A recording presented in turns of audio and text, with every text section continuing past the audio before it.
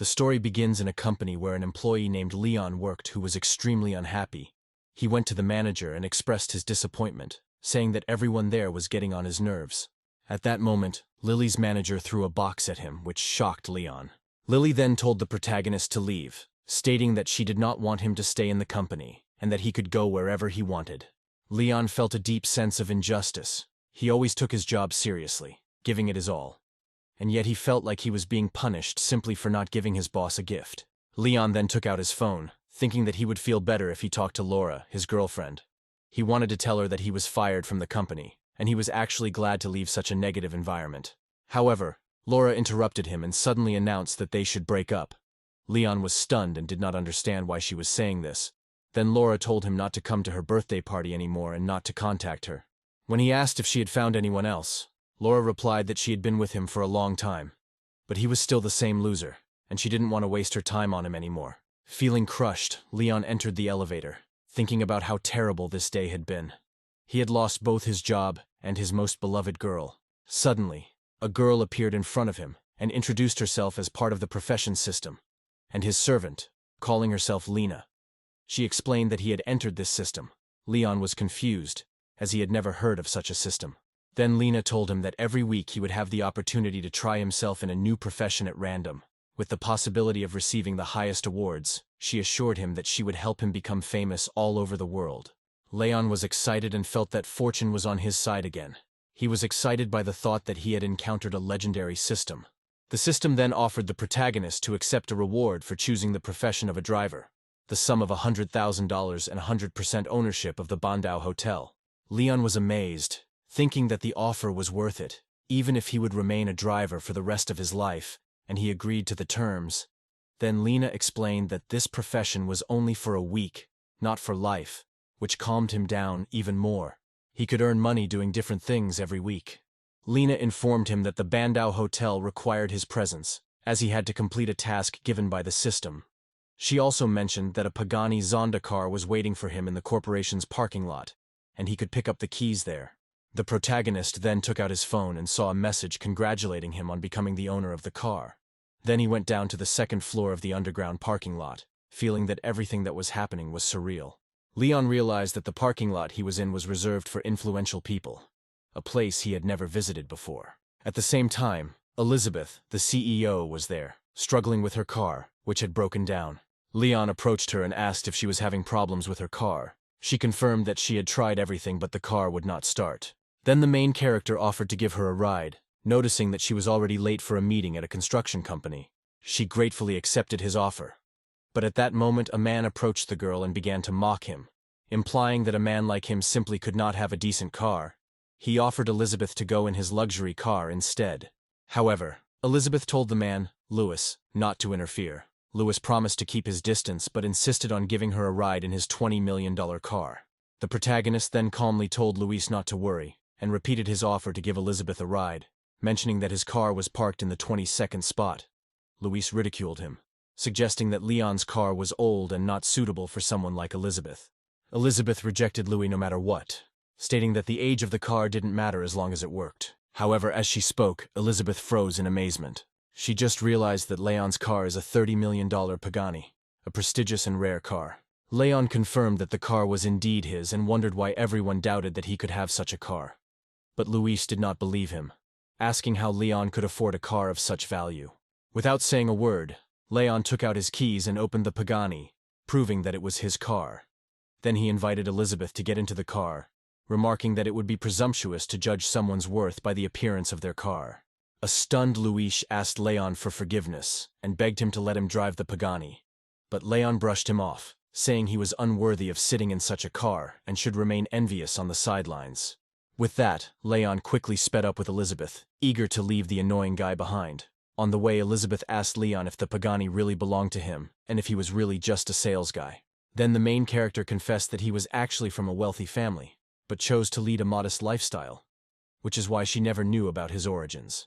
He told the girl that he had decided to take on the role of a driver as his first assignment, and that she was his first passenger, which made him very happy. Elizabeth found it fascinating and told him that it was a great honor. Leon turned on the navigation app on his phone, which informed him that the order had been placed and instructed him to follow a specific route. And within minutes they arrived at the construction company. After getting out of the car, Elizabeth showed the protagonist her phone, indicating that she had completed the payment and expressed her gratitude for his help. She then said goodbye, mentioning that she hoped they would meet again to discuss interesting topics. At this moment, Lena appeared in front of the protagonist, congratulating him on completing his first order. She told him that he had earned 50,000 skill points. Lena also informed him that he had only completed 5% of his career, but the final reward for completing his career would be 50 million. Overjoyed, Leon wondered if it was really possible to earn 50 million just for completing an order, and found the idea exciting. Meanwhile, at the Bandau Hotel, Leon's ex-girlfriend Laura was talking to her current boyfriend Monahan. She mentioned that Bandau was a 5-star hotel, one of the best in Shanghai, and suggested that they celebrate her birthday there. Monahan agreed, adding that a private room in the hotel cost only 70 or 80,000, which he found affordable. Then Laura hugged Monahan, expressing regret that she had not met him earlier because he was such a good person. Suddenly Monahan noticed something out of the corner of his eye and asked Laura if her ex-boyfriend Leon had arrived at the hotel. Laura confronted the protagonist, insulting him by calling him a beggar and suggesting that he could not hope to win her back by showing up there. Leon responded that she should not flatter herself. He was simply there to spend money in what he considered an ordinary hotel. Monahan then mocked Leon by asking if Leon really thought the Bandau Hotel was ordinary, pointing out that it was a top hotel and not suitable for a man of his status. Laura ordered the guards to remove Leon, accusing him of interfering with the work and suggesting that he intended to harm her. The guards immediately rushed to carry out her orders, and Laura expected Leon to be thrown out. However, to everyone's shock, the guards bowed and greeted Leon respectfully, expressing their pleasure at his presence at the hotel. Monahan and Laura stood in bewilderment, unable to understand why the guards valued Leon so highly. Laura couldn't believe that a finance employee could hold a management position in such a prestigious hotel. The guard then invited Leon into the conference room to discuss current business matters, and Leon agreed, telling them that they would continue as planned to review the latest updates. Laura was amazed, wondering if she had missed out on someone truly rich because she had not known about Leon's influence. In the conference room, an employee handed the protagonist a stack of documents and asked him to review the financial statements of the Bandau Hotel. The protagonist then told the employee that he did not need to see them, and instructed them to continue working as usual, assuring them of his trust. Just then, someone knocked on the door and Leon asked them to come in quickly. A woman rushed into the room and informed the manager that the customer wanted to file a complaint and that they could not stop the customer from doing so. The employee inquired about the reason for the complaint and explained that the customer had asked to rent a Mercedes, but the car had been taken by another customer who preferred that particular vehicle. Leon stood up, handed over the paperwork to his team, and said he would personally handle the situation to reassure the client. He quickly went up to the indicated floor and found the client's room, knocking. Leon introduced himself as the hotel manager and assured the client, Gabrielle, that they would take measures to ensure her comfort.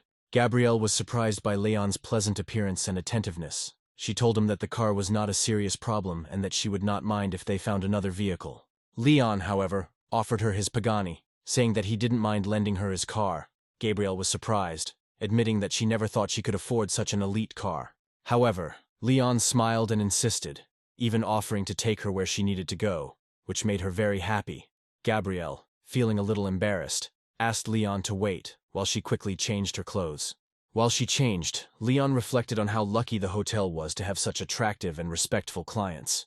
A few minutes later, Gabrielle returned in stylish shoes, clearly prepared for an important meeting. Meanwhile, Laura told Monahan that it would be better for him to leave because Leon could leave the hotel any minute, and she didn't want him to misinterpret the situation. Monahan, however, ridiculed Laura, doubting that Leon would ever consider forgiving her, suggesting that her efforts were futile. Laura's friend asked her if she seriously believed that Leon would take her back after she dumped him. Then Laura admitted that she spent years with the protagonist and believed that their shared history and emotions could make him feel sorry for her, causing him to forgive her. The friend expressed envy, saying that she would never be able to find someone like Leon and thought Laura was lucky. But Laura brushed off her friend's words, saying that if they made up, she would let her friend drive the Pagani. But at that moment, Laura turned around and saw Leon standing nearby with another woman, and was stunned to see him with someone else. She ran up to the couple and asked if the woman was his secretary. She offered to help him if he needed it. However, Leon asked his ex-girlfriend what she was even talking about. pretending that he didn't even know her. Hurt, Laura asked if he loved her more after all the years they had been together. Then Laura asked if he had forgotten about their past love, implying that even if this other woman had a better body, her skills were still inferior. Gabrielle, confused by the comparison, asked Laura how she could judge her skills without knowing her. Noting that Laura was making assumptions, Gabrielle mentioned that Leon complimented her by saying that she was better than his ex-girlfriend. At this moment, Leon hugged Gabrielle around the waist and confirmed that everything she said was true, sincerely agreeing with her. Then he added that Gabrielle was not only talented, but also very gentle, leaving Laura stunned and speechless. Leon told Laura that if she had nothing more to say, they would leave. But Laura begged him not to leave, reminding him of their years together and insisting that he still loved her. Leon coldly asked why he should love her, noting her vanity, deceit, unattractive appearance, and mediocre figure. He then turned to leave, telling Laura that she would never be his again and demanding that she get out of his sight. After this, Leon got into the car with Gabrielle and asked where she needed to go. Gabrielle informed him that she was heading to the Qingsu Hotel, where her classmate's wedding was being celebrated. She apologized for causing him any trouble, but Leon reassured her by mentioning that she had helped him before. They quickly arrived at the Qingsu Hotel, where the wedding guests, including the friends of the bride and groom, had already gathered. Some of the women in the group began to discuss Gabrielle, wondering where she had been. They recalled that she had bragged about her rich boyfriend who had supposedly given her a luxury car. One friend noted that Gabrielle had recently mentioned that her boyfriend had given her a Mercedes, and she was curious about what he looked like. The group was skeptical, doubting that Gabrielle could have met rich people in her social circle. They noted that although they all had rich boyfriends, Gabrielle was usually excluded from such circles. At that moment, Leon drove up in a luxury car and stopped right in front of them. The girls wondered who it was, but their surprise turned to disbelief when Gabrielle stepped out of the car. Her friends were stunned, unable to believe that she had arrived in such a car. One friend said it was unbelievable, noting that Gabrielle's new boyfriend must be the owner. Gabrielle, feeling proud in front of her friends, asked Leon for help, hinting that she had recently helped him solve a relationship problem and now needed his support in this situation. Leon, still sitting in the car, looked at Gabrielle and wished her a good time at the wedding, promising to wait for her. Meanwhile, in the protagonist's rented apartment, the landlady Winona and her daughter were chatting. Jean, the daughter, tried to calm her worried mother, asking her to be patient for a few more days and not to worry, as Leon would take care of everything. However, a skeptical Winona warned Jean that Leon could be untrustworthy and could deceive her. Doubting his ability to solve their problems, Winona lamented that Jean was on track to become a civil servant, but instead ended up with someone like Leon. At that moment, the front door opened and an excited Jean announced that her brother Leon had returned home. Suddenly, Leon told Winona that he was moving out and came to collect his things and say goodbye. Winona, in disbelief, accused him of planning to leave without paying the rent, implying that he was dishonest. However, Leon assured her that she had misunderstood. He had promised to pay the rent and simply wanted to let her know of his plans to move. At this moment, Winona checked her phone and saw a notification about a deposit of 4,000 yuan. Surprised, she asked Leon why he transferred so much money when the rent was only 2,000 yuan. Leon apologized, explaining that he often paid the rent late. Winona then asked curiously if he had any new career plans, since he suddenly decided to move. Leon assured her that nothing serious had happened and that he would be fine. Jean willingly offered to help him carry his things. Winona, however, remained on guard, deciding to follow them to make sure Leon hadn't taken anything from the apartment. When they went outside, she was taken aback to see a luxury car parked there and asked whose it was. Winona, surprised, asked Leon about his previous car, a modest Chinese model. Leon explained that his old car broke down, so he bought this new one. He told Jean to put her things in the trunk. A shocked Winona asked how Leon, who was just an ordinary employee, suddenly became so rich.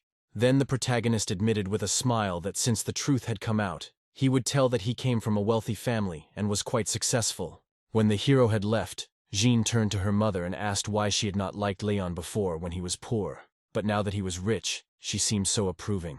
An agitated Winona told her daughter to stop talking nonsense, claiming that Leon was not good enough for her before, and is not good enough now.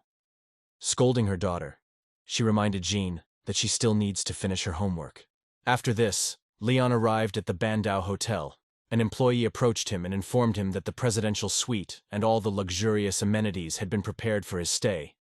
Leon asked his assistant to take his things to the room and prepare him something to eat, as it had been a long and difficult day. He sat down and ate with gusto, expressing his satisfaction with the food, noting that the cuisine of the five-star hotel was delicious. Elizabeth then informed the protagonist that she would be free soon and asked him to meet him at the main entrance of the construction company. Leon told her that he would be there in 30 minutes and quickly headed to the company where she was already waiting. Upon arrival, Leon asked Elizabeth to make an order because a taxi driver had arrived and was waiting for an appointment. Elizabeth, surprised, asked him what order he was talking about. Then the protagonist explained with a smile that he meant to order his personal driver, and joked that if she did not do it, he might die of hunger. Elizabeth, surprised, agreed to fulfill the request, not wanting to offend him. Meanwhile, the girl was thinking about the situation. She thought about how Leon, who once had a car worth 30 million, was the best salesman, but now he was out of work. She was puzzled that such a serious person could be fired, and she suspected that something unusual had happened. Soon she informed the main character that she had taken care of the order. Suddenly, Lena appeared in front of the main character, taking him by surprise. Lena complimented Elizabeth, giving her a B+, suggesting that she would be a great fit for the protagonist. She also congratulated Leon on receiving the second mission, and announced that he had successfully completed the mission of transporting 2 beautiful girls. Leon also mentioned that he had earned 10,000 skill points, with the mission being 50% complete.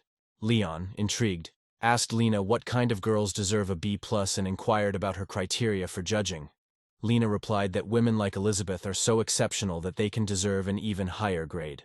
Elizabeth then asked Leon when they would be leaving for their destination, noting that he seemed to have more serious problems than her. Leon responded by asking what her problems were and whether they were personal or work-related.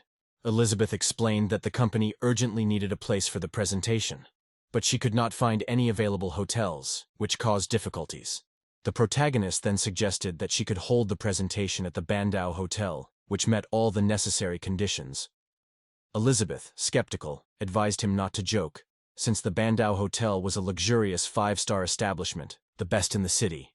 She added that money was not a problem, but it was almost impossible to book a room there, since it was most likely fully booked. However, Leon noted that life was unpredictable, and hinted that since they had met by chance, another surprise might await them. Intrigued by his confidence, Elizabeth agreed to change route and go to Bandau Hotel. Leon enthusiastically supported this decision, promising that she would be surprised by what awaited her ahead. He immediately turned the car around and drove towards the Bandau Hotel, hinting that their meeting was not accidental. Elizabeth carefully stated that if they couldn't get a reservation, she wouldn't pay for the trip, and didn't want him to feel insulted later. She also asked Leon what he would want if he managed to win the bet.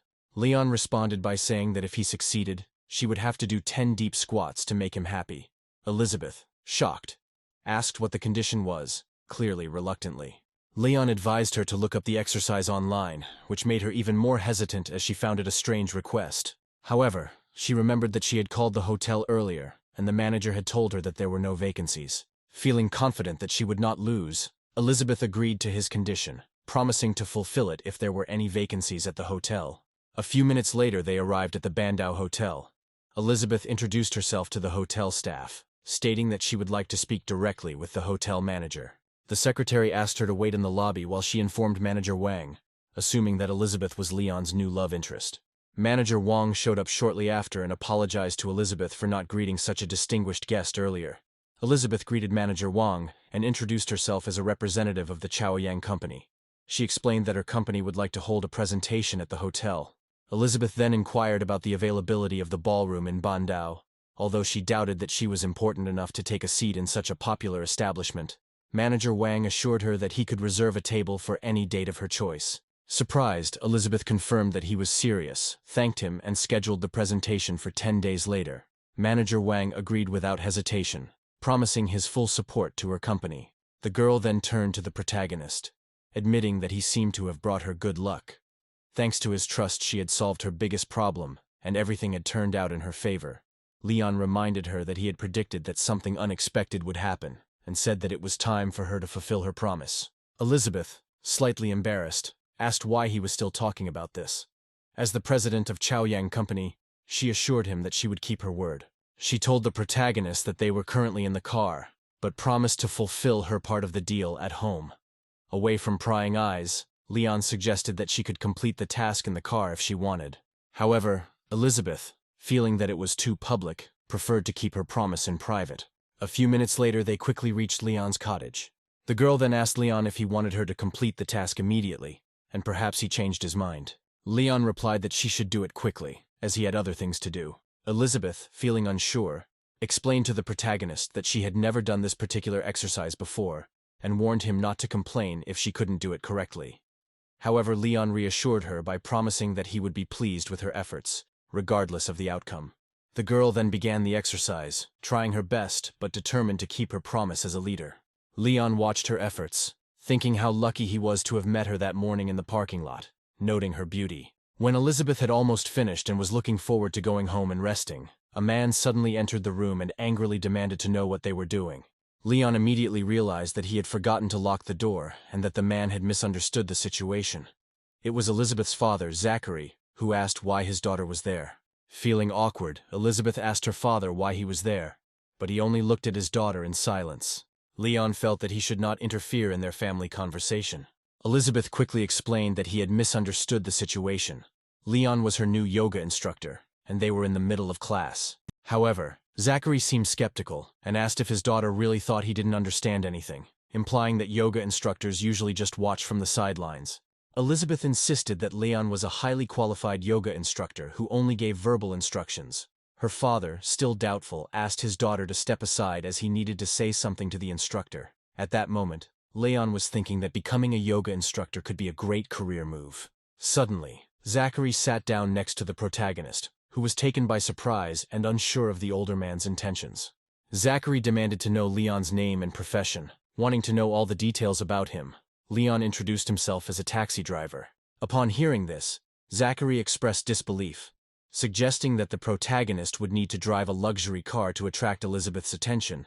Leon confirmed that he drove his clients in a luxury car, which he found strange and unexpected. Zachary then remembered the Pagani parked in the entrance, noting that Leon seemed taller than the typical rich people he encountered. He hinted that Leon might be a good fit for his daughter. Leon, feeling like he was on a reality show, wondered what was going on. Elizabeth quickly intervened, explaining to her father that he had completely misunderstood their relationship, clarifying that she and the protagonist had no romantic relationship. Zachary then admitted that he no longer understood the young people and their unusual relationship. He invited them both to Elizabeth's grandfather's 80th birthday party, suggesting that everyone could get to know Leon better. And as he left, he told them to go on and act as if he wasn't there. After this, Elizabeth sat down and expressed her disappointment to the protagonist, feeling that her father had mistakenly assumed that they were in a romantic relationship. Leon, however, said that it might be for the best since they no longer had to worry about her father opposing her training. He suggested continuing the exercise since she had not completed her task. Elizabeth hesitated, pointing out that her father had misunderstood and that there was nothing romantic between them. Leon acknowledged this, but noted that when she squatted, her muscles were tense and needed adjustment. At this, Elizabeth pushed him away, demanding that he not touch her. However, Leon calmly stated that the exercise was targeting specific muscle groups, emphasizing that the pressure was placed directly on her legs. Elizabeth was surprised, wondering if Leon actually meant what he said or if she had misinterpreted his intentions. At that moment, Leon's phone rang. It was a message from his former colleagues who were saddened by his departure and invited him to dinner in Ipinza. Then the protagonist told Elizabeth that it was time for him to leave and promised to meet her another time, reminding her that she still had 9 more squats to do. Later, Leon arrived at Ipinsu's restaurant, thinking that he would see the people he had worked with for many years again. Inside, his former colleagues were waiting for him, and a woman, Hannah, invited him to sit down, mentioning that she had reserved a seat especially for him. Hannah expressed surprise that he quit, suggesting that with his skills he could easily have become a sales director. Then Vance asked her if she understood what he was talking about, claiming that he was no worse than others in sales, and even a little better. He asked why she thought the position of sales director should go to the main character. The girl replied that Leon had more accomplishments than Vance and deserved the director's position, which she thought was fair. He then asked what was the point of discussing this, since Leon had been fired and promotion was no longer an option. He mentioned that he had heard that all the paperwork regarding Liam's appointment would soon arrive, and suggested that they drink to his friend Liam. Liam, admitting that he would soon become director of sales, commented that Leon remained the key figure in their group. However, Leon expressed his suspicion that the group was not there to see him off. and hinted that they were there to prove that they were more successful. Liam corrected him by stating that they were actually celebrating Leon's dismissal and wondering what he would do next since he was now unemployed. Vance added that Leon couldn't return to his village because, being an orphan, he had no home to return to. Liam raised his glass and toasted Leon, acknowledging his genius for doing a great job and then getting fired. Leon explained that he currently works as a driver and may have clients, so he cannot drink with them. At this point, a man from the restaurant interrupted the group, asking if the Pagani parked outside belonged to anyone. Leon pretended not to know what he was talking about. Meanwhile, Liam looked out the window and noticed that there was indeed a beautiful and elite Pagani Zonda parked in the lot. Vance exclaimed that the car was worth over 20 million euros, adding that only the rich could afford such a luxurious vehicle. Then the man from the restaurant asked the owner of the car to move it because it was blocking the exit. Vance laughed, teasing Leon for being a redneck since the request was for a luxury Pagani, and not his usual modest car. The protagonist then told his former colleagues that the Pagani belonged to him, insisting that they might not believe him, but it was the truth. Liam, not believing his ears, asked Leon if this was true, and where he got the money to afford such an expensive car. Leon countered that just because he was an orphan didn't mean he couldn't have wealth, calling the man's logic stupid. Soon the protagonist got bored with the situation and offered Hannah to take her home. She agreed, and they quickly got ready to leave. As they were about to leave, Liam stopped them, asking Leon to wait because he had something important to discuss. He begged Leon not to rush, admitting that he had not recognized his talent before. Leon, however, quickly pulled his hand back, telling Liam that it was too late to apologize. Leon and Hannah soon left, driving down the road. Leon thinking that going to the restaurant had been a mistake. As they sped away in his luxury car, Hannah realized how lucky she had been that day, and thought about how much she admired the protagonist. She was amazed to find herself inside such a prestigious car, as she had only seen cars like this in movies before. Hannah confessed to the protagonist that she had worked with him for many years, not suspecting that he was rich. Leon told her that his wealth was inherited and he usually did not flaunt it. But that day he made an exception. Leon then suggested that Hannah place an order and they would head back to her house. A grateful Hannah agreed, noting that she could not refuse the man who always helped her in difficult times. However, the system in the car reported that the passenger's overall score was 84 points, which did not meet the requirements for Leon's task. The protagonist found this strange, since he considered Hannah a beautiful girl, and wondered why the system could not give her an extra point. Confused, he asked Hannah if she knew of any way to increase a woman's charm, explaining that he wanted to understand the concept. Hannah replied that increasing charm meant making yourself attractive, but it was not an easy task. Leon continued to ask, curious as to how to do it. Hannah, wanting to help her friend, reached into her bag and started to pull something out, explaining that she had a solution to his problem. She started to put on the stockings, promising that he would be surprised by the result and see the changes himself. When she finished, she asked Leon to evaluate her appearance and determine if it had improved. Leon watched Hannah and noted that she had truly transformed, becoming exceptionally beautiful. Leon felt the need to scan her again, hoping to see an increase in her overall score. After scanning, her score was 85, which met the requirements of the assignment. He felt relieved knowing that he was now closer to achieving his goal, with 15% of his career path remaining. Shortly after, they pulled up to Hannah's house, where the woman mentioned that she was home alone and asked if he would like to come in for tea, adding that her husband was away on a business trip. However, Leon explained that he had other things to do and promised to come for tea another time. Hannah, although disappointed, said she understood. The protagonist then dropped Hannah off near her home. She warned him to drive safely and thanked him for his help. After that, Leon went to Joe Gay's sales department because he had some problems to solve. When he entered the building, he found it intriguing and decided to gather more information. Soon after, he met his former colleague Josie, who was surprised to see him and asked him what he wanted. Leon told her that he had come to see the manager about the title deed, which he urgently needed. Josie, clearly agitated, tried to push Leon away, insisting that he shouldn't cause any trouble as the property was worth 800 million. She asked how he could afford it. But before she could continue, someone interrupted her, asking her to stop. She was interrupted by her manager Valerie, who told Josie to step aside, saying that she would deal with the protagonist herself. She introduced herself to the protagonist and offered to take him to the hotel so that he could better understand the situation. Meanwhile, Josie insisted that Valerie was wasting her time because Leon, being an orphan, could not afford such a villa. Her comments angered Valerie, who scolded Josie for talking nonsense and told her to contact HR. Despite Valerie's orders, Josie stubbornly insisted that she was telling the truth. However, Valerie dismissed Josie's objections, explaining that Leon had bought 9 villas from them. A shocked Josie collapsed on the floor, wondering how Leon could have bought these villas. Meanwhile, Leon was thinking that if it weren't for the system, he wouldn't be so happy. Valerie, realizing the situation, apologized to the protagonist for Josie's behavior, explaining that she had been under a lot of stress lately, but Leon assured her that it did not bother him. He then asked Valerie if the registration of his house was complete and requested documents. Valerie confirmed that everything was ready and handed him the title, Deeds and Keys to 9 Villas. Leon took the documents and loaded them into his luxury car and thought about all the tasks he still had to complete.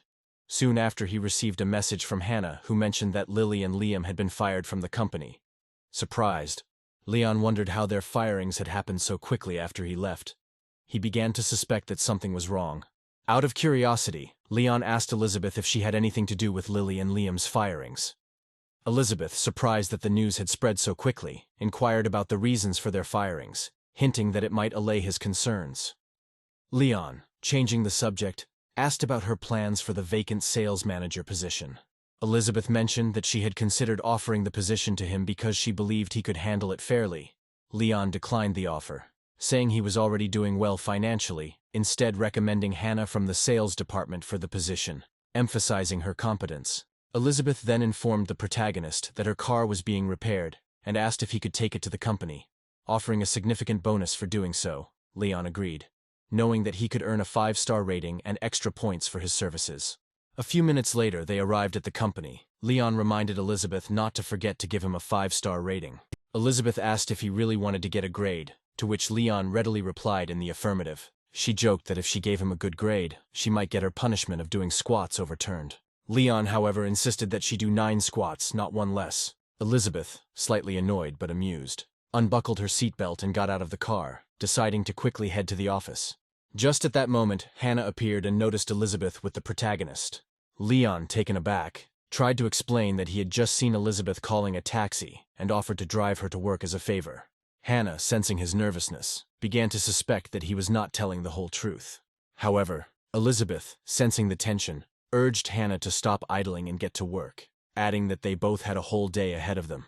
Hannah, after some hesitation, agreed, and she and Elizabeth headed towards the company. While Leon was sitting in the car, a notification appeared on his phone. He thought that maybe it was a client who needed a ride, but instead he saw that Elizabeth had given him a 5-star rating. Thinking about it, he thought that Elizabeth had a sharp tongue but a gentle heart. He then noticed that his next task was to go to Tianyi's house with the promised reward. Pleased with the opportunity he had, he prepared to continue his day. He called the client to find out details about her needs and the route he should take. However, the client, a young woman, surprised him by asking if he was the driver and how old he was. He replied that he was 24 years old. She then made an unusual request, asking if he could pretend to be her boyfriend, promising to give him a 5-star review in return. Leon agreed to the offer and quickly drove to the house.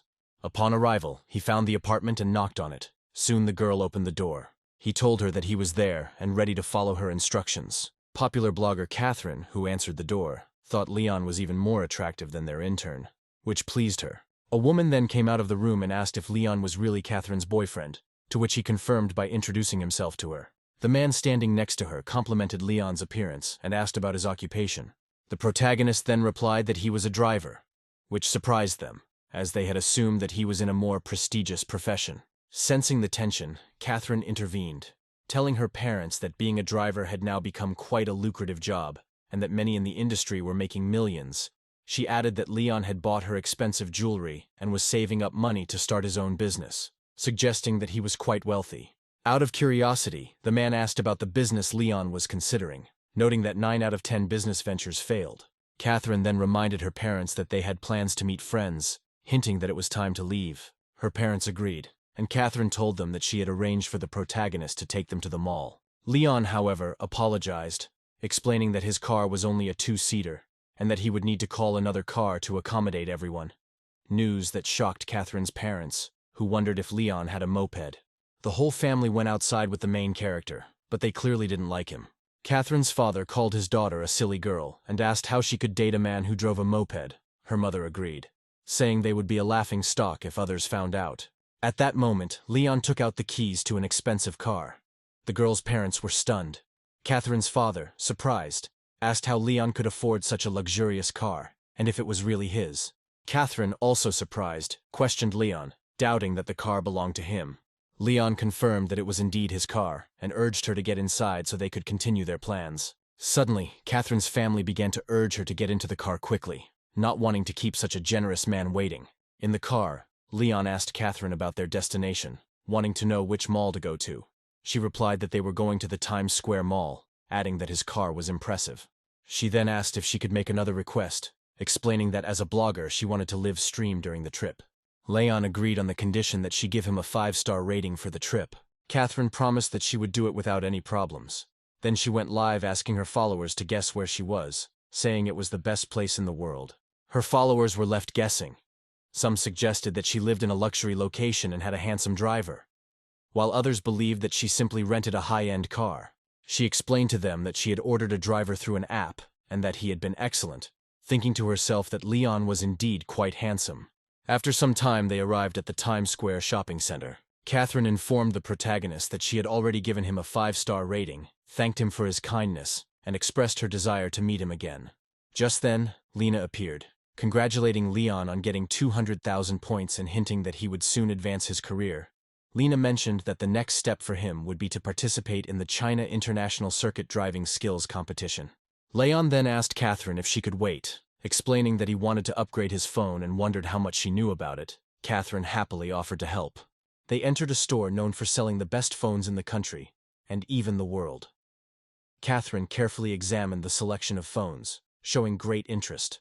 When the protagonist pointed to a specific model, noting that it had enough memory, which was exactly what he needed, Catherine suggested that he could find a better deal online, as it might be cheaper there. However, Leon gently smoothed her hair and insisted that since they had come all this way, they should make a purchase at the store. Soon the salesman packed the selected phone and confirmed that it was the model Leon had chosen. Asking if he needed a case, he noted that the phone was quite expensive, costing over 10,000 yuan, and suggested that a case would prevent scratches. However, Leon refused, saying that he did not like using covers as they made him feel uncomfortable. The salesman agreed, but then asked what color case Leon preferred and showed him the best options. Leon was surprised when he noticed that the seller had ignored his previous request. He reminded the seller that he had already said that he did not need the case. Leon also mentioned that if something happened to his phone, he would just buy a new one, rejecting the need for additional protection. Then he asked the seller to take 5 boxes of each color and pack them. The salesman was equally surprised, asking Leon if he was sure about the quantity, as it seemed excessive to him. Then Leon pointed to the computer and instructed the salesman to pack that as well. Catherine stood with her mouth open, stunned by Leon's obvious wealth and wondering where he got so much money. She noticed that her livestream had reached over 5 million viewers, 5 times more than usual, and thought that flaunting her wealth was the best way to get attention. After leaving the store, Catherine asked Leon if he was going to buy anything else and continued broadcasting. Leon began to think about what else he would like. He mentioned that he would like to buy a stylish watch. Meanwhile, the sales assistant informed the manager Lola that they had a new customer. Lola hesitated, wondering about the purpose, and hinted that it might be a waste of their time. She noticed that Catherine was live streaming her shopping trip. However, the sales consultant noted that blogging has become a profitable business. But Lola was still skeptical, but eventually agreed, noting that their company only catered to the wealthiest clients, and not everyone could afford to buy their watches. At that moment, Leon and Catherine were looking at expensive watches in the store, but could not decide on a suitable model. Catherine, stunned by the prices, admitted that she could not understand the world of the rich. Then the main character asked the saleswoman if she could show him a specific watch. Lola, however, informed him that he would only be able to see the watch after payment, which greatly surprised Leon. Catherine was shocked, finding it absurd that they couldn't see the watch before buying it. Just at that moment, a wealthy-looking man and a young woman entered the store, and the man called over the staff, asking them to bring him his best watch without delay. Then Lola approached the couple, greeted them politely, and expressed surprise that she had not seen them for a long time. She offered her help, and the woman noticed a beautiful gold watch and expressed a desire to give it to her for her upcoming birthday. Her husband agreed to buy them for her. Lola complimented the woman's taste, saying that the gold watch was a new model and an excellent choice. Catherine, who was watching the events, felt confused as her live broadcast became more and more popular. Leon, irritated by the situation, approached Lola and asked why they were being treated differently from other customers, and stressed that all customers should receive equal service. Lola replied that their store's policy was to prioritize customers based on their social status and wealth, and she hoped Leon would understand. Leon, however, criticized the practice, noting that it was shameful to give preference to those with more money. However, Catherine advised the protagonist not to let the rude treatment bother him, suggesting that they leave. Lola sarcastically thanked them for their visit, implying that other stores might not have let them in at all. Then Catherine pulled Leon along with her, saying that they would explore other options. They soon entered another upscale store where the saleswoman greeted them warmly and asked how she could help them. Leon, not knowing what to buy, asked Catherine for a recommendation, but she admitted that she knew nothing about watches. She decided to consult with her viewers, who suggested buying a Model 175 watch. A saleswoman who noticed the livestream seemed surprised, wondering if viewers were mocking the store or actually making suggestions. Leon checked Catherine's livestream and noticed negative comments from some viewers, so Catherine consoled him by offering to block the rude commenters. But Leon insisted that they stay and witness his upcoming purchase. He asked the seller to show him the 175 model. The sales staff and other customers in the store were stunned by his request, unable to believe that he actually intended to make such a luxurious purchase. Then the main character took out his business card, saying that he would buy the watch and would be very happy with it. The sellers replied that, unfortunately, the watch was not in stock. They explained that it would need to be transported from Europe and delivered to his home. When Catherine also asked if the watch was available in a larger store nearby, the woman explained that there were only 6 such watches in the world, and only one was sent to China. At this point, the girl from the store where the protagonist was previously refused informed everyone that someone had just bought a watch worth over $10 million. Lola asked her friend if this watch was the 175th model from the nearest store. The man from the store approached the saleswoman, asking her to take him to the man who bought such an expensive watch.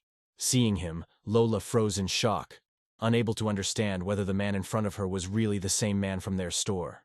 Leon remained in the store while Catherine continued her live broadcast. Then Lola came up to him and said that they also had a lot of good watches in their store and invited him to take a look. Leon replied that he would not visit their store because his status was not high enough for that.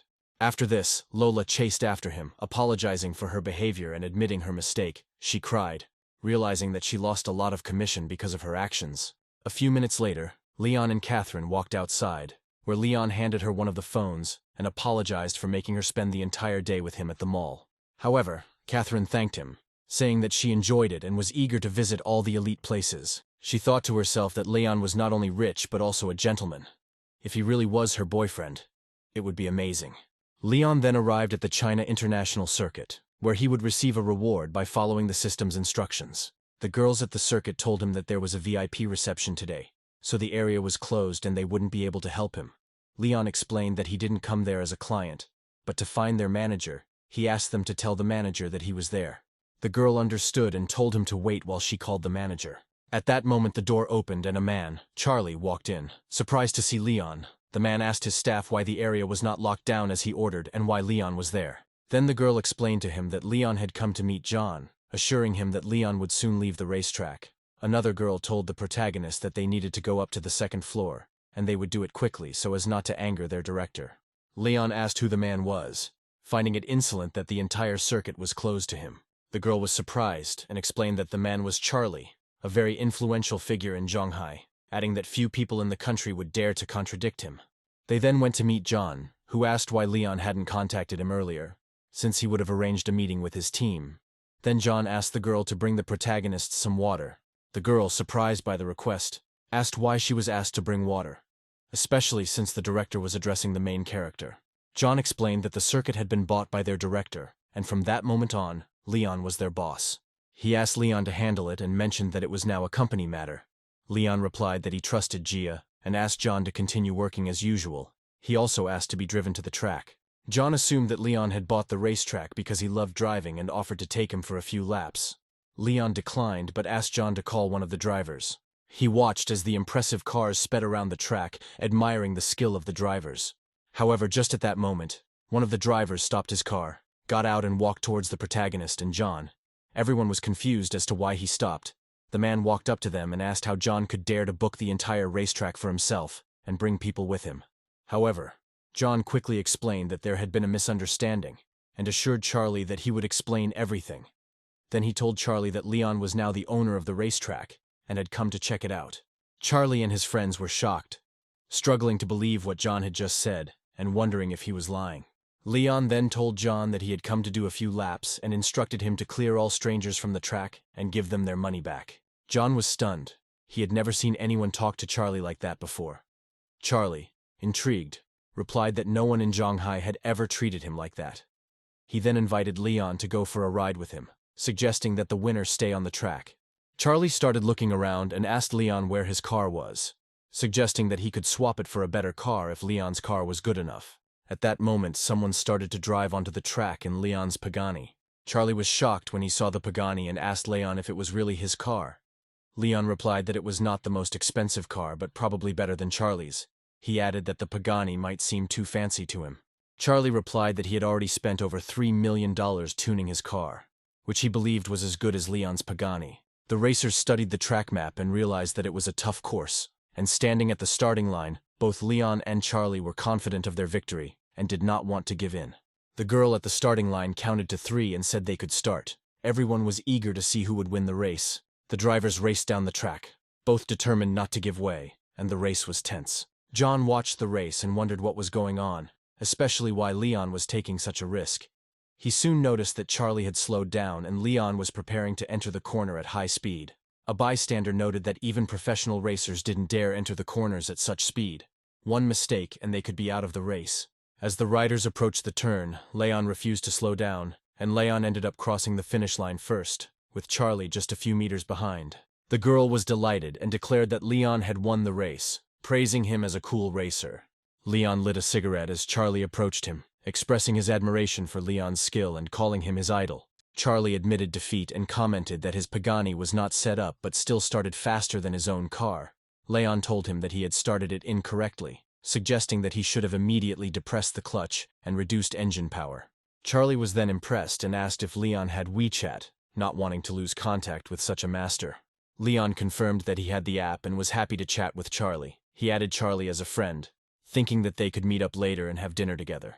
Leon then told John that he would come back another time, and asked him to provide all the necessary information later. Then he suggested that John and Charlie have some fun today at his expense. Hearing this, Charlie thanked Leon but asked him why he was in such a hurry, wondering what important things he needed to do. Leon explained that he was a driver with an order and he needed to meet a client. He asked them to continue having fun. Leon soon arrived at Yunshui Villa, where he intended to meet Elizabeth. He opened the door and informed Elizabeth that her car was there. Realizing that she had not yet left the hotel, Elizabeth was glad to see him and explained that she had not had time to get ready to leave. Then the main character asked her to stop apologizing, assuring her that he understood her. Elizabeth then said that since Leon insisted he would have to wait for her inside while she finished getting ready, she asked him to watch a movie while she went to the bathroom to dry her hair. Leon sat down in the chair, thinking that he would find something to do while the girl was tidying herself up. He then told the girl that he noticed she had received a letter. She explained that it was from work and asked him to ignore it. However, Leon noted that the letter did not look like a business letter. It was about sending her black lace underwear. He then mentioned that she had received another letter and was about to explain its contents, when suddenly Elizabeth ran out of the bathroom, not wanting Leon to read her letters. She tried to cover the laptop with her body, claiming that the emails were fake and should not be taken seriously. At that moment, Elizabeth slipped and almost fell, and in horror, Leon quickly stood up and rushed to help her prevent the fall. Somehow Elizabeth managed to stay on her feet and thanked Leon, saying that she was lucky. However, as it turned out, while Leon was trying to grab the girl, he accidentally pulled off her robe. Elizabeth pulled on her robe and ran back to the bathroom, feeling incredibly ashamed. Leon calmed her down, intending to say that the letters were spam, but she had already run out of the bathroom. Elizabeth quickly ran into the bathroom and told the protagonist that she didn't want to hear anything from him. After a while, Elizabeth came out of the bathroom. She asked Leon how she looked, explaining that she had been preparing for the high school reunion and had been trying very hard. Leon smiled and told the girl that the dress could be used for both a beauty pageant and squats, calling it an excellent choice. Elizabeth then began petting Leon, saying that if he drew the curtains, she would do squats. Leon agreed with Elizabeth, getting up to go close the curtains. Then the girl stood up, thinking that she had to do this so that Leon would leave her alone and so that she could fulfill her promise in their bet. She winked at the protagonist. Elizabeth began to do squats with difficulty, holding up her dress. A few minutes later, Elizabeth told the protagonist that she had fulfilled her promise and that they should quickly go to Shanghai. Leon asked Elizabeth to wait, explaining that he needed to go to the toilet first. But then they would go straight to the meeting together. Half an hour later, Leon came out to Elizabeth, telling her that they could go right away. Suddenly Elizabeth asked why he stopped. Leon explained that he saw a familiar face. Elizabeth was surprised and asked Leon if he knew anyone here, curious how he could recognize them. Leon replied that he had only met the man a day ago, but perhaps Elizabeth knew him better. Just at that moment, Elizabeth's parents appeared in front of the main character, and she was surprised to see them. Elizabeth asked her mom and dad what they were doing there. There was an awkward tension in the room, and Elizabeth felt awkward about her family seeing her with the protagonist again. Elizabeth's father smiled and asked if they had finished all their chores. Elizabeth, surprised, asked her father what he meant by this and why they had not informed her of their arrival. Her father explained that they had arrived not long ago and had seen them drawing the curtains, so they did not want to disturb her at that moment. Elizabeth's mother laughed, asking why she was so shy. She assured her that it was normal for any adult, that they understood everything and did not mind her actions. Elizabeth, embarrassed, explained to her mother that it was not what she thought and that she was simply changing in her room. Elizabeth's father then told his wife that there was no need for this argument and suggested that they leave, allowing the young people to be alone.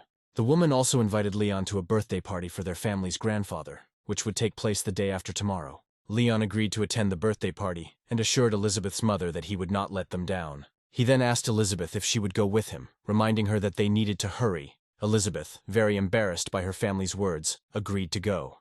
After a while, Leon and Elizabeth arrived in Zhongtang. Leon also reminded Elizabeth not to forget to leave a 5-star review, and when she finished her business, to place an order, and he would come for her again. Elizabeth joked that all Leon seemed to care about was chatting with her and getting a good review, calling it weird. Then the protagonist explained that it was his job, and it was important for him to get feedback after each trip. He assured her that he would explain everything later. He added that if any problems arose, she could call him, and he would immediately come to her aid, discussing everything that required attention. At this moment, Lena appeared and informed the protagonist that he had reached the 100-kilometer mark and earned 200,000 mastery points. Lena also told the protagonist that the completion rate was 55% and that the reward was 21% of the Baba Company shares. Leon, considering these promotions, asked Lena if the increase in mileage could allow him to become the boss of the company he worked for. Lena explained that the company's headquarters are in Yangcheng and its market value is over $50 billion. She added that if Leon sells his shares, he can earn 10 billion, emphasizing that this is not a joke. Leon, putting his arm around Lena's shoulder, replied that with his current income he had no need to do this, and there was no need for it at all. Then he asked whether it would not be better to leave the company and receive hundreds of billions in annual dividends. Lena told him that his career level was 55%, and with a little more effort, he could start a new career in the system. She added that when his career reaches 100%, the rewards will be more generous. Leon was excited about this and told Lena that he would continue to complete orders to earn a prize at the end. At this point, Leon noticed that he had received an order from Starbucks and had to fulfill it for his purpose. He thought that this journey had tired him out, and once he delivered the order, he would go home and take a break from all the work. At this time, a girl named Cheryl was filming herself on her phone as she waited for a taxi to arrive. Just at that moment, Leon's luxury car stopped in front of her. He took off his glasses and asked the girl if she was Miss Cheryl. Cheryl confirmed that this was indeed her name, thinking to herself that she had done her best to dress up today, and that she was lucky to have met such a man. Leon then asked Cheryl to get into the car and she agreed. She quickly got into the car and fastened her seatbelt. Cheryl greeted Leon and introduced herself, asking where they were going. She told him that he could call her whatever he wanted. Leon was confused by her words and asked if she had ordered a driver to take her to Joj himself.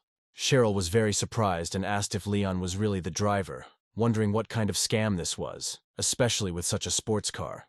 Leon explained that it was a new service. Then Cheryl, a little annoyed, told him that she was glad that she managed to pick up a rich guy, only to find out that he was just an ordinary driver, which was insulting. Leon thought to himself that Cheryl changed her personality so quickly, revealing her true nature. Cheryl then asked him to slow down, saying that she couldn't take a proper photo because he was driving, adding that he didn't know how to drive at all. She also threatened that if anything happened to Pagani, he would never pay for it in his life. Then the main character told her that it was his car. But Cheryl did not believe him and accused him of lying, saying that he was just trying to deceive her and attract her in this way. Cheryl then told the protagonist that he was working as a driver and pretended to be someone important. Leon, angered by her behavior, asked what kind of person she was and what right she had to behave like that. Cheryl responded that she was clearly nobler than him and that he was not even worthy of being her driver, calling him a loser in life. At that moment, Leon suddenly pressed the gas pedal. The car moved forward sharply, and Cheryl, who did not expect such a sudden action, almost fell. Then Cheryl, almost falling over, thought that the driver would get what he deserved for this act. The enraged girl asked what he thought he was doing, saying that he should be ashamed. The protagonist then replied that if she was so smart, she could buy her own car and drive around the area, and he would not take her anywhere else. Then he opened the door of the Pagani, telling her to get out before he took action. Cheryl, furious, asked him how he dared to do that, threatening not only to leave a bad review but to call and complain. The protagonist then told her that there was a dash cam in the car, so she couldn't make false statements. Leon then quickly left the scene and Cheryl called out to him, telling him that he would soon realize that he had attacked the wrong person. Later, Leon arrived in Jogay and thought that the unpleasant encounter with Cheryl had spoiled his mood. The system then notified Leon that the owner had left a new review, and he realized that she had indeed left a bad review about him. Just at that moment, the main character received a call from the company manager Baba, and he realized that he would now receive a fine and a reprimand from his boss. Leon, resigned, told the manager that she could do whatever she wanted and asked her what exactly she thought he was doing. He then pointed out that she didn't even think about the consequences of her actions, so the company manager suspended him from work and hung up on him. At that moment, Leon thought about how unfair life seemed. Later, Leon met with the people at the villas to see how things were going. They greeted him warmly. The man in charge of the real estate told the protagonist that he had returned home and was now looking after everything. The manager informed Leon of the situation, explaining that while he was away, all the furniture had been purchased from top companies. Leon sat down on the sofa, planning to evaluate the furniture himself before sharing his thoughts with the manager. After evaluating the furniture, Leon told the manager that the manager then informed the protagonist that they had selected personal servants for him, and all those who had passed the first round of interviews were now in the office. Leon then entered the office where all the people who wanted to become his personal servants were sitting, and Cheryl was among them. Cheryl was shocked to see Leon there. She pointed at him incredulously, not expecting to see a scoundrel in such a respectable place. The manager, noticing her rude behavior, asked her what she thought she was doing. Cheryl replied it was the driver she had met earlier on the road who was rude to her. Leon, confused, asked the manager why Cheryl was there and if she was applying for a job at the hotel. Cheryl then questioned the manager, asking why this driver was here and if this idiot knew what this place was. Suddenly, the manager slapped Cheryl in the face, telling her that Leon was the boss of this establishment and all the companies they worked with. Cheryl, surprised and angry, asked why the manager had hit her and insisted that there was no way Leon was the boss. She claimed he was just the driver and that there was an order on her phone. Then the protagonist, still confused, asked the manager how this could be. Wondering if there was a rule that prevented the driver from being the head of Jogay, the manager quickly apologized, saying that there was no such rule. The manager then ordered Cheryl to immediately apologize to the protagonist for her behavior and ask him for forgiveness. Cheryl then reluctantly admitted her mistake, telling the protagonist that she had made a mistake and asking him to give her another chance, promising that she would not make the same mistake again. However, Leon, still upset, ordered the manager to throw the impudent girl out. The guard began to drag Cheryl out of the office, but she begged Leon to listen to her words, claiming that from now on she would behave well. The manager then informed the protagonist that there were 4 people left who were still interested in the job, and he had to choose from them. Leon, however, said he was not satisfied with any of them, and instructed the manager to pay each of them 5,000 yen to leave. At this moment, Leon received a message from Elizabeth asking him to come to Zhongtang. The hero told the manager that he had some business, and asked him to choose the servants himself, to which the manager agreed. Meanwhile, in Zhongtang, Elizabeth's friend asked her not to leave yet, as they were having a good time together. The friend mentioned that they had not sat together for many years, and wanted to know about various things in Elizabeth's life. However, just at that moment Donald walked in and told the girl that he had not seen her for many years, and that they should sit for a while before he took her home. Elizabeth said that she still had some work to finish, and she had already ordered a car. She mentioned that the taxi driver was a good friend of hers, However, her friend warned her that it was no longer safe to take a taxi and offered to take Donald home in his car. At that very moment, Leon entered the establishment. Elizabeth was glad to see him and told the protagonist that she had really been looking forward to his arrival. Her friend, noticing their closeness, asked Elizabeth if Leon was her friend. Then she commented that Leon was so handsome that he could become a world star. Donald, somewhat irritated, asked Elizabeth what the point of being handsome was, noting that Leon was still just a driver and would never be a boss. Leon, overhearing Donald's words, asked him what he said about being a driver, but Donald said that he just misheard. But Leon, still puzzled, asked what was so cool about it and expressed that he didn't quite understand Donald's strange comments. Donald then told the girl that he could see that her friend was not very smart, mentioning that he worked as a taxi driver but had incredible self-esteem. However, Elizabeth did not react to Donald's remark and simply began to approach the protagonist. She assured Donald that Leon's self-esteem was indeed not a problem and praised him for it, finding it commendable. Her friend, however, countered that self-esteem alone would not get a person very far, and she also mentioned that Donald had just bought a new Mercedes, while the taxi driver could only dream of such luxury. Elizabeth looked at her friend silently, thinking that she must be above such people, but chose not to respond to her rudeness. Then she told the protagonist that they would not stoop to their level now, since these people drank a lot before his arrival. Donald, irritated, thought that Elizabeth was protecting Leon and that he would show them what real wealth looked like. A couple of minutes later, they all walked out into the parking lot. Donald pressed the remote control to open his car. The Mercedes made a sound, and Donald proudly thought that now everyone would envy him. His girlfriend praised the Mercedes, saying that it was cool and expensive. Donald replied that the Mercedes was not that expensive. It cost a little over $2 million, and that he planned to buy a Lamborghini when he became very rich. Then the girl, remembering that Donald had once said that his favorite car was a Pagani when he was still at university, mentioned that it now cost $28 million, and even if he worked all his life, he could not afford it. It was then that the girl noticed that it looked like there was a Pagani parked next to Donald's car, the very car he had dreamed of his whole life. Donald walked up to the car and couldn't believe his eyes when he saw a luxury Pagani parked there. Leon walked up to Donald and asked if he was done admiring the Pagani, then told him to step aside. Donald asked Leon if he wanted to look at the car too, mentioning how expensive it was, almost blinding people with its luxury. At that moment, Leon took out the keys to the Pagani and told the girl to get into the car. Donald, shocked, froze and asked Leon if the car really belonged to him. The protagonist then asked who told them that the driver could not own such a car, and urged them not to limit their thinking based on poverty. Having said this, Leon immediately left, and Donald and his girlfriend continued to stand there. As they drove away, Elizabeth apologized to the protagonist, admitting that she didn't expect her friends to be such snobs, and she felt ashamed of them. Leon assured her that it didn't matter to him, and asked if she wanted him to take her home, or if she needed to go somewhere else. The girl then explained that she had drunk wine and wanted to go to the beach to sober up, and suggested changing the destination. Leon thought it was a good idea and agreed that some fresh air would help her. Soon after, he received a task from the system that required him to get 10 5-star ratings with a reward of 100,000 points. He realized that after sunset, he would have 7 marks, and he was close to completing the task. Soon they arrived at the beach, and Leon told the girl that she could go look at the beautiful waves. He stopped the car, and Elizabeth asked him to turn away. Leon, confused, asked why she didn't want him to look, wondering if she planned to change into her bathing suit. Elizabeth explained that she just wanted to take off her stockings so she could walk on the sand without being disturbed. The protagonist then asked why he should turn away, suggesting that he was not ashamed to watch her take off her stockings. Suddenly, Elizabeth pinched Leon. She explained that he could remain turned towards her, but he should not look.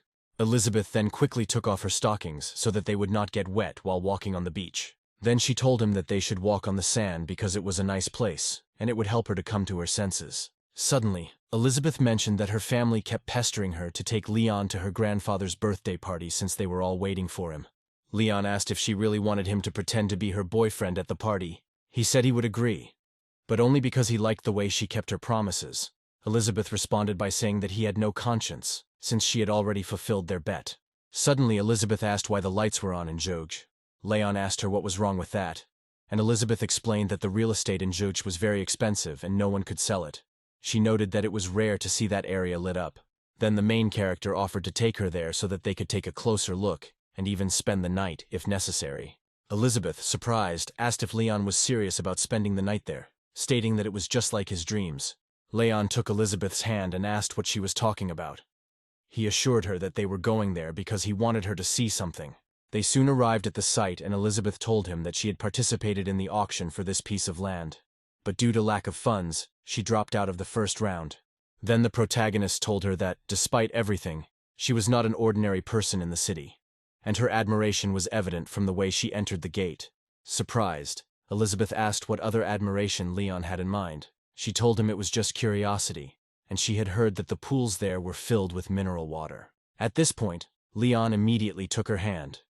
He told her that they would go together to check if her information was correct.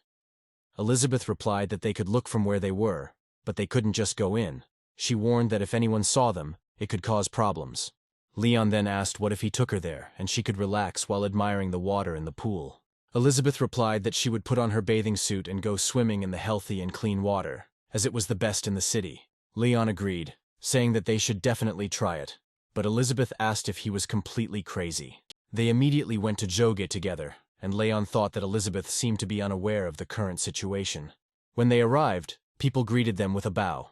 They and Elizabeth entered Joge, and no one tried to stop them, which Elizabeth found strange. She wondered why there wasn't a higher level of security set up here. Elizabeth asked Leon if they were really let in that easily.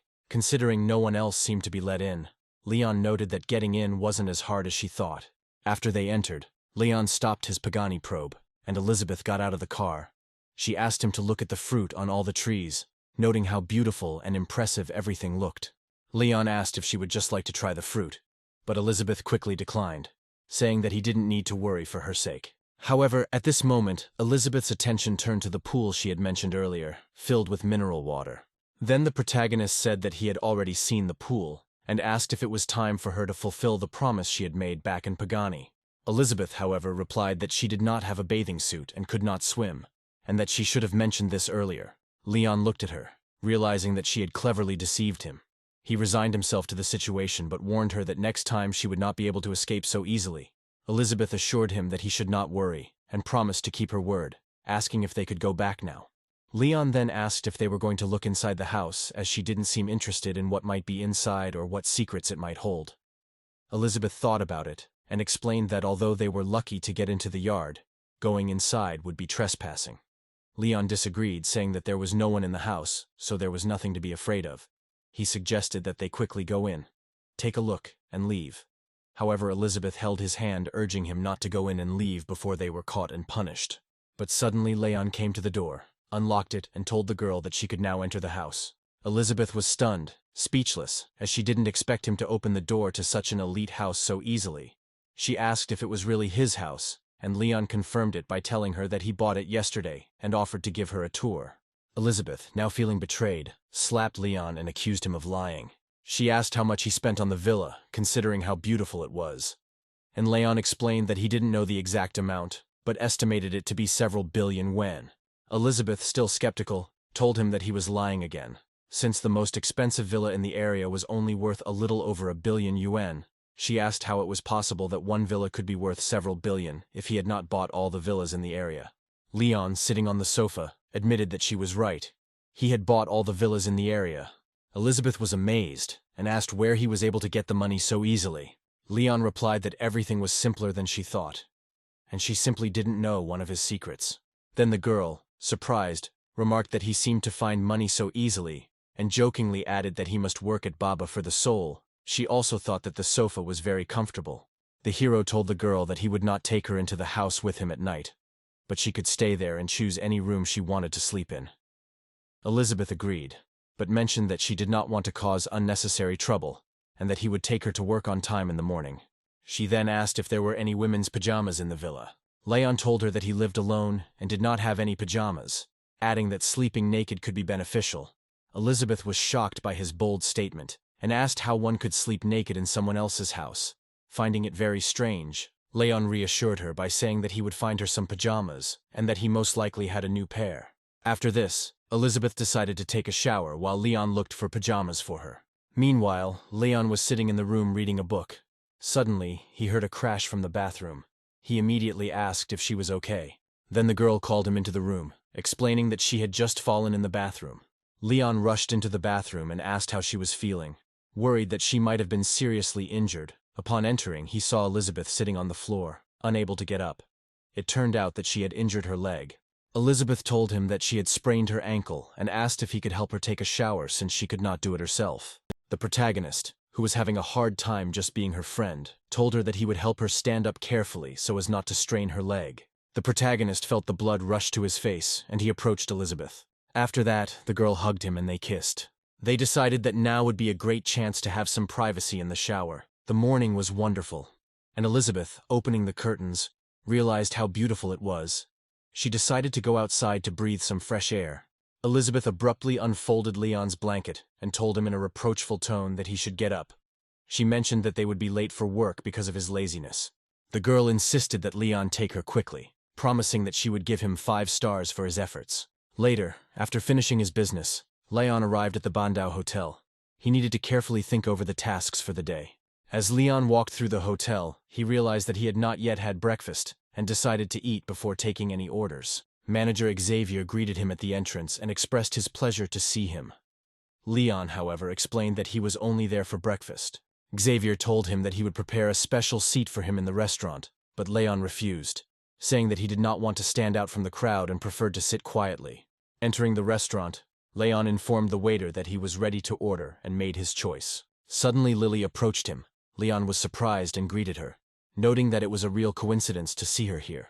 Lily sarcastically remarked that she didn't expect to run into another jerk after being fired from the company. She said that as soon as he was fired, he immediately went to complain.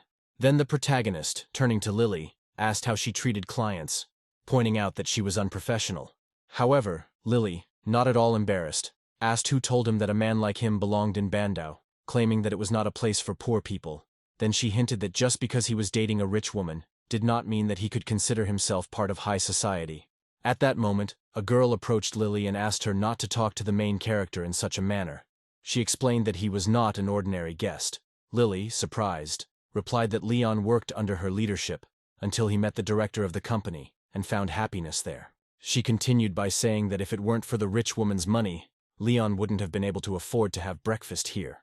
In response, Leon asked the girl to call manager Wang, as he had something interesting to tell him as a friend.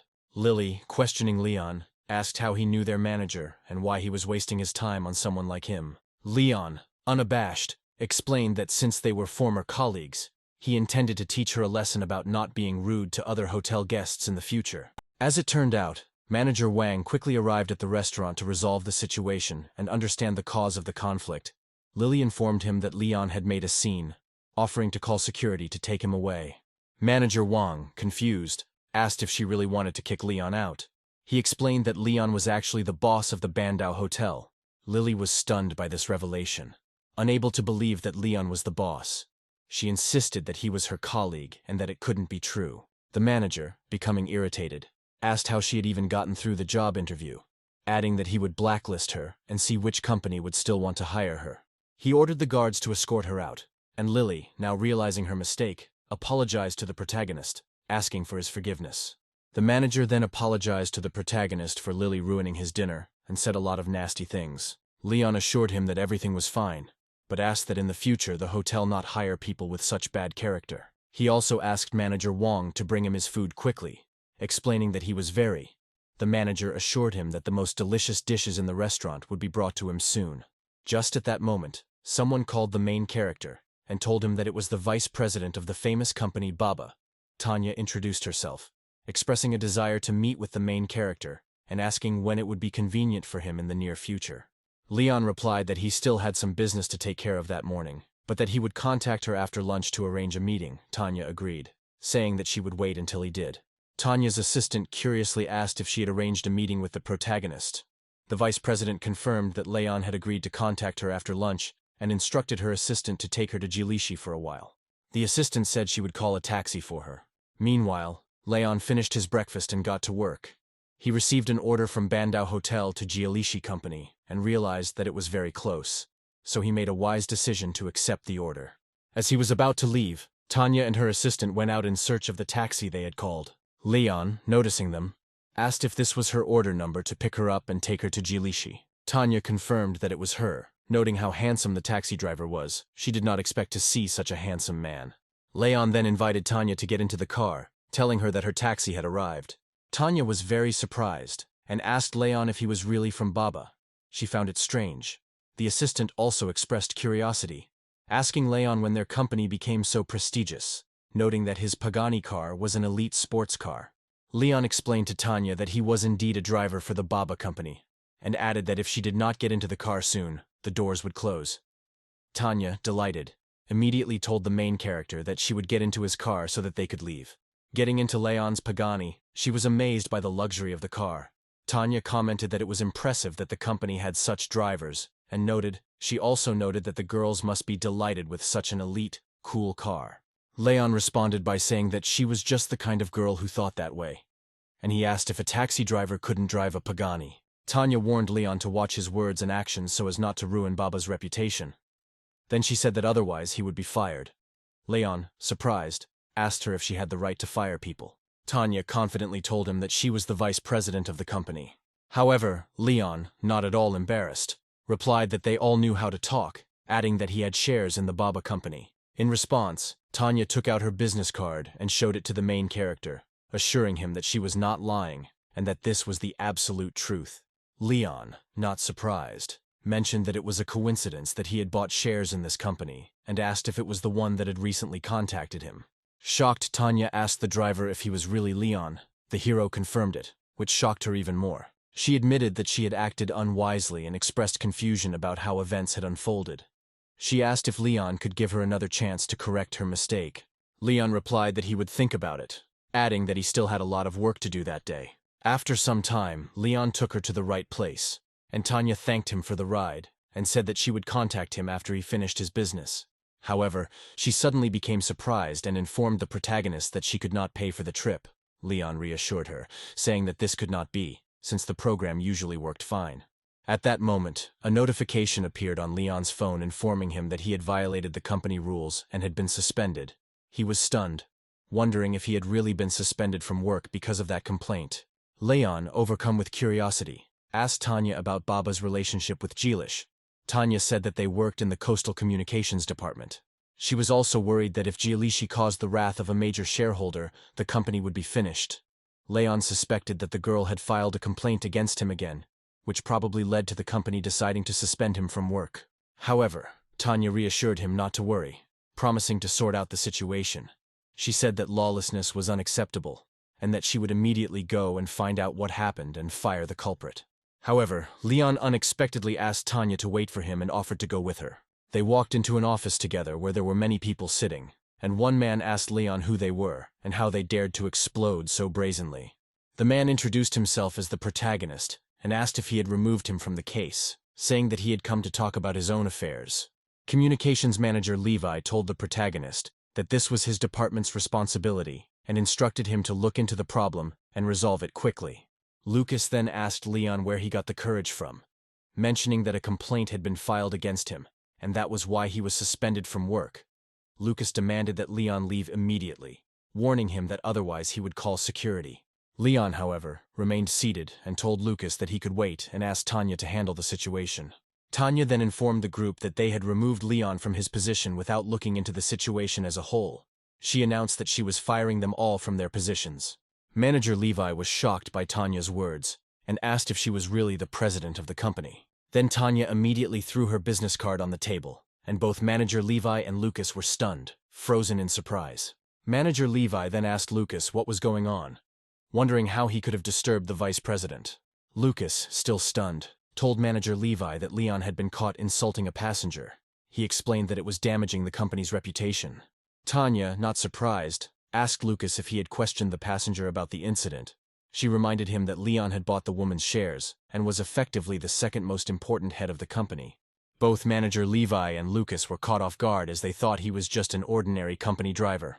Then Tanya told them both that they were fired. Manager Levi asked Lucas how he could work for so long without fulfilling his duties and told him to apologize. Lucas sat on the floor, begging Leon to forgive them and not fire him. He promised that they would correct all the mistakes made by the company. But suddenly Leon kicked Lucas in the face and told him that he was not so brave now. He became pathetic after the scolding. Leon said that with such an attitude, probably many people suffered because of him. Leon added that as a shareholder of Baba, he agrees with Tanya's decision. At this point, Elizabeth called the protagonist. Then the protagonist asked Tanya to sort everything out, and explained that he needed to answer the call. As it turns out, Elizabeth told the protagonist that tomorrow was her grandfather's birthday, and she would like to buy herself some new clothes tonight. Leon agreed, saying that he would pick up Elizabeth in the evening. Suddenly, Leon thought to himself that he couldn't go to a birthday party empty-handed. He was thinking about buying the old man a painting or something. Tanya then told the protagonist that she had taken care of everything. His account was unlocked, and he was given the highest powers. Leon was surprised, and wondered if the driver could really have such powers. Tanya explained that this was an additional feature, and that Leon himself could decide whether to accept or reject a client. Leon was very pleased with this, telling Tanya that this feature was very practical, and that he liked the system. He then mentioned that one of his grandfather's friends was celebrating his birthday, and asked where he could buy the best antiques and paintings. Tanya suggested paying attention to Chang Datsun, a famous artist in China. Leon was shocked by this, and asked Tanya if she could buy a painting by the great Chang Datsun. Tanya informed him that they had previously purchased his painting Peach Spring, and that she would send an assistant for it. Leon thanked her and said that he would pay for everything. He asked if she could send the painting to the Bandao Hotel and hand it over to the manager if it wouldn't be too much trouble. However, he also told Tanya that he didn't like being in debt, so he would exchange the painting for 1% of his company shares. Tanya thought about it and realized that 1% of the shares were worth at least $500 million, and she thought Leon was being too generous. Leon told her that he would leave and let them continue working as they were without bothering them anymore. Tanya then told the protagonist that their director wanted to invite him to Yangchen as a guest and treat him. Leon agreed with Tanya, saying that he would contact her later to discuss everything, and that they would meet in the evening. He thought to himself that it had been a long time since he had last been to the Yangchen orphanage, and that he needed to find time to visit this place. The system then told him that he had received 5 stars, and that if he completed one more order, the task would be completed. Leon saw in the program that he could take the client from Wanda to the Bandao Hotel, and realized that he was lucky to have received this order. Yasmin, a client, told her boyfriend not to worry, and assured him that she would be at the hotel soon, mentioning that she had bought a lot of beautiful things that he would appreciate once they arrived. A few moments later, the Pagani pulled up and Leon asked the girl if she was Miss Yasmin.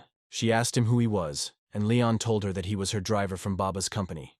He invited her to get into the car. Yasmin got into the Pagani and commented that their company was not bad, praising the marketing move. Leon explained that it was not about the company at all, and that the Pagani was his personal car. However, Yasmin, who was skeptical, told the protagonist that a man with his enormous wealth would never work as a taxi driver, and asked if he was lying. Leon thought to himself that Yasmin was a very unpleasant woman, but he decided to focus on the task at hand. As soon as they drove away, Yasmin got angry and asked Leon what he was doing and where he was taking her. She accused him of trying to steal her money. Leon assured her that he knew a shortcut, and had often visited the Bandao Hotel, so he knew the way well. Yasmin laughed at him, saying it was nonsense and that she would be late because of him.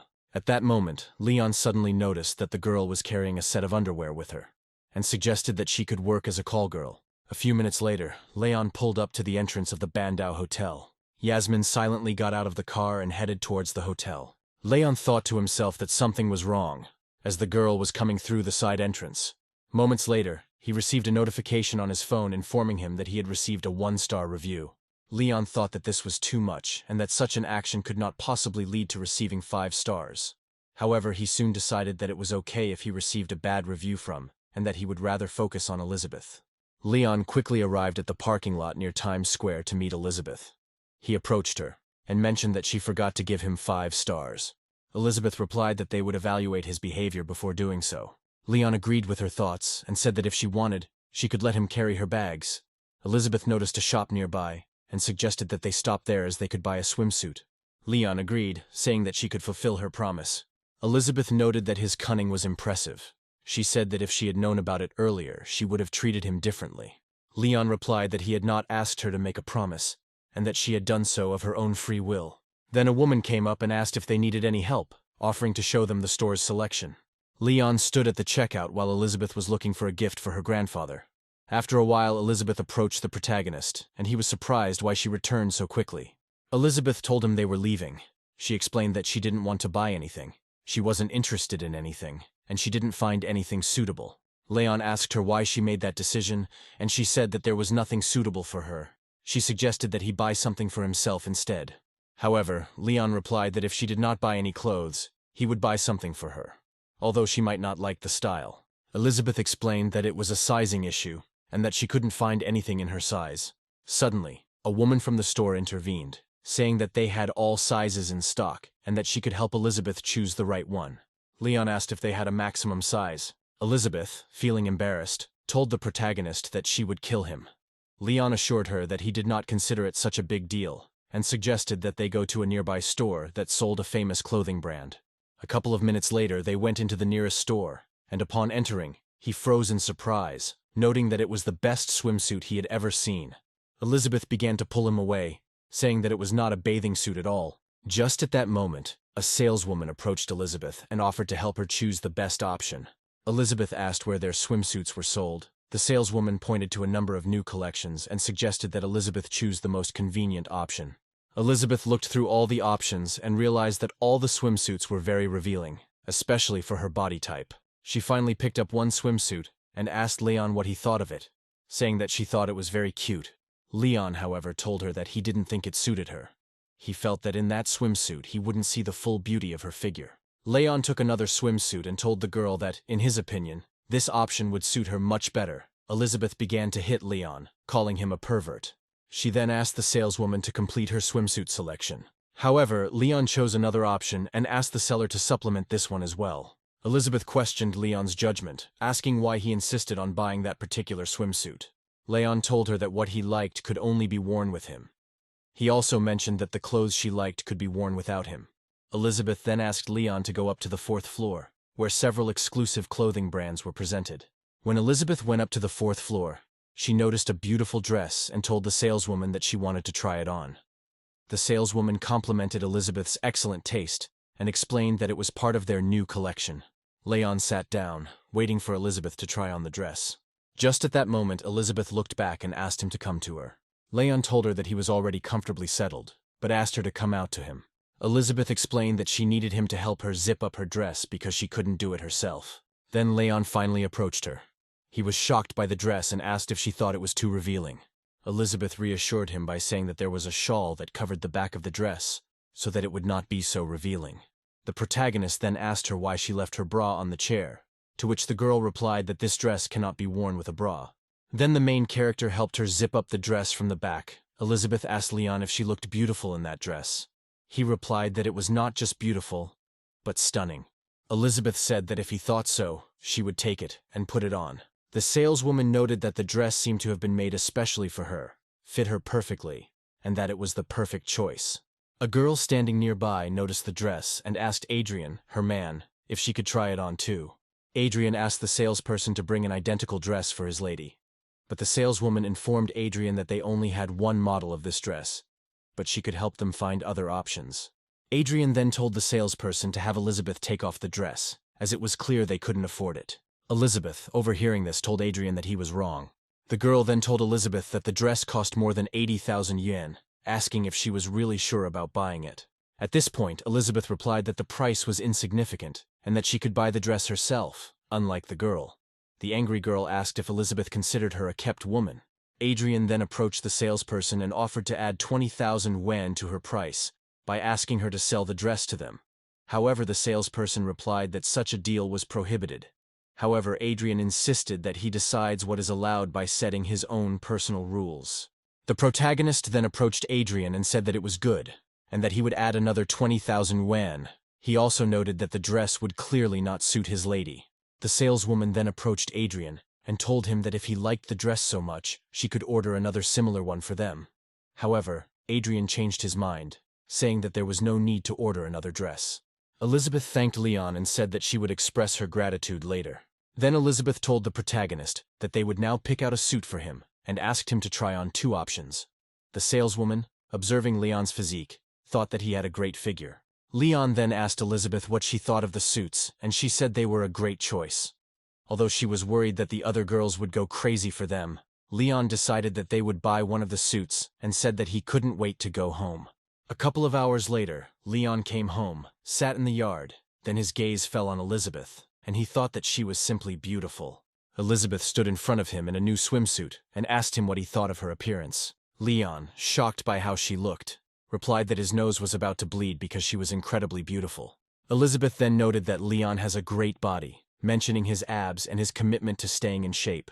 After this, Leon told the girl that he thought they were both ready for their grandfather's birthday party, and that he would be happy to attend with her. Elizabeth agreed, saying that they had a very good time together today. Elizabeth then told the protagonist that she had kept her promise and tried on the swimsuit. She asked if he was happy with her choice. Leon approached Elizabeth and said that he really appreciated honest people like her, those who kept their promises. He extended his hand to her and said that they would sail together. Elizabeth immediately jumped into the water, thinking that Leon was right. The water was wonderful and refreshing. She then asked him not to let her go, admitting that she couldn't swim and was afraid of drowning.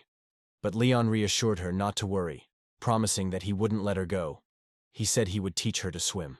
Elizabeth agreed, but was still very afraid of drowning. She asked him not to throw her into the water. The hero told her that he would carefully lead her into the water and that they would begin to learn to swim together. Then the girl pressed herself tightly against him, clearly doubting her own strength. After that, Leon lowered Elizabeth into the water. She lay on her stomach and thought that it was not as scary as she imagined. But suddenly Elizabeth panicked and began waving her arms frantically, fearing that she would drown. Then the main character quickly dived into the water and saved Elizabeth, asking if she was very scared. She told him that with him she was not afraid of anything. Then they decided to kiss right in the middle of the pool. The main character noted that the girl was incredibly beautiful. Then he moved lower and began kissing her body. After this, Leon picked up the girl and they became intimate. After swimming, they went into the house, and Leon was glad that Elizabeth had already started swimming. Elizabeth was taking a shower when Leon asked if he could borrow her phone for some business. He wanted to open her phone, but just at that moment, Lena appeared in front of him and said that the task was completed. She said that he received 100,000 points. Lena told the protagonist that his career was already 75% complete, and the reward was the port of Wangjiang. Leon asked Lena if he had heard correctly, expressing his disbelief that this was the second largest cruise ship port in China. Lena confirmed that he understood correctly and repeated that Wangjiang port was a major cruise ship port in China. She also reminded him that he was 75% done with his career and was close to getting a new profession. At that moment, Leon thought that at the current pace it would be easy to find a new profession, and he was interested in learning something new. Just at that moment, Elizabeth came out of the bathroom. She apologized to the main character, explaining that she still had not learned to swim. Leon reassured her by saying that he was always ready to teach her. Suddenly, Elizabeth noticed an old blanket in Leon's house and became interested in it. Leon explained that the blanket and pillows were brought from an orphanage. He got used to them and did not want to throw them away. Elizabeth was surprised and asked if he was an orphan. Leon told her that Willow's mother said that he was abandoned in an orphanage when he was born, and that's where he grew up. Suddenly, Elizabeth immediately apologized for bringing up that past, feeling that Leon might not want to remember it. However, Leon reassured her by saying that there was no need to apologize. He wasn't upset about it at all, and was actually happy to remember his childhood years at the orphanage. He added that Willow took care of him like her own son, and he had many friends there. The girl then told the protagonist that she was going to bed, reminding him to take her to work the next morning and not oversleep. Elizabeth also mentioned that after work they would be going to her grandfather's birthday party. Leon agreed, and thought that at least he could take a nice and beautiful lady to work every day. Later, when Elizabeth fell asleep, the protagonist received a call from Willow. She told him that she finally found his phone number. Willow told him that Laura called and she really wanted to talk to him. She mentioned that she was sad that he broke up with her. Leon responded to Willow by asking if she had seen him grow up, and if she knew what his personality was like. He pointed out his stubbornness. Then Willow said she had a friend whose daughter was about his age, and asked if he could find time to meet her tomorrow. Leon agreed.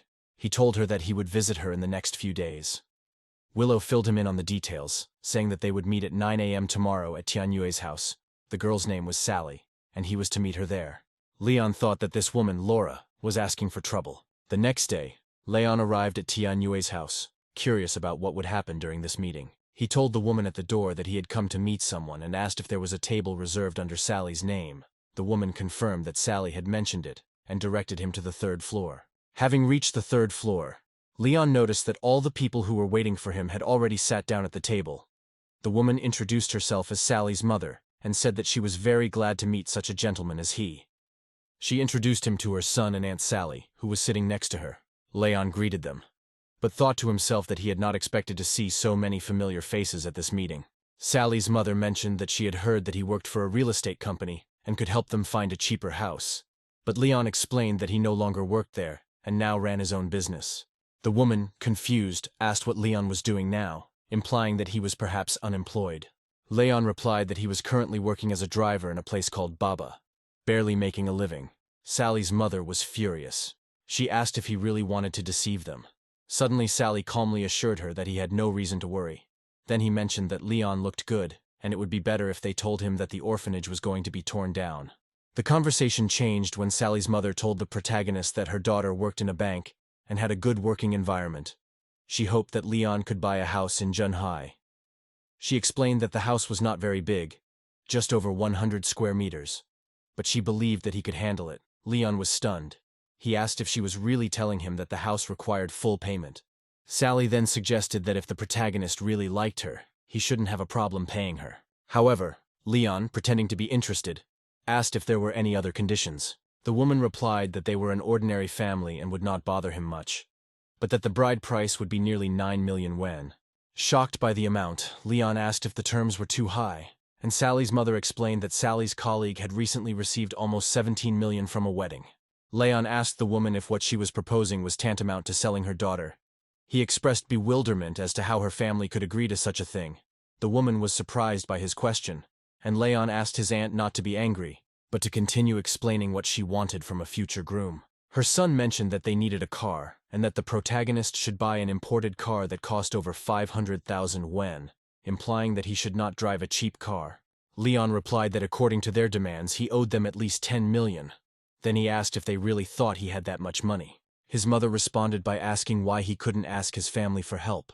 Leon, angry, asked if he really had to ask his late parents for help. The woman quickly explained that Leon had misunderstood her. Then her son told the protagonist that they heard that all the people were being evicted from the orphanage because the land was being sold, and that Leon didn't even have the money to help them.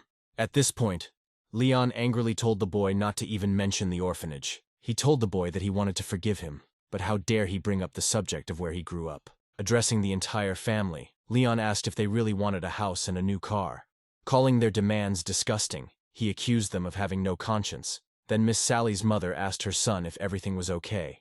As Leon was about to leave, his son grabbed a vase of flowers and stood by the window, intending to drop it on Leon when he came out into the street.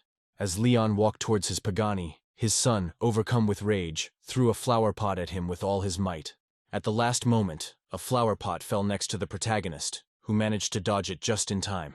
He turned around and stared at the guy. The son shouted at the main character to get out of sight, warning that if he didn't, he would finish him off. Leon then asked him if he understood that the consequences of his actions could be very serious. He told them that although the flower pot did not hit him, it did hit his car. Leon asked them how they planned to pay for the repairs. Then the guy came down and asked if the car really belonged to the main character. When the hero confirmed that this was the case, he asked how he could afford such a luxury car when he was just an ordinary taxi driver. Leon asked Sally whose car she thought it was, and again asked how they intended to pay for the repairs. Sally, trying to smooth things over, hugged Leon and begged him not to be angry. She explained that her brother was impulsive and apologized for his actions. She added that she thought Leon was a good person, and even if he didn't get a normal job, she would still give him a chance.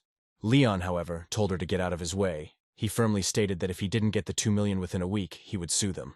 He then got into his Pagani and drove away, thinking that Sally had quickly become good friends with him after learning about his wealth.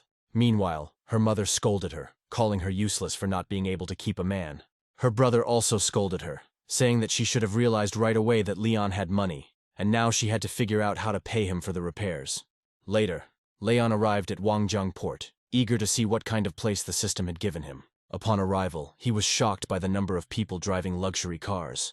Suddenly, a girl approached the adult man, Jesse, explaining that when she was going out on the yacht, she accidentally broke one of the seats.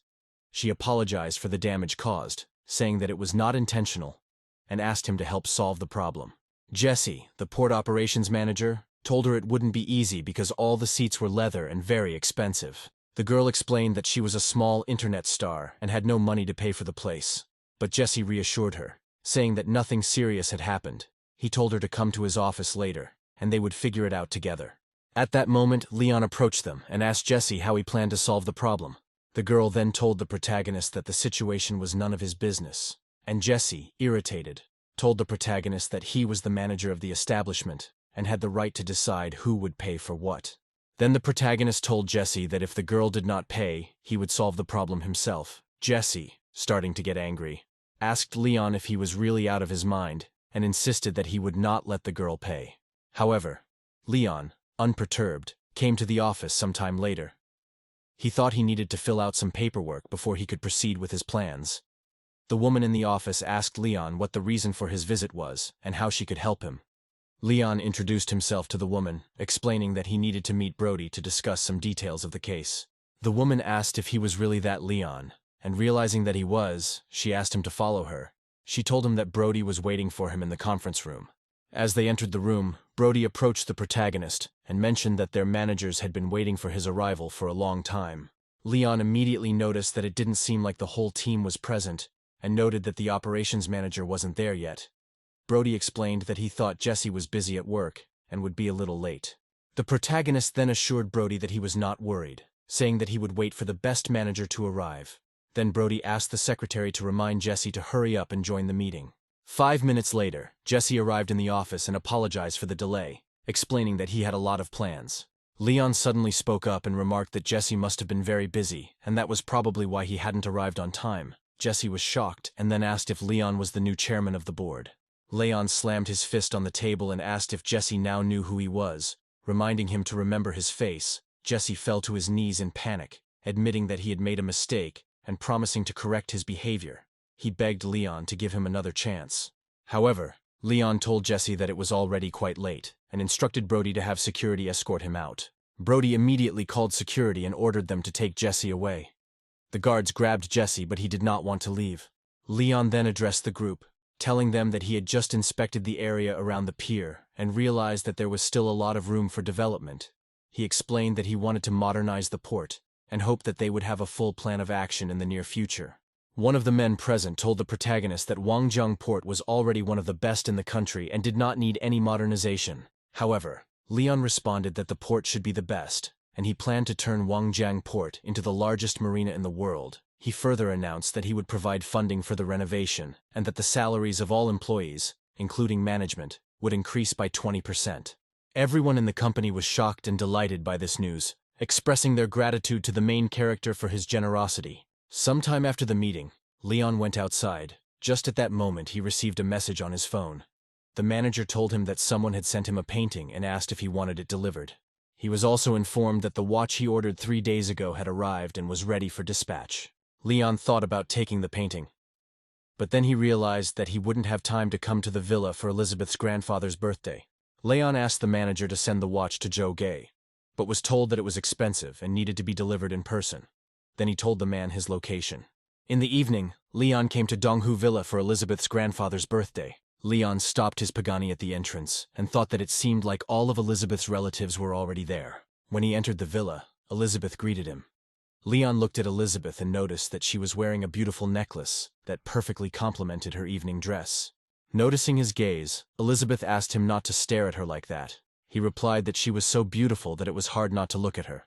After that, they went inside together, and those present began to whisper, wondering who this stranger was next to her. Elizabeth then walked up to Grandpa Zane and apologized for their slight delay. However, Zane assured her that everything was fine, and mentioned that it was the first time she brought a man home to introduce him. The girl standing next to her, Yasmin, recognized Leon and said that he was a driver from the company, and remarked on how low Elizabeth must have fallen to meet a poor man. The girl then approached Zane and added that Leon was just an ordinary taxi driver. She claimed that he was driving a luxury company car and was passing it off as his own. Zane was stunned by her words and asked the girl what she was talking about. He demanded an explanation from Elizabeth and asked her to clarify the whole situation. Elizabeth explained that the luxurious Pagani belonged to the protagonist and that he only worked at Baba to gain experience. However, Yasmin ridiculed Elizabeth for being so naive and stupid, accusing her of being easily deceived by Leon, who she now realized was just a liar. She criticized Elizabeth for trusting the taxi driver. Then Sister Elizabeth demanded that she prove to everyone that it was true. Yasmin said that her boyfriend, Philip, is a commission agent in Baba Company. The man said that last month the company introduced a service to call high-class cars. And if this Leon is an ordinary driver and also cheats the girl, then he will notify the head office about it to immediately investigate the matter. Yasmin smirked at Elizabeth, saying she didn't think she could be fooled so easily. Then the girl asked her father to let her explain everything. She told him that Leon was not a liar, and she knew it for sure.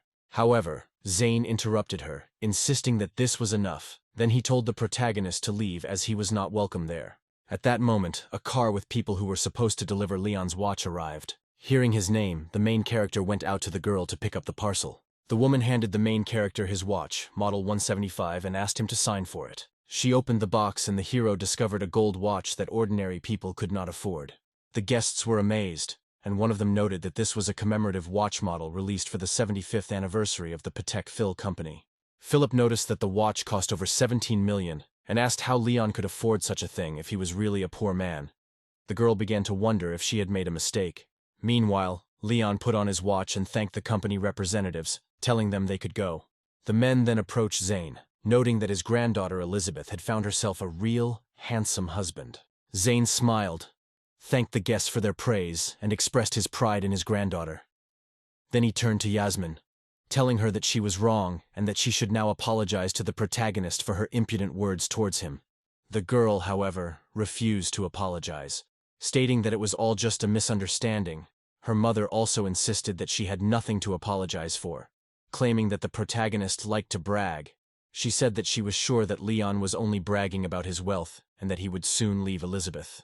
Elizabeth, becoming angry, asked her aunt what was going on, and noticed that her aunt seemed unable to admit her mistakes. In response to this, the woman asked Elizabeth to open her eyes, saying that she thought the watch was a gift for her grandfather. But it turned out that Leon put the watch on himself. The aunt pointed out that it was clear that the protagonist did not care about her. Yasmin added that her mother was right, and that their family had started preparing gifts for her grandfather a month ago, and then asked Philip to show everyone the gift their family had prepared. The man explained that knowing his grandfather loved antiques, they bought a set of copper coins from the Qing dynasty. He said the current value of the set was more than 2 million yuan, but it would be worth much more in the future.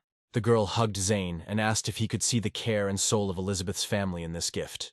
The aunt agreed with Yasmin, saying that despite the fact that Elizabeth had found a rich man, he did not want to spend a cent on her.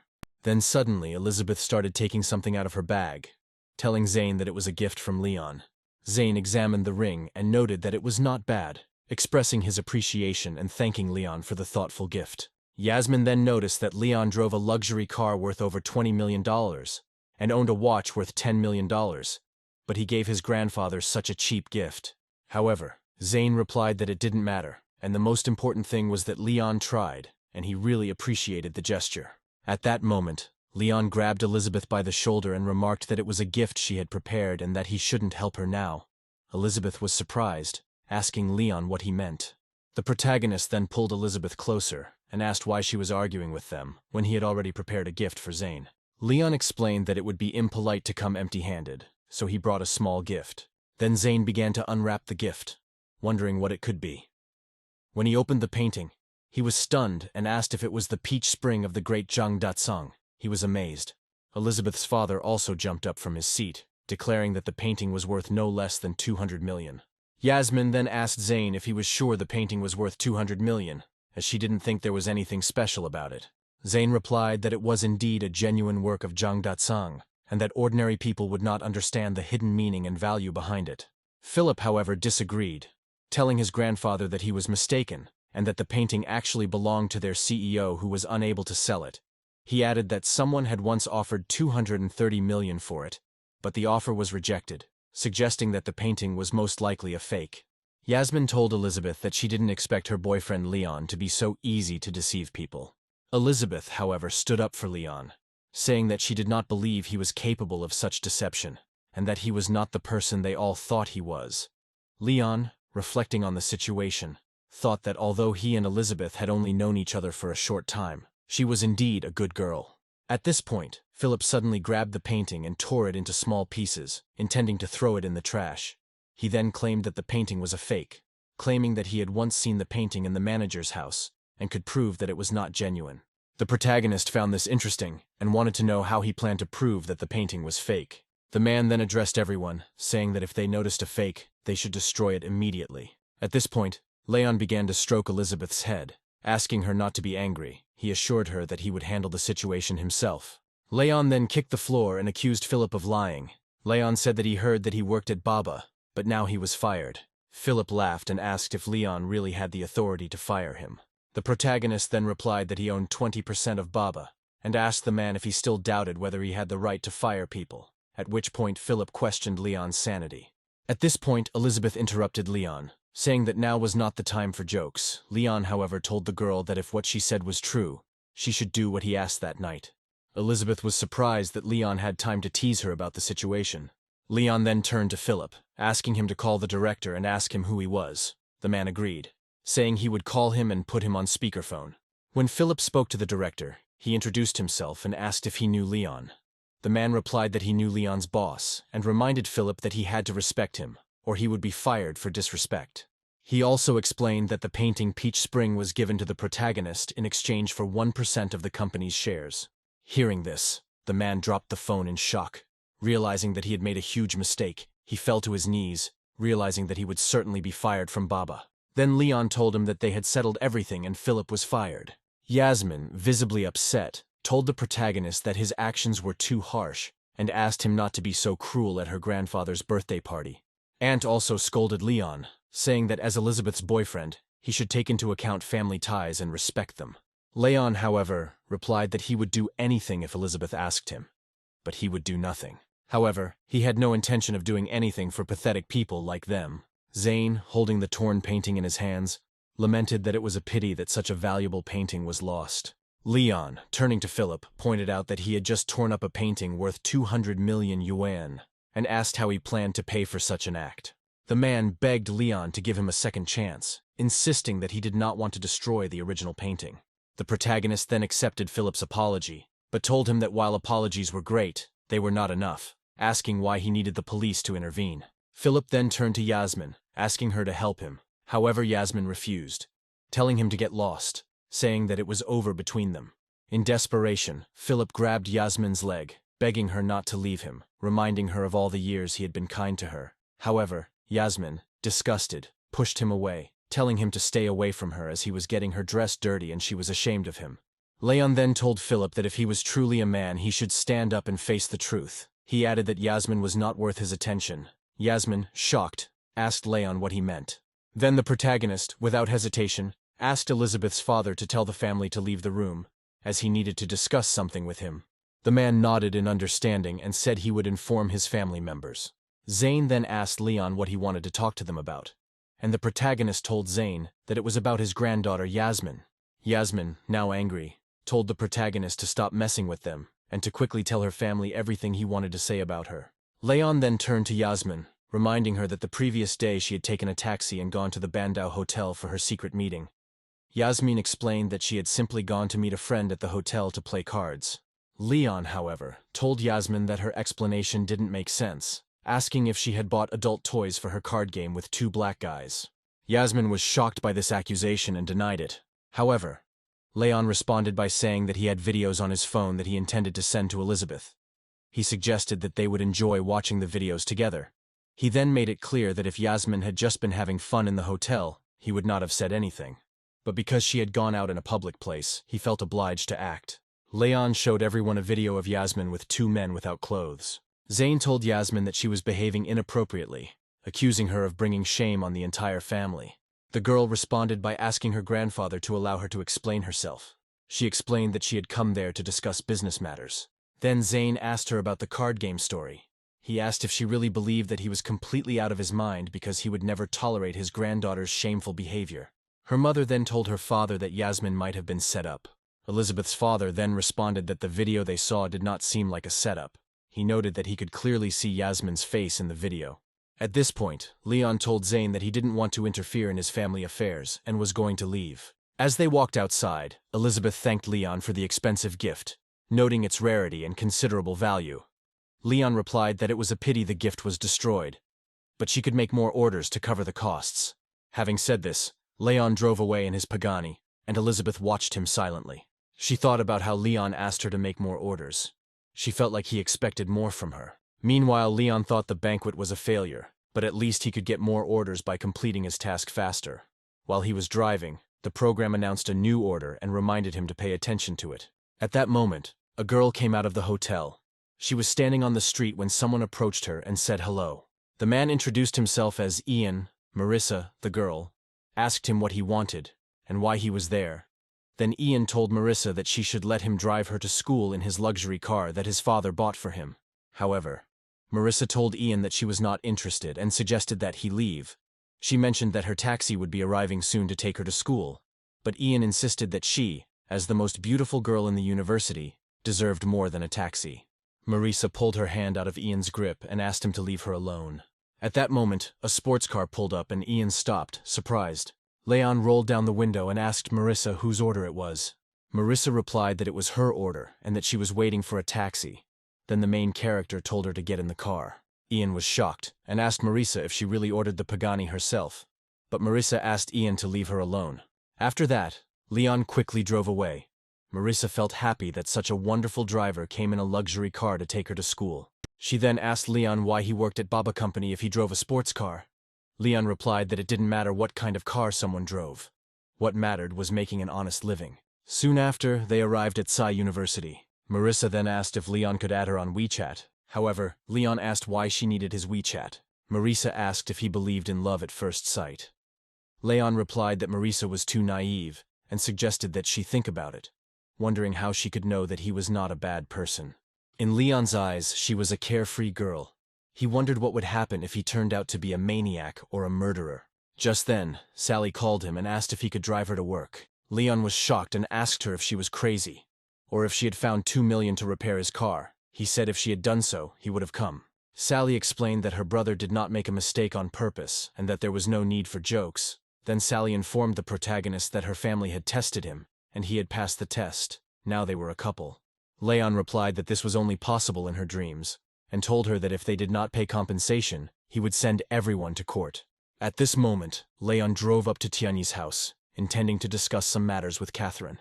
When Catherine came out, she was surprised to see Leon there. She told the protagonist that it was such a coincidence that she met him today right outside her house. She then got into the Pagani, and Leon asked if she wanted to go to the racetrack. Sally explained that there was an event at the circuit, and she was lucky enough to be able to film a live broadcast for her channel. Catherine told the protagonist that it was hot outside and she bought some fruit. She asked him to focus on the road while she fed him. They quickly arrived at the China International Circuit. Then the protagonist told Catherine that he would also like to see the event, and would go with her to the racetrack to check out the situation. At the racetrack, they saw a man and a woman standing and looking at each other. Catherine also noticed them, and wondered why they were arguing. Leon asked Catherine if she knew the two and why they were fighting. Catherine explained that the girl's name was Raleigh, and the guy's name was Russell. They were both popular bloggers.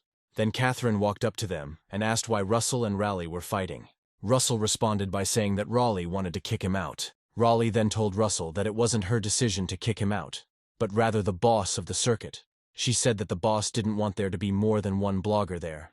Then Catherine told the bloggers that there was enough space at the circuit, and that if there were more bloggers there, it would be better for everyone. However, Russell dismissed the idea as nonsense. He asked which boss Raleigh was talking about, accusing her of dating a rich man and pretending to be someone she is not. Raleigh replied that even if that was the case, she would not allow those assholes to film her live. At that moment, a girl approached Raleigh and handed her a pass, saying that Charlie was waiting for her inside and would be glad to see her there. Then Raleigh told Russell that she would continue the live broadcast and they could leave. Catherine told Russell that they should leave as there were a lot of people connected to Charlie there. At this point, Russell replied that they would leave because there was nothing more they could do. Suddenly, Leon entered the room and told them both to stay. He told the bloggers that they came here for a reason. Raleigh then asked if Leon was taking on too much, suggesting that arguing with Charlie could lead to trouble. And the protagonist then asked Raleigh to call Charlie, as he wanted to know what would happen in the end. Catherine asked Leon not to be angry. She assured him that they would not be broadcasting live there, and there was no reason to make a scene. However, Leon said that he was not going to leave things like that, and would lead them straight to the racetrack. Russell then asked Catherine who her friend was and where he was from. Catherine replied that she was not sure. She added that she trusts the main character and would go through fire and water with him. Then Russell said that he agreed with her, and also trusted the protagonist. He followed them. believing that Leon would help them with their problem. At this point, Rayleigh smiled evilly, thinking that she was going to teach them a lesson. They walked out into the parking lot at the racetrack and were surprised to see only luxury cars. Catherine couldn't believe her eyes and remarked that all the cars there were amazing. Russell told Catherine that if they could broadcast live there, they would become very popular. He then asked Leon if he was sure they could broadcast without anyone objecting. Leon assured them. He promised that no one would kick them out in his presence, and he was responsible for the bloggers' safety. Just then, Russell pointed at Charlie approaching.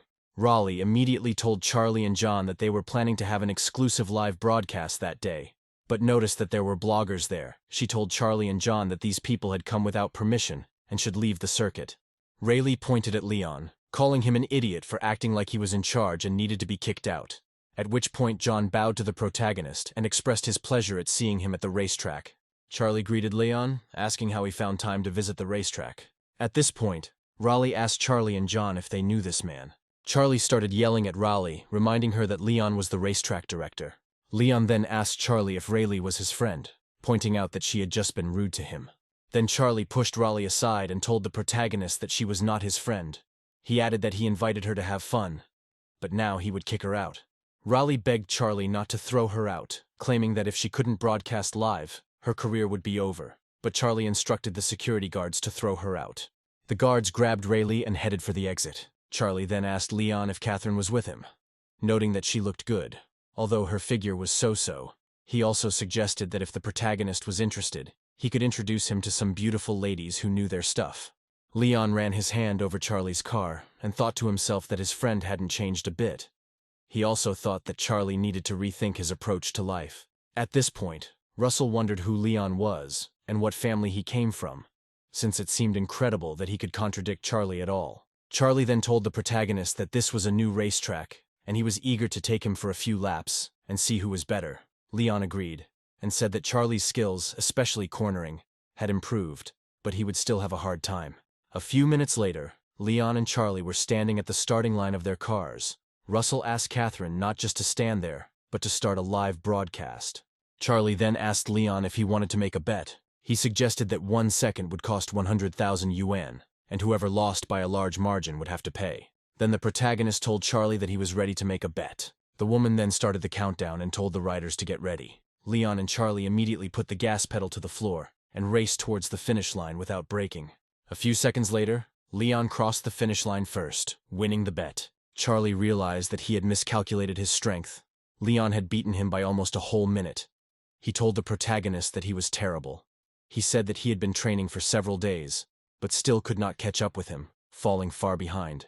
Then he told the protagonist that a bet is a bet, and gave him all the promised money. Leon then told John that there was a scratch on his Pagani, and asked him to take it to a repair shop to fix it. Charlie replied that he would contact their company and arrange for a mechanical engineer from another country to come to fix it. Leon then told Catherine and Russell that they could film their live stream there, and that if they needed help, the manager was always there to help. He said that he had to leave soon because he had a lot of things to do. The girl thanked him for his help. At this point, Charlie approached the protagonist and hugged him, asking if he really wanted to trade his blogger for Baba's company. But Leon replied that he found harmony in the situation and asked Charlie if he wanted to try too. However, Charlie replied that he would not go and asked Leon if he heard the girls screaming at his beauty. He added that he would stay with them instead. In response, Leon told Charlie that he was just a money bag for all these girls. Then he left. As Leon started to leave the circuit, he thought he needed to check the system to see what stage his professional development was at. He looked at his phone and saw that there was very little time left before he would receive his reward and change professions. He then realized he had 3 orders left and decided to continue after eating. Leon walked into the noodle shop and wondered why Auntie Leah closed so early that day. He mentioned that it had been a long time since he had eaten her fried rice, and he was looking forward to enjoying it. Aunt Leah explained that Lucretia had no more classes, and she wanted to take her home, but she would cook him whatever he wanted. Then the main character replied that he should pick her up, and that she would prepare very tasty and healthy food for everyone. He quickly arrived at the place Aunt Leah indicated. He came to Zhanghai Middle School to meet the girl and take her home. 20 minutes later, classes at the high school ended, and the students went out into the courtyard. He approached the girl and asked if she had finished her classes. She answered in the affirmative. After this, Leon entered the school and found a group of students who remained in the classroom. Suddenly he saw his friend with other girls who were much older than her, which surprised him. Among them was also Gabrielle, who apparently worked as a teacher. At that moment, a woman asked Gabrielle to look at her son's face and the scratches on him. The woman claimed that her son wanted to start a career in the top show business industry, which put his future at risk. Then Lucretia said that if her son had not approached her first, she would not have touched him and did not want to hurt him in class. At that moment, Leon entered the office and told the boy that wanting something was one thing, but achieving it was very difficult. Lucretia was glad to see her brother, and the teacher was also glad to see him here. Then the main character told his sister that he had come for her and asked if it was true that she had beaten up a boy from her class. The sister asked Leon to look at her clothes, saying that the guy had torn them and was to blame for the conflict. The protagonist then told the boy's mother that it was obvious that her son was guilty and that she should not blame his sister. The boy's angry mother demanded to know how Leon dared to blame her son. She said that he should pay for the damage. Lucretia replied that it was her son who started to bully her. The boy's mother was furious and told Lucretia that poor children like her were destined to endure bullying and humiliation.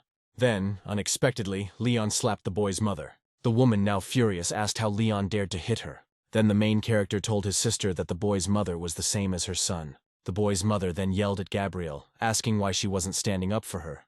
She then told the protagonist that her husband was the HR manager and that she would take the matter to the legal department. Gabrielle responded to the boy's mother, saying that she herself was to blame for what happened and that there was no need to go to court since she would lose the case anyway. The mother, not at all embarrassed, said that the court would make the decision and she would destroy both Lucretia and the school along with the teachers. Gabrielle then told the protagonist and his sister that they could leave as she would report the situation to the school principal. Lucretia thanked Gabrielle for always helping her in difficult situations. Leon told Lucretia's sister to go home, noting that their mother was already waiting for her. Just then, the door opened and a man walked into the room. The man approached Gabrielle and asked her why his son was being bullied at school. Then the man saw Leon and his sister Lucretia standing in the classroom and asked who they were. He demanded that they leave the classroom. The boy told his father that Leon had just hit his mother. The father ordered the protagonist to stand still, demanding that he immediately kneel down and apologize to his wife. He asked Leon if he knew who his boss was, mentioning that his name was Charlie, and if Leon contacted him, he would be kicked out of Shanghai immediately. Leon, thinking that this was an unexpected coincidence, took out his phone and decided to call Charlie. He asked him why the HR manager from his company was threatening him. Charlie replied that it couldn't be true. Charlie told the protagonist that he knew who the idiot was and would clear everything up quickly. He assured Leon that the man would be punished for his insolence. The boy's father, shocked, asked Leon who he had just called, thinking he heard a familiar name. Leon told the man he had called Charlie. The father, not believing his ears, told the protagonist that this was nonsense. He insisted that young people like Leon only knew how to lie. At that moment his phone rang, and he realized it was Charlie. He asked the man who he was threatening. Charlie then told him to pack his things and leave the company. The man, now on his knees in shock, begged Charlie not to fire him. He explained that he had recently taken out a loan to buy a house and a car. Charlie told him that if he didn't want to get fired, he should go to work in their African branch.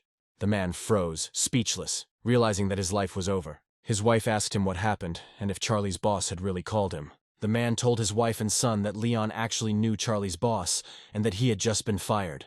Then he suddenly admitted that he had been rude to him and had been punished for it, but begged Leon to forgive him and give him a second chance. Suddenly Leon kicked Oliver and told him that he was lucky to be there, otherwise he didn't know what they would have done to Lucretia. After a while, Leon and Lucretia went outside. Lucretia said that she wanted to share with her mother what happened that day. However, Leon approached Lucretia and asked her not to tell her mother about what happened at school. Lucretia agreed, saying that she understood that it would be their little secret. Later that evening, Leon visited the Chaoyang company, intending to pick up Elizabeth. He thought that she should have finished work by now. But when he arrived, he realized that it was already quite late and she was still working. Then the main character decided to surprise Elizabeth, thinking that she would be happy to meet him in the office. He looked into the office and saw her sitting there eating cookies, surrounded by a mountain of work. Leon smiled, thinking that she didn't know he was there and decided to play a little joke on her. He kicked a chair in the office, planning to start a prank and see her reaction. Elizabeth was amazed, wondering what caused the noise and who could have moved the chair. She opened the door, thinking she needed to check and make sure no one was there. Stepping out into the hallway, Elizabeth shouted, asking the evil spirits to leave the company. At that moment, Leon slammed the door behind her, intending to scare her even more. The sound of the slamming door sent Elizabeth into a panic. She quickly called the protagonist and asked him to pick her up from the company, but Leon replied that he had things to do and did not have time to pick her up. Elizabeth pleaded with him, saying that she had heard a noise in the office and was too scared to stay there alone. She insisted that he come for her immediately. Then the main character told her to wait a little. But just at that moment someone started knocking on the door. Elizabeth was horrified, thinking that a maniac had entered the office. She screamed to ask who was there and told the man that her boyfriend would be arriving soon. The man at the door replied that since her boyfriend would be arriving soon, he would leave. Elizabeth immediately recognized the familiar voice. At that moment, Leon opened the door, and Elizabeth rushed to him, saying that there was someone in the office. She explained that it was impressive how quickly he got to the company. Leon explained that he was outside when she called. Elizabeth, still in shock, began hitting Leon, telling him that she hated him and that she almost died in the office. The protagonist then explained that he did it to help her understand that working late at the company was dangerous. However, Elizabeth, still frightened, asked him not to frighten her anymore and asked what he had in his hands. Leon replied that it was fried rice with egg, which had no equal in China, adding that it came from a small noodle shop where he had been eating for several years. Elizabeth opened the dish and commented on how delicious it smelled, saying she couldn't wait to try the rice. She asked Leon if it was Aunt Leah's fried rice. Leon was surprised and asked how Elizabeth knew Leah. She explained that she was familiar with Leah's cafe because she had never eaten anywhere else, and it had the best food in town. Elizabeth, still a little flustered, commented on how strange it was that Leon had scared her so much and was now feeding her, saying that he was a strange guy. Leon shrugged and said it didn't matter, adding that no one could have imagined that the director of the Chaoyang company would act so childishly. Then Elizabeth asked for some ham. Soon Leon told her that it was late and she should finish the dish before he took her home. At that moment, Elizabeth thought to herself that the men who had courted her before Leon would probably already be at the nightclub while she was here with him, eating delicious food and being picked up from work. Just at that moment, Leon's phone rang. It was his friend Charlie. He told him that he had dealt with the arrogant manager and found some beautiful ladies who were waiting for him with them. However, Leon told Charlie that he didn't want to go and that the girl next to him was better than any of his friends. Then Charlie asked him not to talk nonsense and convinced Leon to take a photo of the girl and send it to him. He took out his phone, intending to take a picture of her in the office. Elizabeth became confused and asked why he wanted to take a picture of her. Leon explained that his friend invited him to a bar where there were beautiful women, and he planned to send Charlie her picture to show him what real beauty is in the world. Elizabeth became embarrassed and asked if she could put on makeup, wondering how her dress looked, as she wanted to look perfect. However, Leon hugged Elizabeth and told her not to worry about the photo. He asked her to sit closer to him so that they could take a photo together. Elizabeth admitted that she had never been photographed with a man before and did not know how to pose. Leon consoled her by telling her not to worry and that she was thinking too much. He hugged her and told her she was gorgeous. Then he sat her on his lap, telling Elizabeth not to move and to sit still. He told the girl that all the stars he had seen could not compare to her, as she was better than all the women he knew. Charlie, having received the photo, asked Leon where he found such a beauty. Soon after, they went outside and Leon asked Elizabeth not to order today, saying that he would just take her home. But Elizabeth replied that she wanted to support everything he did. Leon pulled her closer and asked how he could refuse a princess like her. Elizabeth replied that these were tender words, but she was not so tender. Leon then told her that he wanted to ask her something. He wondered how he could start a charity and what steps he should take. Elizabeth informed him that such an organization was difficult to set up even for a very influential person, and that there were some nuances. She explained that it would be difficult for him to handle it alone. Leon nodded, acknowledging her concerns. He assured Elizabeth that he still needed to do it, and he wanted to do everything he could to make it happen. Elizabeth complimented him. Leon smilingly replied that she was a good person too, and remembered how she had rented out 2 buildings to people at a low price. He then told her that he wanted her to help with the fund, as she would understand the matter better than he did. Elizabeth agreed to find out everything, and they came to her house. After dropping her off, the hero remembered something he wanted to tell her and asked her to wait a second. He told the girl that he was going to Yangchen the next day, and if she had time, she could join him. Elizabeth replied that she would check her schedule and asked him to be careful on the road. At that moment, Leon received a notification on his phone, which said that he had received 5 stars from the client. Just at that moment, Lena appeared and congratulated Leon, saying that his career was over and a new one was about to begin. Lena showed him the system and asked if he as the owner wanted to start a new career. Leon was intrigued and agreed to start a new career. Then Lena invited him to a seminar on the professional experience of a physical education teacher, explaining that this was his new job. Leon was surprised, asking if he was now working as a physical education teacher. Lena advised him to drink an enhancing potion, saying that it would teach him not only sports, but also higher mathematics. Leon laughed and asked why a physical education teacher would study higher mathematics if he didn't do calculations or equations. Then Lena explained that the potion contained the wisdom of the best students in the world and would help the protagonist quickly master his new profession. Leon wondered why a physical education teacher needed such wisdom, but he believed Lena's words and drank the potion.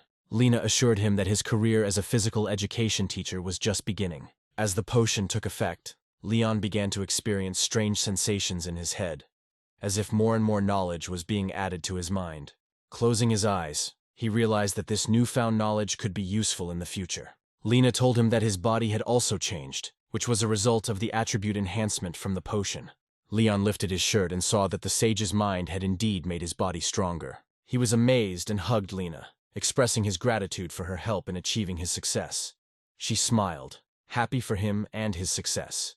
Later, lying on his bed, Leon reflected on the fact that he had finally completed his mission and could now rest. At that moment, Leon's phone rang. His partner, the manager, informed the main character that they had contacted Pagani engineers. Leon replied that he would ask the staff to send them a Pagani. Elizabeth then told the protagonist that she would not be able to accompany him tomorrow as she had already booked him a plane ticket for around 10 a.m. She asked him what the name of his shelter was, and Leon replied that it was called Blue Sky. When he asked why it was so important, Elizabeth explained that she was just asking and advised him to be careful and not cheat on her with other women.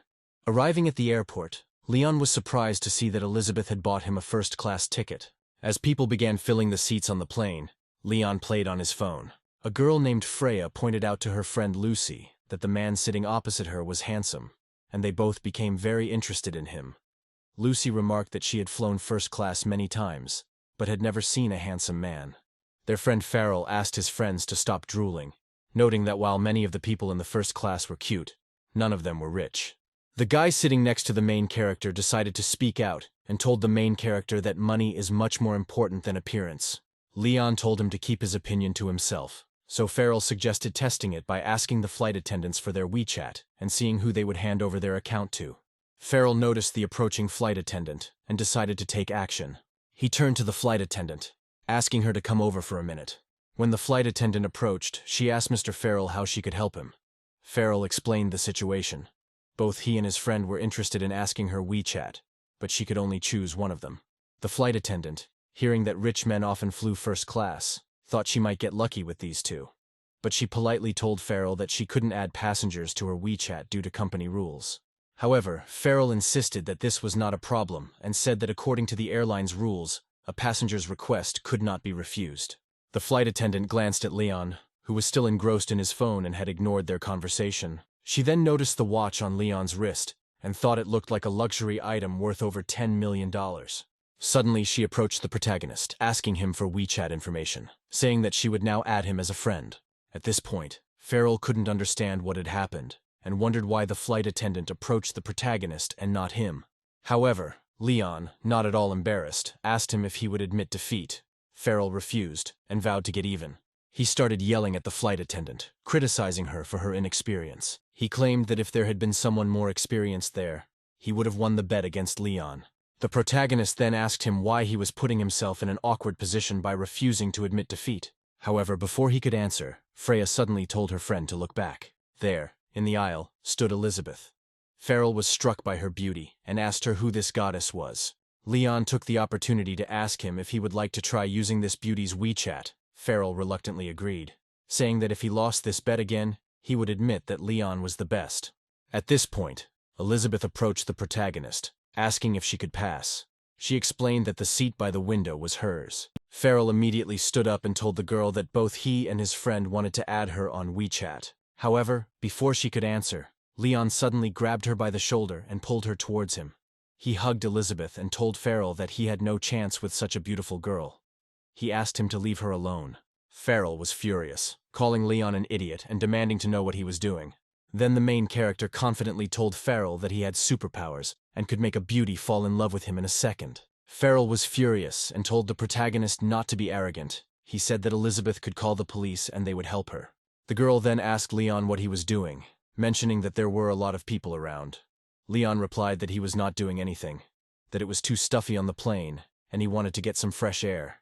Elizabeth told him that she was too awkward with so many people around, and quickly pulled away from his embrace. Then the protagonist asked Farrell who was better in the end. The guy was shocked and froze in place, and reluctantly admitted that Leon was better. After this, Leon fastened his seatbelt, thinking that now that the idiot was behind him, he could chat with Elizabeth in peace. He asked her how she ended up on the plane, and if she had any business. She told him that she would not fly there with him. She explained that she had seen him off earlier and was free that day. So she decided to go with him to the orphanage. Farrell, still upset, thought that if it weren't for Leon, he would be sitting next to this beauty. Suddenly, Freya told her brother that she wanted to ask Leon to give her his WeChat. An angry Farrell asked his sister why she needed a loser's WeChat. Leon overheard and became furious. He immediately asked Farrell who he was calling a loser. Farrell then told the protagonist that he didn't know him, but that he was clearly an ordinary gigolo. Then the protagonist hugged Elizabeth tightly and thought to himself that he would show Farrell who the loser really was. He told Farrell that he would soon marry her. Elizabeth asked Leon to stop squeezing her so hard, explaining that she was uncomfortable. Then the main character calmed her down, saying that it would be softer for her and that she would fall asleep faster. But at that moment, Elizabeth pinched him. She told the main character that she was going to the toilet to tidy herself up, as her clothes were wrinkled. Leon, wanting to make fun of her, said that he would go with her. After a while, they arrived at the shelter. Leon looked at the building and thought it was huge. Elizabeth mentioned that although the house prices in Yangcheng were low, the land value in the area was in the tens of millions. Leon replied that he understood her, which is why he thought Vanessa was quite stupid. He said that she could live in abundance, but she values her principles so much that even her clothes do not cost more than 100 yuan. They both decided to go to the orphanage to see the conditions in which the children lived. The children ran and played, enjoying their time. Then one of the children turned around and shouted to all his friends that their brother Leon was back. Elizabeth told the children that they had brought many different delicious sweets for them, and they should share them with all the children. The children thanked her, and Elizabeth felt embarrassed, thinking how cute the children were. At this moment, a woman approached the main character and asked why he had not informed them of his visit earlier. She said that she would have prepared his favorite dishes. Leon explained that he didn't want to disturb them, so he didn't tell anyone about the visit beforehand. The woman replied that it was a pleasant surprise, especially since he brought a girl with him. She said that Elizabeth was very beautiful. Elizabeth greeted the woman, said hello to her, and introduced herself. In response, the woman told Elizabeth that she was beautiful and asked her not to bring anything, as she was now a future member of their family. Then she asked the man to divide all the gifts between the children and told him to take them into the house. But suddenly the man froze in place and asked the old woman to come over. He said that Ninel had brought a guy. The happy woman asked if it was true, and that it was a huge coincidence that two people brought their soulmates on the same day. Elizabeth, overcome with curiosity, asked Leon who Ninel was. Leon explained that Ninel also grew up in an orphanage, but her university was in Yangcheng, and his university was in Zhonghai. He told the girl that they would go see who Ninel had brought. There was an elite car parked at the entrance to the orphanage, and a man and a girl were standing next to it. Ninel smiled, happy to see the children. She called them over and wanted to please each of them with a treat. Ninel told the children that she brought many different treats. Children from the orphanage began to gather around, looking at the luxury car. Then the man who was with Ninel angrily ordered the children to slow down and not touch his BMW, threatening that otherwise they would have to wash it. At that moment, Ninel, seeing Leon in the shelter, was excited to see him. Ninel asked Leon if Elizabeth was his girlfriend and expressed her desire for him to introduce her to her. Elizabeth replied that Leon had mentioned her many times and that she was happy to meet her in person today. Then Ninel squeezed Elizabeth's hand, telling her that she was beautiful and that she and her brother, the protagonist, were perfect for each other. At that moment, a man approached them and extended his hand to Elizabeth. He introduced himself as Ninel's boyfriend, Wesley, and said that he was glad to meet her. However, Leon immediately stopped him. He explained that Elizabeth now knew Wesley, and that there was no need for them to shake hands. Wesley thought to himself how someone without a family could be so lucky to find such a wonderful girl. Wesley then told his aunt that he wanted to donate thousands of yuan to the orphanage so that they could spend it on clothes and food for the children. His aunt replied that he didn't need to do that since he had already bought them many gifts and thanked him for his generosity. Then the protagonist approached the aunt and told her that if they decided to accept the donation, she should accept it immediately, without hesitation. Wesley then turned to the protagonist, mentioning that he heard that Leon had made a good living in Zhonghai, and asked if he would like to donate some money to the orphanage. Leon agreed, telling Wesley that he would donate 100 million yuan to the foundation.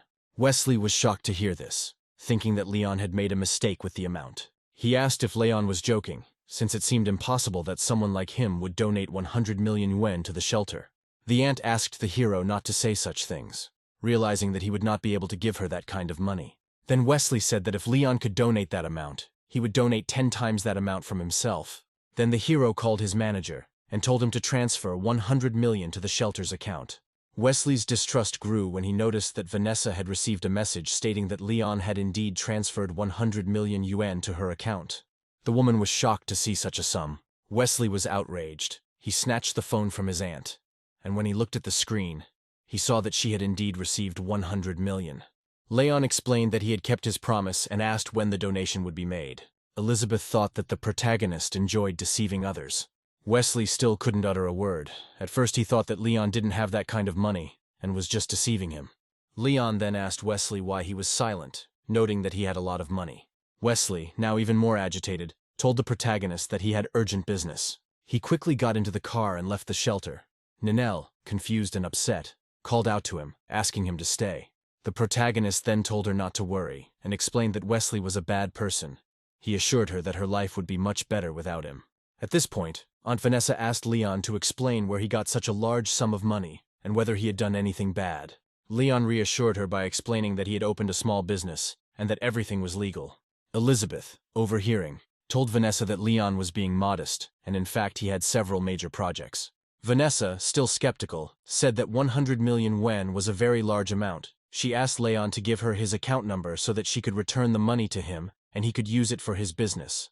However, Leon told the woman to keep all the money for herself, as he had enough. Vanessa, now more relaxed, told the protagonist that she had cooked beef and that he would like it. As they sat down at the table, they thought that they were eager to find out what had happened to the children during their stay in the city. Elizabeth then asked Leon about her business in the city. She said that she wanted to go to the Yangchen branch to collect information about the company there. Elizabeth added that there seemed to be a problem with the accounts and asked if Leon could go with her. Then the protagonist assured her that they already knew about her arrival, and everything was prepared for her visit. He told her that everything would be settled before she arrived. Elizabeth told Leon not to worry because no one knew she was there, and she took it calmly. Leon thought that Elizabeth was still naive. A few minutes later, Leon told Vanessa that they had eaten, and now it was time to do their own thing.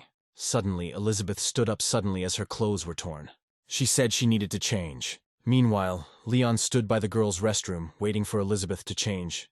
The girl asked Leon for help, explaining that she could not zip up her dress because it seemed to be stuck. The protagonist then asked if she could wear the dress as is without worrying and just walk down the street.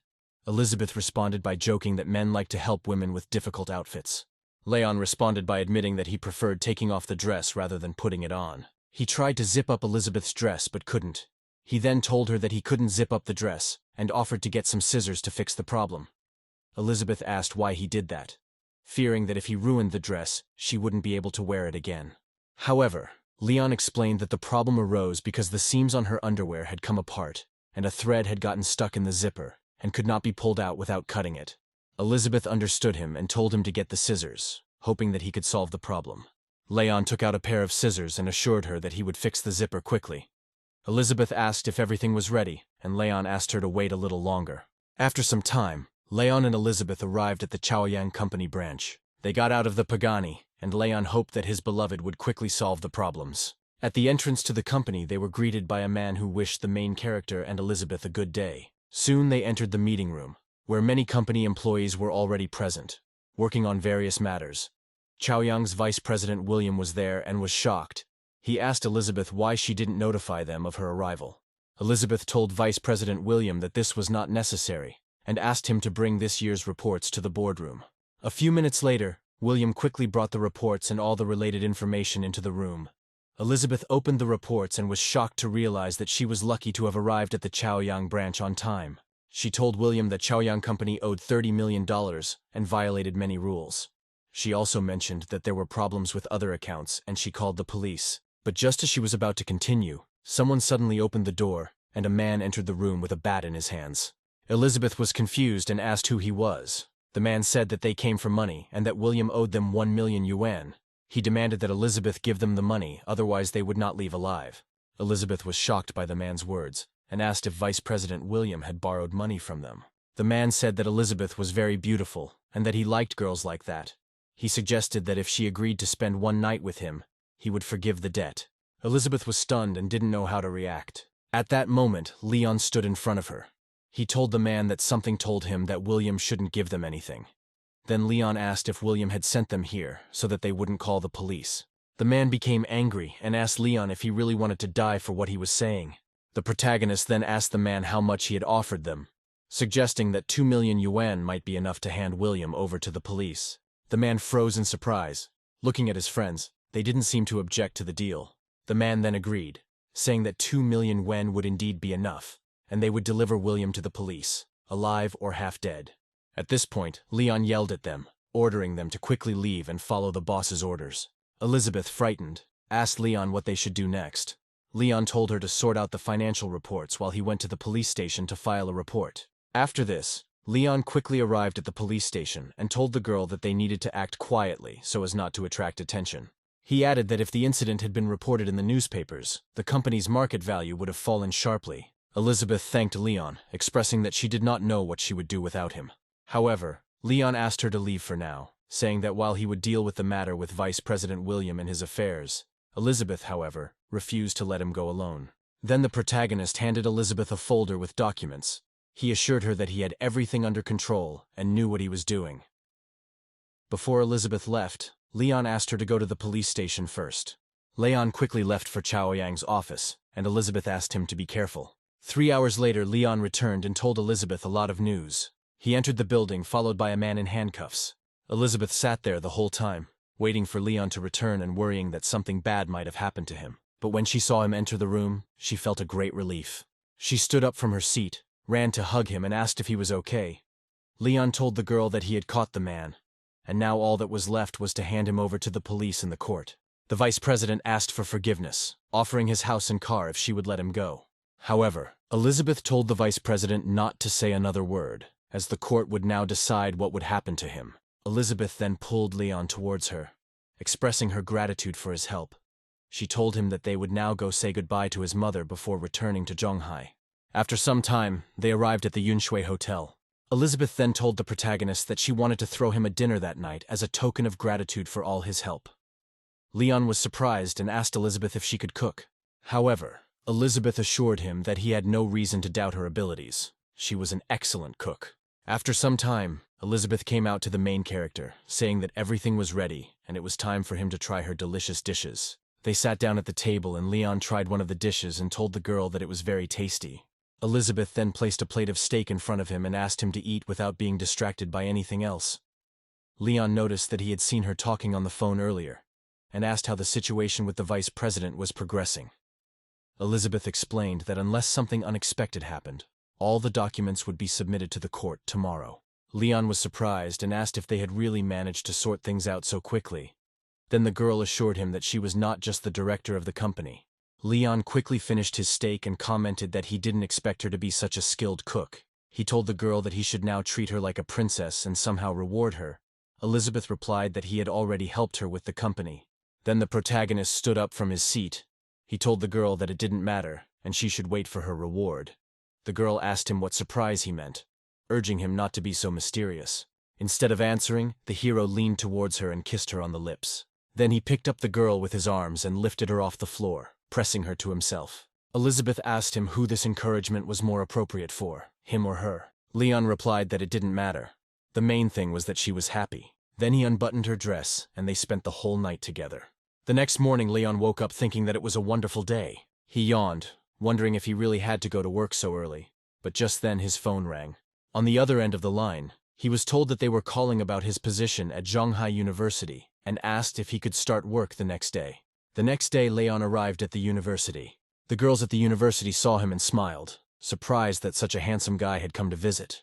Leon arrived at the university in a nice suit, feeling out of place among so many young people. When he entered the campus, Elizabeth called him, explaining that she had to go on business and asked if he could give her a ride. However, Leon told the girl that he could not, as he was now working as a teacher at the university, and today was his first day of work. Elizabeth was surprised and asked how he became a teacher. Leon joked that if she saw his physique, she would understand that he could easily become a physical education teacher. Shortly after, Leon entered the office, greeted the people there, and introduced himself as the new gym teacher. A man named Lincoln introduced himself as the person who would help him sort out the affairs of the university. Lincoln told the protagonist that the woman sitting next to him was their dean, Mrs. Samantha. Samantha told the protagonist that she didn't care who brought him here, but he would work hard. She also told him that she had a task for him, and once he completed it, he could start teaching immediately. She said that she had prepared a list of senior students and asked him to arrange internships for them in various hotels. She mentioned that the salary of the interns should be at least $3,000, including food and accommodation. Leon told Samantha that he would try his best, but he found it a bit of a challenge because he knew she was deliberately making it difficult for him. Lincoln then told the protagonist that his workplace was nearby. He also mentioned that Samantha hated people who got jobs through connections the most, and this man would not stay there for long. Lincoln said that he couldn't help with this directly, but he could give the protagonist some ideas. Leon told him that he was listening carefully to his advice. Then the man suggested that he focus on 3-star hotels. Leon thanked Lincoln for the advice and said he would go and contact someone about a student internship. Leon then called manager Wang and said that he would send the location and asked him to come over. Half an hour later, manager Wang arrived and asked Leon what tasks he needed to complete. He promised to finish them quickly. Leon hugged Winston tightly, asking him to listen and not get distracted.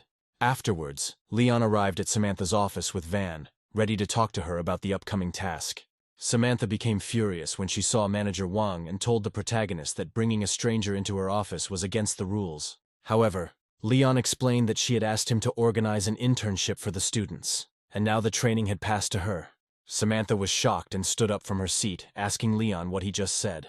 Then the protagonist told the dean that it was Wang from Bandao Hotel, and although he didn't know all the details, they could talk to him directly. Samantha was surprised and asked Leon if this man was really the manager of Bandao Hotel.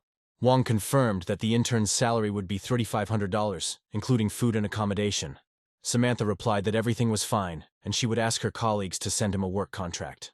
Just at this moment, Leon received an unexpected notification congratulating him on achieving 20% of his career goals and being awarded 200,000 points. Lena explained that the award was from the Lunsen Science Institute, and Leon was surprised, thinking that this was an unusual recognition. Lincoln then asked Leon why he seemed frozen. He told the protagonist that he and Samantha had already discussed everything, and that he was leaving, thanking Leon for his help. After this, Leon approached Samantha and told her that he had completed the task. He asked if he could start working as a physical education teacher the next day. Samantha told him he could start. Leon was happy and told Samantha that he was leaving, but they would meet the next morning. The girl then asked Lincoln's teacher to make a schedule for Leon's physical education classes. However, Lincoln mentioned that physical education class attendance was already below 30%, and salaries could be cut in half. However, Samantha explained that Lincoln was originally the gym teacher, but now made the schedule. Meanwhile, Leon visited Wangjiang Port to learn more about the events happening there. However, he accidentally kicked the car in the parking lot, and the driver who was in the car immediately scolded him for his inattention and for almost scratching the car. Suddenly, Leon asked what kind of car it was, since he had not noticed it before. The woman in the car, Sonia, told him that her car was worth over $1 million, and if it got scratched, it would be the end of the world for him. However, Leon replied that it was a very ordinary car, and when he drove a Pagani, he didn't show off like that. Sonia skeptically commented that such an elite car was something only in his dreams, at which point Leon felt disappointed, thinking that people were always so evil. At this moment, a meeting was about to start in the conference room.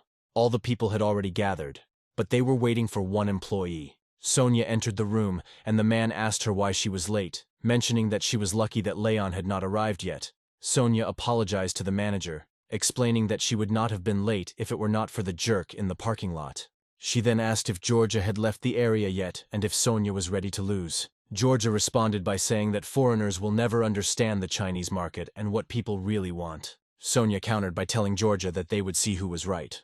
Just at that moment, the door to the conference room opened and Leon walked inside. Sonia was shocked, and asked if the man in the parking lot was really the director of the company. Leon saw Sonia in the office and asked if she was an employee of their company. The manager informed the protagonist that Sonia was the chief designer of the company, well known in the wider community. Then the main character told Sonia that since she was such a celebrity, she would easily find another job, and she would no longer be welcome there. At this point, Sonia apologized and admitted that she had made a mistake. She asked for forgiveness and hoped for another chance. Then the protagonist asked Sonia if she was really talking about a chance. Given her attitude towards others, he noted that there was no place for people like her here. Leon then kicked Sonia and the others out of the meeting room. Leon told Georgia that they should get straight to the point, and Georgia agreed with him. She then explained that if Leon wanted to make Wanjiang the largest port in the world, they would need to do a few things first. She shared their design concept, emphasizing the need to take the specific location into account. Leon told her that the idea sounded good and asked if a $200 million investment would determine the size of the port project. Georgia was caught off guard, wondering if Leon had really just said $200 million. Georgia then told him that if they had $200 million, they would secure 5th place in the world and would be able to implement all their development plans. The protagonist then asked whether $800 million would guarantee that the port would be able to become a leader in business. Georgia and her team were shocked by his willingness to commit such a large sum. Georgia said that with $800 million, she is confident that Wanjiang Port will lead the industry over the next decade. Then the protagonist told Georgia that they had reached an agreement. He asked her to prepare a plan and promised to pay them $200 million in advance to start the project. As Leon walked down the hallway, someone called him. The man introduced himself as Samuel, the vice principal of the Lunsen Institute, and said that he came to inform the protagonist since he was now the director. Leon told Samuel that he would arrive at 13 the next day. The next morning, Leon arrived at the university to meet Samantha. He greeted her, but she replied that she was having a bad day today and told him to get ready for class. Leon assured Samantha that he had already prepared and showed her the book. Samantha informed him that according to school rules, if his attendance in his subject was below 95%, he would not receive any bonuses. Leon admitted this, and Samantha, surprised, asked why he was not upset about the bonuses.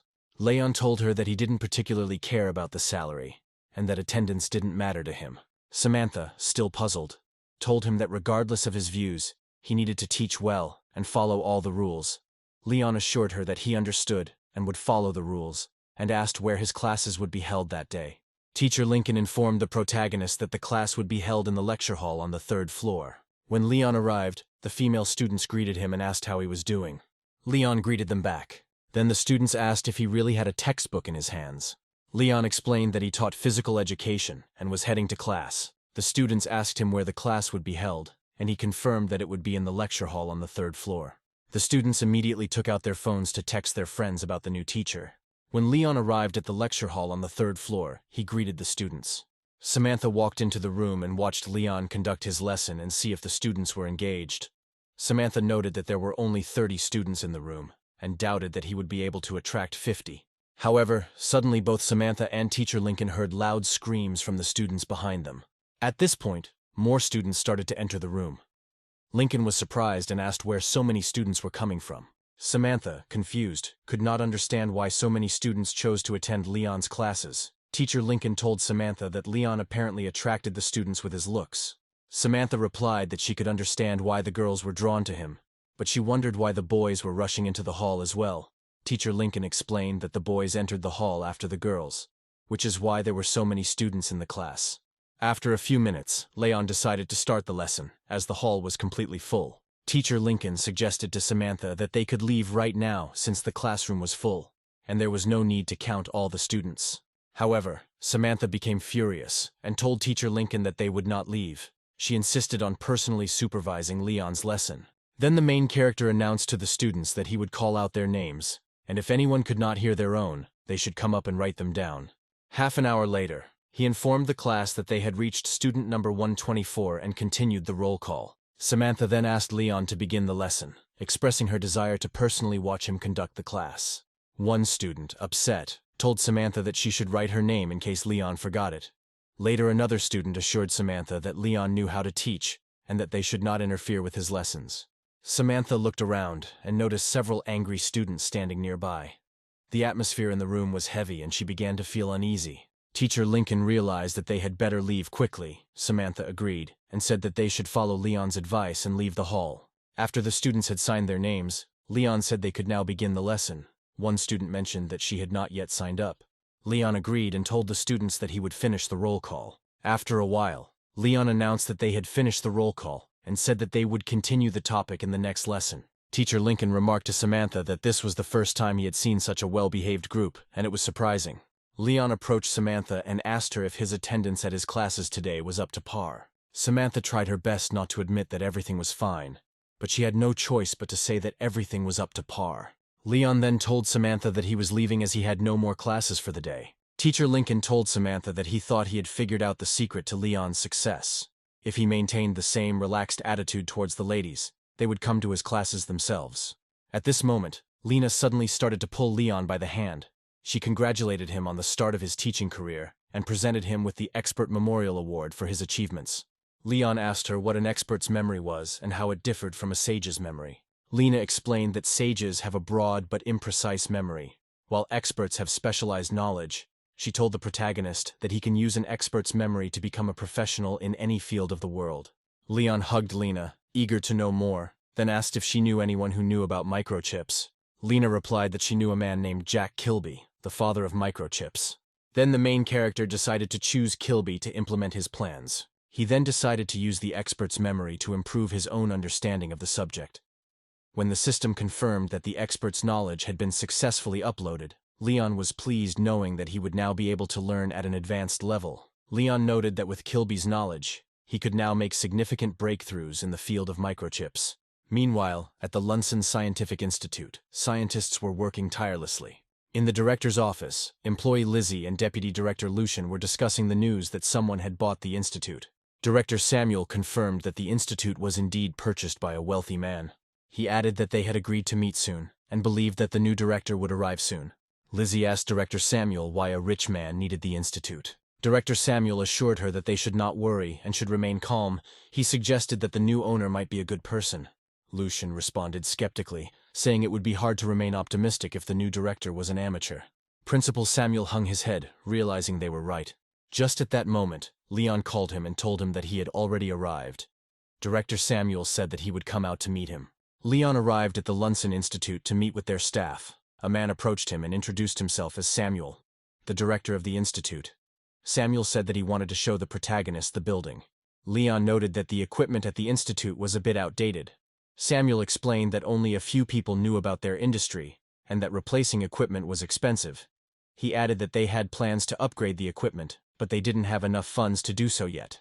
Samuel then explained the situation at the institute, sharing his thoughts and plans for its development. Leon told Samuel that he could not make a decision immediately, and would need some time to think it over. He promised to contact them in a few days. Samuel said he understood, and assured Leon that they would take care of everything until he arrived. At this moment, Lucian approached the protagonist and said that he wanted to talk to him before leaving. Lucian informed the protagonist that the Lunsen Institute was conducting their own scientific research and did not want him to interfere with their work.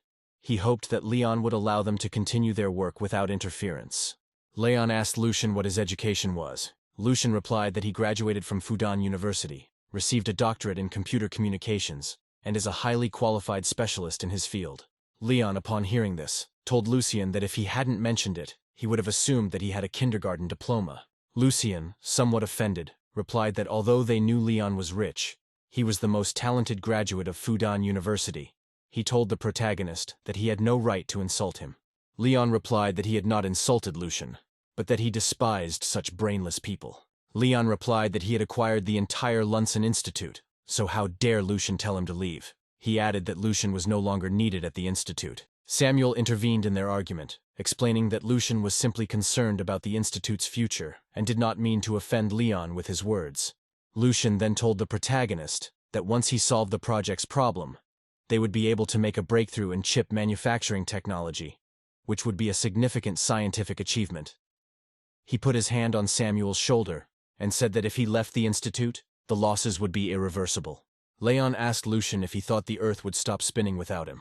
In response, Lucian began shouting, insisting that he was telling the truth, that without him the project could not be completed. Leon turned to Samuel and asked what project Lucian was referring to.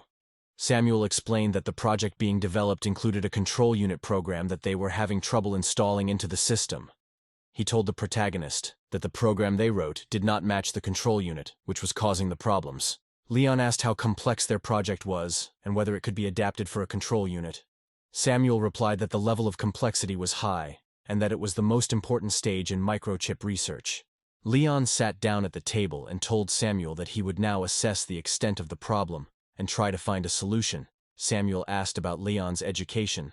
Assuming that he had degrees in engineering and science, Leon corrected him, stating that he had a bachelor's degree in marketing from Zhonghai University. Samuel froze in surprise, then suggested that Leon might try to fix their work.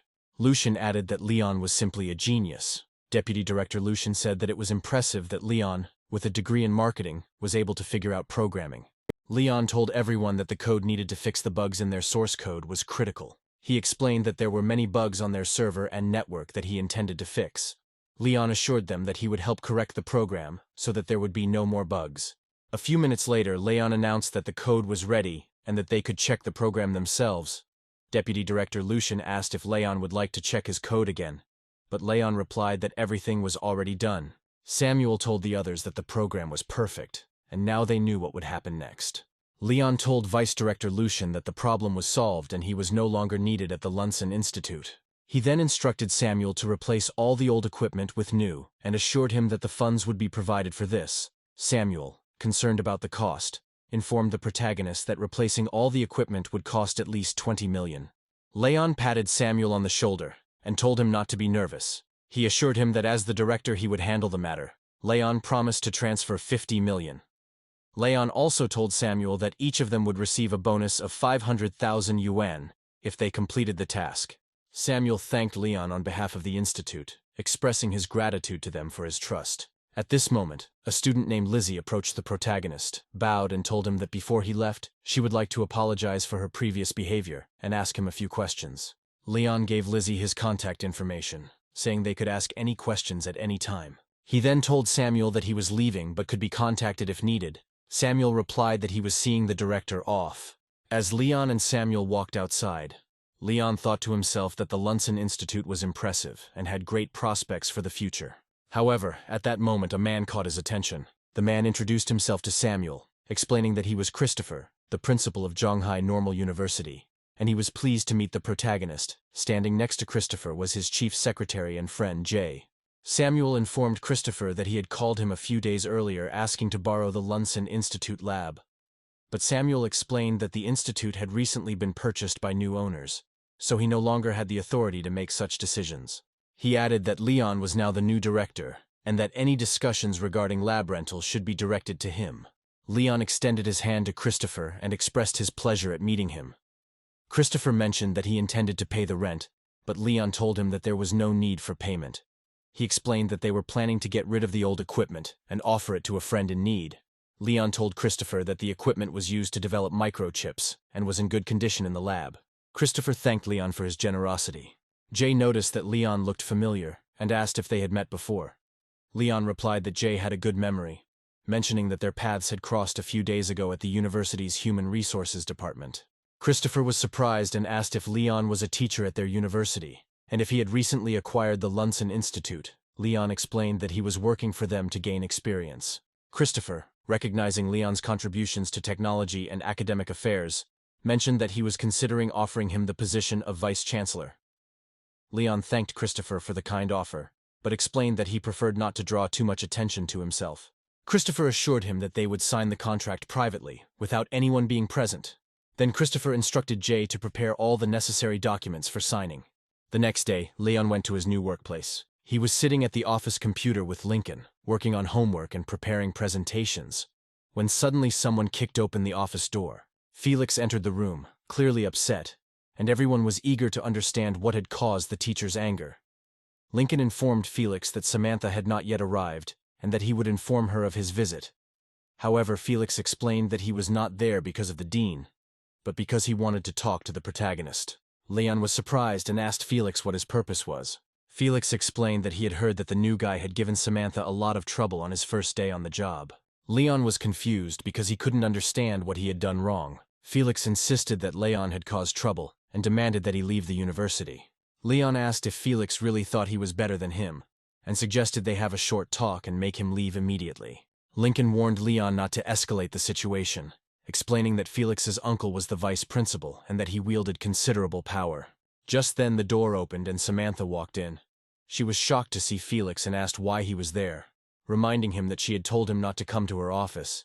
Felix assured her not to worry, stating that if Leon had hurt her, he could easily deal with it. However, Samantha assured him that she and the protagonist had a good working relationship. She told him that it was none of his business, and even if problems arose between her and the protagonist, they would solve them themselves. Despite this, Felix remained furious and told Samantha that Leon would ruin the university's reputation.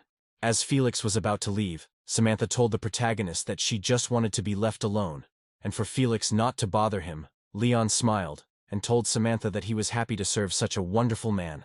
Samantha thought Leon didn't seem so annoying anymore.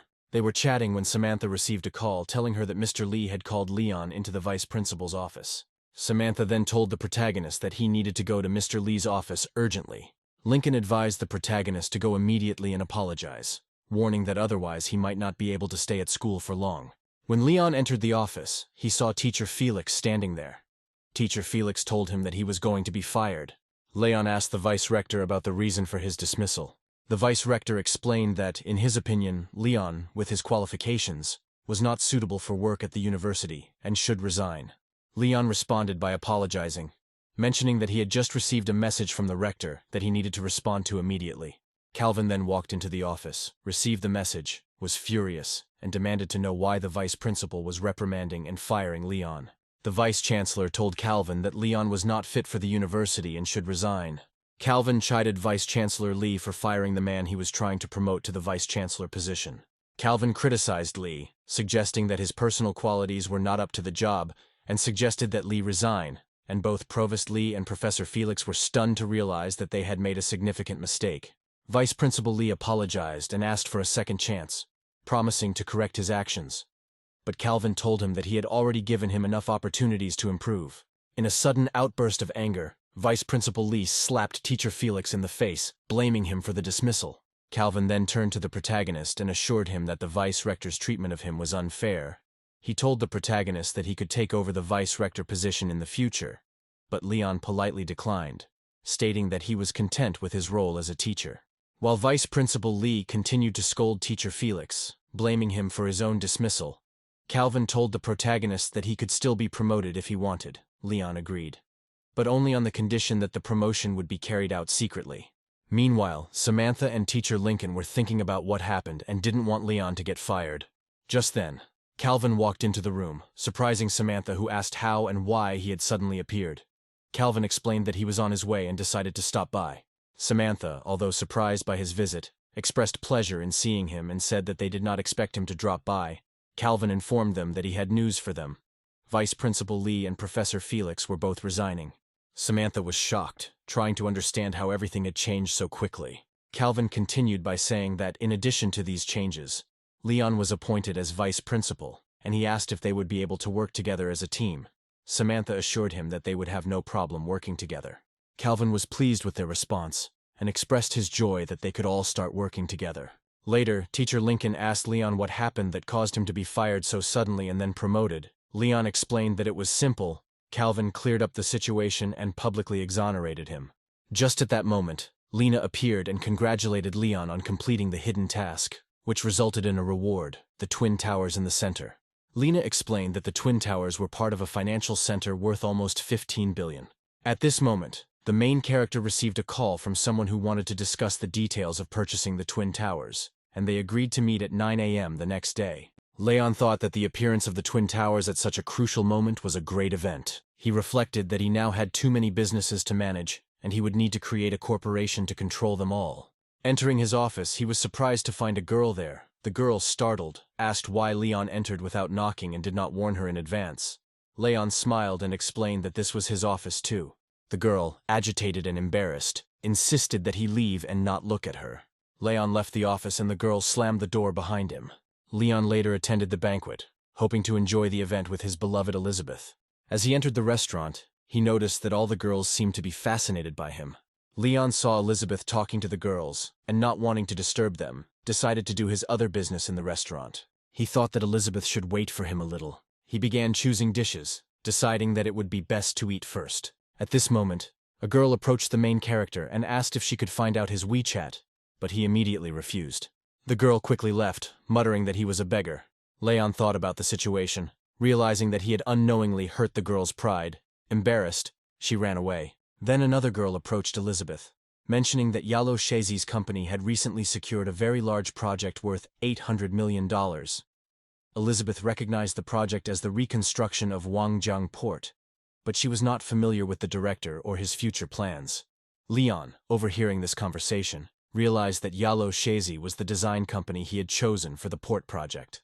Meanwhile, the general manager of Zhonghai Qingfeng Engineering Company, Warner, asked Elizabeth if she was interested in the Wangjiang Port reconstruction project. Elizabeth replied that of course she was interested in such a large-scale project. However, without connections in this area, it would be very difficult to achieve anything. Warner then suggested that if Elizabeth wanted to join the project, he could help her find a way out. Elizabeth, however, asked him not to laugh at her, and asked why he did not take on the project himself if he had the necessary connections. Leon watched them and didn't like their approach. Warner explained that his sister held a management position in the company, and he could not manage the project on his own. Elizabeth replied that if he wanted, he could come to her company in a few days to discuss it further. However, Warner extended his hand to her and suggested that they discuss the project over dinner at a restaurant. At this point, Leon walked over and stopped Warner's hand, feeling that he had already crossed the line. He told Warner to forget about it, explaining that Elizabeth didn't have time to have lunch with him. He warned him not to even think about it. Warner, furious, asked if Elizabeth had time for him, but found time for Leon. Elizabeth explained that she had promised to meet the protagonist, and unfortunately would have to decline Warner's offer.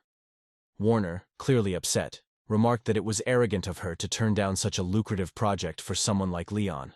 Leon, unfazed, asked Warner, who told him that they would be working on the Yalo Shezi project, pointing out that Chaoyang Company was also a suitable candidate for the project. Warner, not believing him, asked if he was joking. Leon, not at all embarrassed, told Warner that if he did not believe him, he could call his sister and find out the truth. Warner agreed and called his sister, asking about the port redevelopment project and if she had a suitable candidate in mind. His sister, somewhat confused, asked why he was asking such a question since he always helped her with projects. Leon then spoke to Warner's sister, introducing himself by his name, and she asked if it was really Leon. Warner, now even more confused, asked his sister if she knew Leon and how he was connected to Wangjiang Port. Warner's sister explained that she knew Leon and that the Wangjiang Port project belonged to him. Warner was shocked by this discovery and realized that he had made a huge mistake. Leon, observing Warner's shock, asked him if he now understood the power of decisions. Warner, now deeply apologetic, expressed regret and admitted that a man like him should ask for forgiveness and not stoop to the level of insult. Leon, in a condescending tone, told him to go away and never show his face again. Warner, now full of regret, walked away, regretting his actions and feeling embarrassed. Leon turned to Elizabeth and informed her that he had eaten his fill and would go to the restroom where he would wait for her. As he walked into the room, the girls, impressed by his charisma, commented that Leon was a unique and remarkable person. In the break room, Leon lay down, feeling exhausted from all the work he had done that day. Soon Elizabeth entered the room and opened the door to the bedroom, intending to talk to the protagonist. However, upon entering, she found that he had already gone to bed and was sleeping. Intrigued, Elizabeth knelt down next to him, wondering when he would wake up. At this moment, Leon suddenly grabbed her hand tightly. Elizabeth, still in shock, commented on how Leon bought the port without telling her. She asked why he didn't share this information earlier. Leon responded that his job is something he loves, and despite the difficulties, he never gets tired of it. Elizabeth told the protagonist that work is work, and she will do her job perfectly, especially with the Wangjiang Port project. Then the protagonist asked Elizabeth to wait, and asked if she heard him say that he would give her the Wangjiang Port project. Elizabeth playfully pinched him and warned that if he did not give her the project, he would sleep alone on the sofa that night. Leon, amused, told her that this was too cruel. Then the girl finally replied that she gave up. At that moment, Leon leaned towards her and kissed her on the lips. He asked Elizabeth to find some time to talk to Georgia from Yalo Shai's, and he would greet her in the office a little later. Elizabeth thanked Leon for the opportunity he had given her, saying that he would receive a reward. The next day, Leon arrived at Yuandong Company. He felt contented thinking about how he managed several companies. At that moment, suddenly, someone called out to him from behind. He turned around to see Melissa, the prettiest girl in the group who was in the same college group as him. She was happy to see him, and mentioned that it had been a year since they last saw each other. Leon explained that he now teaches physical education at the university, and is happy with everything in his life. Melissa was surprised, and noted that she did not think that a physical education teacher would earn a lot of money. She added that although she was the worst in their group, she now received an annual salary of $200,000 in Yuandong, and life was indeed cruel. She then asked Leon what he was doing standing outside the Yuandong building. Leon asked her if she would believe him if he said that he had business inside the building. He also asked about the people standing outside and what they wanted. Melissa explained that the secret rich man who bought the Twin Towers would be arriving that same day to finalize the details of his purchase. She mentioned that their vice president and other company employees were already at the door, ready to greet him. At this moment, the marketing manager Renly came over and asked Melissa why she was still standing there. He told her to hurry up. Melissa explained that she had just met someone she knew and they hadn't seen each other for a year. She introduced Renly to the protagonist, telling him that he was her boyfriend and the manager of the marketing department in Yuandong, and that he was glad to meet him.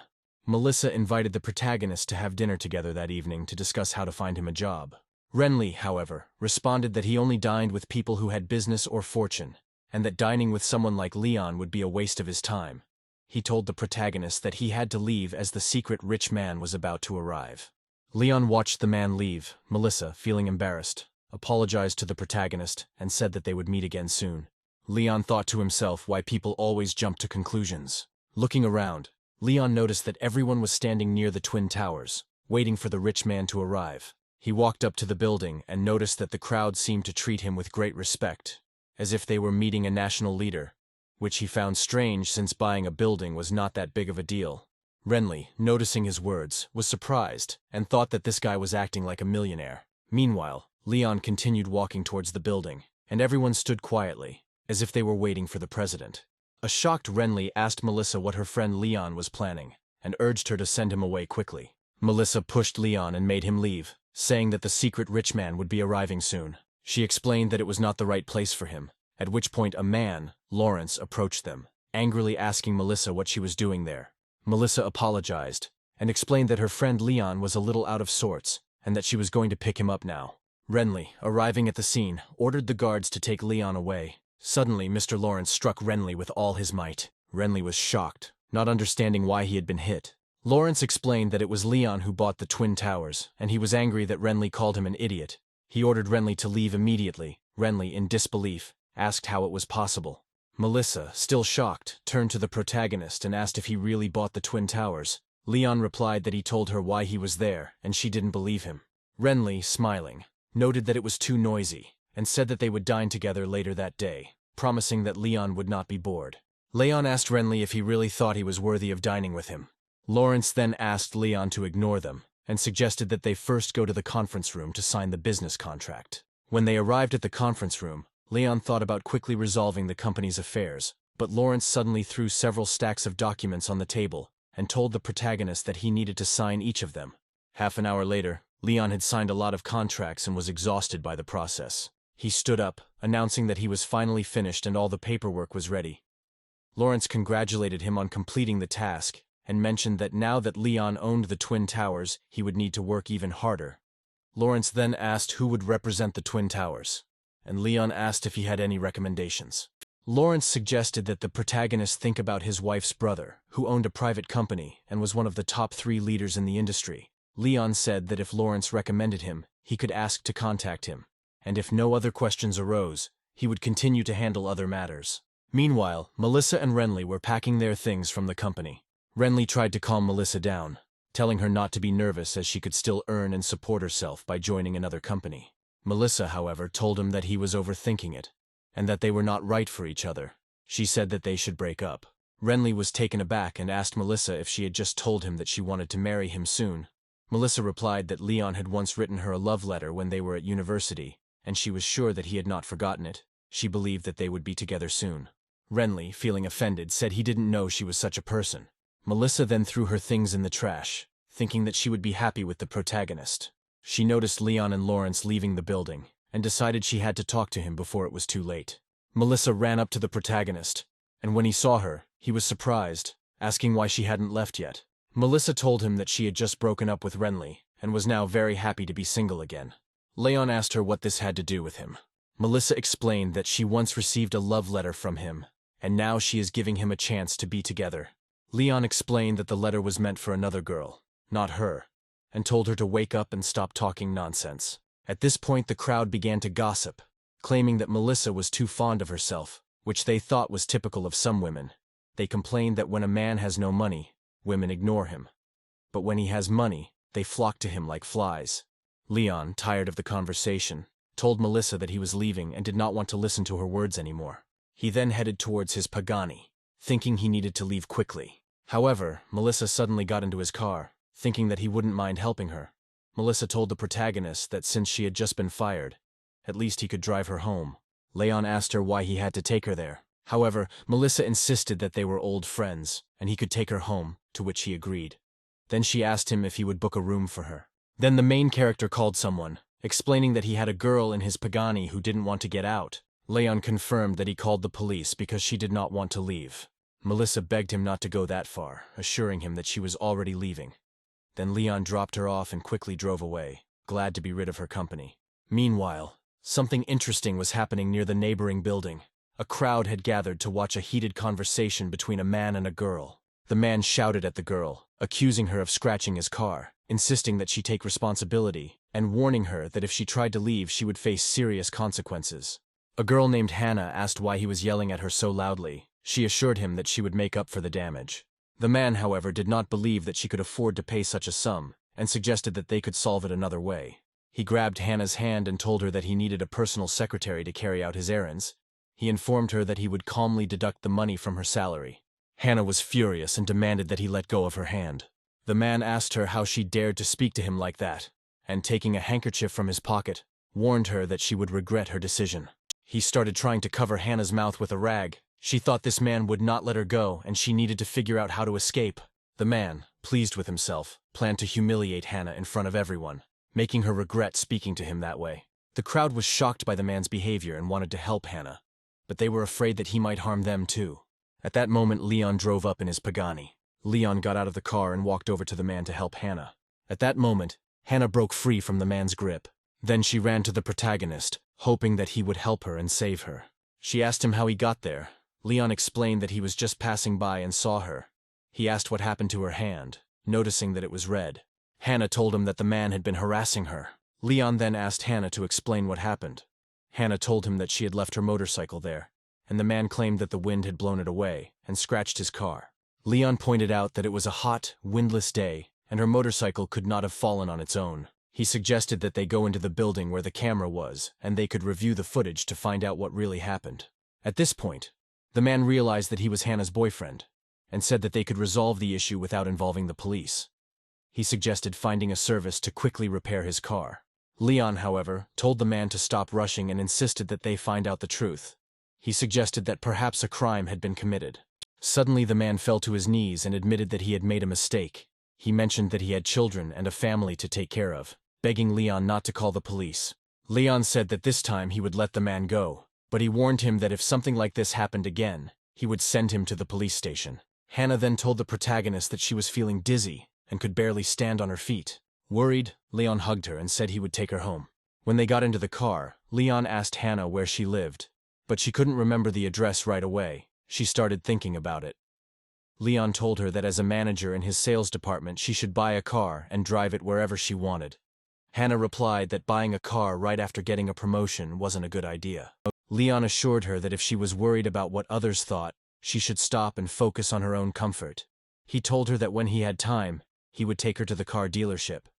Hannah thanked him for everything, but then mentioned that she didn't have money for a new car and wasn't sure how she would pay for it.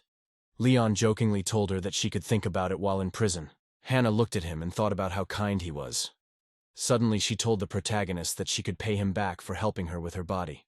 Leon asked her to control herself, explaining that they were almost at her house. When they arrived at Hannah's house, Leon turned on the light and noticed that no one was home. He looked around Hannah's room and noticed that it was in disarray. Hannah confessed to the protagonist that she was ashamed of the state of her house. She was worried that he would think that she was sloppy. but Leon assured her that everything was fine, that everything was the same at his house. Hannah told the protagonist that she was very hot and needed to take a bath, and that she would treat him to dinner later. Leon agreed and sat on the sofa while she went to the bathroom. Leon was sitting on the couch playing games on his phone to pass the time when Hannah told the protagonist that she wanted him to touch her. She couldn't tell if she had a fever or was just feeling dizzy. Leon was surprised by her request and wondered why Hannah asked him about it. He didn't want to interfere but felt obliged to agree. He gently held Hannah's head and confirmed that she was right. She had a high fever. He then asked if she lived alone, Hannah confirmed, explaining that she was divorced and now lived alone. She then looked at him and asked him not to leave, saying that she felt calm when he was near her. She asked him to kiss her because she could no longer contain her feelings. However, the hero doubted that this was a good idea. He was sure that Hannah would regret it in the morning. But Hannah didn't listen to him. She said that she was confident in her decision. Then she leaned towards the main character and passionately kissed him on the lips. She took off her towel, showing the guy her intentions. For a moment, Leon froze at her beauty, realizing that he could not resist desire next to such a girl. He leaned towards her and kissed her, agreeing to spend the night with her. The next morning, Leon asked Hannah how it happened that she got divorced. Hannah replied that her ex-husband ruined their relationship by cheating on her. Leon was shocked, asking how someone could cheat on such a good man. Hannah sighed and told the protagonist that not all men appreciate good women. Soon, Leon stood up, thinking it was time for him to leave as he had a lot to do that day. He told Hannah that it would be better to leave now than to hurt the person he loved. Hannah then said that Leon looked tired and invited him to stay the night. However, Leon explained that he had to go to the university the next morning, and it was far from there. The next morning, Leon arrived at the university, surprised by the changes. He became curious about what had happened and where his desk had gone. At this point, Teacher Lincoln told him that he was now the vice principal and would be sharing an office with Samantha. Leon, not wanting to share a room with this panther, asked Lincoln to help him move the table. At that moment, Samantha entered the office. She was standing at the door and overheard their conversation. She angrily asked Leon if he had just called her a panther or if she had misheard. There was a tense silence in the office, and Leon quickly explained that she had simply misheard. The teachers were busy with their work, and the students attended their classes, while Leon settled in and even became friends with Lincoln. However, the peaceful atmosphere was broken when Samantha's phone rang. She answered and was told that student Claire was on the roof threatening to jump off and commit suicide. They urgently asked her to come. Samantha was shocked. She could not understand what led her to such a radical decision. She asked for the address and told the caller that they were on their way. Concerned, Teacher Lincoln asked Samantha what happened. Samantha then asked Leon to go with her. He agreed to give her a ride. They quickly got into the car, determined to get to Claire as quickly as possible. On the way, Leon asked what was going on and who was threatening to jump off the building. Samantha explained that Claire was a brilliant student and had recently completed an internship and rented a place to live. Teacher Lincoln asked where she worked. Samantha revealed that Claire worked for Yonghan, a well-known investment company. He realized that it could be a company owned by his friend. When they arrived at the scene, they saw that many people had gathered, all concerned about Claire's fate. Samantha quickly got out of the car and ran to the roof.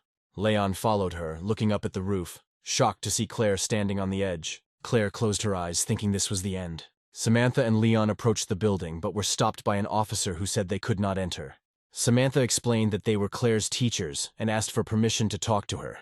The officer agreed with Samantha and told them to follow him. A minute later, the doors to the roof opened, and a teacher stood on the roof, asking Samantha and the others to talk to Claire, believing that they could talk her out of her decision. Samantha asked Claire what happened. Considering she had found a good job, she wanted to know why Claire was contemplating suicide. Samantha gently asked Claire to calm down and explain the situation, promising that she would listen and help solve the problem. Claire explained that she was being harassed, and her boyfriend didn't believe her. She told them that she didn't want to live in this world anymore. Both Samantha and Teacher Lincoln were shocked and asked Claire if she had actually been molested. Leon also asked Claire to explain who had harassed her. Claire told them it was the vice president of the company, a man she never imagined would stalk her. Meanwhile, Samantha was urging Claire to calm down. She also told Claire that she was still young. She had her whole life ahead of her. Then Claire suddenly demanded that everyone remain silent, warning that if they took another step, she would immediately jump. Samantha was shocked by Claire's words, realizing that her attempt to calm her down didn't work. Teacher Lincoln was also at a loss, not knowing how to comfort her. He didn't know what to do. But at that moment, Leon turned to Claire asking what she was waiting for. He told her to jump if she really wanted to, as it would save them all time. He reminded her that the police had other important work to do. Leon added that if she died, her death would be in vain and would not solve anything. Samantha was horrified by Leon's harsh words. But he asked Claire if the man who harassed her would really go to jail then. Samantha added that she agreed with the protagonist and that they would help Claire punish the man for what he did to her. However, Claire replied that they couldn't help her even if they wanted to, since her stalker was Vice President Jong-han. Leon assured Claire that he would make sure the man went to prison. However, he added that if Claire still wanted to die, he would not stop her. But he did not have time to waste. Claire paused, thinking about it. And after hearing his words, she decided she didn't want to jump anymore. But suddenly, as Claire turned around, her legs gave way and she began to fall. Leon saw this and immediately ran to help, managing to grab her just in time. After this, Leon and Claire fell to the ground. Samantha rushed to them, wanting to help them up. The officer told the protagonist that he was their savior. But Leon dismissed the praise, stating that he simply did what needed to be done. He told the officer to take the harassment report against Claire as soon as possible. The officer assured Leon that they would look into the matter and ensure that the criminal was punished. Leon agreed with the officer and apologized for disturbing him. The teacher then asked Samantha if they had a chance against all the lawyers from Jong-han, given the company's power and money. At this point, Leon was about to leave. Samantha asked where he was going, but Leon firmly stated that he was heading to Jong-han and would personally deal with the harassers. Samantha asked who Leon was referring to, telling him that the police should handle the situation and catch the criminals themselves. But Leon replied that Claire was a student at their university, and it was his duty to help her restore her honor. He would find evidence against the criminals. Teacher Lincoln was shocked when he asked if Leon was planning to go to Jong-han alone. Suddenly, Samantha ran after the protagonist, telling him to stop. She asked Lincoln to look after the students. Leon quickly ran downstairs, got into the car, but just at that moment Samantha caught up with him. She grabbed the handle of the car, telling him that he was being reckless. She opened the door and told him to calm down and come up with a plan of action first. Samantha explained that she also wanted to help Claire find the truth, but the protagonist needed to think carefully about his actions. Leon replied that it was none of her business and ordered her to get out of the car. But Samantha ignored him, fastened her seatbelt, and clearly had no intention of leaving. She told the protagonist that she would not let him go on this mission alone. Leon realized that Samantha was not going to get out of the car, so he immediately shifted gears, hit the gas, and drove off to their mission. A few minutes later, Leon and Samantha arrived at the company and decided to enter through the main entrance. Upon entering the building, Leon informed the receptionist that he was looking for Caleb and would like to meet him immediately. The woman at the front desk asked if the protagonist had an appointment with Mr. Caleb. Leon replied that he did not have an appointment, but the woman informed him that he would not be able to see Caleb without an appointment. Leon immediately took out his phone and called a friend for help. His friend asked what he needed, and Leon asked him which office Caleb was in, explaining that he had business with him. A friend told the protagonist that Caleb was in room 1809 and offered to help settle the matter. Leon assured him it was nothing serious, but joked that he could offer Caleb some nice prison clothes. Leon and Samantha took the elevator up to the office, but the woman at the entrance told them they were not allowed to enter. Meanwhile, in Caleb's office, a man was telling another that he should take control of the company's overseas investments. Caleb responded that it was a great honor for him. He spoke with enthusiasm, stating that the results of the alliance would be incredible. At that moment, Leon kicked open the door and entered the office, telling Caleb that their meeting would be even more wonderful. Caleb, surprised, asked who Leon was and how he dared to barge into his office. Then Leon asked Caleb how he could dare harass a student. Surprised, Caleb asked Leon if he was really Claire's teacher. Leon replied that Caleb was not that stupid. He asked if Caleb knew why he came. Caleb said that he was actually planning on finding Leon and was glad that he came straight to his office that day. Then he stated that Claire tried to seduce him, which he didn't want, and asked what Leon intended to do about it. An angry Samantha called Caleb shameless, wanting to slap him. However, Caleb grabbed Samantha's arm, telling her that she had no right to talk to him like that, and that he would take the matter to the legal department. Then he pushed her aside, telling them both to leave and not interfere with his business negotiations. Leon rolled up his sleeves in anger, thinking that Caleb deserved the hit. Caleb, mocking him, asked what Leon was going to do, warning that if he laid a finger on him, he would ruin his life. But Leon paid no attention to his threats. He walked up to Caleb and kicked him hard in the stomach, silencing him. A powerful blow sent Caleb flying. He didn't expect Leon to have the courage to hit him, and he lay down on the floor asking how Leon dared to hit him. He ordered his assistant to call security. Caleb swore to the protagonist that he would finish him off and that no one would be able to help him. But just at that moment, Leon hit Caleb in the face again, the force of the blow breaking a couple of his teeth. Caleb fell to the floor, and Leon thought to himself how hard it was to shut that bastard up. Samantha was surprised by Leon's strength, noting how thin he looked, and yet he was able to hit Caleb with such force. At that moment, security guards burst into the office, arriving to save their boss from the attack. Among them was Adam, the head of the legal department. He warned Leon that he would definitely put him in jail for intentional harm. However, Leon told Adam to shut up and stop talking nonsense, warning that if he didn't, he would get a punch in the face. Adam countered that Jong Han was Charlie's company, and that Leon was not fit to challenge him. In response, Leon grabbed a bucket, threw it at Adam, and asked him who he thought he was. Just at that moment, the people from the company informed them that Charlie's boss had just arrived. Caleb, sitting on the floor, told the protagonist that his best days were past and that he would regret getting involved with the company. Caleb bragged that Charlie's father was his cousin and that he thought he would help him because of their family connections. Leon, unimpressed, replied that it didn't matter who Caleb's relatives were. At that moment, Charlie entered the office and greeted Leon. Caleb informed Charlie that Leon had not only caused trouble for the company, but had also physically attacked him. Suddenly, Charlie slapped Caleb in the face and said that he would deal with him personally. Then he asked how Caleb could ruin their company's reputation. Charlie then turned to the protagonist, asking him not to be angry and assuring him that he would explain everything. Samantha and Adam were both surprised and wondered who Leon was, as they were curious as to why such an influential figure like Charlie respected him so much. Leon looked at Caleb and then told Charlie that the fat bastard had harassed a student from his university and humiliated her. He explained that the student was so shocked by Caleb's actions that she was thinking about jumping off the building. Leon asked Charlie if Caleb deserved to get away with his actions. Charlie then approached Vice President Caleb and asked Leon if the accusations were true. Leon confirmed that Caleb not only harassed the student, but also accused her of seducing him. At that moment, Charlie kicked Caleb in the face and asked him if he really thought he could do anything without consequences. Caleb, now humiliated, told Charlie that they were not strangers and that it was unfair of him to treat him like that. Charlie grabbed Caleb by the throat and told the protagonist that he should now leave this matter to him as it was time for him to go to work. Charlie promised that he would deal with the situation. He added that he would contact the protagonist later. Leon agreed to leave, but told Charlie that he would make sure Caleb ended up behind bars. Charlie assured him that he would do as Leon wished.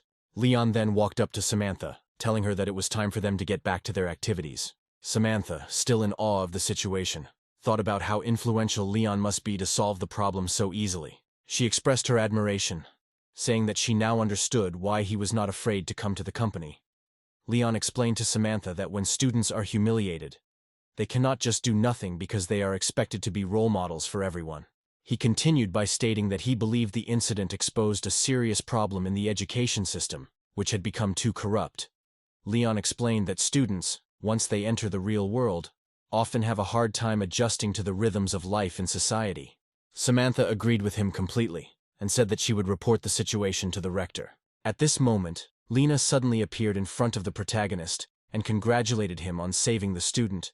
Lena informed the protagonist that he had pushed forward educational reforms and received a reward of 1 billion yuan for all his efforts.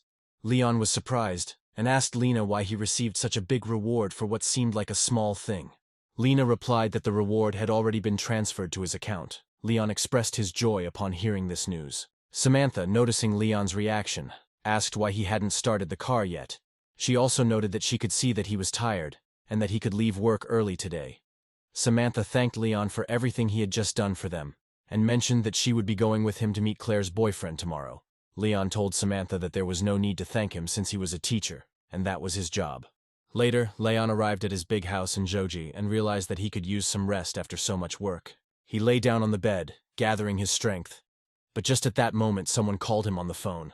The man on the other end of the line introduced himself as Spencer, the general manager of Dongua Real Estate Management, and said he was glad to meet the protagonist and asked when he could meet and discuss the completed plan for the construction of the Twin Towers.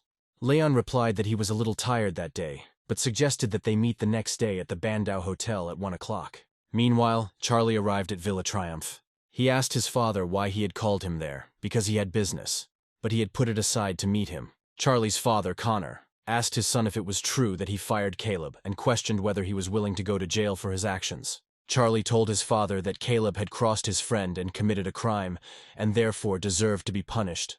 Connor was surprised and asked his son who in Junhai could deserve such attention. Charlie replied that he meant Leon, a good friend who had helped him many times in business and other matters. Connor, not familiar with Leon's last name, asked if he was from Bona Corporation. Charlie replied that Bona was not even close to Leon's status. Charlie went on to explain that the Jangai circuit was his business, and that all the villas in Joge belonged to him. Connor, still surprised, asked his son if Leon was really that important. However, he also advised his son not to act rashly and to maintain a dignified demeanor befitting his status. However, Charlie assured his father that he was already behaving decently, as evidenced by his performance with Young-han, where the company's value reached 10 billion yuan.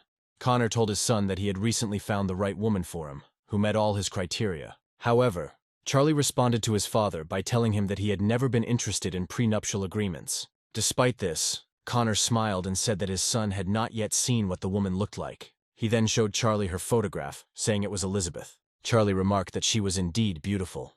Connor seemed pleased with his son's reaction, telling him not to underestimate the woman as she was the director of the Chaoyang company. Charlie admitted that she was beautiful, but for some reason the photo seemed familiar to him. Charlie then found a similar photo on his phone and asked his father to compare the two pictures, asking if they were really the same woman. Connor asked if the woman was already taken, suggesting that they could return to the topic later. Charlie told his father that they could leave the matter for now. The next day, Leon arrived at the Government Services Center. The girls at the center noticed him and commented on what a handsome man came to them. Leon collected his documents and approached the female worker. At that moment, Fiona, the woman at the front desk, greeted him and asked how she could help him. Leon explained that he wanted to register his company. She then asked him to fill out 2 forms. Fiona assured Leon that once he finished, she would pass everything on to the staff, and suggested that he add her on WeChat if he had any questions. However, Leon refused, saying that he would not add her to WeChat and would simply find her if he needed any help. Fiona, slightly disappointed, lost all hope, and just at that moment a man from the neighboring group looked at them. Leon filled out the paperwork. He decided to name the company Ling Yun and signed the papers. Leon then approached a company employee and told him that he wanted to register a company. The man told him that the form was filled out incorrectly and asked Leon to take it back and correct it. Surprised, Leon asked the man to show him where the mistake was made. The man indicated his registered capital in the application form as 500 million yuan. He wondered if Leon was trying to make fun of him. Nearby, a girl remarked to her friend that the man had made Leon look like a fool, and her friend became angry with him. Leon thought about the reaction to 500 million yuan, wondering what would have happened if he had written 1 billion instead. He then told the man that there was no mistake in the form. The man from the company replied that if everything was correct, then Leon should bring the money, since he had never seen such a large amount. At that moment, Fiona approached the man, slammed her palm on his desk and intervened, stating that it was just a form, and that they would now fill out a new one. Leon told the girl that he did not need her help, and that he did not want to change anything, since everything was filled out correctly. Leon then told the man from the company that the document was from the bank indicating a transfer of money into the account, and asked him to take a look. The man looked at the document and saw that it confirmed an invoice for 500 million yuan. The girls, impressed by the amount of money, were surprised why Leon was handling this matter personally and not through a secretary. Fiona thought that Leon was not only handsome, but also rich, and she wanted to communicate with him closer. The man from the company, seeing the document, started thinking about what excuse he could come up with to not accept the form. Suddenly he told the protagonist that the document was still unusable because it did not indicate the legal address. Leon, angry, told the man that the address was correct. The man responded by dismissing the reference to the Twin Towers as nonsense, saying the legal address referred to a specific floor of the company, not the entire building. Leon explained that his company occupied not just a floor, but rather the entire Twin Towers building, and he told the man that he had purchased the building for 18 billion yuan just a few days ago. Leon asked if there was a problem with the form, and if he needed to fill it out again. The man replied that everything was fine, and that the protagonist should wait a little while he solved the problem. A few minutes later, Leon received his business license, and felt one step closer to achieving his goal. After completing the paperwork, Samantha called him to say that she had arranged a meeting with Simon. Leon thanked her, and said that he would meet them at the cafe in 20 minutes. After 20 minutes, he arrived at the cafe. Leon walked into the cafe, and all the girls there were captivated by his appearance, wondering who this handsome man was. Samantha waved to the protagonist and called him over. Leon asked Samantha if Simon had arrived yet. Samantha replied that they would graduate in a month, and because of that, they would no longer be taken seriously. While they were talking, a guy with a disinterested look came into the cafe. The guy's name was Simon. Simon arrived and he sat down next to the teachers. He told Samantha that he had other things to do, and that next time they should meet at a decent restaurant. Samantha told Simon that they had come to discuss Claire, who had almost committed suicide. Simon, uninterested, said that it was none of his business since he and Claire had already broken up. Leon then told Simon that they were not trying to interfere with his personal life, but hoped that he could comfort Claire. Simon, surprised, asked the teachers if they were laughing at him, repeating that he had broken up with Claire and had no plans to have a future with her. Samantha stood up angrily, asking Simon what he was talking about, but Leon held her back, advising her not to attack him. Simon called the situation a circus and said he was leaving, not wanting to hear any more nonsense. Samantha, upset, asked Leon why he stopped her when she was supposed to hit him. Leon explained that it was a bad idea, reminding her that if someone filmed her, her reputation would be ruined. He added that he still had things to do later that day. Samantha then apologized for her behavior, telling the protagonist that she was simply consumed with anger at people like Simon. At that moment, a car pulled up to the Bandau Hotel, where the man had an appointment with the protagonist.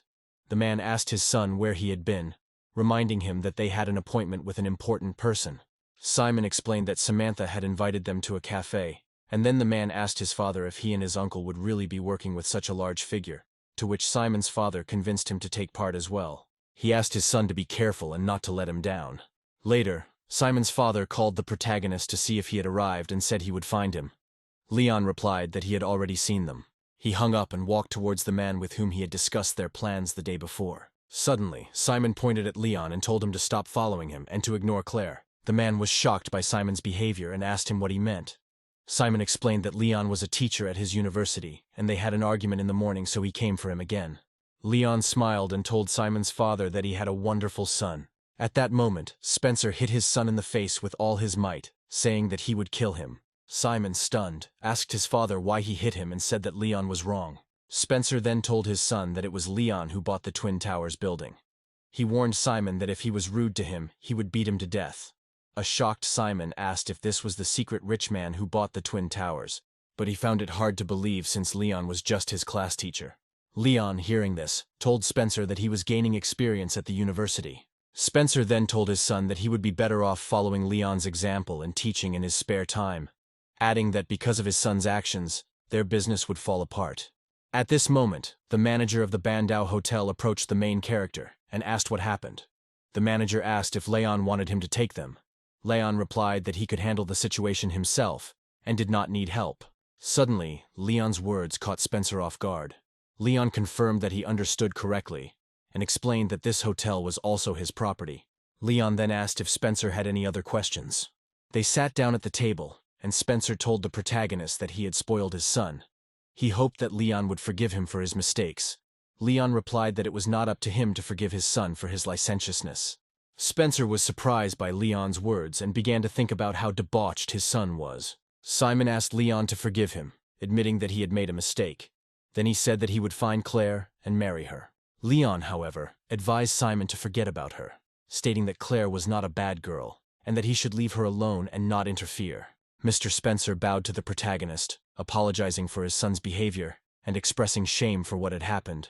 But he also emphasized that the level of management of their company's buildings was one of the highest in the country, hoping that Leon would recognize their capabilities. Simon, realizing his mistake, told the protagonist that his father was innocent and that he would make amends for his impudent behavior. Leon replied that it was a separate matter and that it did not concern his business. He told Simon to leave, saying that there was nothing more to discuss. Simon agreed, promising that he would not bother Leon anymore. As he was leaving, Leon remarked to Mr. Spencer that he had heard about the quality of his work and was aware of it. He also advised Austin to spend more time raising his son, since Simon's behavior could ruin his business. Half an hour later, Mr. Spencer thanked Leon for his trust, assuring him that he would not let him down. The next morning at the university, the teachers asked Samantha if Simon really had no hope, and if she would help Claire. Samantha replied that Simon thought he could do anything because he was from a rich family. Teacher Lincoln asked if Leon could find a solution. Samantha said Leon took the situation calmly and wasn't as upset as she was. Then Teacher Lincoln smiled and commented that Leon and Samantha seemed to be perfect for each other. Just at that moment, Samantha's phone rang, and she was informed that Simon from the Faculty of Management and Economics was urgently looking for her. A surprised Samantha asked if this was true, and told them to tell Simon to come to her office immediately. Teacher Lincoln was confused and asked why Simon was looking for her and what he wanted. Samantha replied that she didn't know either, but she was curious to know. The girl hurried to her office. When she arrived, she saw that Simon was already sitting there. She asked him what happened. Simon, looking ashamed, asked Samantha to forgive him.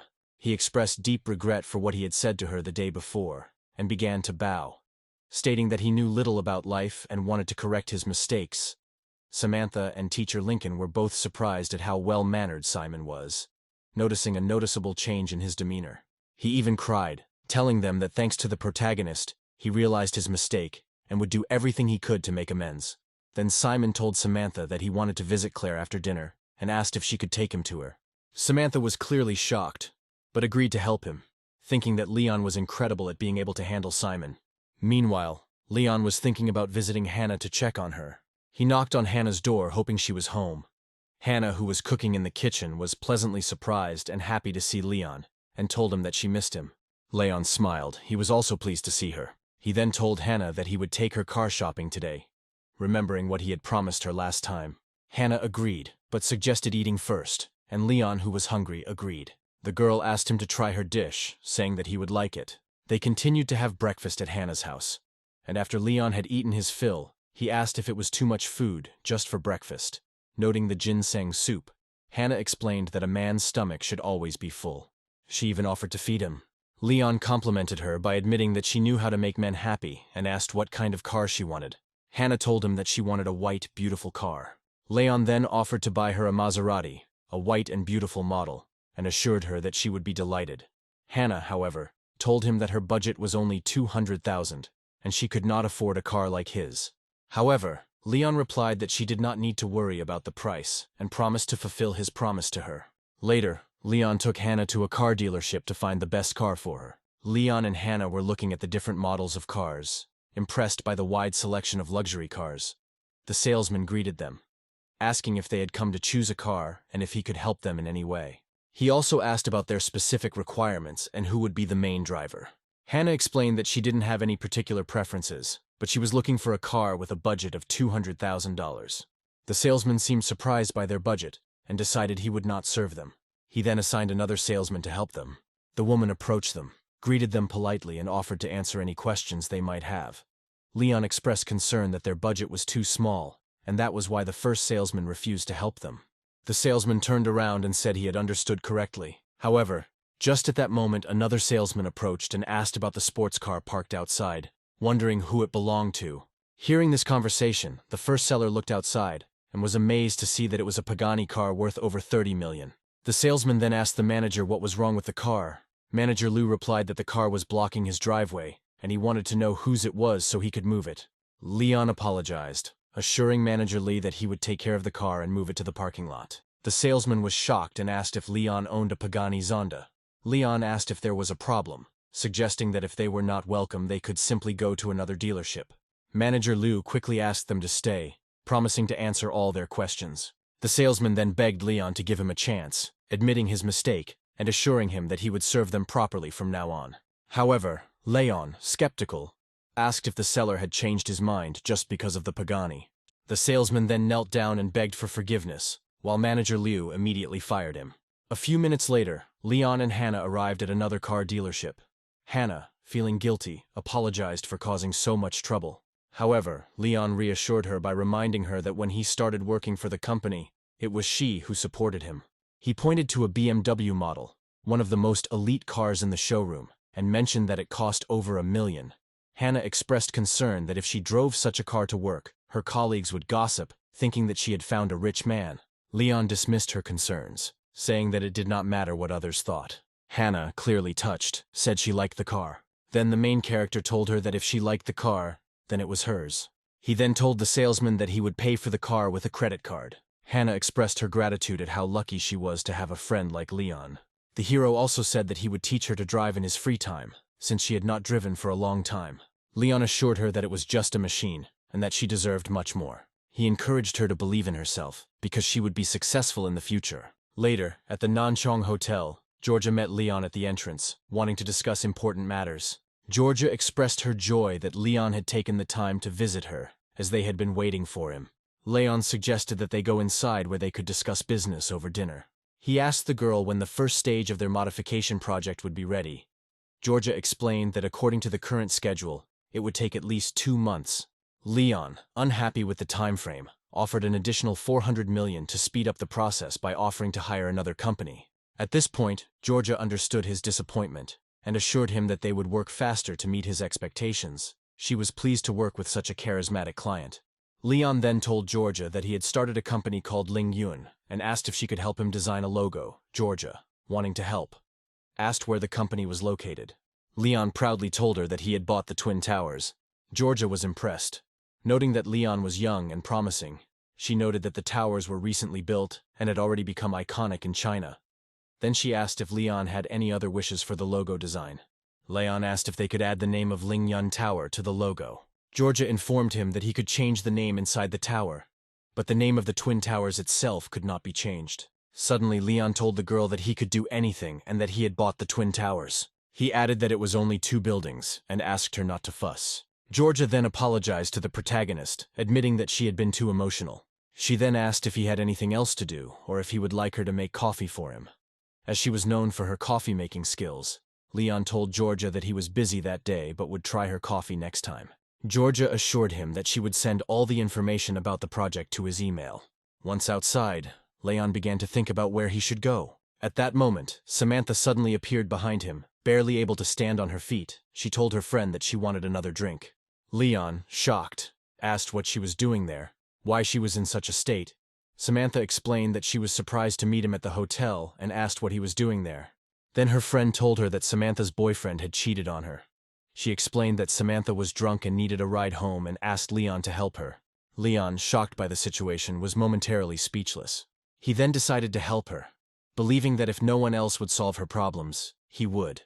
Leon asked Samantha where she lived. Samantha asked why so many men act like animals. Leon reassured her, telling her not to say such things. She explained that she didn't mean him. However, Samantha then grabbed him by the neck and noticed that he was much more handsome than her ex-boyfriend. Ignoring her, Leon asked again where she lived, but she said she didn't want to go home. Instead, she wanted to have another drink at the hotel and relax. He suggested they go to the Bandau Hotel instead. A few minutes later, Leon took her to the Bandau Hotel. At the hotel, Manager Wang greeted Leon at the entrance and expressed his joy that he decided to visit us. Then the protagonist asked Manager Wang to prepare the room better and bring a couple of bottles of wine. Samantha asked Manager Wang to bring more wine. Later, Samantha settled into her room and started drinking wine. Leon, however, stopped her and asked her to stop drinking, saying that that was enough for today. Samantha playfully asked if he was worried that she would start hitting on him if she drank any more wine. Leon replied that he didn't think it would upset him. At that moment, Samantha said that she had a surprise for him. She led him into the bedroom, and Leon, although surprised, thought he should get some rest. Samantha, however, asked him to lie down on the bed, which shocked him, and he realized that she was acting strangely. Samantha assured him that she would not do anything inappropriate, and that he had nothing to fear. Samantha then pulled out a blindfold and Leon, surprised, asked why she needed it. Samantha, offended by his words, thought that the protagonist did not like her company and wanted her to leave the hotel. She cried and told him that it was her ex-boyfriend who called her boring and made her watch different videos. She explained that when she bought the blindfold, he no longer wanted to be with her. After that, she took advantage of the situation and chained Leon to the bed. Then she put a blindfold on him. After that, Samantha fell against his body and put her hands under his t-shirt. The hero realized that he no longer wanted to resist and decided to kiss the girl back. Thus they spent the whole night together. The next morning the sun rose and it was a beautiful day. Leon was still asleep, enjoying a pleasant sleep. However, Samantha woke up confused about what happened last night. She quickly gathered her clothes, getting ready to leave. Leon was still sleeping when he heard the phone ring. He didn't want to get up on such a beautiful morning, but he finally pulled himself together. Leon was surprised and asked where Samantha had gone. However, at that very moment, Lena suddenly appeared next to him. It seemed that she did not want to look at him, especially since he was not fully dressed. Leon asked Lena why she was shy, pointing out that this was not the most interesting thing. Lena replied that Master Leon was shameless. She then mentioned that his career was already 70% complete, and asked if he wanted to start a new career. Leon was pleased, and said that 70% was already impressive, and that he was ready to start a new career. Then Lena began to transform, telling him that he could try himself in a new profession as a courier. She informed the main character that he would receive $10 million and a limited edition sports motorcycle, as well as motorcycle driving skills. He then asked if it was a fast delivery service that would give him more freedom to run his business. Lena hugged Leon and told him that the new sports bike was parked in the hotel parking lot. When Leon walked outside, he saw a new motorcycle parked next to the luxury cars. He looked at the bike and thought how lucky he was to have received such a generous reward.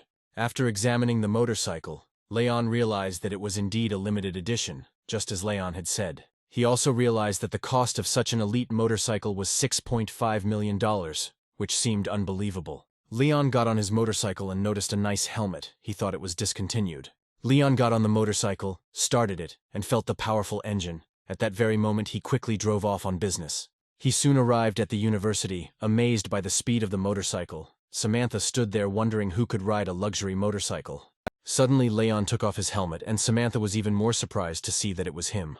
Samantha thanked Leon for all his help the day before. Leon told her that next time she shouldn't drink too much.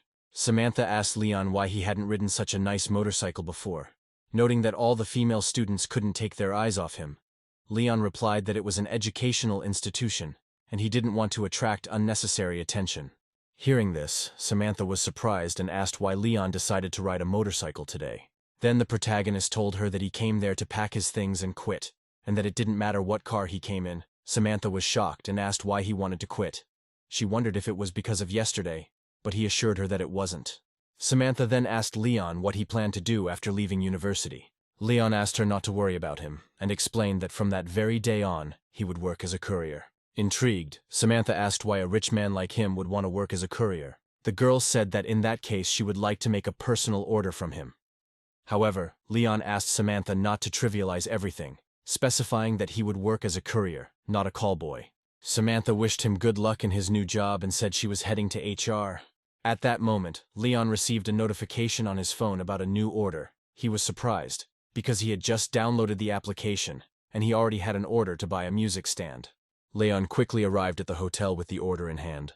Leon told a woman named Giselle that he had brought her order for a music stand, which cost her 128 yen. Everything was fine, and the woman, who was a music teacher at the conservatory, thanked him for his work. She assured him that she would bring the money. However, Gavin, who was also present, was furious and demanded to know why Leon had brought the order so quickly, since because of him, she hadn't even had time to play the game. Leon explained that playing the piano was a noble pursuit that required a lot of practice to achieve success. Gavin, mocking him, suggested that if Leon really thought so, perhaps he could teach her to play the piano. He laughed and added that if he really was a master, he would not work as a courier. Leon, surprised, asked the impudent Gavin how he could know this. Gavin told the protagonist that he said that playing the piano was a noble occupation. But how could he learn it considering that he was just a courier? Leon was very angry at Gavin, considering this impudent guy a fool. Giselle, who was upset with her son, started yelling at him. Then she apologized to the protagonist, explaining that she had spoiled her son, and asked him not to take his words to heart. Leon assured Giselle that everything was fine, but mentioned that he actually knew how to play the piano. He asked if he could show them how he played. Giselle replied that of course he could demonstrate, and they would be happy to watch. But she also warned Leon that her son's skill level was much higher than that of his peers. Leon told her that although he was self-taught, he also played well for his age, and would try to play better than Gavin. At this point, Gavin interrupted, asking his mother not to stop Leon, insisting that they should look at his skills and see if he could beat someone as skilled as him. Leon told Gavin that if he was better than him, he would listen to his mother. Gavin confidently responded by saying that there was no problem. He claimed that he had nothing to fear anymore. Soon, Leon began playing the piano under Gavin's close supervision. The protagonist, however, was curious to see how well he could play, especially since he had not touched the piano since he received the sage's knowledge. When he played, his skill was undeniable, and he seemed to be a master of his craft.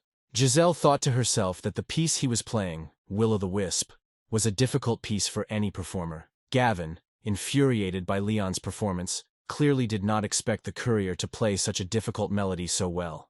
The impressed woman told the protagonist that even she, as a music teacher, could not play the piece as perfectly as he could. Leon humbly replied that such praise was not necessary. He then asked Gavin if he had heard his mother's words correctly, and if he remembered what he had said before the performance. Gavin, unable to answer, said that Leon must be his mother's student, pretending to be a courier to fool him in his own home. However, Leon replied that he did not know his mother and asked if Gavin really was a bad loser. Gavin realized that he had made a mistake and was unable to refute Leon's words. He realized that he had lost, and, feeling embarrassed, said that he would work even harder. He was determined not to let himself fail to surpass the courier. After this, Giselle expressed her deep gratitude to the main character. She mentioned that she worked at a higher educational institution in the theater department, and was surprised by the courier's talent, saying that, in her opinion, he would be an excellent candidate to work for them. However, Leon politely told her that he was not looking for a job at the moment. He assured her that he would not bother her anymore and would go to take new orders.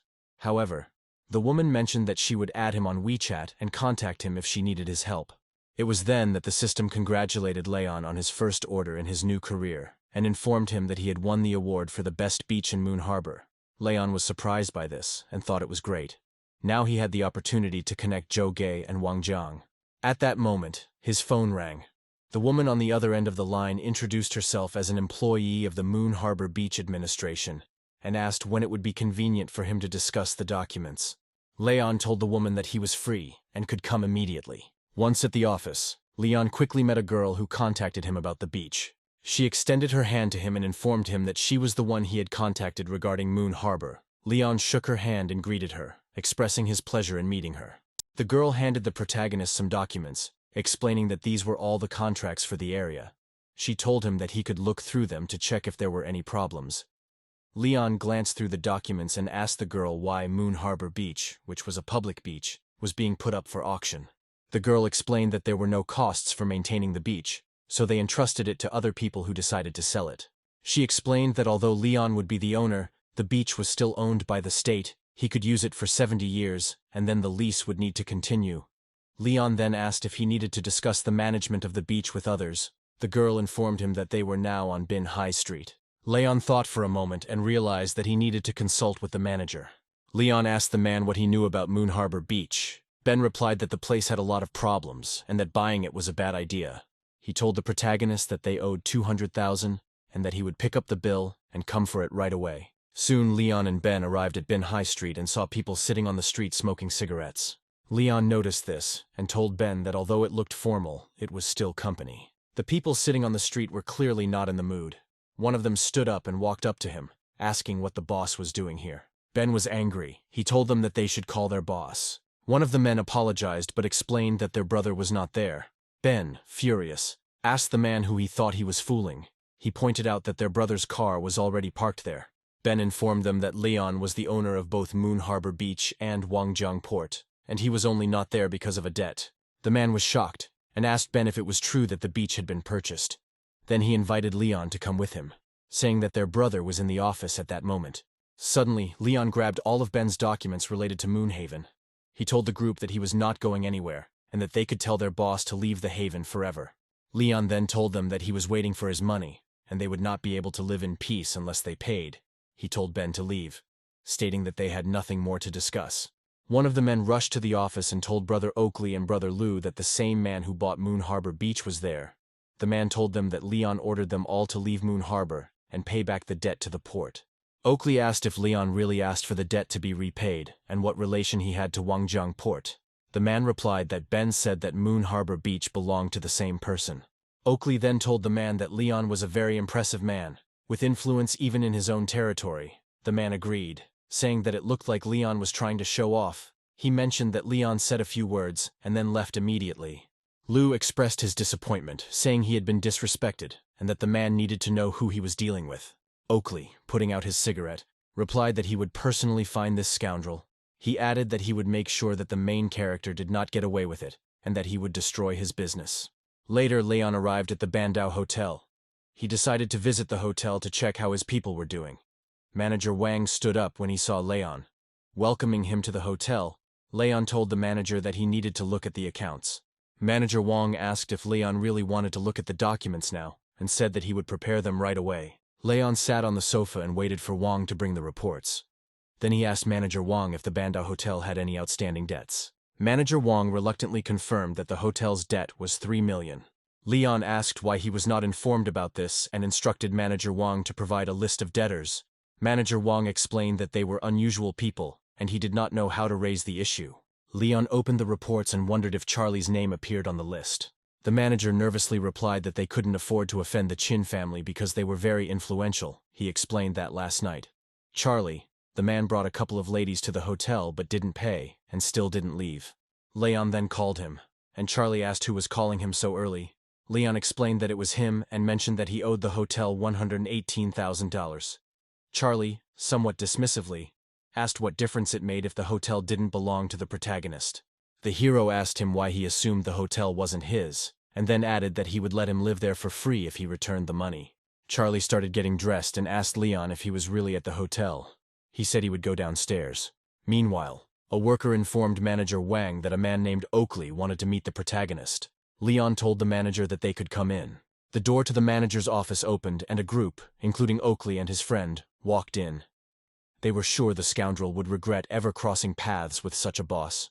Manager Wang realized he had to act quickly. He ordered the guard to go down to the head of security and instructed all the hotel security guards to gather on the first floor and wait for his orders. Oakley then threw something on the table and told the protagonist that it was a gift for him, specially brought for the hotel boss. He added that he hoped Leon would appreciate this gift, as they would do great things together in the future. Leon, somewhat surprised, asked Oakley what he meant by working together. Oakley expressed his hurt at this attitude, lighting a cigarette. Oakley remarked that today he would forgive Leon for these words, but if they did not come to an agreement, his business was over. He went on to say that Leon was already hopeless and had nothing to fear, but that the hotel boss was about to have a painful fall. Leon then picked up a glass and suddenly smashed it on Oakley's head, asking if he was threatening him. Oakley's friend, shocked by such audacity, demanded to know how Leon dared to hit his boss so brazenly. He rushed at Leon with his men, but at that moment Leon kicked his friend Oakley in the stomach with all his might. The powerful blow knocked him off his feet and sent him crashing into the wall. His men, shocked by Leon's strength, froze in place. Oakley warned Leon not to do anything stupid. Leon told Oakley that he knew how he usually handled things, but this time he wouldn't succeed. Then he explained that he not only owned the beach and Wangjiang port, but also the Bandao Hotel and all the security. At that moment, Oakley looked out the window and was surprised to see hundreds of guards there. Leon continued by telling Oakley that he knew more about the criminal underworld than he did. He warned Oakley that if he put a price on his head, he would know. Just then, Charlie walked into the office and asked why Oakley was there. Oakley replied that they were discussing business issues with the protagonist, offering to let Charlie help them. Charlie then walked up to the protagonist and asked what the hell was going on, asking if these idiots had anything to do with his business. Leon explained that the others had only expressed interest in collaborating. Charlie, surprised, asked how anyone could be so stupid as to come up with such an idea. Lou, feeling embarrassed, told his friend Oakley, not that stupid. But Charlie, angry, told them that even his position did not allow him to do business with the protagonist. He then asked them who they thought they were, ordering them to get out of his sight and telling them he never wanted to see them again. Oakley, still in shock, wondered who this Leon really was. Charlie then kicked Oakley and demanded to know what he was staring at. He told him to get up and leave the Bandao Hotel before he killed them. But Leon told Charlie to wait, and asked when these people would pay him the money he owed. Oakley, quickly realizing the seriousness of the situation, assured Leon that they would bring him the money immediately, and began running out of the hotel. Charlie then asked Leon if he wanted his men to look after them. Leon refused, telling him that all those men were losers, and there was no need to waste time on them. Charlie then told the protagonist that since he helped solve the problem, they no longer had to pay the debt. Leon, angry, asked where Charlie got such impudence. Charlie replied that in business you have to be a little cheeky, otherwise they will go bankrupt and get thrown out. Leon reluctantly agreed. Just at that moment Leon's phone rang. It was Elizabeth, who asked the teacher what he was doing. He asked her not to call him that since he had recently quit. Elizabeth, surprised, asked if Leon had been kicked out for seducing students. Leon asked her if she really thought he was that kind of person, explaining that he had gained experience and left, and was now working as a courier. Elizabeth replied that she would place the order right away, and then the hero left the office. A shocked Charlie pondered the nature of man. Some time later, Leon arrived at the Chaoyang Hotel, smiling. He told the girl that the package she ordered had arrived. Elizabeth, happy to see him, praised his speed. Leon replied that it was the only thing he was fast at. Elizabeth smiled and agreed, noting that Leon had not changed at all. Leon asked Elizabeth why she ordered greens and meat. Elizabeth explained that there was a small kitchen where she sometimes liked to cook. She then asked Leon if he would like to test her culinary skills personally. Leon replied that he would be happy to do so, but next time, and right now, he would like to try a steak. He said that his culinary talents were given to him by the wisdom of a sage, and invited her to try. After 20 minutes, the dishes were ready. Elizabeth was happy, and noted that the presentation of the food was better than what their cooks could do. She told the protagonist that all the dishes smelled so delicious. Leon playfully advised her to eat more, calling her a glutton, and said he would bring her a glass of juice. He walked over to the refrigerator, but then he suddenly noticed that Elizabeth had already eaten all the dishes. Elizabeth continued to eat, thinking that she had never imagined how delicious her beloved could cook. She told the protagonist that all his dishes were better than any 5-star restaurant, and she would not stop until everything was ready. She asked where he learned to cook so well. Leon told her that he was simply talented. Elizabeth replied that with such talent he could ask for anything as a reward. Without further ado, the hero leaned towards the girl and kissed her. He said he would like to receive his reward right there. However, Elizabeth doubted that they should do this right in the office. However, he sat her down on the table and said that it would be an incredible experience for both of them. After this, Leon asked Elizabeth why she called him. She explained that it was nothing urgent, but she needed to go to Wangjiang port, and she wanted him to accompany her that day. Leon, having pulled out some French fries, agreed to go with her, saying that he would check on the progress of the project. Elizabeth ate the French fries and thought Leon's food was magical. As soon as they arrived at the port, Elizabeth informed the protagonist that she had spoken with Georgia yesterday, and the price of the project was 350 million. She suggested that they could save 150 million on the project. Leon asked why they were saving so much money, pointing out that he had no shortage of funds. Elizabeth explained that the Wangjiang port construction project was too large, and they would put it aside for now and come back to it again if necessary. Leon told her that he understood her concerns, but assured her that he would not have taken on the project if he had not been confident of its success. Elizabeth mentioned that she had spoken to the project manager, who said that they should include nearby Moon Harbor. She suggested that if they included Moon Harbor Beach in the redevelopment plan, it would be a great move. Then the main character replied that he would buy the beach. Surprised, Elizabeth asked if he was sure he could buy the place, as it was very expensive and difficult to acquire. She reminded him that the rights to Moon Harbor Beach were in the hands of ZF. Leon put on his helmet and confidently told her that he was sure of success. Elizabeth then told him that wearing a bikini in a private pool is boring and it would be better to sunbathe on a nice beach. She added that if someone gave her a chance, she would do it, but she would not overestimate anyone. While watching the reconstruction plan, a man approached them and greeted them, saying that he was glad to see them there. He was waiting for them and wanted to personally inform the main character of the latest news. He told the protagonist that Oakley had returned and paid all the money they owed, plus Moon Harbor Beach was now theirs. Leon thanked the man, admitting that it was great news. Elizabeth stood frozen in place, wondering if Leon had really bought the beach. Leon assured her that Moon Harbor Beach was already his and now he wanted to sunbathe there. Elizabeth asked how he managed to surprise her every time and said that he knew how to irritate her, but in a good way. Soon after, Elizabeth took off her shoes, deciding that she could relax on the beach that day. She praised Leon, calling him a genius. Then she told him that he already owned the entire Wangjiang port and offered to take her to the sea. Leon agreed, saying that they would need diving equipment and that he would teach her how to dive. Elizabeth was happy and asked Leon if he could dive too. She then remembered Leon had mentioned setting up a foundation, and she contacted 2 people about his case. Elizabeth explained that these people were capable of handling it and asked if Leon had any special requirements for the address. If not, she would find him an office building. Leon told her that he would leave all the formalities to her discretion and that the foundation would be located in Lingyun. Then Elizabeth asked if this company also belonged to him. Leon confirmed that she was right, explaining that it was indeed his building. Before leaving, Leon reminded Elizabeth to be careful on the way home. She replied that the weather was unpredictable and advised him to be careful too.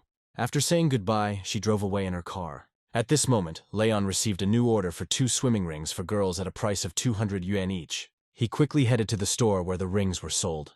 Once there, Leon told the salesman that he needed 2 swimming rings, priced at about 200 yuan each.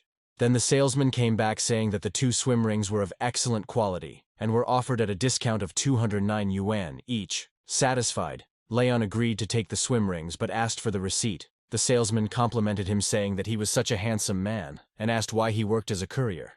He offered to introduce Leon to some rich women he knew.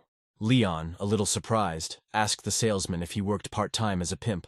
The salesman, feeling a little embarrassed, asked Leon not to say anything stupid. Leon quickly left the store, eager to deliver the order. He arrived at an address near the beach and thought he had to quickly find a buyer so he could start working on another order. Leon called Lenny to let him know he was standing near the beach. However, Lenny told him he didn't have time to meet and instructed him to find a place himself. Lenny mentioned he had a red umbrella and blue shorts. The protagonist then responded that there were many red umbrellas on the beach, and he was not sure how to find the right one. He expressed difficulty in finding Lenya. The client responded sarcastically, implying that it was no wonder Leon worked as a courier. At that moment, a girl appeared behind Leon and asked if he was the courier. She waved at him and introduced herself as Una, and next to her stood her boyfriend Lenny, looking displeased. Una, noticing Leon, thought it was incredible that such a handsome courier had arrived. She then asked her friend Christy, who was lying under an umbrella, to look at them, and remarked that the courier who brought the swimming rings was very handsome. Christy agreed, asking why such a handsome man worked as a courier. Lenny replied that it was obvious that Leon's brain wasn't working properly, and assumed based on his inability to find them. Una, however, complimented Leon's looks and figure, explaining that she was looking for a staff member and he seemed suitable to her. Then the main character approached them, greeted Lenya and introduced himself. He handed them the order, telling them that each ring cost 209 yuan, making the total for the 2 rings 418 yuan, and asked them to pay. Una asked Leon if he had ever thought about changing jobs. She mentioned that she owned a clothing store and needed an employee. But Leon told her that he was not interested in the position. Then he asked who would pay for the order. Suddenly, Lenny stood up and told the protagonist that he would not get any money from them. Lenny complained that he asked to buy the circles for 200 yuan each, but Leon bought them for 209 yuan each. He also claimed that Leon had forged the receipt and intended to defraud them. Leon, surprised by this accusation, asked Lenny if he really thought he needed their change that badly. Lenny, starting to get angry, asked if Leon really thought he was richer than him. Una, sensing the tension, intervened and told Lenny that she had had enough. She believed that Leon was incapable of such behavior and would pay for the delivery herself. However, Lenny disagreed, saying that he invited Una there, so he should pay, and he didn't want to argue anymore. At this moment, Lenny took out money from his wallet and thrust it into the protagonist's hands. Leon calmly told Lenny that the 2 swimming rings he bought cost 418 yuan, but he only gave him 400 yuan. Lenny asked Leon what was the matter, explaining that he had originally agreed to pay 200 yuan, but had not mentioned his intention to add more. Christy remarked that Lenny was very smart, while the courier needed to improve his memory. In response, Leon told Una that her friends seemed to be very poor and suggested that she think carefully about getting involved with such people. Then he handed Una some money and said that he was giving her 2 swimming rings, urging her to have a good time. As Leon began to leave the beach, Lenny suddenly ordered him to stop, insisting that he would not let him go unpunished for his words. An enraged Lenny clarified that his company makes about 2 million a year. Leon asked why Lenny was so petty about such a small amount if he had a successful business. Lenny, without backing down, asked Leon if he would risk making another order. Then he took out his phone to place the order. Leon, not at all embarrassed, agreed to accept the order. And a shocked Una advised the protagonist not to argue with Lenny, since he could not be defeated. Christy, noticing the tension, asked Una to mind her own business and hinted that Una had decided to take the courier's side. At that moment, Leon received a notification about a new order. He then asked Lenny if he was serious about asking him to buy a Ferrari. Lenny replied that he was just a courier and assured Leon that as soon as he delivered the order he would be paid. The girl, laughing, noted that Lenny was very smart, adding that Leon would never be able to afford a Ferrari. Then the main character confidently told them that he would buy a Ferrari. Lenny, now irritated, called Leon a show-off and warned him that if he tried to run away or failed to deliver the order, he would regret it. Meanwhile, the friends continued to relax on the beach, drinking wine. Lenny told Una that the wine was from 1664 and not very strong, and offered her to try it. But Una was upset and told Lenny that she did not want to drink. Then Christy asked Una why she had such a sour expression on her face. Una explained that she thought they had done something wrong and that she should not have been so rude to the delivery man. Shocked, Lenny asked if Una was serious. He asked her not to tell him that she was still thinking about the courier. At that moment, Leon approached them with a briefcase in his hands, At that very moment, Lenny asked if he really had the nerve to come back. Lenny told him that he already had enough problems and now he would not be able to live in peace. Una asked Lenny if he was threatening the protagonist, stating that it was too much and going too far. At this point, Christy intervened in the argument and grabbed Una by the shoulder, advising her not to interfere in the argument. Una, standing her ground, told her friend that she couldn't just watch Lenny bully the courier. Lenny, now angry, told the protagonist that he had disobeyed his orders and stated that he knew from the start that Leon was a fool who could not stand by his words. At that moment, Leon threw a stack of documents in front of Lenny. Shocked, Lenny wondered if the documents in the sand were really for registering a car. Then the protagonist, remaining calm, told the van driver that he could come to the beach. The van driver opened the trunk and Lenny was speechless. Leon confirmed that this was indeed the Ferrari he wanted. Leon asked Lenny if he still considered himself very rich, noting that he clearly couldn't afford a luxury Ferrari. Lenny, now embarrassed, apologized to the protagonist, admitting that he had lied and did not have enough money. Leon took the opportunity to tell Lenny that if he was ready to admit defeat, he should kneel before him on the beach. Lenny, furious, called Leon a freak. He swore revenge on the courier. Then he asked if Leon knew who he was and if the name Oakley meant anything to him. Leon, not at all embarrassed, said that he had never heard either this name or this man. Then Lenny called Oakley and mentioned that he would pay 10,000 if he would bring a couple of people to fix the problem. He told the protagonist to wait and that Oakley would be there soon. Una, worried, approached the protagonist and convinced him to leave quickly, warning him that he would not be able to cope with Oakley and his bandits. But Leon reassured her, saying that everything was fine. A few minutes later, Boss Oakley arrived on the beach bringing all his fighters with him. Lenny immediately told Oakley that Leon was trying to trick him, and he thanked him for getting to the beach so quickly. Then Lenny asked Leon where his insolence had gone. Leon calmly asked Lenny in response if he was sure that the person who came to his aid would really help him. When Oakley saw Leon on the beach, he was shocked and could no longer move. Realizing that they were in serious trouble, Boss Oakley and his men bowed to the protagonist, expressing that they were glad to see him. Leon, in turn, told Oakley that he had let them go in peace this time, but they had caused trouble again. Oakley, looking remorseful, apologized to the protagonist. Lenny was shocked and asked what was going on.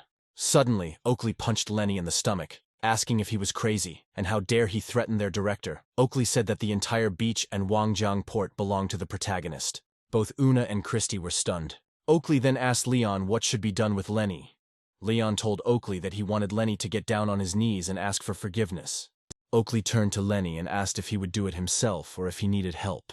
Lenny, now realizing the seriousness of the situation, immediately dropped to his knees and began begging Leon for forgiveness. Leon exhaled and told Lenny that he would spare him this time, and then turned to Boss Lou and Oakley, saying that he had a favor to ask of them. He told them that if they ever needed money, they could turn to his friend to help them. Boss Lou and Oakley thanked Leon, calling him a very good person. Una then told the protagonist that she didn't want to stay on the beach anymore. She mentioned that she didn't have a car, and asked if he could take her home. Leon agreed, but first asked her to change clothes, suggesting that riding in a bathing suit would be uncomfortable. Una, however, replied that she had decided to wear a bathing suit today because it was hot and it would keep her cooler. Christy then asked if Leon would give her a ride too, since she didn't have a car either. However, Leon told her that there was only room for one person, but she could go home in the truck if she wanted. Una climbed onto Leon's motorcycle. She hugged Leon and felt the joy of this experience. At this moment, Lena suddenly appeared in front of the protagonist and praised him for being incredible. She said that he earned 5 stars for completing 3 orders. Lena also told him that his career was 40% complete, and he received a reward of 1 billion along with a new task. Leon kissed Lena in gratitude and expressed how glad he was. He then received a notification on his phone that his account had been topped up by 1 billion, bringing his total to 1.2 billion. Una saw the notification and was stunned. She told the protagonist that his bank account was huge. While they were driving, Una, noticing the notification, told the protagonist that she accidentally saw the message and noticed that his balance had exceeded 15 million. Leon explained that she had misunderstood and that his account actually had 15 billion, not just 15 million. Una was shocked and began to wonder who Leon really was. After some time, Leon and Una came to her clothing store. Una went to buy a beautiful and elite dress. Leon asked her if it was really her shop. Una confirmed it, mentioning that she graduated from Dongua University, where she majored in fashion design. Then Una asked if he wanted a drink. However, Leon, taking her business card, said that he still had some business to attend to. He assured her that he would contact her through her business card. Una curiously asked why the protagonist needed her business card, since he could have just added her to WeChat. However, Leon told Una that he needed her help on another matter, specifically getting his company to order uniforms from her, as she was apparently an experienced designer. Una replied that it was no problem, expressing her joy that they would be working together in the future. When Leon went outside, he received a call from Joshua, his friend and roommate from university. Joshua, who was now working as a salesman in a technology and innovation company, informed the protagonist that he would probably arrive in Shanghai in a couple of days. He mentioned that they hadn't seen each other for 6 months and that he missed him very much. Leon smiled and replied to Joshua, saying that on the contrary, he did not miss him at all and was not particularly happy about his visit to Shanghai. Joshua then asked if Leon had heard of Cisco. He explained that they had recently solved the problem with the control program and improved their chips. Joshua told the protagonist that he intended to negotiate a partnership with Cisco, to which Leon replied that they would discuss the matter when he arrived. Leon then reflected on the past few days and noted that he had just finished writing source code that would improve the performance of hardware and microchips, and he couldn't understand how Cisco had managed to move forward so quickly. As Leon rode his motorcycle towards the Lunson Science Institute, he noticed a student, Lizzie, standing at the entrance with documents. Lizzie greeted him warmly. She mentioned that they had been waiting for him. Leon replied that he had decided to see how they worked, and Lizzie informed him that the control unit program had been successfully written. She added that the third test had begun, but they had encountered a problem with the frequency jump range and were working on a solution. Entering the Lunson Institute, Leon saw Vice President Samuel inside. Samuel expressed surprise upon seeing him. Then the main character sat down on the sofa. He told his scientist friends that he heard that Cisco had developed a program for the control unit and was planning to bring it to market. Both Lizzie and Samuel were shocked and denied that Cisco could have made such a breakthrough in innovation. Leon explained that as far as he knew, Cisco had made rapid progress thanks to a professional in the field of technology and science. He went on to say that if he understood correctly, this scientist must be Lucian, the same one he fired. Lizzie and Samuel froze, not believing their ears. Lizzie then assured Leon that she guaranteed that Lucian's technology and results were full of flaws, and that his program was not as perfect as theirs. However, Leon slammed his hand on the table in frustration. He told Lizzie that if he had said that her mind was empty, he would certainly have been right. He urged his friends to think carefully about who the market would ultimately believe, and pointed out that not filing a patent application had been a mistake. Lizzie asked Leon if they should file for a patent as soon as possible before Cisco announced its technology.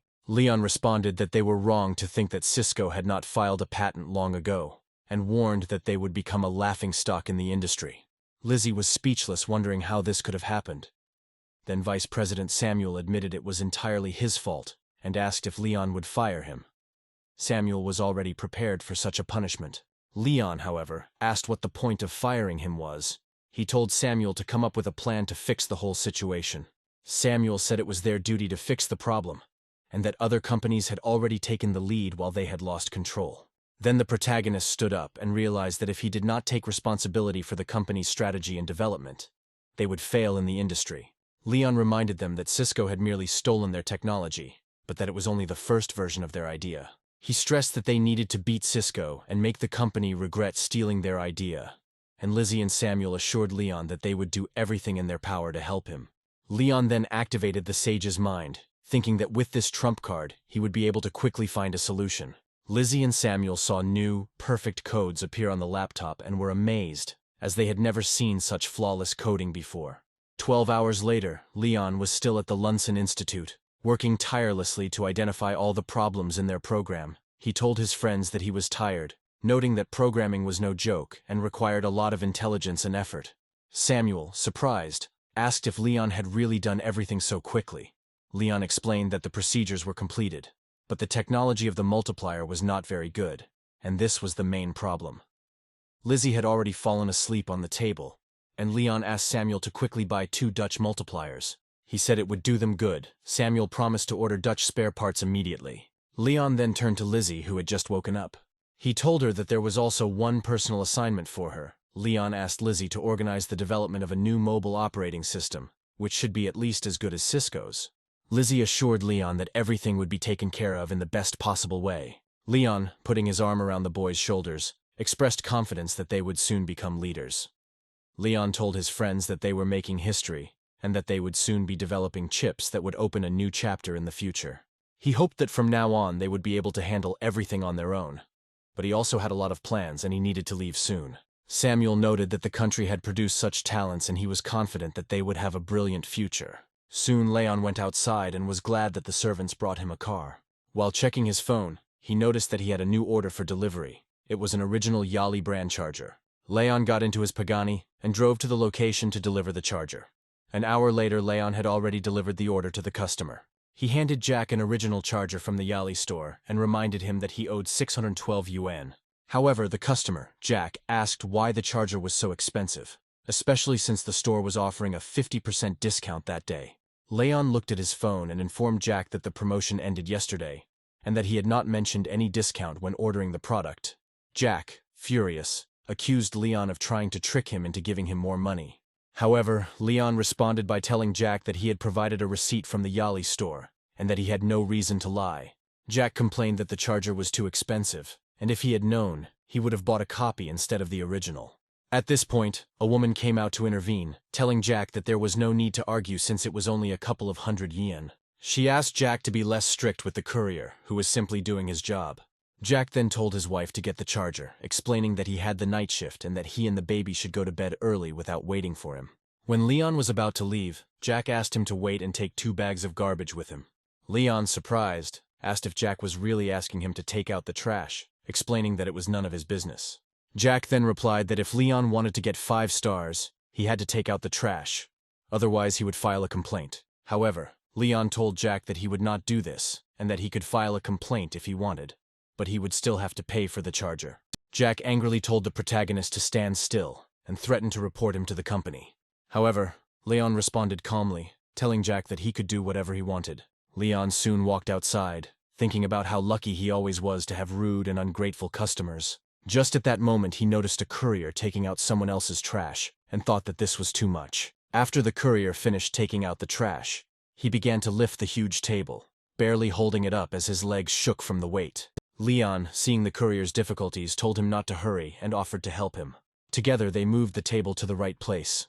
The courier thanked Leon, saying that he was tired and sometimes did not know who he was working for, whether it was taking out the trash or delivering food. Leon asked why he agreed to do all this. The courier replied that if he got a bad grade, he would regret coming to work, but very few people wanted to help as much as he did. Then the protagonist told the courier that they both did the same job. At this point, Jack came out again and asked Leon if he had left yet, seeing him standing in front of the house. Jack got angry and told the protagonist that he could forget about getting 5 stars and would file a complaint about the bad service. Leon told Jack that it didn't matter to him, and that there was no point in continuing the conversation with an idiot like him. Just at this moment, in a fit of anger, Jack threw his bag of garbage on the ground and asked the courier who he was calling an idiot. Then Jack introduced himself, stating that he was the sales manager of Zhonghai Juijia Chemical Industrial Company. He demanded to know where the junk Leon was driving was, and said he would take a picture of it and file a complaint. Leon calmly responded by telling Jack his junk was an Audi A6. Leon then opened the door of his new luxury Audi. He smiled, knowing that Jack would be very surprised. Jack was speechless, not believing his ears, and asked Leon why, if he was so rich, he worked as a delivery man. Leon explained that he was working in the shipping department to gain life experience, and asked Jack if he really worked for Zuijia. Leon told him that because of his bad attitude towards others, he would soon lose his job at the company. He pointed to the trash on the ground, and warned Jack that he should prepare himself to become a courier in the near future. Then Jack fell to his knees, realizing that he had made a huge mistake. Trying to make amends, Jack began collecting trash and promised the protagonist that he would never behave like that again. At that moment, Leon received a notification on his phone about a new order. Looking at the new order, Leon realized that it was urgent. It was about emergency contraceptives. A bad feeling about the order made him rush to the place. Soon he took the medicine and arrived at the residential building. He went up to the right floor, but when the door opened, he was shocked to see an old acquaintance. He asked the girl if it was really her, and Melissa, recognizing him, asked if he really worked as a courier. Leon asked Melissa what was wrong with being a courier. He explained that he had brought her some medicine and he needed her to pay 38 yuan. Then Melissa crossed her arms over her chest and thought that Leon must have had a miserable life, and that was why he worked as a courier. Leon replied that it was none of her business. He told her to just pay him for the order. Melissa noticed that he was so eager to get the money, implying that he was poor, and asked if he was even capable of handling the job of a courier. Suddenly, she threw the medicine on the floor. She told the protagonist that she no longer needed the medicine and that he should take it back and cancel the order. Leon was stunned by her behavior and thought that this spoiled girl would regret her actions. He picked up the medicine from the floor and said that he understood her, and then headed for the exit. Melissa, however, asked him to take his time. She said she wanted to take some photos of him as a keepsake. Leon, surprised, asked why she wanted to take his picture. Melissa explained that she wanted to share the photos with her classmates so they would know who he had become. At that moment, a guy came out and asked Melissa what was going on, whether she had bought the pills. Then suddenly the guy recognized Leon and was in complete shock. Melissa explained that this guy was her classmate who started his own business and lost all his money, so now he is a courier. The guy, clearly angry, hit Melissa in the face and demanded to explain how she dared to speak about the main character like that. Melissa fell to the floor and asked why he pushed her.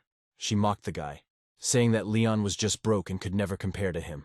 However, the guy responded that Leon was clearly there to gain experience in different areas of life, urging Melissa not to do anything stupid. The guy bowed to the protagonist and apologized for his girlfriend's behavior, expressing deep shame. Melissa, still in shock, could not understand why her boyfriend would show respect to someone like Leon. The protagonist then told the guy that he would accept the apology, but asked him to keep Melissa away from him and give him 5 stars for service. The guy assured him that he would give him 5 stars as promised. After this, Leon went outside to his car, and at that moment he received a notification on his phone confirming that he had received 5 stars for the order. The guy then turned to Melissa and scolded her, telling her that she was crazy. He warned her never to embarrass him like that again. Meanwhile, Leon, checking the system, thought it was impressive how quickly things were moving. He felt that if he worked there for another day, he would complete the task. At that moment, Elizabeth called him. She asked if Leon was busy as she had invited him to dinner at her house. She told him to meet her at the Times Square supermarket as she didn't have the ingredients for their dish. Leon quickly arrived at Times Square, and upon entering the building, he saw Elizabeth already waiting for him. Elizabeth threw up her hands and told the protagonist that she missed him. She also mentioned that she had heard about a new big supermarket where they could buy all the groceries they needed. Then she told him that she was a diamond-level customer, and they could get a discount together. Leon and Elizabeth then went to the supermarket where they picked up a basket. Leon was surprised when he saw Elizabeth collecting a lot of food. He asked her if they came here just for food, to which she agreed. Leon then asked her why she bought so many cakes and desserts. Elizabeth asked him if he knew that sweets put a girl in a good mood. Leon agreed with her, saying that now that they had chosen the sweets, they could move on to buying other necessary things. Then he asked if it wasn't enough that he could cheer her up himself. Leon hugged the girl, who in response called him a pervert.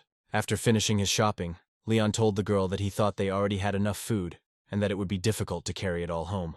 Elizabeth, however, said that she still wanted some beef, as the steak he cooked seemed so delicious to her. She told him that she wanted him to cook steak for her again that day. At that moment, a strange man approached Elizabeth and greeted her. Elizabeth was surprised and asked who he was. The man introduced himself as Patrick, a talent scout from Boyawan Media, and asked if she was interested in a career in show business. He told her that with her looks, she could become famous, and handed her his business card. Before she could answer, Leon interrupted them, telling Patrick that Elizabeth was not interested, and suggesting that he ask the girl selling fish at the market, who was much more suitable for him.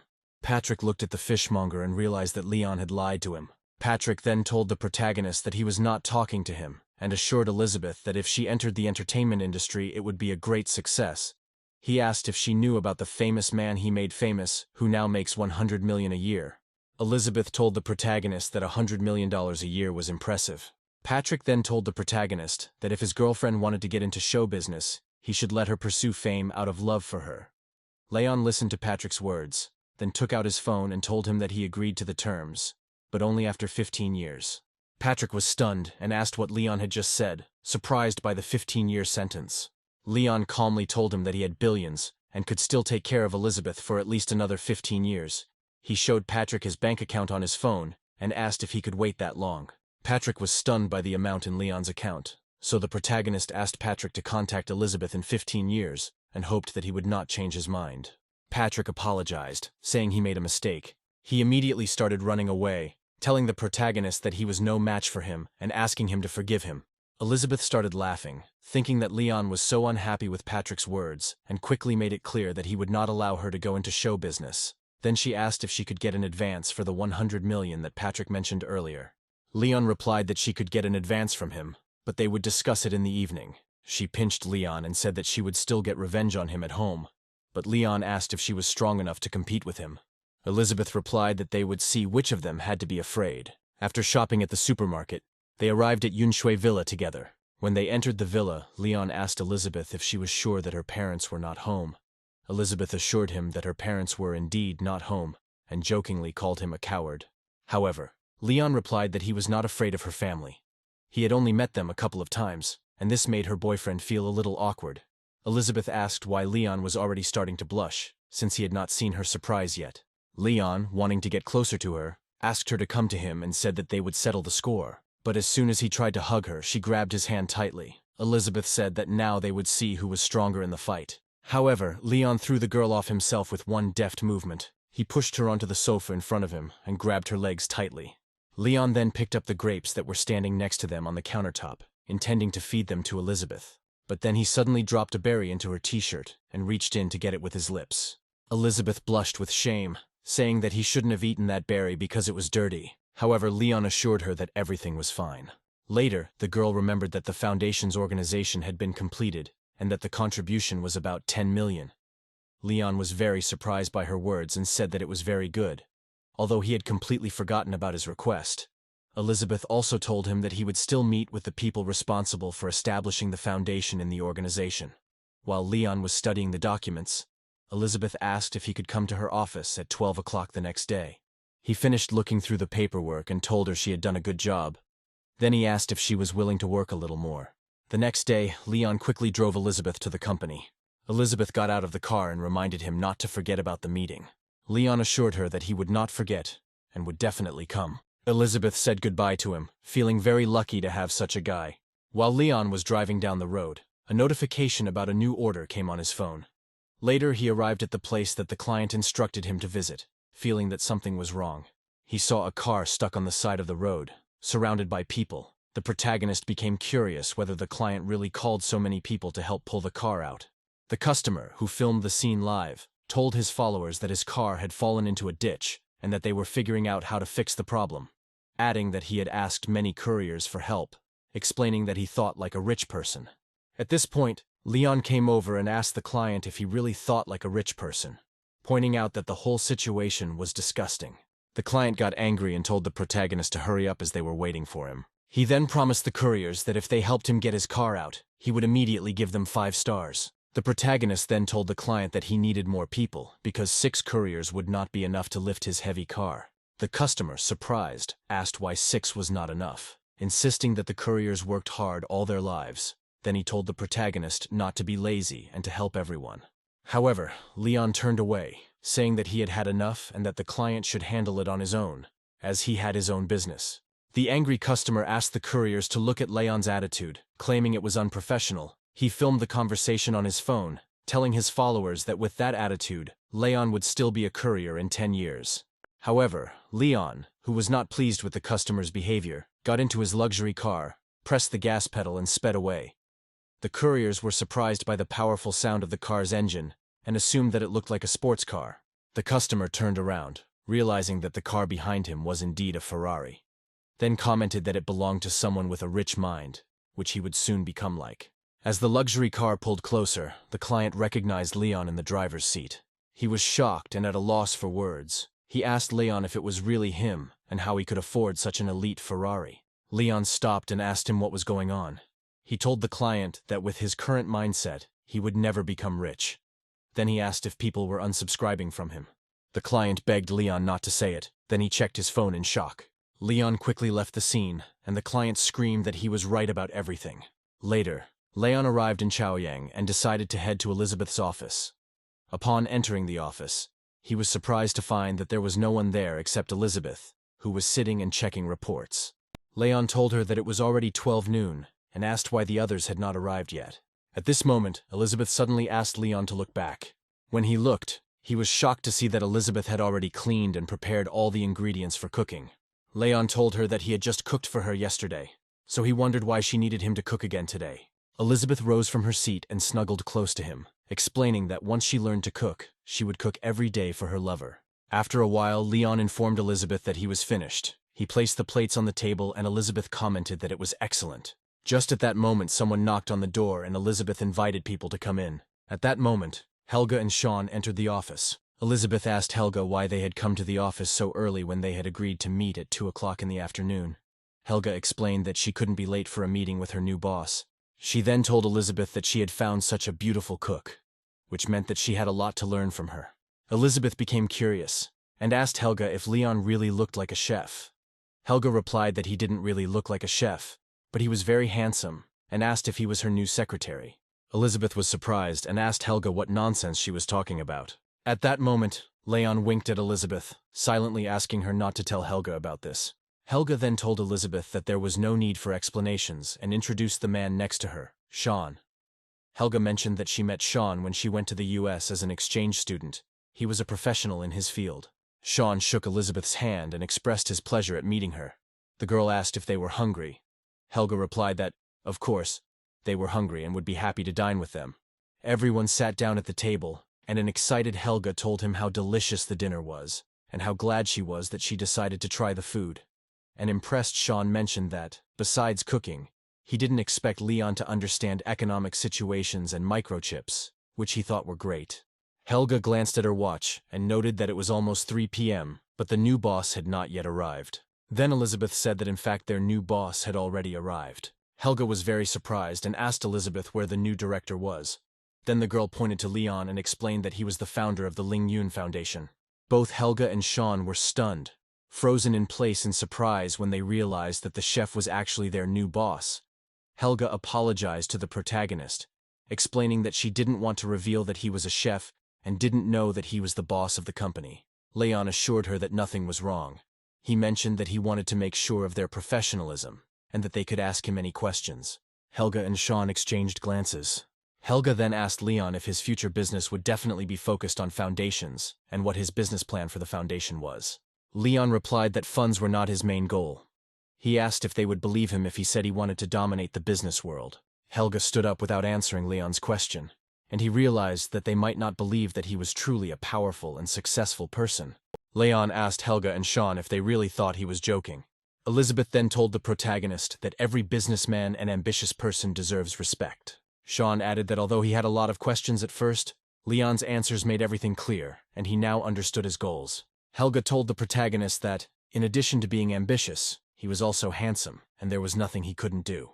At that moment, Elizabeth playfully pinched Helga on the cheek, telling her friend that she hadn't changed at all. Then Leon said that he would get down to business. They would get 5 million as bonuses for the company, and the company would be listed on the market. Helga and Sean realized that with the protagonist, they could achieve everything they dreamed of in a short time. They raised their glasses and Helga thanked Leon for his generosity, eager to get to work and begin a new project. Sean thanked Leon for his kindness, although he felt awkward about the high salary. Leon assured them that money was not important to him. He valued their talent and professionalism. He emphasized that they agreed to follow him, and together they would conquer the world. Leon and Elizabeth drank together. Helga and Sean, also sipping wine, thought about how lucky they were to have met a boss like Leon. Leon then suggested that they all go with him to see the new company so they could start working. Helga replied that she was looking forward to it. Elizabeth playfully asked if Helga and Sean were afraid that Leon might take them to some basement. Helga told the protagonist that she would be fine with the basement, but asked if it would be possible to order air conditioning because she was afraid that it would be hot there and her makeup might get ruined.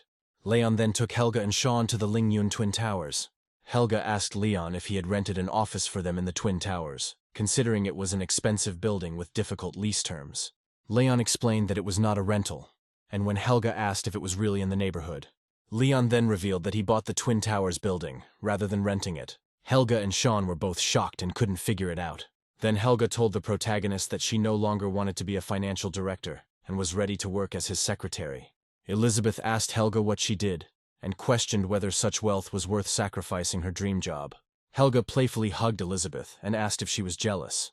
Leon reassured Helga and Sean by telling them that he was counting on them, and that they had 500 million for the entire strategic plan. He added that he still had another job, and Helga asked if it was true that he would be cooking for another female director. At that moment, Leon approached Elizabeth, immediately hugged her and said that he worked as a courier. Helga and Sean were very surprised and asked Leon what he meant. Elizabeth told them not to ask because Leon was different from the usual rich people. She suggested that they go inside the building. Helga then asked Sean to inspect the premises, saying that it would house the finance department. Sean disagreed, saying that finances should be kept in a more private place. Elizabeth also looked around the premises and thought that there was enough space in the building. Leon then approached her and asked if she would like to move the Chaoyang company to this place. Elizabeth replied that it would depend on whether he had enough funds to accommodate her and her company. Then the protagonist pressed himself against her and jokingly said that it looked like Elizabeth needed to be bribed first. However, Elizabeth pushed him away and reminded him that Helga and Sean had not left yet. Then she asked Leon if he had a direction for his future business and whether it would be home economics or service industry. Leon told her it was neither, but he believed in big data. Elizabeth asked if his company's growth strategy was based on big data and cloud computing, and he confirmed that it was. Leon told the girl that what he wanted to do was not easy. Then Elizabeth had an idea and suggested that he could go to the market directly as an investor in the company. Then the main character hugged her, noticing that she was so smart that his heart couldn't stand it. Elizabeth then told the protagonist that although Helga had become his employee, she was still the CFO, and they needed to make a profit. Leon assured her that she could be sure that such a good resource would be used. He then asked if she was planning to change jobs, mentioning that he didn't have a secretary. Elizabeth tidied Leon's clothes and he thought that she would agree to his request. But at that moment Elizabeth grabbed Leon by the collar and told him that he could only dream of this. She asked him to take her to Chaoyang Company because she had a lot of work. After that, Leon arrived at Zhonghai Airport. He noted that the Bentley that his manager bought was very good. Leon mentioned that he finally got 10 5-star reviews. At that moment, a blue notification lit up on Leon's phone, which surprised him. At this moment, Lena appeared, informing the protagonist that his main mission was completed, with 60% of the task completed. Lena explained that the reward was a lucky card, the validity of which was limited to 5 minutes, and Leon asked her what kind of card it was. Lena explained that in extreme cases, the card could bring him luck. As Leon entered the airport and approached the terminal, he thought that Joshua should have arrived by now. At that moment Joshua appeared with Karen, his girlfriend, and greeted his friend by waving. Leon was also glad to see him, and they expressed how glad they were to meet after such a long break. Suddenly Joshua hugged Leon tightly, telling him that he missed him so much. Karen commented that they were at the airport, noticing that everyone present was looking at them. Joshua then told his friend protagonist that he hadn't seen him since graduation and said he wanted to kiss his old friend. Leon told Joshua that he should get off him, or his girlfriend would start questioning his sexuality. Joshua then introduced Karen to the protagonist, explaining that she was also from Zhonghai and had come with him to visit her family. Leon suggested that they all go together, as he thought they must be hungry.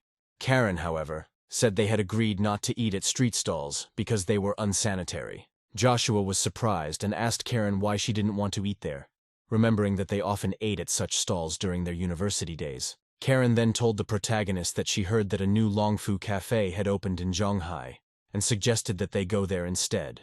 Joshua asked if Karen was joking, wondering how they could afford to eat at such an expensive place. Karen, however, insisted that given the circumstances, Leon take them to a good establishment.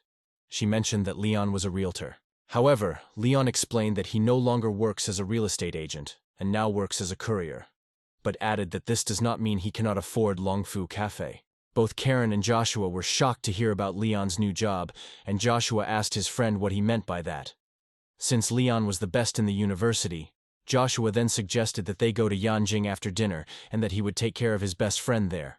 However, Karen became furious and asked Joshua if he was crazy. She stated that she did not have extra money to shelter his friend, and if he dared to take Leon to Yanjing, they would separate. The protagonist then intervened, asking Karen and Joshua to stop arguing, assuring them that he was fine in Zhonghai and had no intention of going to Yanjing. Afterwards, Leon, Joshua, and Karen headed to the parking lot, planning to go to the cafeteria together. However, as they walked, a man appeared in the parking lot and greeted Karen. Karen was delighted and told her brother that she missed him. The guy explained that he had just seen the new Bentley and taken a couple of photos, which was why he was a little late. He also mentioned that he thought she had already left, but was happy to meet her in the parking lot. Leon watched the interaction between them and thought that they deserved each other. Her brother then asked if Leon was her boyfriend and invited her home for dinner. He also asked Joshua if he bought a car in Yanjing. Joshua explained that he had not bought a car and that he did not have a job. So he was struggling to provide for both himself and Karen. Karen's brother sighed, thinking her boyfriend was just making excuses. Then he bragged that after 2 years of work, he was able to buy a first-class Magatan, while Joshua could not. Joshua couldn't answer why he couldn't do it, feeling that Karen's brother was just looking for conflict. And then the protagonist, sensing the tension, told Karen's brother that although Joshua didn't have a car, he himself did, and that it was just a car. He even offered to give it to him. At that moment, Leon opened the door of his car, which was a new luxury Bentley. Karen and her brother were shocked and speechless. Joshua was equally stunned, unable to understand where his friend got the Bentley from. He asked Leon if the car was really his. Then the main character confidently confirmed that it was indeed his car. Karen then asked Joshua if the car belonged to his former roommate, pointing out that if Leon wasn't a courier, then how did he end up with such a high-end Bentley? Joshua, still in shock, admitted that he didn't know his friend was so successful. Then Karen realized that this could be her chance. She told the protagonist that she and her brother would not be going home and suggested that they have lunch together to get to know each other better. Leon was amused by her change in mood. He was surprised how quickly she changed her mind. Then Karen's brother offered to buy them something to eat, suggesting that they sit together in a cafe to get to know each other better. Everyone was happy with the plan, and Leon told them all to get into his car. Aaron and her brother were thrilled that their new friend had agreed to invite them to lunch. Karen's brother suddenly started pushing Joshua, insisting that he sit in the back today while he took the front seat. Leon watched their behavior and thought that the family had no conscience. Despite this, they all went to the establishment together in Leon's new Bentley. And Karen realized that they were lucky to have such a good friend as Leon. She was overjoyed and admired the car, remarking that she couldn't believe she was driving a Bentley and remarking how beautiful the interior was. Joshua, however, asked Karen not to act like that. Karen's brother pointed out that Bentley is the most luxurious car in the world, and many people cannot afford such a car. He then asked Leon to add him on WeChat, mentioning that his friend was getting married soon, and that he wanted to borrow his car for the occasion. Karen's brother told the protagonist that his WeChat only included people he considered close to him. Leon responded by asking what kind of people he meant. Karen's brother froze in surprise, realizing that he had probably angered Leon, at which point Karen told her brother that he should just take the car, since Leon had already said that he would give the Bentley to Joshua. Joshua, however, told Karen that the car was too expensive and that he could not accept it. Karen then whispered to Joshua that if he did not accept the gift, their relationship would end. A few minutes later, they arrived at Zhonghai Delicatessen Street. Leon thought it was the perfect place. He mentioned to Joshua that they used to come here often during their university days, and asked if he remembered those times. Joshua smiled and told the protagonist that he would never forget it. When they entered the establishment, Joshua offered to help Karen choose a dish, but Karen was unhappy and told him that she does not eat fatty foods. Then the main character chose a dish and told the waitress that he wanted to try it. She asked him to wait a minute. A few minutes later, the waitress returned with the ordered dishes. Joshua thanked Leon for the meal and mentioned that he had something to talk about. Leon told him to wait and offered to stay at his house for the night, where they could chat about everything. However, Joshua declined, saying that he was on a business trip and the company would cover his hotel expenses. Karen, however, told Joshua that Leon's offer was the best, and that he could stay the night while she and her brother went home. She assured him that they would later find the bills to recoup the expenses. Joshua, still feeling awkward, told Karen that it was wrong. He reminded her that Leon had a girlfriend and that he didn't want to get in the way. Leon reassured Joshua that he had nothing to worry about as he and Laura had broken up a long time ago and were now living separately, adding that they could have a drink together. Just at that moment, a driver pulled up and asked if Leon had called a sober driver. The protagonist then told the driver to take them to Zhouje Hotel. Karen and her brother were shocked to learn that the hotel was located in an upscale area. When they arrived at the location the protagonist indicated, Leon was chatting with Joshua while Karen and her brother walked behind. Karen's brother told her that she had to find a way to get into the villa. However, Karen convinced her brother to remain calm, saying that she could handle it. At that moment, Karen and her brother opened the car door and got inside, thinking they were going home with the protagonist. Leon noticed how quickly they filled all the seats, without even offering to give up his seat to the one who was treating them all. He asked Karen's brother where he should sit, and the man quickly got out of the car, asking for forgiveness. Leon then turned to Karen, asking why she didn't tell him she was going home. Karen explained that she didn't want to go as Joshua was very drunk, and she was a little worried about him. Karen then asked Joshua if he wanted her to go with him, but Joshua was too drunk to answer. Then the protagonist agreed to take them, telling Karen to behave quietly. Half an hour later, they arrived at the Jug district, and everyone immediately noticed a huge villa that was shining even at night. Karen was shocked and speechless, as she did not expect Leon to live in such a luxurious villa. Joshua, delighted with the villa, told the protagonist that it must have cost a lot of money. Leon replied that the villa was not very expensive, just over $1 billion. At that moment, the manager came out to greet them. The manager told the protagonist that he was glad to see him home. He also mentioned that some fried meat had been delivered. Leon thanked the manager by confirming the table reservation and then hugged his friend. He said that his friend seemed to have sobered up and they could start the second round of drinks. Joshua, who was eager to continue, mentioned that he was also eager to continue the fun. Leon told Karen and her brother that he would bring more drinks. Karen asked Joshua about his university friend, wondering why he hid his wealth. Joshua explained that it was only that day that he found out Leon was so rich, because during his university days, Leon was the most ordinary student in their class. Karen then suggested that Joshua should take advantage of the situation, since his friend had so much money that he didn't even know what to do with it. She believed that he was obliged to accept the car from Leon. However, Joshua was not happy with Karen's words. He pushed her hand away, saying that the gift was too expensive, and that he could not accept it from a friend. Leon was his friend, not his father, and he was not obliged to take care of him. With that said, Joshua turned to leave, and Karen stood there, realizing that nothing could be expected from a man like him. Then she decided she would take matters into her own hands. Meanwhile, Joshua was at the villa cooking steaks. Karen told Joshua to wait for her there while she went to the bathroom. At that moment, Leon was in another room choosing wine. At that moment, Karen appeared behind Leon and told him that she wanted to talk to him alone in the office. She mentioned that she just remembered that he said that he was alone now. Leon immediately realized that Karen had bad intentions. He took out his phone, went to his photo gallery, and showed Karen a picture of himself with Elizabeth. He explained that he had a girlfriend. He told Karen that she was the director of a company worth over $1 billion, and therefore no other girl could offer him anything better. However, Karen insisted that Leon still did not have a mistress, and that she liked him at first sight. Leon, however, did not want to communicate with her. Leon looked at her and thought about what she meant. He told Karen that he didn't see anything special about her or her figure, so she should give up the idea. Karen, shocked by his reaction, felt insulted. Then the protagonist told her that she was not worthy of his friend Joshua, and pointed to the door, telling her to leave. However, Karen asked him not to go too far and warned that he would regret it. Leon calmly said that he had nothing to regret. He ordered her to leave his house. However, suddenly Karen started screaming, calling Leon a pervert. Leon froze in surprise. Joshua immediately burst into the office and asked Karen what happened. Karen clung to him, saying that when she entered the bathroom she noticed that no one was around, and then the protagonist began to pester her. She told Joshua that if she had not resisted his advances, he would have done something bad. Joshua, however, told Karen that this was impossible. As Leon was not that kind of person, he asked if she was wrong. Karen then asked Joshua why he was so eager to protect Leon. She asked whose side he was on now. Karen then told the protagonist not to dare do something like that to her, and if he didn't have an extra $1 billion for her, she would expose him. Joshua, apparently, still didn't fully believe his girlfriend. Leon replied that he had not touched her and hinted that her plan had been well thought out, except for one detail.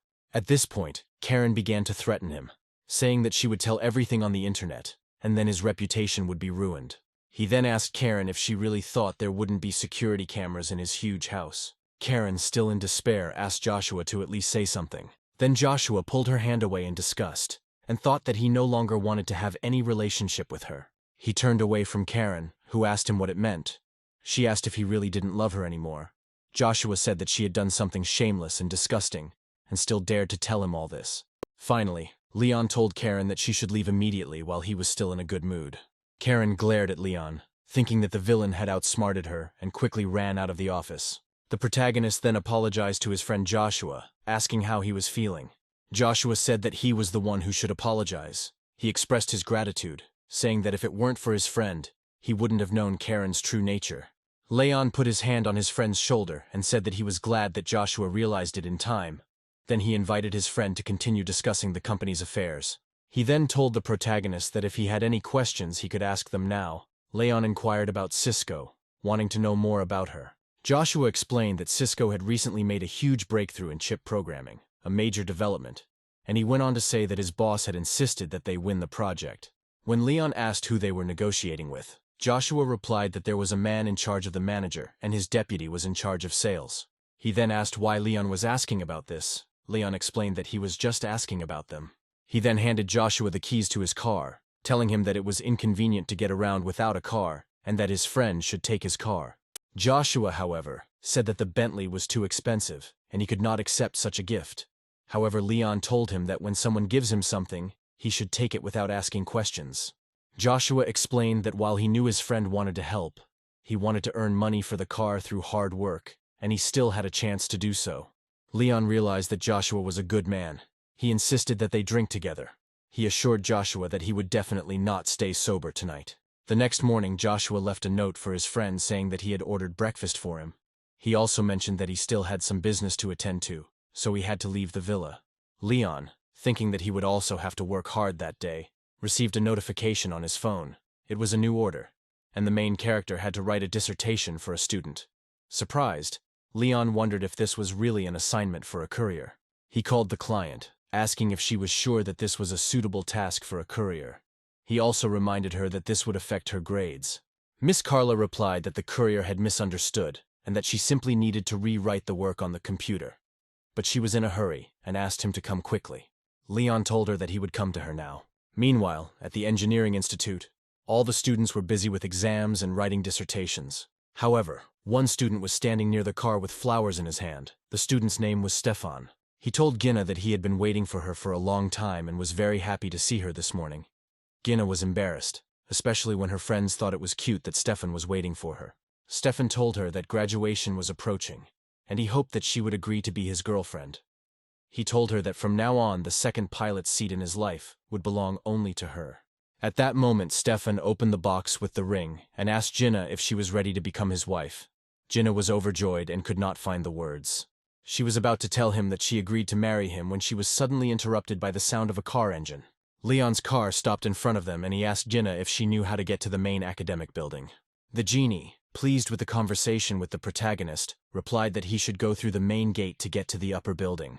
Leon thanked her for showing him the right route and left immediately. Stefan, still holding the flowers, asked her again if she wanted to be his girlfriend. However, Gina told him that she did not want to marry him. Stefan was shocked and asked why she changed her mind so suddenly. Gina replied that she wanted to be in Leon's car because she thought it was much better than Stefan's car.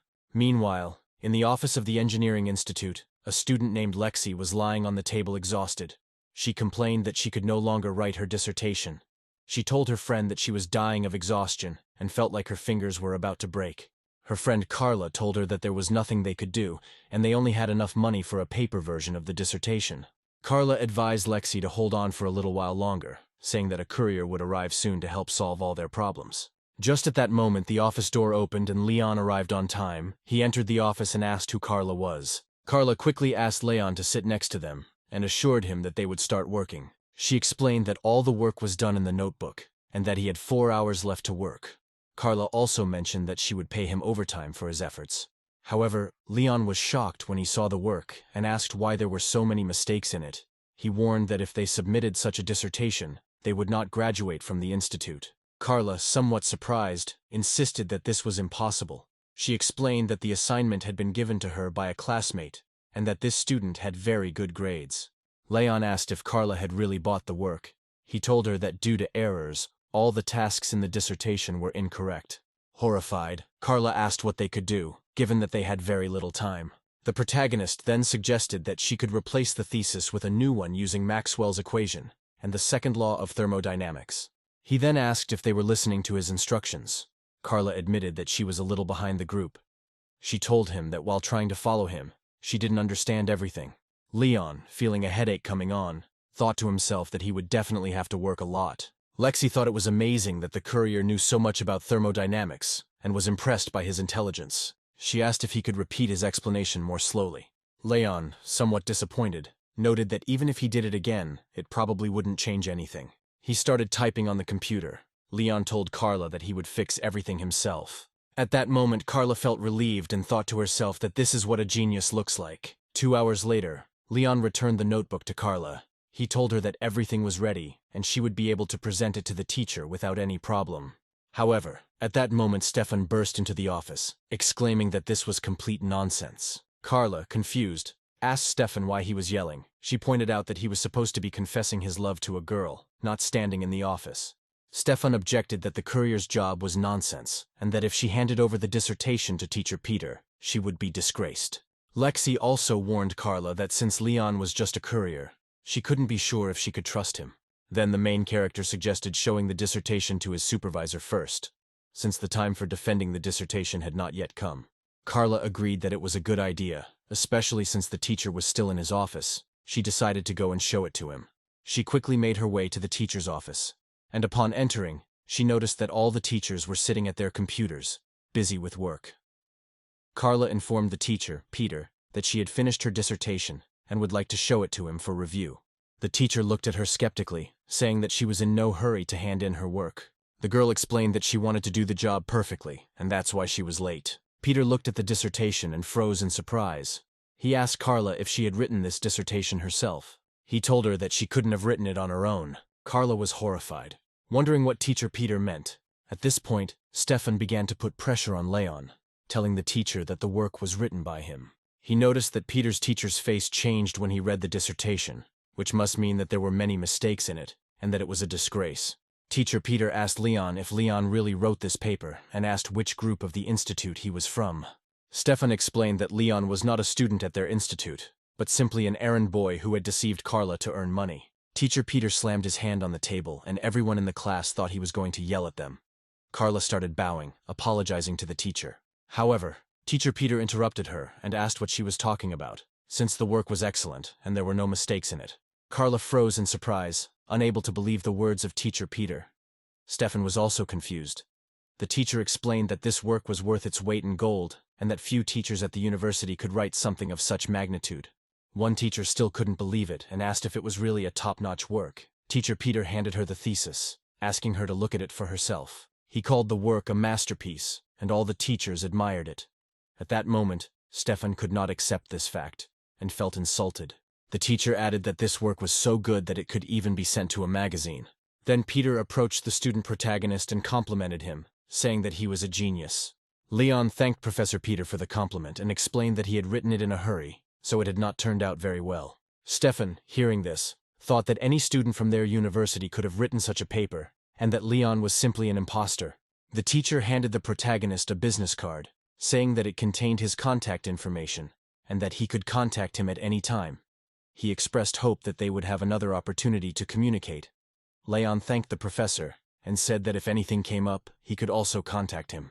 The girl asked Leon if she could also add him to her contacts so she could ask him questions about her dissertation. Leon replied that she could indeed add him as a friend, and then began to walk away. Stefan, still angry, asked Carla what was wrong with her. He noted that Leon was just an ordinary courier. Then Carla asked Stefan what was wrong with the protagonist, and noted that he was not only more talented, but also more handsome than Stefan. Leon then drove away in his luxury car, and Stefan clenched his fists, thinking that he would soon take revenge on this scoundrel. At that moment Leon's phone rang, and it was Joshua. He told the protagonist that there was a problem with the lithography machine. Although the contracts had been agreed upon, the person in charge of the machine said that the institute had problems with their credit and rejected their order. Leon did not understand the problem, and asked how such a problem could arise with an international loan. Joshua told him that it seemed like someone was secretly trying to ruin their plan. Leon replied that no one could do it except Cisco, and he would go to them to sort it out. But for now he had to cooperate only with Liu Ying. The main character felt like he had learned not only about the role of chips, but also about something more, and that he would soon figure everything out in order. Later, Leon arrived in Juji and began to consider his next steps, but just then a notification about a new order came on his phone. He glanced at the message and saw that the cargo needed to be picked up, although no details were given. Leon called about the order, claiming to be their courier, and was told it was a bookshelf. He told the client that the bookshelves were too big, and suggested that they hire a van as it was not part of their normal scope of work. The client insisted, saying that she was underweight and that she would complain to him. Leon replied that she could complain as much as she wanted, and he didn't care. He then checked his phone and saw that the number of negative reviews about him had increased significantly. He was informed that he was being suspended from his position, and that he needed to come to the company the next day for training to reinstate his position after recertification. Leon couldn't understand what was happening and why he received such a message. Just at that moment, Joshua came up to him and said that he was glad to see him. Leon replied that he was also glad to see his friend, and asked what happened in the negotiations.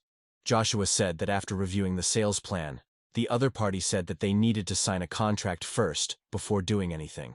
Leon thought to himself that it looked like Cisco had already accepted the patent and was preparing to file a counter-patent if he made his program public. Leon then asked Joshua how big the amount of the indent was, and when the second order would be placed to supply all the necessary supplies. Joshua told him that the amount was $30 million, and it would take about 3 months for the batch of orders to arrive.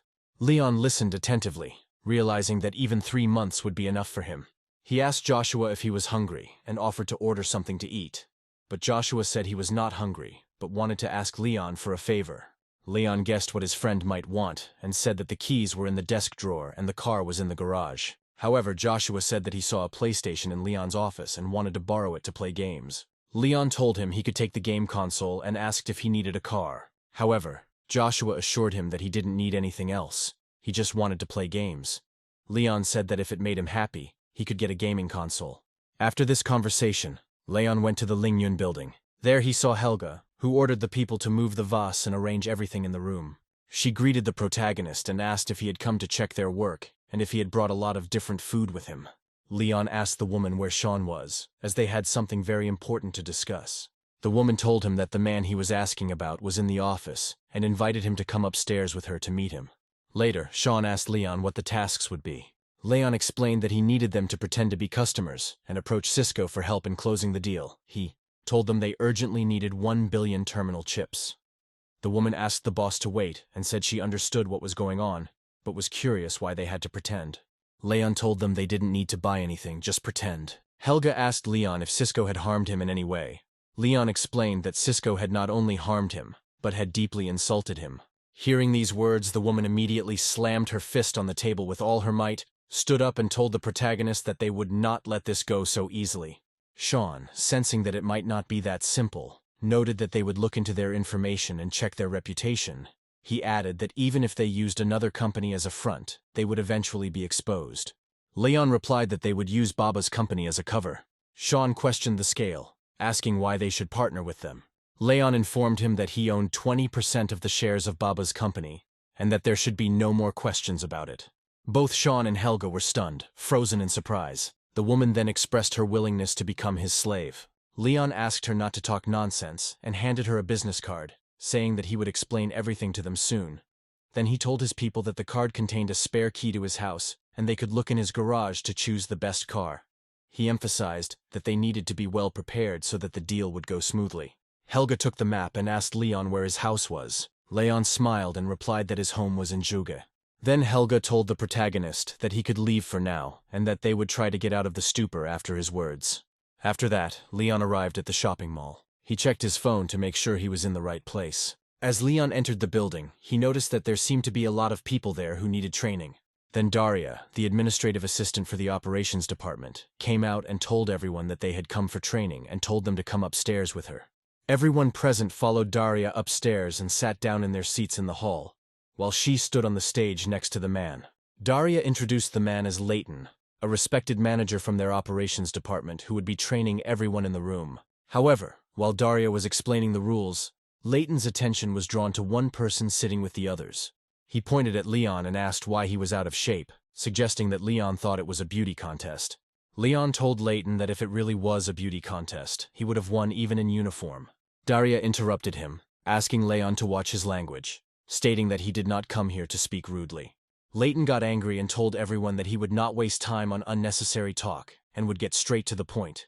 He informed them that each person had to make a deposit of 3,000 yuan, and then he would give them time to think about it. Everyone in the room was surprised by this news, and began asking what deposit Leighton had in mind. Leighton urged everyone not to delay and to make a deposit quickly, adding that if someone does not want to pay, they can leave immediately. Leon was furious at such impudent words. He immediately stood up from his seat and said that he had gone too far. Leighton then asked Leon what nonsense he was talking about, insisting that everything was legal, and if the protagonist ran out of patience, he could just leave. Leon stood up and told Daria and Leighton that he was leaving right now. He didn't want to stay with them in this snake pit anymore. He showed them his phone and said that he had recorded everything they had just said and would post it all on the internet. Daria and Leighton couldn't believe what they were hearing. They asked when the protagonist managed to record their conversation. Leighton told the protagonist that he would not leave the room until he handed over the recording. However, Leon smiled and asked Leighton if he was threatening him, explaining that he had also recorded his words and would not delete anything. Leighton angrily said that he gave the protagonist a chance to retreat, but he blew it. Then he instructed Daria to call security. At that moment, all the guards rushed towards the main character. They surrounded him, and Leighton ordered them to take the phone away from him. As the guards moved towards him, Leon knew he had to be ready to defend himself. Just then, a woman named Helga appeared in the office. What was that noise? Leon turned around and saw a woman standing behind him. Helga recognized Leon and wondered why he was there. Leighton explained to the woman that they were conducting training for a courier service, and Leon secretly recorded their conference. He said that they would delete everything. However, the woman told Leighton that she didn't want to listen to such nonsense, and said that it was time for them to pack up and leave. Then Daria approached Helga and told her that the guy had been fired. She mentioned that such people were not worthy of being couriers. However, Helga told them both that she had actually instructed them to pack their things and leave. Helga was furious and asked why they forbade these people from recording the training, since there was no such rule written anywhere. He suggested that they must be afraid that someone would listen to the recordings. Helga then ordered the guards to take Leighton and Daria to the HR department, where a very serious conversation awaited them. All the people in the room were excited and started discussing how someone finally dared to speak out against the company. Helga then turned to the protagonist and asked about the purpose of his stay here. Leon explained that he had been suspended from work and needed training to return, so he came.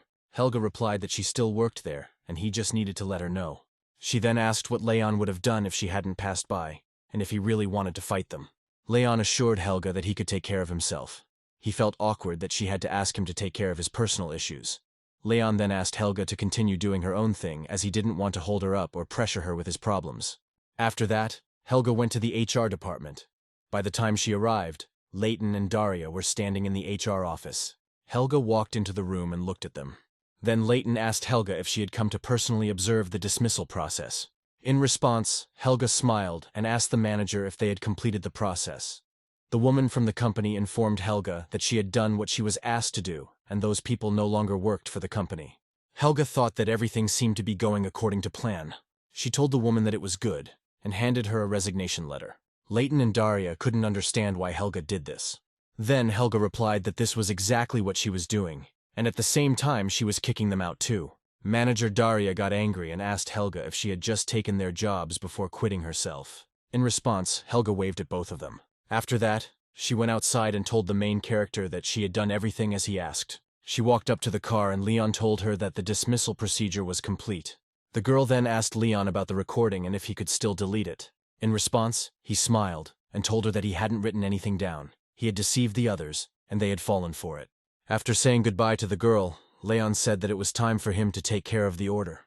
Leon was driving at high speed, but Lena suddenly appeared in front of him, congratulating him on changing the living conditions of the lower ranks. She told him that the reward for this would be his early retirement, along with a sum of 2 billion yuan. Hearing this, Leon immediately slammed on the brakes, wondering if the girl was telling the truth. The system asked him if he wanted to start a career as a doctor, and he replied that it was a cool profession, and he wanted to get into it as soon as possible. Then Leon said that the order was cancelled, and he would go to Aunt Lou's for some egg-fried rice to celebrate.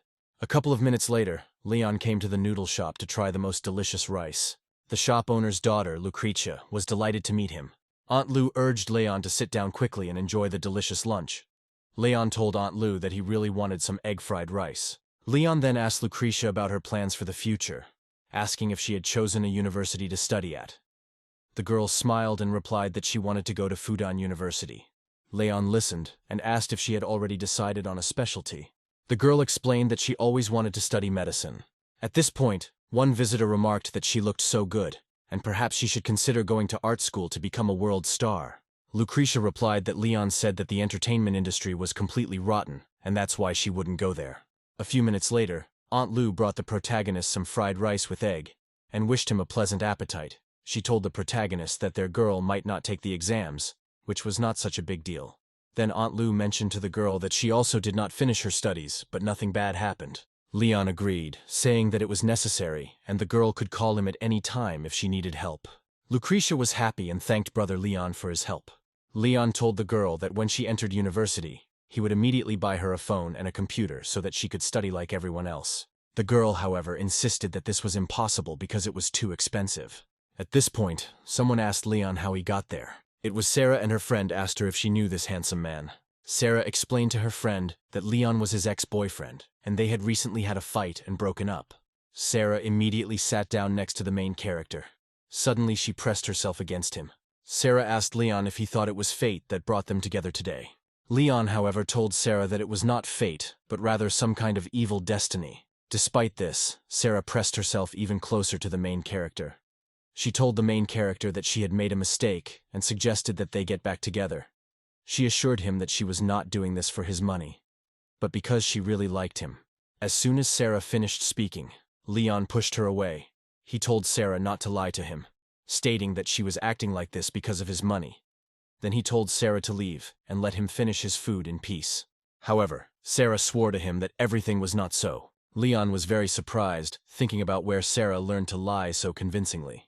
The protagonist then pointed to the table and told Sarah to collect all the leftovers if she had really changed. Sarah immediately stood up and ran to where Leon pointed. She quickly grabbed a rag and asked Aunt Lou to let her clean up. Sarah's friend was shocked and asked her if she was crazy. At that very moment, Leon put his chopsticks on the table. Then he told Sarah that she could continue cleaning, but he would leave as he still had a lot of unfinished business. Sarah then asked him if he was leaving and said she would go with him, mentioning that she had not yet driven his new car. However, Leon replied that she had to clear the table and asked what they had in common. Sarah was angry at his words and felt humiliated. She immediately threw the rag on the ground and asked Leon why he was talking to her in such a tone. At that moment, Leon noticed his motorcycle and Spencer, who told him that the repairs were complete and that they had made changes to improve its speed and safety. Leon replied that that was great and immediately asked the man to drive his car home as he had to attend a meeting. Later, Leon arrived at Chow Yang Company, at which moment Elizabeth appeared in front of him, dressed in a colorful outfit. Leon complimented her, saying that she looked great, and asked who she was wearing such a daring outfit for. The girl replied that she wanted her image to match his motorcycle. Leon smiled and told her that he liked everything about her, but she looked even better with him. Afterwards, they rode away together on a motorcycle, Elizabeth sitting behind the guy, holding his back. Sometime later, they arrived at Yellow Shizi's company where they had a scheduled meeting. Leon stopped in front of the building and waited for his girlfriend to talk to the company representatives. The woman told Elizabeth that next to her was a man from the city of Delphi in the Asia-Pacific region named Carl. Elizabeth said that after a long wait, Delphi has quickly become a world-class cruise ship manufacturer, which is impressive. She told them that she was honored to meet someone like Carl. Carl responded to Elizabeth by saying that he didn't expect Director Leon's representative to be such a nice girl. Carl extended his hand to her, and Elizabeth thought that he was not at all embarrassed by such behavior. However, Elizabeth did not shake Carl's hand and simply nodded, deciding that this should be enough. Carl pulled his hand away and told the girl that it was rather impolite not to shake someone's hand when meeting in person.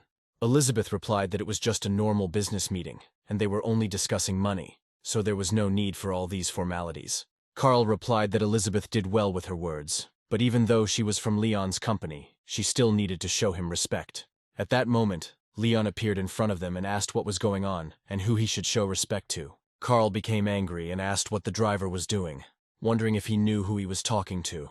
Leon began to take off his motorcycle helmet, intending to show Carl who he was talking to.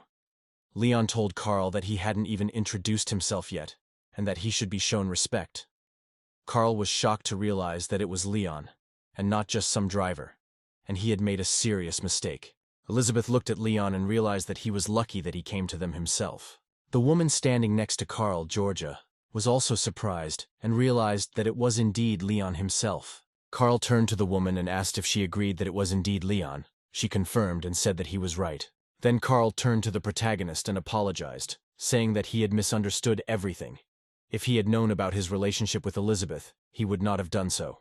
To this, Leon replied that they no longer needed their services and would find another distribution company. Carl froze in surprise when he heard Director Leon's words. He begged for another chance, explaining that his company was eager to cooperate. However, Leon came closer to Carl and told him to leave immediately. Carl quickly ran away, hoping not to catch the protagonist's eye again. Elizabeth could hardly hold back her laughter as she thought about how quickly Carl changed after Leon appeared next to him. She smiled and told the protagonist not to pay attention to such people, asking if they were leaving now. Leon told her that she could go on, but he still needed to take care of some things. He turned to leave, and the women looked at him. Georgia turned to Elizabeth and told her that she was jealous that she had managed to snag such a rich, handsome man for herself. Elizabeth agreed, saying she was lucky to have met him. At that moment, Leon was riding his motorcycle on business when his phone rang. Joshua informed him that his mission was coming to an end and immediately asked where he was. Leon replied that he was currently outside. The guy then asked him to meet him at Cisco for lunch, and Leon immediately agreed to go to him. After hanging up the phone, Leon quickly rode his motorcycle to the place where he had agreed to meet. When he arrived at the place, he was surprised at how luxurious it was. He noticed that a man had told Joshua that he hoped for a successful partnership and would be glad to have such a person as a friend. Albert, a Cisco marketing manager, assured the man that he did not need to worry and that he would get everything sorted out as soon as possible. Noticing Leon, Joshua asked why he had changed his vehicle and commented that the motorcycle was very. Then the main character asked his friend what they had discussed with this man. His friend explained that Cisco had changed the plan again, saying the second shipment would be ready in 6 months. Leon replied that they had only discussed it yesterday and asked how they had managed to change their minds so suddenly. Joshua added that Baba's company appears to be interested in making an acquisition, but Cisco has no hope of competing with such companies. Then the protagonist apologized to his friend. He threw his motorcycle helmet to him, saying that they would leave. Joshua reminded the protagonist that both Lunson and Cisco were industry leaders, and if they waited too long they would lose their leadership. Then the friend told the protagonist that after all, they said they would easily crush Lunson. Leon listened to his friend's words very carefully. He then suggested going to the seaside, asking if Joshua would mind. The guy thought about it and asked if there was Wi-Fi at sea. Leon sighed, thinking that his friend was always focused on games no matter where they were. Meanwhile, people entered the office, led by Sean. Cisco's vice chairman introduced Sean to the head of the Cisco Institute and a subject matter expert, Asher, who greeted Sean and said he was looking forward to meeting him in person. Sean listened to them, quietly greeting them in return. Helga then said that they were eager to get down to business. She told Asher that they were flying abroad today and asked him to start the discussion immediately. Asher asked Larry to introduce Sean to this patent. He then began to explain to Sean that they had planned everything carefully. Sean replied that he had heard that their company owned more than 20 patented technologies. Asher confirmed this and told Sean that he could provide them with a patent report for review. However, Sean replied that there was no need for that, as he just wanted to confirm whether Asher's chip technology was indeed the best in China. Larry assured him that their company was #1 in the industry and that no one would surpass them in the next 5 years. However, Sean responded that if Asher was so confident, they should include a warranty agreement in the contract. Sean stressed that no one should surpass their technology within a year. Asher questioned whether it was really necessary to add such a condition. Helga then confirmed that it was necessary, stating that they were there with pure intentions and wanted to respond accordingly. Sean immediately stood up, deciding that he had made his decision and did not want to stay in the room any longer. He told his assistant Helga that they were leaving and that he had no more business to discuss with these people. Asher was horrified by this and begged Sean not to be angry, assuring him that they would fulfill his request. However, Sean responded that it was too late, and Asher's erratic behavior made him doubt his honesty. Asher then told Sean that they would make concessions, and if they could not guarantee the product's progress within a year, they would immediately pay him a penalty of 3 times the amount. Sean asked about the triple penalty, wondering if Asher thought he could be bribed so easily. Asher insisted that Sean wait, and promised that they would pay 5 times the fine.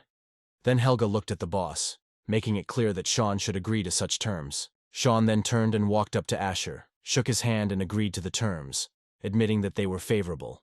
He told Asher that he was happy to cooperate, and asked him to prepare a contract.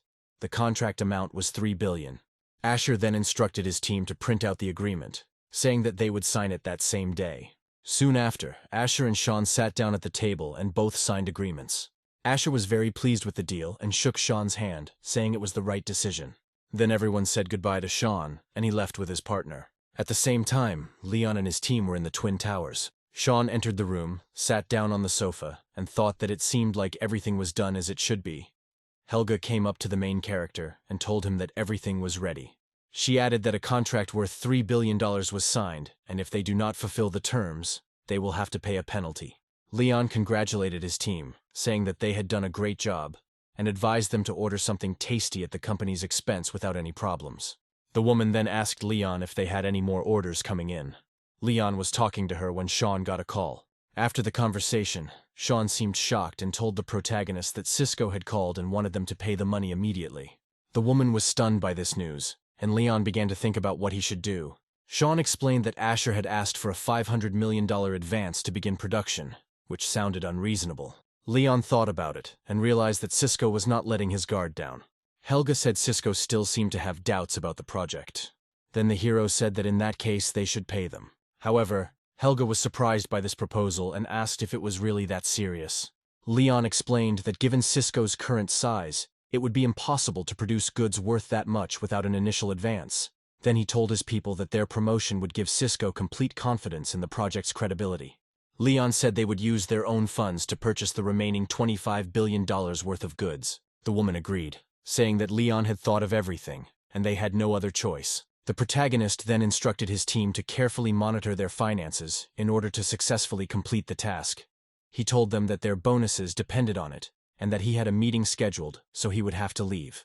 He quickly got into his car and drove to the meeting place. As he was riding his motorcycle, an old woman on a moped drove into the oncoming lane, heading towards him. She deliberately crashed her moped into the wheel of Director Leon's motorcycle, after which the old woman fell to the ground and began screaming, accusing Leon of hitting her. Leon told her that he hadn't moved an inch towards her, and asked her what nonsense she had just said. The woman responded that Leon did not know how to drive and hit her, insisting that Leon should answer for it and demanding compensation. Leon responded by saying that it was a daytime robbery. Before he could even open his mouth, the woman was already demanding money. At that moment, the police quickly arrived and asked what had happened. The woman told the officer that Leon had hit her and that she needed to go to the hospital for a checkup, expecting Leon to pay his medical bills. The officer looked at the model of Leon's motorcycle and was shocked because it was a very high-end model. The officer reassured the woman, telling her there was nothing to worry about as he had a surveillance camera. The officer then said the video clearly showed Leon's motorcycle was not moving at the time of the crash, so the woman should not expect any compensation. Hearing this, the old woman was speechless and began to think about what he could say to the policeman to avoid paying the fine. She immediately fell to the ground and accused the officer, saying that Leon had hit her and that she was being made to feel guilty, and she threatened to file a complaint. The officer then told her that she should focus on compensation because Leon's motorcycle was worth more than 6 million yuan. He also mentioned that repairing such a motorcycle would cost about 300,000 yuan, and she should think about how she would pay that amount. The woman asked the officer if he was really trying to trick her into giving him money. She said she would call her son, who was very rich. 20 minutes later, a car arrived, and it was the same son the woman had mentioned. He quickly got out of the car and ran to his mother to ask what had happened. The woman told her son that she was very glad to see him, and asked him to deal with the people trying to deceive her. However, the son's attention switched to Leon, and he froze in surprise, not believing his eyes. The son asked if it was really Leon, and the hero asked him to introduce himself. The man introduced himself as Dennis, a lab technician from the Lunsen Science Institute, and expressed how glad he was to meet him. Then Dennis apologized to the protagonist on behalf of his mother, explaining that she was not very familiar with safety regulations. The woman was shocked and asked her son if this guy was really his boss. Dennis confirmed that Leon was indeed the head of the institute and a very influential and successful man. The officer, seeing that they knew each other well, asked if they would like to resolve the issue themselves or go to court according to the law. Leon thanked the officer, saying that they would sort out the issue themselves. Leon then told Dennis that he still had some business to attend to and needed to leave. He told Dennis that he would ask his men to pay them 100,000 yuan for the incident. Leon asked Dennis to take his mother to the hospital, and Dennis agreed, telling the director to be careful and take care of himself. Watching them, Leon felt curious. Dennis, the lab technician, drove a car worth $1 million or more, and his mother was not afraid to suffer just to demand compensation. It seemed that this lab technician had recently become quite rich. After this, Leon went to a restaurant where he intended to discuss business matters with his acquaintances. The man and woman invited him to sit at the table. Leon sat down and asked if they were still negotiating regarding the unique topographic machine. Samuel confirmed that they were ongoing, but mentioned that they refused to cooperate with them, which was problematic. Leon listened attentively while enjoying the crab. Then he said that since that was the case, they would build their own personal lithography machine and no longer rely on others. Leon noticed their reaction and asked why they were looking at him like that. Then Lizzie asked if Leon was joking when he asked if he really wanted to build his own lithography machine, since it was a big deal. Leon told her that sooner or later they would have to do it. Despite the difficulties, he was sure that they would cope. The woman, inspired by his words, said it was a great idea. Leon then informed them that he wanted to change the broker and believed that the new broker would shorten the process. Samuel smiled and assured Leon that they would do whatever was necessary. Then the main character asked them to hire the best scientists. He promised to give them 1,000,000,000 yuan. Leon then decided to ask about Dennis. Samuel explained that Dennis was a lab technician and a good person, although he liked to play cards. Lizzie mentioned that after receiving the bonus, Dennis immediately went to play cards, where he seemed to win a lot, and offered to buy her coffee. Leon thought about it and decided it was time to check on Dennis. He then told his friends that their conversation was over, and he needed to attend to other matters, promising to contact them again soon. Afterwards, Leon returned to the Twin Towers, intending to talk to his team. When he entered his office, he saw Elizabeth sitting with Helga, which surprised him. Leon was both surprised and pleased by her arrival, and asked what she was doing there. Elizabeth smiled and asked if Leon was glad to see her, suggesting that perhaps he wanted her to leave. Helga teased him by asking if he wanted his girlfriend to stop visiting him. Elizabeth playfully slapped the girl on the shoulder, telling her to stop talking nonsense. She assured them that she had not come for him, but to help with the company's management system. Leon acknowledged that Elizabeth had worked hard that day, and said that he would cook a delicious dinner for her that evening. Feeling embarrassed, Elizabeth chased after the protagonist, playfully hitting him. After this, Leon sat down and asked Helga what happened to the fund. Helga explained that they are currently hiring more people and preparing to register an investment company. Elizabeth then mentioned that they needed to keep Leon's core information a secret until the license was obtained. Helga asked Elizabeth if she wanted anyone to know about the protagonist. Elizabeth responded that the more they revealed about themselves before establishing themselves in the market, the more harm they would do to their business. Leon agreed with Elizabeth, thinking that he would definitely attract immediate attention. He realized that she was right, and hiding his identity was the best option for now. While they were discussing business, Leon's phone rang. As it turned out, it was Giselle, who had previously bought a music stand for him and played the piano with his son. Leon asked what Giselle wanted. The woman explained that they had a performance that day, but one of his students was sick, and he asked if he could ask for a favor. The event was held at Zhonghai Drama Academy. The most beautiful girl from the academy, Wanda, asked Giselle what to do if Joy couldn't come.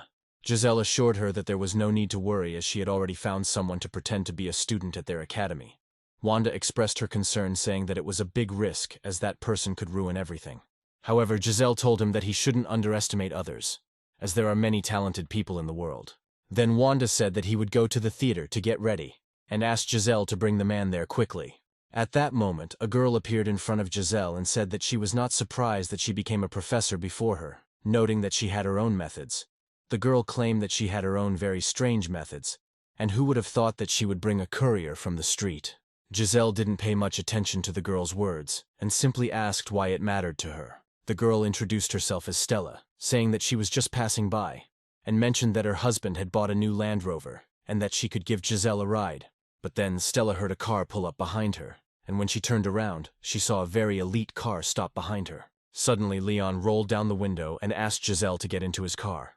Giselle then told Stella that she was not interested in her husband's Land Rover. Stella, seeing Leon in such a luxurious car, could not help but think that Leon's car was faster than hers. Giselle quickly got into the car and thanked him for helping her in such a difficult moment. She smiled and asked Leon how he came to work in the delivery department, and if he really had another job considering his luxury car. Leon told Giselle that he no longer worked there, and asked how her son was doing, in particular if he was serious about playing the piano. Giselle explained that her son had started studying harder, and that there would be students from other countries here today, so there would be a lot of them. Leon stressed that her son needed to take this very seriously, as a mistake would bring shame on their country. At this point, all the contestants were practicing their instruments. Giselle asked Leon to tune the piano for now, as she needed to solve some other issues. Meanwhile, a man named Jordan asked Wanda what was going on and if Joy was coming today. Wanda explained that Joy was sick and in the hospital, so Giselle called a courier she knew. She stated that if Leon couldn't keep up with the rhythm, she would lose her own rhythm, which could ruin her entire performance. Jordan then wondered out loud if Giselle was trying to ruin the performance, and suggested that perhaps Wanda would be better off performing alone. Jordan then approached the protagonist and told him that he had to leave before it was too late. Leon, confused, asked why he had to leave. Jordan then asked Leon if he really believed he was worthy of performing there, considering he wasn't even as experienced as Wanda and could screw it up. Leon noticed Wanda standing behind Jordan and immediately responded that he didn't know what level she was at, but was confident in his skills, suggesting that Jordan should worry about the girl instead. Wanda, furious, asked Leon if he had just insulted her, and if he thought he could match her in skill. She challenged him to a competition to settle the matter. Leon, however, responded that the competition would be a waste of time. Then Wanda became even more angry and asked Leon if he was really afraid. Hearing these words, Leon immediately stood up from his seat and told Wanda that he was actually worried that he might ruin her creative path. But if she didn't appreciate it, they could start the competition. However, he warned her not to blame him if she lost. Jordan then told the protagonist that Wanda started playing the piano at the age of 5, while Leon didn't even know what a piano was. After this, Wanda walked up to the piano, sat down and thought to herself that she was confident in her abilities and would not lose to the main character. She then asked Leon if he was ready for their competition. A few moments later, Leon and Wanda began playing their pianos. The melody they played sounded beautiful, and both performed superbly. Leon kept following Wanda's tempo, and the audience, especially Jordan, was shocked. Leon closed his eyes and just listened to the sounds of his melody. Suddenly his phone rang, and everyone thought that he was distracted and would not be able to finish the piece. However, Leon, holding the phone in one hand, continued his conversation, and with the other hand continued to play the melody. Jordan and Wanda were stunned and couldn't understand how the protagonist was able to continue playing so easily while talking on the phone. Wanda thought it would be difficult for her to play this melody even with 4 hands. But Leon continued talking on the phone and playing with his other hand. The audience watched this fantastic performance in amazement. Once Leon finished the melody, he looked at Wanda and told her that he was finished. A shocked Wanda asked Leon if he was really the courier. Jordan then rushed towards the protagonist, thinking that a man with such skill deserved praise. He bowed to the protagonist and apologized for his recent behavior. At that moment, Professor Giselle approached them and said that the competition was about to begin. She asked Leon how the preparations were going. The students were excited to see Professor Gabriel as she looked beautiful, and her new dress suited her perfectly. Wanda told Giselle that Leon was already a very experienced player, and she admitted that she was afraid that she would not be able to keep up with him if they played together. Giselle, noticing Wanda's anxiety, asked what was going on with her, since she was always fine before competitions. Wanda then explained that she had just had a piano duel with the protagonist and lost. She added that Leon played an incredible melody. Giselle then asked Wanda if she now understood that for every talent there is another talent. At this point, Stella, having overheard their conversation, thought that this guy had some serious skills, and that she needed to come up with something else. Stella then appeared in front of them and instructed all the students to get ready to go out. She called out to Leon, asking if she could talk to him. Stella quickly ran up to him, introducing herself as Giselle's colleague, and expressed her pleasure at meeting him. She told the protagonist that something had happened to one of the cellists, and asked if she could take his place.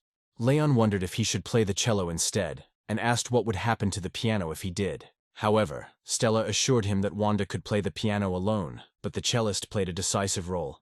Stella then got ready to leave, thinking that although Leon played the piano well, it did not mean that he was skilled in playing the cello.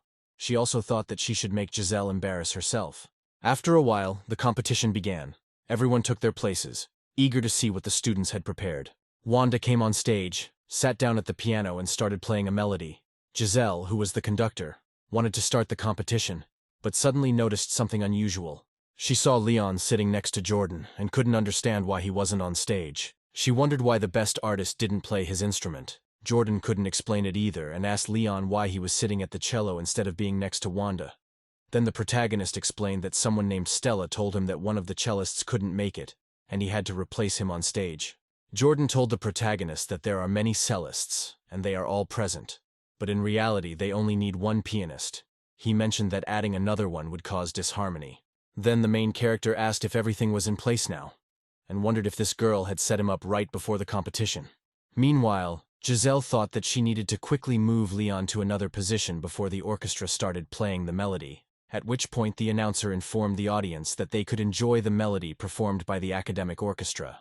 Giselle didn't know how to fix the situation, but then Leon started playing the cello, giving a superb performance. The whole audience in the hall was enjoying it. Leon closed his eyes and started playing the melody. Everything turned out perfectly. He smiled, thinking that everyone expected him to fail, but he came out on top again. Jordan was pleased with the situation and thought Leon had not cracked under the pressure. Wanda also closed her eyes and skillfully played the piano. Giselle conducted the orchestra proudly, pleased with how well her students performed.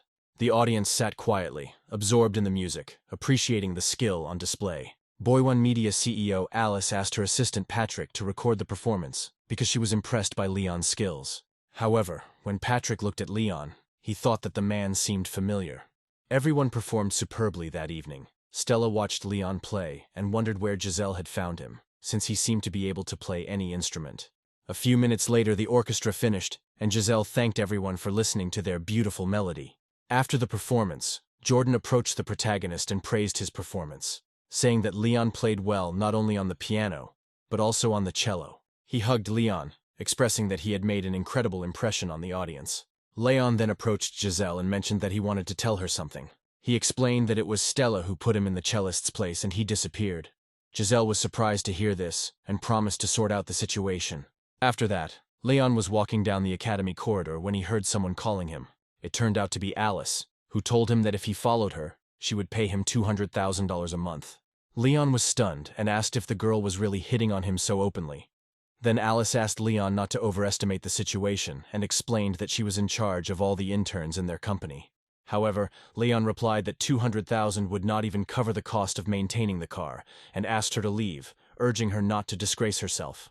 Alice was very angry at Leon's words and demanded to know how he dared to talk to her like that. At this point, Patrick, who had overheard the conversation, recognized Leon's voice. He warned Alice to calm down and advised her not to provoke Leon. Alice did not understand why Patrick was so afraid of an ordinary student. Patrick then explained that the last time he saw the man, Leon had $1.5 billion in his account, and he advised Alice to leave him alone, as his provocation could harm their company. At that moment, I realized that Patrick was right and decided to stop conflicting with the main character. Leon told the girl that she shouldn't bother every handsome man she met, and that she needed to think carefully before acting. Finally, Alice apologized, admitting that she had acted thoughtlessly. Later, Leon went to a restaurant to discuss things with his colleagues. Helga informed him that Cisco had already started funding, and everything was going smoothly, so there was nothing to worry about. However, Sean mentioned that he found that Cisco was actively contacting other research centers and looking for new manufacturers. Leon informed his team that he would handle the situation himself and suggested that he play with them a little. He called Elizabeth, who asked why he called her. Leon explained that he had a business idea and wanted to know if she was interested. He asked Elizabeth how much working capital Chaoyang Company had, and she replied that it was about $50 million. Then the main character told her that he would give her $100 million and invest in Cisco. Elizabeth was surprised by Leon's proposal and asked why he wanted to invest so much money in the company. Leon told her not to ask any more questions and instructed her to wait for him at home to collect the money. Elizabeth agreed to follow Leon's instructions, saying that she trusted him completely. Afterwards, Helga asked Leon why, if he wanted to secure Cisco's future, he didn't invest more money. Leon explained that he simply wanted to give them the false impression that other industries were interested in their products. Sean also explained that Leon's intention was to make Cisco believe that they had a good reputation despite their limited investment. In response to this, Helga laughed, realizing that the greater the success, the harder the fall. At that moment, someone started calling the main character. He answered the call and found out that it was Lucretia. She told him that something had happened to her parents. Leon couldn't believe his ears. He told the girl to calm down and not to panic, assuring her that he would be at the cafe immediately. The hero quickly got into the car and rushed to the cafe, very worried that something bad had happened to her parents. When Leon arrived at the noodle shop, he noticed that all the tables were scattered, and Lucretia was sitting on a chair and crying. Then the main character asked Lucretia to stop crying and asked what happened. He asked where everyone was. Lucretia explained that her parents had been taken away by ambulance, and that she was waiting for the police to arrive and file a report. Leon, fearing that there had been some misunderstanding, asked her to explain everything in detail. Then Lucretia told that a bar had opened across the street, and it seemed that their family's counter was hurting their business, which is why they were attacked. She told the protagonist that they sent bandits who mercilessly beat her parents. Leon was furious when he heard this. He didn't understand how these people dared to do such a thing. He swore that they would all pay for what they did. Then he noticed some establishments near the cafe and asked Lucretia if this was it. she confirmed that this was the place where the people came from. Leon saw that a new bar called Hurricane had opened next to the noodle shop and realized that they were behind the attack on his friends, so he called Charlie and asked him to do him a favor by finding information about Hurricane Bar. A few minutes later, the police arrived and informed them that they had opened a case and that they should expect news soon. Leon then asked Lucretia to go to the hospital to check on Lou and the others while he went to the bar. She could call him whenever she needed. Just as Leon was about to head towards the bar, Lucretia stopped him, taking him by the hand and begging him not to leave. She begged Leon to let the police deal with the scoundrels. However, Leon told Lucretia that while the police might eventually sort it out, it was unclear when that would happen. He assured her not to worry and explained that he would just go and have a look. He then went to the bar, determined to find out who was really responsible for the attack. As Leon approached the bar, he saw a man standing in front of the entrance. Leon noted that he had not seen him for a long time. The man introduced himself as Jonathan and explained that Charlie personally asked him to look into the situation in the bar and report back. However, the protagonist was not interested in listening to him and said that he didn't care, pushing him aside. Just as Leon was about to enter the bar, Jonathan ran after him. At the bar, a man named Sebastian was sitting with several girls and drinking. He told his men that the student from the noodle shop looked good and instructed them to bring her to him later. One of Sebastian's men assured him that there would be no problem with this. Suddenly, Leon threw the door open and walked into the bar. Sebastian was amazed and asked who Leon was. The protagonist then told him that if he ever touched anyone from the noodle shop again, he would personally close that dirty bar. Sebastian, now angry, asked Leon if he was the noodle shop girl's boyfriend. He said he didn't know she was dating someone like him. Then the main character, without hesitation, grabbed a glass bottle from the table and hit Sebastian on the head with all his might. One of Song's men, enraged by Leon's action, asked how he dared to hit the boss and immediately pulled out a knife. At this point, Jonathan intervened and asked the bandit to stop, explaining that Leon was Charlie's friend and that he might not forgive them if they hurt him. The bandit, not at all embarrassed, asked the man if he really thought they might be afraid of him. The bandit rushed at Leon with a knife, but Leon quickly grabbed his hand. The bandit screamed in pain and begged Leon to let him go. Still holding him down, Leon kicked the guy in the stomach with all his might, sending him flying across the room.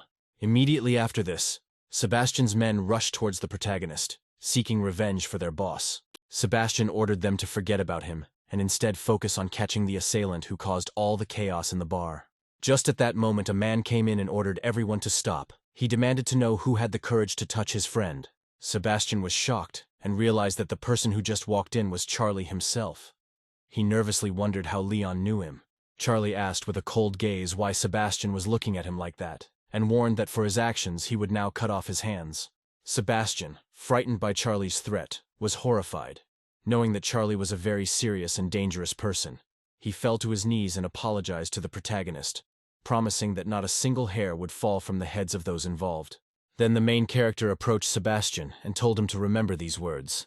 Leon then told Charlie that everyone should leave. Charlie told the protagonist that these people got off too easy. However, Leon asked Charlie to forget about it, saying that he would rather treat his friend to a drink. Charlie replied that the choice was entirely his. They both went outside, and Charlie told his friend, the protagonist, that it was time for him to leave and that they would meet again. Leon slowly got ready to leave when at that very moment a message came on his phone. It was from Elizabeth, who told him that she was very hungry and asked if he could come to the office tomorrow at noon to discuss something. The next day, the hero went to meet Elizabeth. Elizabeth was glad to see him and commented on his punctuality, mentioning that she liked that he was never late, not even for a second. Leon told her that he was afraid that she would die of hunger, which was why he was in a hurry. Elizabeth, in turn, said that she was nothing but trouble. She then asked Leon not to stand there like a pillar and to go to the kitchen to start cooking immediately. 20 minutes later, Leon had prepared several delicious dishes and placed them on the table. Elizabeth noted that each dish looked delicious, but she seemed to have gained weight. Then the protagonist told her that he knew how to avoid gaining weight and stay in shape, and that his method always worked. Elizabeth, intrigued, asked him what this method was, and Leon explained that in order to never get fat, you need to move a lot. Leon moved very close to Elizabeth, wanting to kiss her, but she hesitated. Just then, Helga entered the room, saying that she needed to talk to her boss. Seeing Elizabeth and Leon in the room, she apologized, realizing that she had come at the wrong time. Elizabeth quickly explained that this was not what Helga thought. However, Helga, not convinced, noted that in such a position one could only do one thing: Leon asked Helga if no one had taught her to knock before entering. He told her to leave and come back in 2 hours. Helga agreed, thinking that 2 hours was quite a long time. Then Elizabeth began to insist that Leon stop saying such things. Helga asked Elizabeth what she should do, stay or go. Elizabeth replied that they should discuss the investment together, and they should start quickly, without wasting time. Helga then informed them that the registration process of Lingyun Company had been completed, and work could begin in the near future. Then she asked Leon if he wanted to attend some interesting interviews tomorrow. However, Leon told her that they could manage without him, and that he would soon donate 1 billion to orphanages and poor areas. Elizabeth said she felt the focus should be on the company, and that the fund should operate within its resources. Leon reassured her by explaining that he would not rush things. Helga then proposed a plan to promote the foundation as a business card, which could greatly benefit the brand culture. Elizabeth agreed that it was a good idea, adding that the company was still in its early stages, so they should take more drastic measures. Helga thought about it, and realized that Elizabeth was right. They needed to take extra steps to go public. Then she asked Leon what he thought about the idea. Leon told Helga that if Elizabeth said it was a good idea, then he couldn't help but listen to her. Helga noted that she hadn't realized before that Leon was such a henpecked husband. The hero then asked Helga if there was any other news from Cisco. Helga informed him that Cisco had expanded its manufacturing facilities and installed 5 more sets of equipment. Their order will be delivered shortly. Leon expressed concern that 3 or 4 months was too long to wait, and asked who was responsible for this. Helga told him that she would answer his question now, and took out a document with information about the person in charge. She explained that his name was Jason, who had just returned from England, where his sister was also studying. Leon praised Helga's talent, suggesting that she could work in intelligence. Helga, proud of her work, replied that she had acted on the principle that knowledge of both the enemy and oneself makes a man invincible. Then the girl remembered that she still needed to tell the protagonist something else. She told him that experts had said Cisco's chip technology was already at the highest level in China. Helga also mentioned that their compensation clause might not be fulfilled as a result. Elizabeth agreed with Helga, asking why they needed Cisco if they were doing scientific research, and what their connection was to the protagonist. Leon smiled and assured her that she would find out more later. Helga then asked Leon what direction he wanted to go in now that Lingyun had entered the market. Leon responded that at this stage their goal was to study big data and they would need an angel round of investment. Then Helga told him that she understood and promised to go and prepare everything necessary. After she finished talking to the protagonist and was about to leave, Elizabeth slowly walked up to him. She said that she had ordered a dress and that they should go get it right away. Then the hero asked why she needed this dress and whether she planned to wear it to the event. Elizabeth explained that the next day there would be a dinner in honor of the orphanage, which would be attended by influential people from the city of Zhonghai. She added that his foundation would also be on the guest list, and they should go together. They then went to the store to pick up the dress. The saleswoman told Elizabeth that she could try on the dress first, and they would alter it if it was uncomfortable. Elizabeth asked Leon to wait for her while she tried it on, and then they would choose a suit for him together. A few minutes later, Elizabeth appeared before him in a beautiful dress and asked if he liked it. The saleswoman commented that the dress looked incredible on her, and Leon also thought that it suited her very well. He told the girl that it was incredibly beautiful. While the couple were discussing the dress, a woman came up to them and greeted Elizabeth. She complimented the dress, agreeing that it was beautiful, and then asked if Elizabeth would be willing to sell it to her. The woman offered to pay 20% more than the price, but Elizabeth was confused by this offer. Leon asked the woman what nonsense she was talking about and where she got the courage to approach someone with such a proposal. He then told the saleswoman to pack the dress. Unable to buy a dress, the woman left the store and headed to the car, where another girl was waiting for her. The woman got into the van, and the girl asked her what happened. The woman explained that she had seen a dress in a store that would have fit her perfectly, but they refused to sell it to her. The girl, who turned out to be the superstar Lorelei, assured her not to worry. She claimed that she had never needed a dress to impress anyone. After shopping, Elizabeth and Leon went to his house to prepare for the evening event. Elizabeth put on the new earrings and was delighted with how they looked. She told the protagonist that the earrings matched the dress perfectly. Then the protagonist came up to Elizabeth from behind, hugged her, and said that he was the best match for this dress. Elizabeth, confused by his actions, asked him what he was doing. Ignoring her displeasure, the hero began kissing the girl on the shoulders. Elizabeth realized that she couldn't resist and decided to kiss the guy back. They decided that a little fun wouldn't interfere with their plans. The next day, many guests arrived at the Yunlang Hotel. People noticed that Lorelai had arrived and remarked that she looked even more beautiful in person than on TV. Everyone was shocked by her beauty and started taking pictures of her. Lorelai posed for their cameras, thinking to herself how pathetic these people were. Then a woman, her assistant, came up to Lorelai and told her to hurry up, mentioning that Charlie had already arrived and was early. Lorelai knew she had to act quickly, and there was no way she could let anything go wrong. At this moment, Leon arrived at the hotel with Elizabeth. He noticed that many guests had already gathered and parked his luxury car. As they got out of the car, Leon asked Elizabeth why there was a red carpet for the charity dinner, as it looked like a catwalk. Elizabeth explained that the format of charity events has changed. She then asked if he wanted to walk the red carpet with her, but Leon told her that she should go first, and he would enter through the parking lot and meet her inside. Elizabeth smiled and agreed to his proposal. A few seconds later, Elizabeth got out of the car and stood before the people in her new dress. The photographers were stunned and speechless when they saw her. Elizabeth started walking slowly down the red carpet, and everyone immediately started taking pictures of her, not wanting to miss the opportunity to capture her beauty.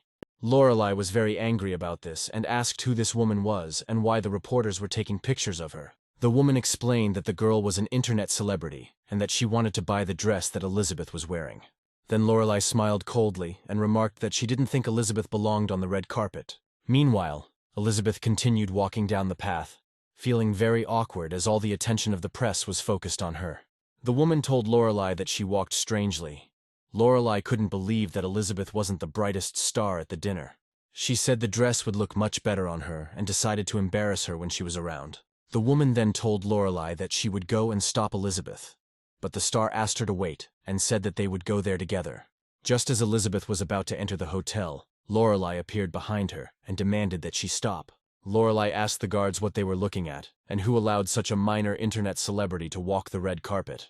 The security guard approached her and explained that the girl had an invitation letter. Lorelai then asked what letter he meant and objected that Elizabeth was ruining the footage and lowering the level of the event. She insisted that she would leave if she was not thrown out. The guards, upon hearing this, were unsure how to handle the situation, so they agreed with Lorelai and asked her to come with them. Lorelai was surprised by the guard's answer and demanded to know what it meant. The guard explained that since Lorelai had said she would leave if Elizabeth stayed, they were asking her to leave. The girl could hardly believe it. She was furious, asking the guard what they meant. Lorelai then began screaming, asking the guard if he knew who she was. She stated that they couldn't kick her out, considering she was a superstar. The guard then calmly told her that the woman was the director of Chaoyang Company and that she was an invited guest. Lorelai was shocked by this discovery and asked the guard to repeat what he had just said. The woman then approached Elizabeth and apologized, saying that they had made a huge mistake. Lorelai, realizing that Leon was there too, quickly decided that she could not pass up the opportunity to meet him. She told the security guard that there had been a misunderstanding and asked him to forget about it and not pay attention to it. By this time, Leon had already entered the hotel atrium. At that very moment, Charlie approached the protagonist and complimented him, saying that he looked like a real Casanova in his best suit. Leon replied that only he could be called Casanova here. Charlie then mentioned that he had just picked up a beautiful young married woman who had both a beautiful body and face. He told the protagonist that he could give him her room number if he wanted. However, Leon firmly told him that he was not interested at all and that Charlie could leave. He added that although these short-lived infatuations might bring short-lived pleasure, they would never compare to true love. Charlie, intrigued, said that it sounded interesting. He mentioned that Joshua was present and he planned to go say hello to the other guests. Leon was about to leave when a female voice stopped him. The hero turned around and was happy to see Professor Giselle standing behind him. He told Giselle that he didn't expect to meet her there. Giselle explained that she was a professor at the academy and also the vice president of the Zhonghai Culture and Sports Association. She then informed him that her husband was also there, and therefore she could not talk to him anymore. After these words, Giselle walked away. At this moment, Charlie again approached the main character and said that he was not surprised that he did not want to take the girl's address. He told him that he knew the vice president of sports and culture. Leon, irritated by Charlie's comments, asked him what nonsense he was talking about and ordered him to leave. Just then, a message from Elizabeth appeared on Leon's phone, telling him that she had met her friends upstairs and would be down to him soon. Putting his phone away, he thought that he needed to wait for Elizabeth, not wanting to stand out. In the meantime, he overheard Lorelai's conversation with the man, and their conversation piqued his interest. The general manager of G8 Industrial and Trade Enterprise, Pedro, told Lorelai that her acting skills were already exceptional. He said that in the next few years she would dominate the entire film industry. Lorelai told Mr. Pedro that he was very polite, but she was still new to the industry. Meanwhile, her assistant noticed a familiar face in the crowd and asked how the driver, whom she recognized, managed to get there. The woman explained that it was the same man who shouted at her in the store about her dress. Lorelai told her that she was going to approach him. She thought she couldn't get revenge on that girl, but she could definitely vent her anger. At this point, Lorelai pretended to trip and deliberately fell on Leon, spilling her wine on him. Leon watched Lorelai's actions and thought that she was doing it on purpose. At that very moment, he managed to dodge, and Lorelai began to fall to the floor, realizing that her plan had failed. She fell hard, feeling disappointed. Pedro quickly ran up to Lorelai and asked how she felt after such a fall. He then asked Leon what was wrong with him because he saw her falling, but didn't help her. Then the main character told Pedro that he didn't owe her anything. However, Lorelai was furious that she could not get revenge, and she pointed her finger at Leon and accused him of tripping her up. However, Leon dismissed her accusations, telling her that she could go and ask for help from everyone she slept with. Lorelai was furious at his insolent words and asked how he had the nerve to say such things to her face. At this point, Pedro ordered him to apologize to Lady Lorelai, or else he would pay for such impudent actions. Then he said that his father was a respected man in Zhonghai, and that he could make sure that Leon paid for his actions. Just then Charlie appeared in the hall and asked what was going on. Lorelai was overjoyed to see him and asked if he remembered her. Pedro then quickly informed Charlie that this man, Leon, had tripped Miss Lorelai and insulted her in front of everyone. However, Lorelai stated that she was not harmed, but thanked Charlie for his concern. Then Charlie walked up to her and asked her if she really believed that someone like Leon would pay attention to her. He said that he didn't mean to trip her up. He said that Leon was his friend, and if she dared to slander him, she would not have a peaceful life in the city. Lorelai and Pedro were stunned by Charlie's words. Then they ran up to the protagonist, apologized, and admitted their mistake. They quickly ran away from him, saying that they were ashamed. Charlie then approached him and offered him some fresh air. He said that they could come back once the dinner with the guests began. Leon agreed, saying that he really could use some peace and quiet. There was a group of girls chatting outside, and Elizabeth was standing there with her friends. She smiled, happy to meet her old friend. Charlie and Leon went out into the yard, and Charlie asked Leon to have some fun. Leon was about to approach Elizabeth when a strange man got ahead of him. The man asked if the servant had prepared a gift for Elizabeth. The man then took out a ring and flowers, thinking that everything would go perfectly as he planned for her. This man, Carson, was the founder of the Hong Foundation. Carson instructed his man to get rid of the people around them without using extreme methods, and to offer them money to leave. He also told his man not to tell Elizabeth about his violent tendencies. The man then approached the assembled people and offered them money to leave. He approached the protagonist and said that Carson wanted to confess to the girl, and asked if they could leave for money. Then the protagonist smiled and asked how much they were offering for him to leave. The man handed the protagonist some money, and said that he hoped this amount would be enough for him to leave. Then the protagonist asked the man if he was joking. He was wondering if the people who came here only needed 5,000 yuan to leave. The man quickly understood the meaning and asked if 20,000 would be enough. He said that the main character would only need to leave for 10 minutes. However, Leon told him that he needed to give him 100,000 and then he could consider the request. Then Carson approached the protagonist and told him that he should know his worth. Leon replied that 100,000 yuan was not a large sum and asked if he really felt sorry for paying that much for a girl. Then Carson nodded and agreed. He said that he understood the situation and would give the protagonist 100,000, after which he would leave. Leon took a check for 100,000 from Carson. Then he went to Elizabeth and wished Carson luck in his love affairs. He put his arm around her waist and pulled her towards him. He said that he didn't see her come down here. Elizabeth explained to the protagonist that she and her friends had not seen each other for a long time. They chatted for a while and did not pay attention to the time. Then her friends said that a handsome man had arrived with her and dinner would soon begin. They suggested continuing the conversation at another time. Elizabeth agreed with her friends and said that she and her boyfriend should go. Leon left with Elizabeth and many people were still surprised. Carson stood in shock with his mouth open. His friend asked if this guy had just taken Elizabeth away. Now Carson understood what had happened and explained to his friend that the man had deceived them and brazenly deceived them.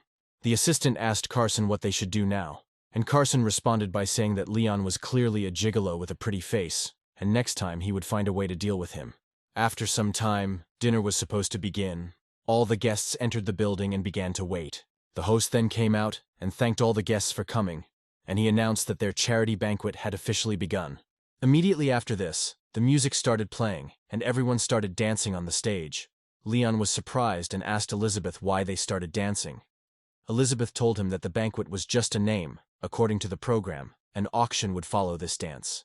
She explained that the money raised from the auction would be donated to the Hope Project. She invited them to join the dance, and soon they began to dance. Leon was a very good dancer, and began to perform complex movements, and Elizabeth watched him closely. She asked him where he learned to dance so well. Meanwhile, Carson watched them from afar. Feeling angry, he muttered under his breath that Leon was just a gigolo. At that very second, Leon's phone rang.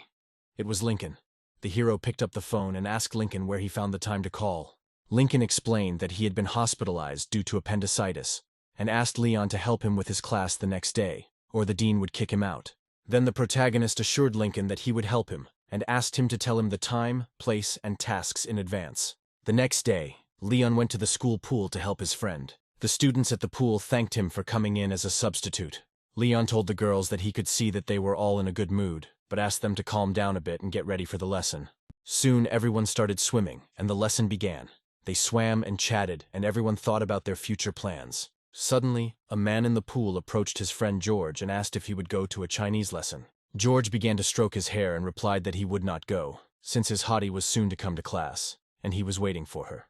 His friend was surprised, and asked if George really had a new girlfriend again. At that very second, someone opened the door and entered the pool to conduct the lesson. It was Leon, and he was surprised to see that there were already other people swimming in the pool. The hero was confused as to what was going on, as the rules stated that people were not allowed to wear regular swimsuits. Leon got angry and asked the students what they were doing there. The girl behind him explained to him that they were foreign students and had the right to enter and exit the pool whenever they wanted. George greeted Leon and said that he and his friends were glad to see him. George then introduced himself to a girl named Veronica and mentioned that he was a student from another country studying Chinese language and literature. He asked if she would like to become friends. The girl, frightened by George's words and behavior, grabbed Leon by the hand and hid behind his back. The protagonist then told the students that according to university rules, they were not allowed to enter the pool without permission, and they violated it. In response, George laughed and asked Leon if he was new, pointing out that they were foreign students who couldn't live without water. George then told Veronica that he knew she was shy, but that once she got to know him better, she would want to be with him. However, the girl started crying and told George that she didn't like foreigners and asked him to stay away from her. George was proud of himself and told everyone that he was born in a country full of romance, but that the people in this country were rather hard-hearted. Then the guys from Leon's group got angry at George's behavior and told him to stop being so rude. George then laughed and provocatively suggested that they hit him, saying that they would definitely be expelled for that. George's friend called Leon's group a bunch of cowards and asked if he needed to learn some kung fu. George and his friends laughed, feeling that no one could do anything to them. But at that very moment, Leon kicked George in the stomach and asked him how dare he act so arrogantly. The student did not expect this from Leon at all. He began to fall into the pool. George fell into the pool, and the students around him praised Leon for protecting them from that scoundrel. As George started to climb out of the pool, his friend ran up to him to ask if he was okay. George, furious, warned Leon that he should not even hope that he would be allowed to teach the lesson after this. Everyone was confused by George's next actions when he peed in the pool. Leon had difficulty finding words to describe the behavior of the impudent student. George smirked at the protagonist and told him that although he could now continue his studies. George then called his friends and advised them to do the same. One of his friends remarked that he just needed to go to the toilet. The students were furious at George's actions, saying he had gone too far. Having finished his business, George told his friends to leave, stating that they would no longer interfere with swimming lessons. Then the main character told them that they could leave after they drank the water from the pool. George laughed and told the protagonist that he would never do that. He promised to complain to the director about being fired, and said that Leon should be fired. However, Leon quickly ran up to him and slapped George, causing him to fall to the ground and fall silent. Leon told him that he would add another strike since he would be fired anyway for his behavior. George lay on the ground, unable to move as his friend lunged at Leon. Leon, however, remained extremely calm, grabbed George's friend by the arm, and in one swift movement threw him over his shoulder. The student fell to the ground, unable to attack Leon any longer. All the students, especially Veronica, were happy and said that Leon was so strong. A few minutes later, all the foreign students were lying on the ground in pain, regretting their attack on the teacher. The foreign girls were afraid to approach the main character and quickly ran away, saying that they were being killed. George, still lying on the ground, told the protagonist not to come near him, warning that if he touched him, George would immediately have him fired. However, Leon ignored him. He walked up to George, grabbed him by the hair and started pulling him. George begged the teacher to let him go and stop. However, Leon continued to drag George towards the pool. Surprised, George asked what the teacher was doing, at which point Leon dunked George's head in the water, saying that no one would dare fire him from that institution. Smiling, Leon looked George in the face and asked if he had been drunk. George, embarrassed, admitted that he was very sorry about everything. Leon then looked at George's friends and asked if they needed to be given a drink too, or if they would drink the water themselves. All the foreign students gathered around the pool and started drinking water, crying and regretting their behavior. At that moment, a man entered and expressed his indignation. It was the university's vice-chancellor, Finn, who asked everyone what they had done and demanded an explanation. George, upon seeing Finn, told him that the teacher had beaten them and forced them to drink water from the pool, and he planned to sue him. Finn then asked Leon what all this meant. He wanted to know if these were all foreign students, and if Leon really wanted to provoke an international conflict. The protagonist then asked Finn what they had done to deserve such special treatment. Finn replied that they were simply being hospitable, and asked what special treatment Leon had in mind. Finn told him that he took the matter very seriously, and that the protagonist would have to answer for it before the law. Leon replied that he didn't seem to fully understand what was going on. Finn, enraged, asked Leon how he dared to speak to him in such a tone, and insisted that they immediately go to the rector's office before he killed him. Leon told Finn that he agreed to go to the rector, since he also needed to discuss some issues with him. Finn then told the principal that Leon had beaten up all of their foreign students at the pool and should be punished for it. He added that this matter should be taken seriously, and that the protagonist should not be allowed to get away with it so easily. In response, Leon told Finn that he should have reported to the principal that student George had sexually assaulted a student at the university and urinated in the pool. Finn became furious at Leon's words and said that he was currently talking to the principal and warned Leon to be careful. The principal then told Finn that Leon was the honorary vice-chancellor of their university and asked if he really thought he had the right to interfere. Finn was shocked, and the principal informed him that due to his unprofessional behavior, he was suspending him from his job. He said that he would report the incident to the Department of Public Education and that Finn should wait to hear from them. After the conversation, Finn left the director's room. At this moment, a student named Veronica approached the main character and asked if everything was okay with him.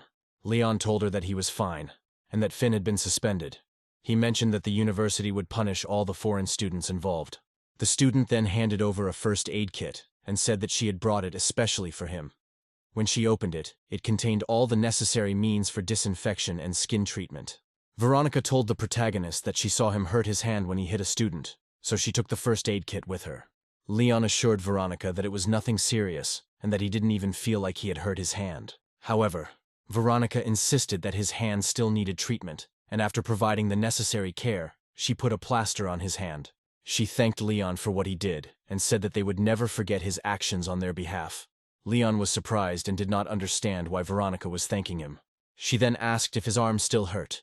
Leon shook his head and told her that she was worrying for nothing. At that moment, a friend called him. The friend asked where Leon had gone so quickly. Because he had already called him, but did not pick up the phone, he suggested that they have a drink later.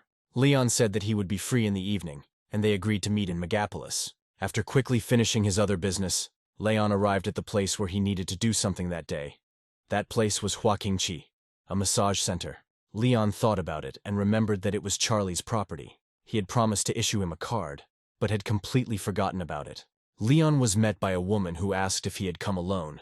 He confirmed that he had, and mentioned that he needed to get a card.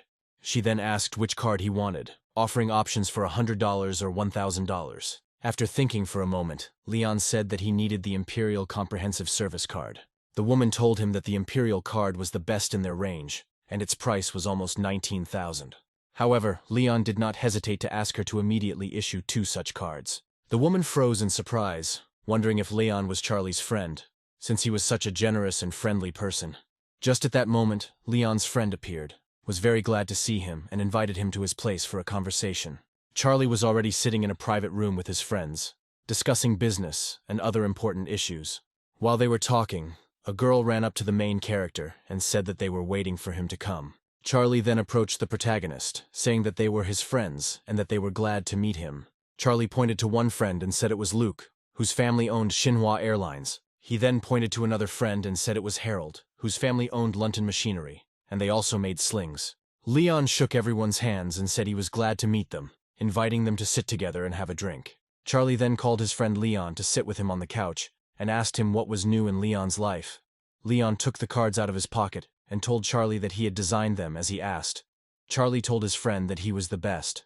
At that moment, a girl entered the room and told the guests that she had brought wine and a plate of fruit. Suddenly, the girl saw Leon and recognized him. She was shocked and asked him what he was doing here. Charlie asked Leon if the girl was really his student. Leon told Charlie that she was a student at the pedagogical university and that she had just had classes. When Leon looked at the girl, his gaze became tense. The girl lowered her head and told the protagonist that she would explain everything to him.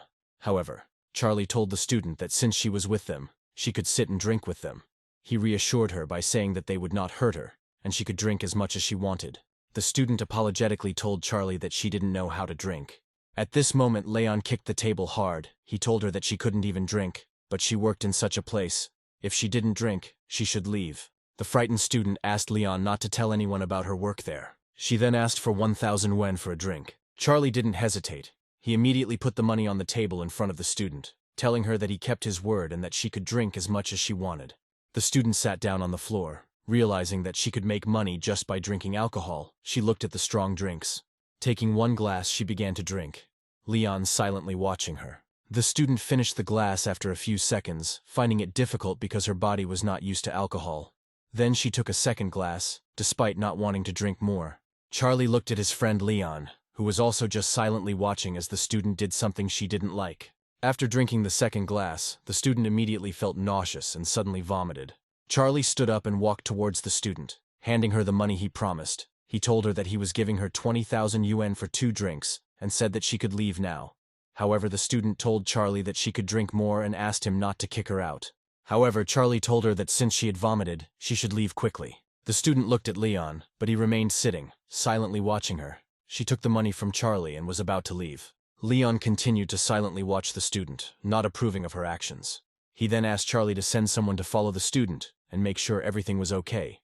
Then Charlie agreed, instructing Jonathan to go and follow the student. Charlie then asked Leon why he was worried about the girl, especially when he was so angry about what she did in the room. A girl standing nearby commented that she thought Leon thought female students shouldn't be in places like that. Charlie said that the student is not a little girl anymore and she can make her own choices. He told the protagonist to stop frowning and start drinking. Then the main character, listening to his friend, took a glass and began to drink. However, at that moment, Jonathan called the protagonist and told him that there was a problem on the street. Leon immediately realized that something was wrong. Charlie quickly called his men and told everyone to follow him. He wanted to go outside and see what was going on, but Leon stopped him. He said that he would go out and deal with the situation himself. Soon, Leon ran out into the street and saw that a large crowd had gathered. Everyone was looking at someone. Jonathan was holding a student, and people were looking at them. Leon approached them and asked Jonathan what happened. Jonathan explained that when he was leaving the establishment, he encountered a group of people who were trying to take Vivian away. Leon looked away and asked the group of people if they were really hitting on the girl. One of the men responded by asking if Leon really meant to stand up for the girl, by saying that she was not worthy of such attention. Then the main character asked him why they needed the girl, to which the man replied that she was the main attraction of the city, very popular, and should have kept them company. He also asked if Leon knew that Sam, the owner of the Hurricane Bar, was in their room. Leon nodded, acknowledging that this was indeed the case. The man froze in surprise, and Leon asked him to introduce Sam to him. If Sam agreed, he would let them take the girl. The man smiled and asked Leon if he really considered him an errand boy. Leon paused, considering his options, but Jonathan didn't want to wait any longer. He quickly ran up to the impudent man, pulled out a knife and stabbed the man in the leg. The man did not expect Jonathan to hit him, and his men expressed their outrage, calling it cruel. They said Jonathan would have to answer for hitting their boss and threatened to kill him. Jonathan, clearly angry, declared that he would kill anyone who came near him. The man ordered his subordinates to call their boss, Sam, telling him to come and finish Jonathan off for his actions. The boss quickly arrived on the scene, and the injured man, thinking that they would now be punished for their insolence, was surprised when Sam apologized to the protagonist. Sam admitted that his subordinates were fools and asked how he could correct their behavior. Leon told Sam to hold his men accountable for their actions, and said he didn't want them there anymore. After that, he approached the student and helped her, making sure that nothing had happened to her. He then asked Jonathan to tell Charlie that they were leaving. Soon, Vivian came to her senses and apologized to the protagonist, asking him for forgiveness. Leon assured her that nothing had happened and helped her into his car, as she was barely able to stand. As he was about to leave, he noticed that the student was covering her mouth with her hand. Vivian replied that she was afraid to remove her hand because she was afraid she would vomit. Leon smiled, thinking that this student was a good girl, but this lifestyle did not suit her. He took the student to some place, and she asked what place it was. He explained that it was the Bandau Hotel. The surprised student asked why Leon had brought her to such a place. As they entered the elevator, the student realized she needed to be on her guard. They went up to the right floor, where Leon took out his card and opened the door to his room, inviting her to come in and rest. The student asked him what he wanted from her, stating that she just wanted to go home. The protagonist then asked her how she planned to return home in such a state, suggesting that her family would be worried if they saw her in such a state. Then Vivian started crying and explained that no one was home. Her mother had had a heart attack and was in hospital, and she needed money. Leon handed her a handkerchief, understanding why she had come to work in Megapolis. The student explained that the manager had told her that she was good at her job, and that selling drinks was not as dangerous as she thought. Leon listened to her and then asked how much her mother's operation would cost. Vivian replied that it would be a large sum, and that she and her grandmother had decided to sell their house and borrow some more to cover the costs. Leon then asked how much her house cost. The student told him that she planned to get several jobs, and that frankly, she didn't need anything for herself. She just needed to earn money. After that, Leon asked the manager to bring him 500,000 yuan in cash.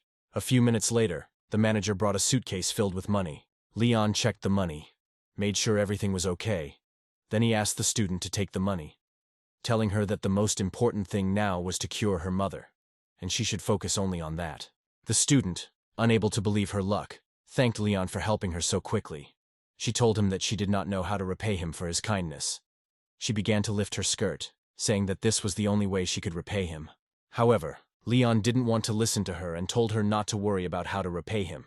He just wanted her to focus on her mother's recovery. However, Vivian insisted that she would not remain in his debt. Then she told the protagonist that she really liked him, and she would like him to be her first man. However, Leon replied that he did not need any gratitude and told her to go home. But the student did not want to leave and said that for the first time she did not know what to do. Leon got angry and didn't want to listen to his student's words anymore. He pushed the student away and told her that he didn't want to see her anymore. The protagonist was eager to leave, but suddenly Vivian grabbed his leg, not knowing what to do.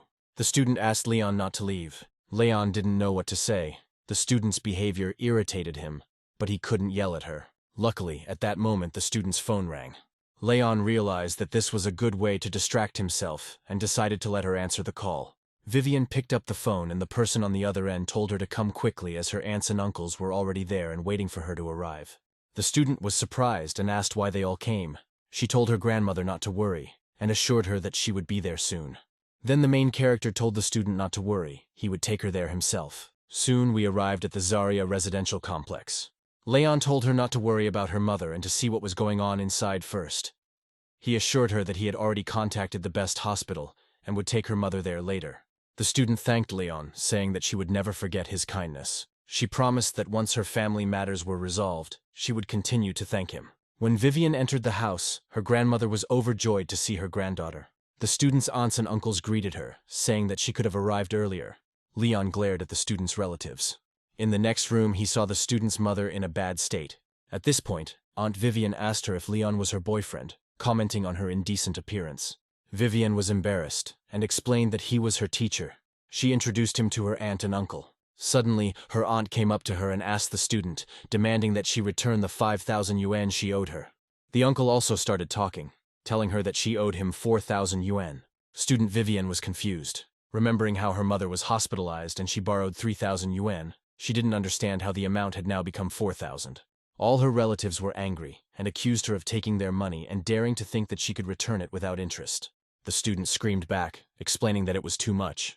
She said that her father gave them so much money when he was alive, but now they were pressuring her like this. Vivian then saw her uncle and asked him why he had come, stating that she had not borrowed money from him. The uncle explained that although she had not borrowed money from him directly, he had taken care of her mother when she was in the hospital, and she owed him 1,000 yuan for that. Vivian was shocked by the behavior of her relatives. She told them that she would return all the money, but only after her mother was treated. At this point, Leon intervened, advising her to simply give them the money, so they would leave her alone forever. Vivian agreed, saying that she would pay off all these debts. She then took out a briefcase filled with money and opened it, revealing wads of large bills. Nobody expected her to have so much money. All her relatives were shocked and asked where she got such a large sum. Vivian threw 10,000 yuan at them and told them they could now leave. Her relatives, trying to calm her down, told her that she had no reason to be angry and that they didn't really need the money. They told her to keep it, but student Vivian wouldn't hear of it. She walked up to the front door and told them to leave her house immediately. Her relatives reluctantly took the money and left. Although they wanted more, they did not succeed. Then the girl's grandmother approached her and asked where she got so much money, suspecting that she might have done something bad. However, Leon quickly reassured his grandmother by telling her that he had lent the money to the student to help save her mother from illness. Leon told his grandmother that when the girl started working for his company in the future, she would gradually pay off her debts. The grandmother was happy and expressed her gratitude by thanking Leon for his generosity and kindness. Leon's assistant informed him that the ambulance had already arrived. Leon then told Vivian that the ambulance was ready and asked her to get ready. He assured her that they would take her mother to the hospital. After some time, they quickly arrived at the best hospital. Vivian walked over to her mother's bed and pulled a sheet over her to keep her warm. She thanked Leon for his great help, saying that she did not know how she could solve this problem on her own. Vivian said that he could leave now, but they would definitely meet later. Leon advised Vivian to take care of her mother, adding that he would arrange for her to take time off from school and they would discuss his help later. Then he turned to leave, feeling that his help was no longer needed. After that, Leon arrived at the massage and relaxation center, where he was supposed to meet his friends. Upon arriving, he saw that Lizzie and Samuel were already waiting for him. Leon greeted them with a good afternoon, complimenting them by saying that they looked stylish. Samuel explained that all their clothes were bought at the duty-free shop at the airport and were from famous brands. Leon asked the man if programmers were supposed to wear plaid shirts. The man replied that it was the largest massage center in Shanghai, adding that if he had known earlier, he would not have brought Lizzie to such a place. Leon asked what he meant, suggesting that they had both just gotten off a plane and needed to rest. At this moment, an employee of the center approached the main character and asked if he liked their girls, and if he had brought his girlfriend. Lizzie, confused by the strange question, did not understand what the employee was hinting at. 10 minutes later, Lizzie informed the protagonist that they had hired 32 chip and lithography specialists, and she handed him a document containing all the information about these people. However, Leon immediately threw the document on the floor and said that these 5 people had been working in this field for many years, and he wondered what skills they had, and why so much money was spent on a consultant. Leon asked who these people were. The scientists were shocked by his reaction. Lizzie explained that they all wanted to rely on their connections rather than their skills. She said that they had to collaborate with craftsmen from other fields to get parts for the lithographic machine. Leon nodded. Then he asked when they would be able to start the lithography machine project and achieve results. Lizzie told him that there was one more key figure they had not been able to meet. Leon smiled and jokingly asked if even the seduction had worked, and Lizzie, slightly embarrassed, called him a pervert. At this point, the protagonist was handed a plate of fruit. He told them that he was just joking, and asked who this person was. Lizzie handed him the document and explained that the man was Vice President Santiago, a world-class computer genius. Leon commented that it seemed like they needed to find a way to bring in Santiago. Samuel added that he believed Santiago was the most important part of their project to develop the car, mentioning that without his help, he and Lizzie would likely have had to fly overseas again. Then the main character told them that they would put this issue aside for now, and when he had some free time, he himself would fly to meet this master. Lizzie was pleased, saying that if Leon took matters into his own hands. Just as they were talking, someone called the protagonist. The protagonist picked up the phone, and the man told him that there was a problem in the company, and he needed to come urgently. Leon replied that he understood and would be there soon. He told his friends that he had some business to run, and asked them to send information about Santiago to his phone. Lizzie assured him, promising that they would send everything. Soon after, Leon quickly arrived at his company's office, and people were already waiting for him inside the office. Leon asked what happened and why there was such a rush. At this moment, Sean held a document in his hand and asked Leon to take a look. Leon took the document in his hands and realized that it was a subpoena. The hero was very surprised and asked who could have sent him a summons. Helga explained that this was what he deserved, mentioning that just a few days ago, Huaking Che had sent her a bill for 370,000 yuan. Sean admitted that it was a significant amount, but Helga said that was not what he was worried about. Leon then told Helga to stop arguing. He sat down in his chair and asked his team if they had filed a lawsuit against the Lingyun Foundation for fraud. Helga responded that they had not yet publicly announced the assistance program and were being sued for violating agency rules. Sean added that the person who filed the lawsuit was from a well-known Chinese Hong fund, and the trial was scheduled for the next day.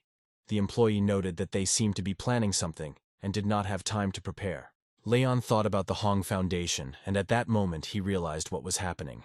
He remembered that the Hong Foundation had organized a dinner for poor children a few days ago, which he had attended.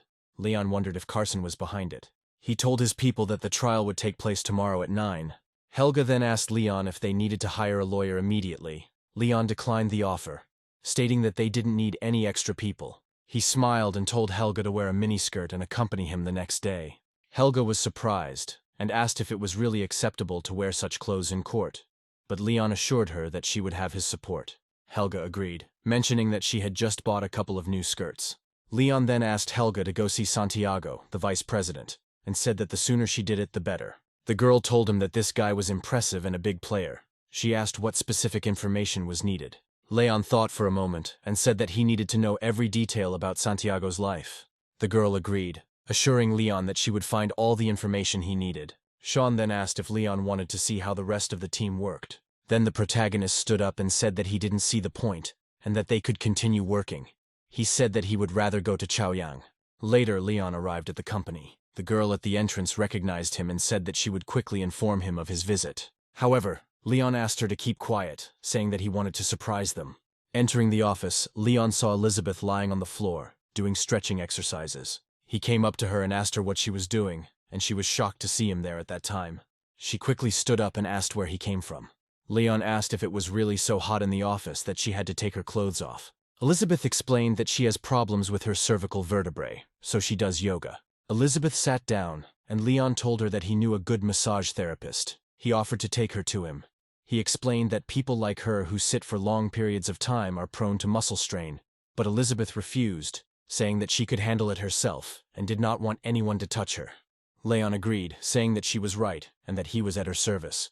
Leon then asked Elizabeth to lie down on the sofa so he could give her a massage. He opened a box filled with various massage oils and picked one out. Leon sniffed the oil and thought it was lavender. Elizabeth asked if he was going to start the massage.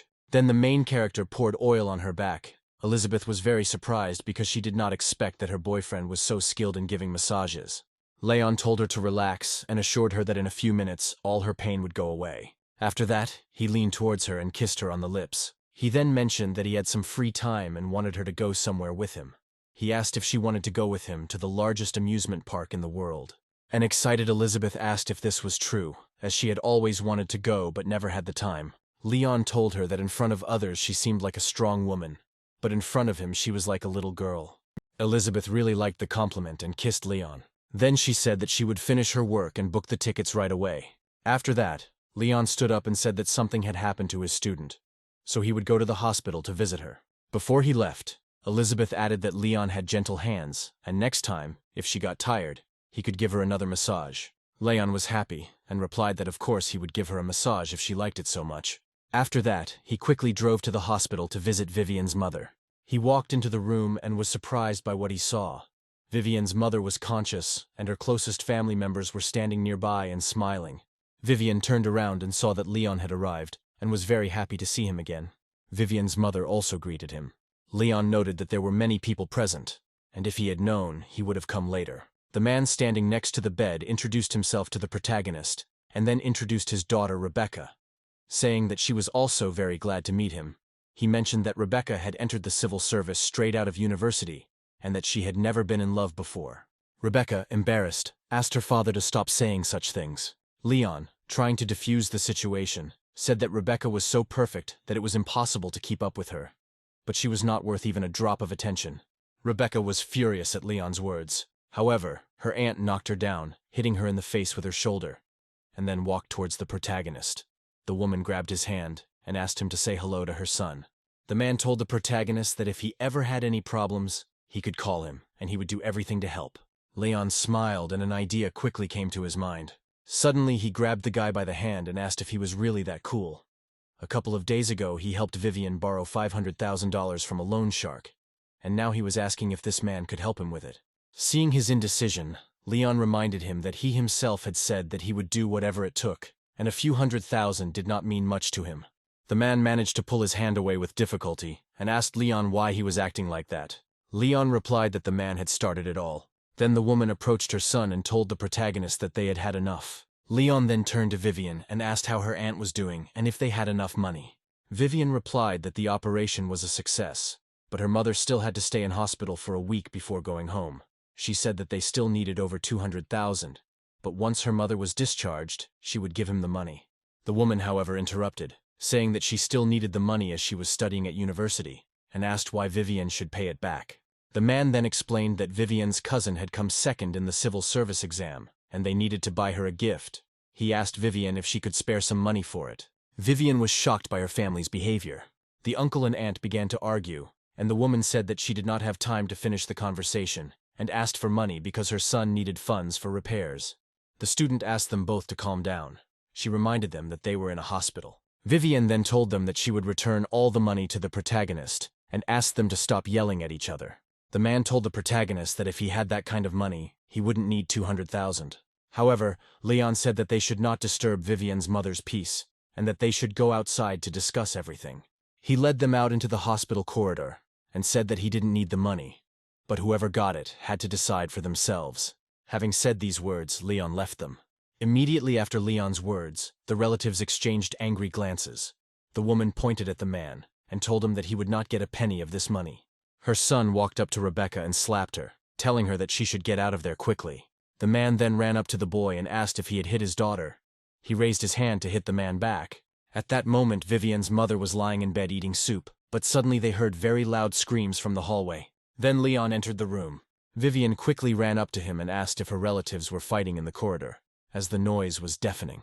Leon asked her what difference it made to her what they were doing, and said that he would not go there to separate them. Soon after, the door to the room opened. A woman entered and told the protagonist that the uncle had left and no longer wanted $200,000.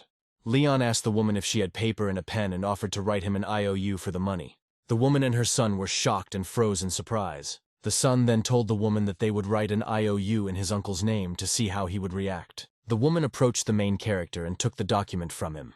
Leon handed them the document and told them that once they got home they should register the title deed to the house as collateral.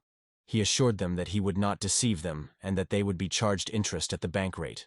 The woman and her son were stunned and asked Leon if they really needed to mortgage their house. The son told the protagonist that this was too much and he had crossed the line. Then the protagonist calmed the boy down, saying that they had nothing to worry about. He reminded them that he still had their promissory note. The woman and her son were horrified and realized that they had made a huge mistake and were now in serious trouble. The man told the protagonist to just wait, as he would soon find out that he had gotten involved with the wrong people.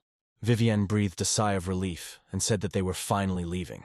Then Leon stood up and told Vivian that it was time for him to go too. Vivian told the protagonist that she didn't know what she would do without him. Before leaving, Leon told Vivian to take very good care of her real family and not to worry about other people. Vivian thought to herself how lucky she was to have met such a man. The next day, Leon arrived at the second court of Zhonghai. He arrived stylishly dressed in a gray suit. At this point, Helga ran up to the protagonist and said that the scale of the trial was a little bigger than they expected, which was quite unexpected. Reporters quickly surrounded Leon, wanting exclusive comments on the trial. One of the reporters asked him his opinion about the trial and what he thought about it all. Another reporter asked if he admitted his guilt. In response, Leon smiled and told reporters that, of course, he personally admitted his guilt. Then a reporter asked if the sports car he was driving was also bought with donations. Leon confirmed that the car was bought with donations as he did not have enough money. The reporters were completely shocked by his answers and did not know what else to ask him, but they continued to ask uncomfortable questions. Shocked by the situation, Sean asked Helga if the company would go bankrupt if the boss continued to talk such nonsense. Helga simply smiled and asked the man to remain calm. Meanwhile, the influential people gathered in the break room, discussing the best course of action during the trial. One person told the group not to be nervous, advising them to just do what they were instructed to do. Zhonghai Hope Orphanage Director Grant said that the current actions were not quite right. Susan, the director of Yanchang Orphanage, was also sitting next to him. At that moment, Carson snapped his fingers and said that if they worked hard, all the money would go to them and they would both be rich immediately. Grant and Susan were pleased with the situation and told Carson that they agreed. The man told everyone that a man named Leon had done something very nasty. He had stolen their director's girlfriend and money. He told them that they would ruin him today. Then a man entered the room and told Mr. Carson that the trial was about to begin and they could take their seats in the courtroom. A few minutes later, Carson walked into the conference room where Leon was already sitting. Carson told him that he had not expected to meet him again in such a place, and this saddened him. However, Leon assured him not to worry, stating that he was fine. Carson responded by telling the protagonist that he would not remain so calm because he had won all of his lawsuits and intended to put him in jail. At this point, the judge announced that the hearing had begun, and the prosecutor could begin presenting his case. Carson's man said that during the investigation they found that the Ling Yun Foundation had not published the aid materials. He said this was a serious violation of the rules and demanded that Leon be punished by law for this. The judge asked the accused Leon whether he admitted these statements. Leon told the judge he did not admit to the charges. Then Carson's man stood up and told the judge that they could allow the witnesses to testify. Leon responded by telling them that they could start their show. At this moment, people entered who could testify to Leon's actions. Helga immediately recognized them and asked how they could take such a step. Leon then asked her if she knew those two people. Helga explained that they were both directors of orphanages that received aid from the fund in the amount of 800,000 and later more than 1 million. Grant asked Mrs. Helga not to talk nonsense. Grant and Susan explained that they had only given them $50,000. Helga became very angry and slammed her palm on the table, declaring that she could no longer tolerate such blatant lies, since they had been allocated almost 2 million. Helga said she had all the receipts to prove she was telling the truth. The judge banged his gavel and asked the defendant to control her emotions and show respect for the court. Leon also urged her to calm down, warning that her impulsiveness could have bad consequences. Then Helga sat down and muttered that those two were the most terrible people. The judge then asked the accused if he had anything to say in response to all the charges. Leon explained that the rules required the funds to be publicly available, but the money he sent was from his personal funds. He added that he spent his own money on all the orphanages and asked why he should advertise it. Carson's man was shocked and asked Leon if the money given to the shelter really belonged to him. After Leon's statement, there was complete silence in the room. The judge then asked Leon if he could confirm his testimony, to which Leon replied that he could. He assured the judge and everyone else that they could check and confirm. Reporters noted that Leon was digging a hole for Carson. Carson, angry and frustrated, wanted to finish off Leon. At that moment, the hero looked at Carson and thought to himself that he clearly didn't expect them to be so well prepared. The judge announced that the court had ruled that Leon had not violated the rules and should be released, and the charges dropped. Afterwards, Leon told Carson that his plan had failed, but thanked him for the money he had provided. Carson was shocked and could not believe that his brilliant plan had failed. Leon then said that with his 50,000 they rented the presidential suite and had a candlelit dinner. Finally, he told Carson that it was time for him to leave and that they would meet sometime to discuss everything. At this point, one man told Mr. Carson that this scoundrel protagonist needed to be taught a lesson. The man agreed, saying that they would intercept Leon in the parking lot so that Jack could teach him some manners. After the trial, Leon went out to the parking lot, but at that moment, Carson appeared behind him and asked Leon to stop. Carson asked his man named Jack to bring Leon to him. He mentioned that he would find a place where no one would be around, where they could talk in peace. Jack approached the protagonist and informed him that Mr. Carson wanted to talk to him and hoped that he would not refuse to join.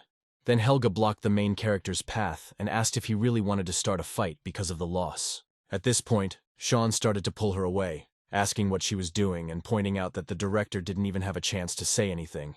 Carson then told Jack to drag Leon to the car. Jack moved closer to the protagonist, intending to grab him and take him to his boss. He reached out to put his hand on the hero's shoulder, but Leon immediately grabbed his hand and began squeezing it with all his might. Jack screamed in pain and demanded that Leon immediately let him go. Leon said that he would let go of his hand if he behaved well. At that moment, Jack began to cry, realizing that he had underestimated Leon. Without thinking, Leon hit him between the legs, saying that now Jack would understand how bad it was to threaten people. The blow caused him to fall to the ground, in agony from the powerful blow. Carson watched in shock, realizing that poor Jack was truly suffering. Jack remained on the ground, unable to rise, while Carson could not believe his ears. He was surprised and wondered where Leon learned to fight like that, because he knocked Jack out with one move. Leon then motioned to Carson and remarked that it looked like Jack hadn't done his job. He suggested that Carson go himself, but Carson replied that he had a cold and did not want to infect Leon. He said that they would discuss it another time. Carson quickly ran away, and Helga approached the protagonist and told him that all this time she did not know that he was such an experienced fighter. Then the main character told his people that he would take them home, but the girl refused, saying that she had come in her own car. Then Leon got into his car and was about to leave. Just at that moment, Lena appeared in front of him and said that for all the disclosure of the Foundation's secrets and the incident with the shelters, he would receive an electronics factory. Leon was excited and asked if he would really get an electronics manufacturing plant. He asked if the company was on the verge of bankruptcy and if it was a chip factory, noting that this was exactly what he needed. Leon kissed the girl and expressed his gratitude, saying that she was the best. At this moment, someone called him. The caller introduced himself as Jason, the CEO of Quechuang Electronics. Jason said that he had just acquired Quechuang Electronics and asked if he had time to complete the paperwork. Leon was delighted and asked Jason to send him the address. He promised to send someone to complete the paperwork. Later, Leon arrived at the Sunak Electronics Industrial Park and met Lizzie there. Lizzie asked him why he needed her there. Leon said that he bought the company and asked her to fill out all the paperwork. The girl responded by saying that the boss was incredibly cool. He looked at her intently and asked if she really thought so. Lizzie took the envelope from him and confirmed that it was true, but Leon did not fully understand her reaction. After about half an hour, Leon looked through all the information about the company. He then asked Lizzie if she had really done everything so quickly. Lizzie said that the documents were almost ready, and all she had to do was sign them. Leon commented that under these circumstances, there was no need for a separate laboratory to study lithographic machines, as they already had an entire building dedicated to developing electronic devices and technologies. Lizzie then asked if this was true, but expressed concern that using such a large space for her business might be wasteful. Then the protagonist suggested that they go and see the Quechuang and Cisco factories, mentioning that he had been there too. When they arrived at the Cisco plant, they saw many vans and workers busy loading boxes. The employees were so focused on their tasks that they did not notice other people around them. Lizzie noticed this and said that Cisco stole their technical advances, which is why they were no longer getting orders. Leon observed the situation and realized that Lizzie was right. Cisco people loaded the goods into vans, which then drove away. Leon and Lizzie headed towards the building of this company. A security guard was sitting next to them. When he saw Leon, he asked what they were doing here. Lizzie smiled and showed the guard their passes. The guard replied that they could go inside. Then Lizzie informed the protagonist that Quechuang had declared itself bankrupt, and there were workers on duty in every department, which was normal. Leon agreed with her remark and suggested that they go inside and look around. They entered the building, and Leon asked Lizzie if she knew what the equipment was. Lizzie replied that some of the equipment was new, while the rest was old but still functional. She said that it could be useful to them, although the production facilities were different. Leon said that if that was the case, then they should continue searching. They walked around the area, but suddenly something unexpected caught his attention. He immediately grabbed Lizzie by the shoulder and asked her to wait. Leon and Lizzie hid behind the van, watching as a man and woman stood near the car, discussing something. The man didn't notice them because they hid just in time, but he heard a sound behind him and turned around. Lizzie then curiously asked Leon if he knew these people and why they were hiding from them. Leon explained that they were hiding because he had seen the car at the entrance to Cisco earlier, and now it was there again. As they watched the people disperse, Leon noticed that this was indeed very strange. Lizzie asked curiously if Leon really thought these people were from Cisco. The hero immediately took out his phone, took a photo of the car's license plate, and called his friend to ask him to help find out who owned the car with that number. He then told Lizzie that the plan to build an office building in Quechuang was up to her and Samuel, and they needed to start working on it quickly. Lizzie replied that she understood, but then asked about Santiago. Leon assured her that he would resolve the situation, after which he got ready to leave and told Lizzie that he would visit Santiago soon. Later, he returned to his home in Joge. To his surprise, he noticed a familiar person in his house. Elizabeth stood in his kitchen and explained that she had been making ginseng soup for him. Leon stroked her chin and jokingly asked if she was really that worried about him. Elizabeth explained that she had noticed that he had been very busy lately. Just as they were talking, Leon's phone rang. He answered the call and learned that the man on the line was the car's owner, Jason. Elizabeth, noticing his reaction, asked what the call was about. Leon told her that earlier that day he had been in Quechuang and had met Jason, the son of the Cisco director, in Quechuang Park. The girl then asked how many children the Cisco CEO had, and suggested that perhaps they were trying to make a name for themselves in some way. Leon explained that Helga mentioned that he had 2 children, Jason and his sister Cassandra. Elizabeth suggested that if Leon could find out what position Cassandra held at Cisco, they would know if her guess was correct. And she also suggested that the protagonist go to Quechua that same day to strengthen his position in the company. Leon agreed, praising Elizabeth for her clever suggestion. She then said that the delicious soup was ready, and that he should take a break and try it. She said that if he did this, he would have a trump card during the negotiations, and he would be able to bargain effectively. At this moment, Helga called the main character with great and unexpected news. She said that Jason had just called her, offering them cooperation. Elizabeth smiled, realizing that her guess had been correct. She placed the pot of food on the table while Elizabeth was setting the table. Leon was busy with his work. Elizabeth asked Leon if he had anything else important to do. She reminded him that their flight was scheduled for the next morning. Leon assured her that he had no other commitments, and that he was looking forward to spending time with her. Elizabeth hugged him and said that he was just a flatterer. After that, they flew to their destination. Upon arrival, Elizabeth expressed her joy, saying that she could not even put into words how happy she was. As they were about to leave the airport, someone appeared behind them. It was Carson, who mentioned that it was a coincidence that they met here. Leon responded by saying that he was also glad to see Carson, and that it was thanks to his money that they were able to meet in this place. He explained that he and Elizabeth had strengthened their relationship, otherwise she would not have agreed to fly to this country. Carson, clearly angry, retorted that $50,000 was an insignificant sum, and noted that he did not understand how Elizabeth liked his rotten character. Leon calmly replied that he had defeated him in court, and was now superior to him in other matters as well. Carson then said he had to get on the plane and wish the couple well, although he was clearly angry with them. Carson's assistant informed him that Leon and Elizabeth were also planning to fly to the same country. He suggested that Carson could contact someone in that country to teach the protagonist a lesson. However, Carson said that this was not necessary, and that meeting the other person was more important to him. He then told him to call the airport manager because he didn't want to see Leon and Elizabeth on the plane. Meanwhile, Leon and Elizabeth went to the ticket counter to check in and board the plane. Leon thought they would have no problem, but the receptionist told them that there was a problem with their tickets, and that she could not allow them on board.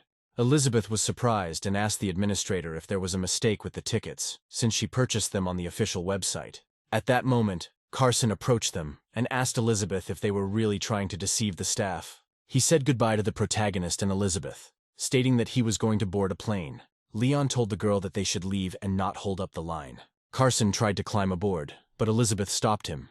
Then she started yelling at him, accusing him of setting it all up. Carson, smirking, admitted that perhaps he had done it, and offered to let Elizabeth sleep with him, in which case he would take her on the plane with him. Then the girl asked him how he could say such things. Carson then replied that it was time for him to leave, and they couldn't change the flight either since he had already taken care of it. He added that they could reach the country by sea, but it would take them a month, and wished them both a pleasant flight. Elizabeth, unimpressed, told Carson that he had become too vain. Leon, trying to keep the peace, asked Elizabeth to ignore him, joking that Carson might have rabies and that it might be contagious. In response, Elizabeth expressed her disappointment, saying that she was very angry with him. But Leon pulled her into a hug, assuring her that she had no reason to be angry. He said that if he was not there, the plane would not take off. Carson, laughing, questioned Leon, asking why the plane wouldn't take off without him, and if he was in his right mind. Then the protagonist replied that if Carson didn't believe him, then he should just wait and see for himself. A few moments later, the announcer informed passengers that the flight was delayed, and that they should be ready to board in 20 minutes. Elizabeth turned to the protagonist, saying that it was very cool. Then he asked Carson if he was convinced now, and if there were any more questions. Carson, still skeptical, asked Leon if he had ever flown on an airplane in his life, claiming that the flight delay had nothing to do with him. Then the protagonist sat down on the sofa and told Carson that they could wait here for a while, since he was in no hurry. 20 minutes later, Carson waved his ticket and said it was just a coincidence, and that they would be boarding a plane soon. However, the announcer apologized again and informed everyone that the flight could not take off yet, and they would all have to wait until further notice. Carson looked at Leon, realizing that he might be telling the truth. Leon stood up and walked towards him, asking what was wrong. He wondered if he had changed his mind. Carson, extremely angry, was about to yell at Leon, but stopped himself when the woman accompanying him told him that they were already on edge, and she hoped he wouldn't make a scene.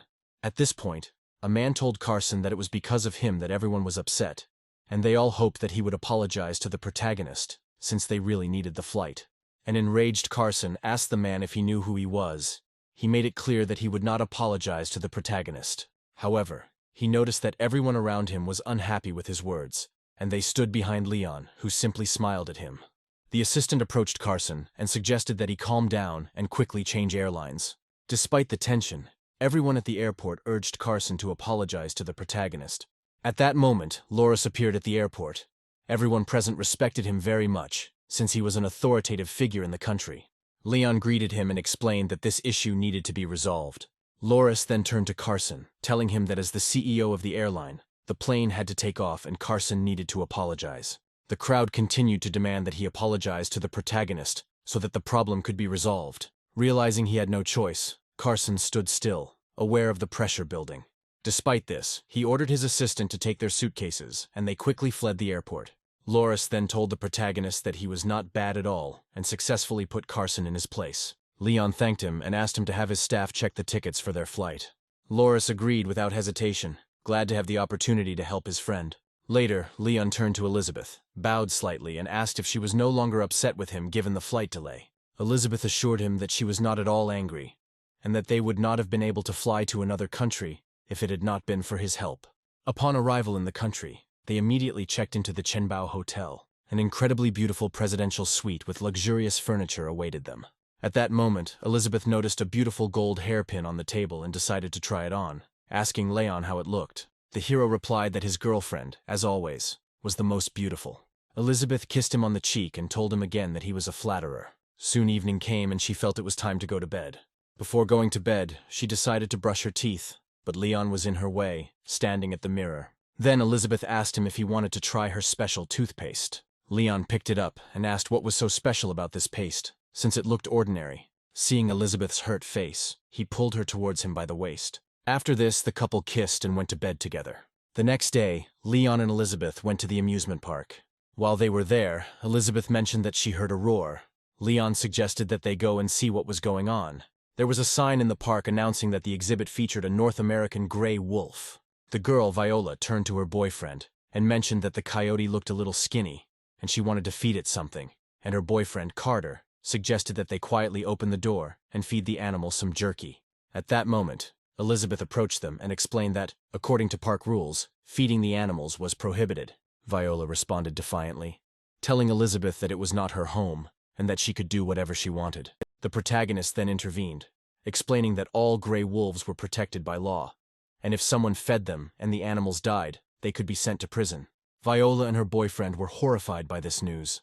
The girl asked Leon to mind his own business, and she and her boyfriend quickly left the area to avoid trouble. Meanwhile, Leon and Elizabeth continued to explore the park, enjoying the swings and other rides, not wanting to leave. Elizabeth mentioned that she wanted to go on the carousel, but was unsure how to get in line. Then the main character suggested that she take a rest while he went to buy VIP tickets, so that they wouldn't have to stand in line. At the ticket booth, Leon asked the woman if he could buy VIP tickets, wondering if they were unlimited. The woman told him that each ticket cost almost 2,000, and they had a limit. They could only be used once. This caused laughter from those around him, who asked why Leon was asking such stupid questions. However, to everyone's surprise, Leon asked the woman to give him all the tickets she had. The woman, shocked, did not know what to answer. She told the main character that there were 105 tickets left, and asked if he really needed them all. Leon assured her that it was true. He needed every single ticket. Having bought all the tickets, Leon was about to leave, and the people at the box office were still perplexed. He stood behind Elizabeth and told her that he was back. Then he invited her to ride on the carousel. Elizabeth was delighted and thanked Leon. As they rode, she screamed with joy, feeling like a little child. Elizabeth looked at Leon and realized how lucky she was to have met a man who could always make her so happy. She then asked if VIP tickets allowed unlimited rides, and Leon explained that unfortunately they did not. After the ride was over, Elizabeth said she didn't want to ride anymore because she didn't want to stand in line. However, Leon told her that he had already bought 105 tickets, and there were still over 100 left, so they were more than enough. Elizabeth was surprised and asked if he really bought that many tickets. She kissed him on the cheek and called him the best. They continued riding on another carousel and enjoyed their time together. After riding the rides, Elizabeth told the protagonist that she was hungry and suggested that they go get something to eat. A few minutes later, they arrived at a cafe in the park. They sat down at a table, ordered a dish, and Elizabeth mentioned that the vanilla ice cream was delicious and asked if he could bring her another one. Leon assured her that he would bring her another one right away. He quickly walked up to the counter, and asked the chef for 2 vanilla soufflés. The chef quickly prepared the order, but a girl named Viola, who was standing next to the main character, told him that vanilla ice cream was VIP class, and he could not take as much as he wanted, explaining that the cafe was not a canteen. She was with her boyfriend Carter, who asked Leon if he really thought he could behave like that while abroad. Then the main character replied that he had bought 105 VIP tickets, so he could take as many as he wanted. Viola and Carter were shocked and asked if he really bought 105 VIP tickets. Leon then took the vanilla ice cream and returned to Elizabeth. Elizabeth noted that the ice cream looked so delicious, and she wanted to eat it as soon as possible. At this moment, Leon looked at Viola and Carter. Viola noted that Leon seemed to have just become rich and had not yet seen the world, calling him an upstart. Elizabeth was angered by Viola's words and advised her to watch her language. Carter replied that they had already been too polite. Viola then bragged that her boyfriend's company had just raised a round of investment and that the market outlook was good. Then she insulted Elizabeth by saying that her boyfriend looked more like a miner than a rich man. Leon didn't interrupt Viola and asked them if they were so confident after just 2 rounds of funding. Carter mentioned that Zhonghai's company had invested in his company, and that he probably didn't even understand such matters. Leon was stunned by Carter's bold words and spat out his drink in surprise. Then he asked Carter how confident he was in Zhonghai, and what his relationship was with Charlie, the owner of the company. Carter replied that, apart from Zhonghai, Ling Yun also wanted to invest in him, which he thought was a great opportunity, implying that Leon didn't understand anything about such matters. Viola then asked why they were wasting their time talking to someone like him. She suggested that Leon didn't even understand what investing was. Then the protagonist smiled and asked Carter who had invested in him, naming several names. Carter was surprised and asked how Leon knew these people. Leon asked the man on the phone if he knew this Carter, and the man mentioned that he was from Zhongqiu Science and Technology Company. Then the protagonist looked at him and realized that Carter had finally realized that he had made a mistake. At that very moment, Leon suddenly asked his friend Charlie to cancel all investments. Charlie was shocked but immediately agreed, telling the protagonist that he would inform the person concerned about the cancellation the next morning. Carter, at a loss for words, asked Leon who he was. Leon explained that he was the director of Linyan Company. Carter then apologized to the protagonist, stating that he was just joking, and he began to beg for another chance, saying that if the funds were withdrawn, it would mean the end of his business. Viola told him that he didn't need to apologize and that with his connections he could find other companies that would invest in him. However, Carter angrily hit Viola, asking who would want to invest in his company after her words, blaming her for everything. Leon watched this scene calmly and began to wipe his mouth. He then stood up, telling Elizabeth that they would leave and continue enjoying the rest of the day together. When night fell, they walked down the street together. Elizabeth wanted to thank Leon for such a wonderful day. But just at that moment, a message from Helga came on his phone. Helga informed the protagonist that this was all she could find about Jasper. Leon thought that she had done a great job. However, he felt that Elizabeth should not know that he was working during their walks. The next day, Leon lay in bed, finally able to rest after a whole day of walking. He noticed Elizabeth sitting next to him, getting ready to leave. Leon hugged her and asked why she got up so early, especially since the circus performance wouldn't start until 10. Elizabeth apologized, saying that she couldn't stay with him, but that he could rest at the hotel for now. She explained that her friend had arranged a meeting with several designers, and she would like to meet them. Leon took ostentatious offense, telling Elizabeth that she would be working all day. Then the girl promised him that she would apologize to him that evening. Leon smiled and said he would think about how she would make amends. Then Elizabeth told him that it was time for her to go and asked him not to be bored.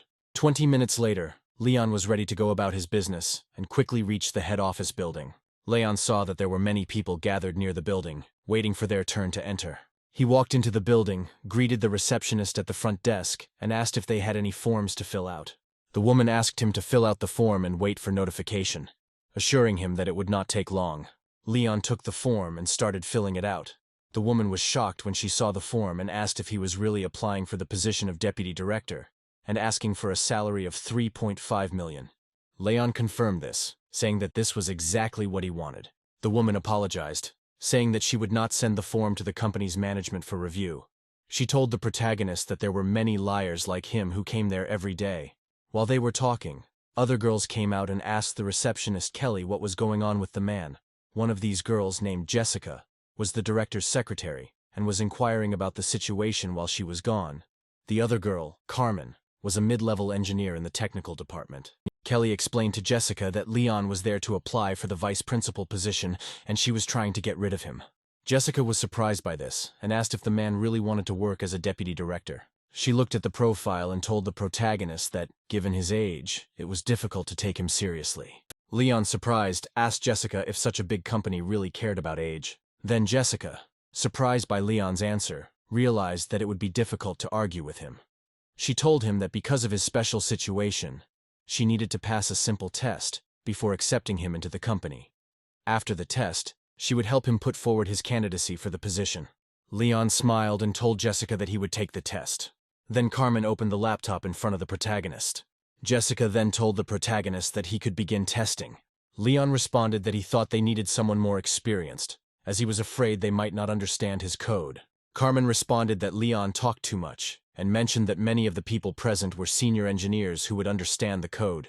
Leon agreed, saying that he had warned them, but he would begin testing. He started typing quickly on his laptop.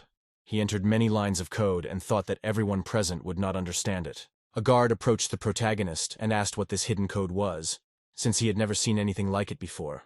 Another guard suggested that the code might just be wrong. Carmen then took the laptop from Leon to see what he had achieved so far. She told him that she hoped that this was not just a cheap trick. Carmen mentioned that her colleague had already informed the protagonist that all the code he had entered was incorrect and suggested that he leave the company. However, Leon crossed his legs, reminding them that he had already told them that they would not understand the code.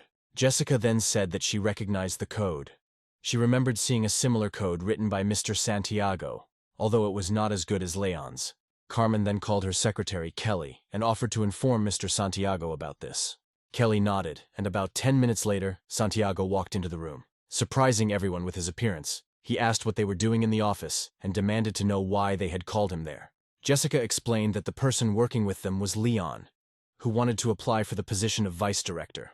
The man asked if they were joking when they asked about Leon's age, and if they all believed his story. Carmen told the protagonist that Santiago had spoken, and that he needed to leave, stating that his code was just a meaningless string of characters. However, Leon stood up and showed the laptop to Director Santiago, asking him to look at his results first. Santiago looked closely at what Leon had done and was truly impressed.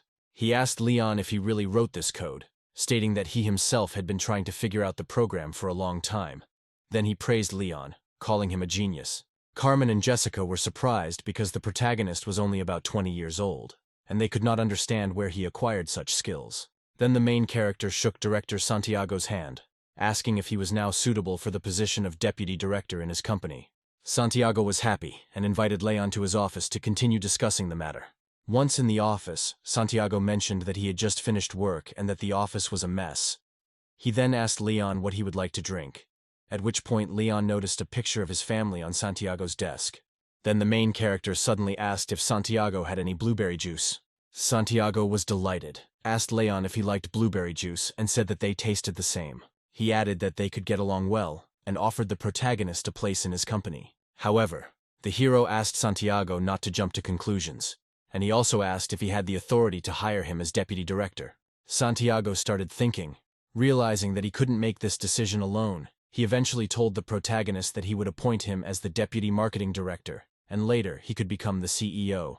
Leon said he has hot blood and is willing to work hard, but he feels there is no place for him there. Santiago, however, said he understood, explaining that he was not a very sociable person, and spent most of his time focusing only on business. Leon mentioned that if there was a position with no financial restrictions and enough freedom, he would like to return to China. Santiago agreed with him. At that moment, the hero thought that although Santiago was not one to cling to a foreign country, he should first get to know it better. Santiago then asked if Leon would like to see his current research project. He showed the protagonist his computer, explaining that they were working on a new security system, which was a major project for the company. He also mentioned that the program Leon had recently written was just what they needed. Leon realized at that moment that they seemed to have a project they wanted to take on. Santiago went on to explain that his direction is related to computer perception and steppers. They shook hands, and Leon said that they should work together to achieve the best result. Then Leon told Santiago that he needed to cook dinner for his wife, and he would be back the next day.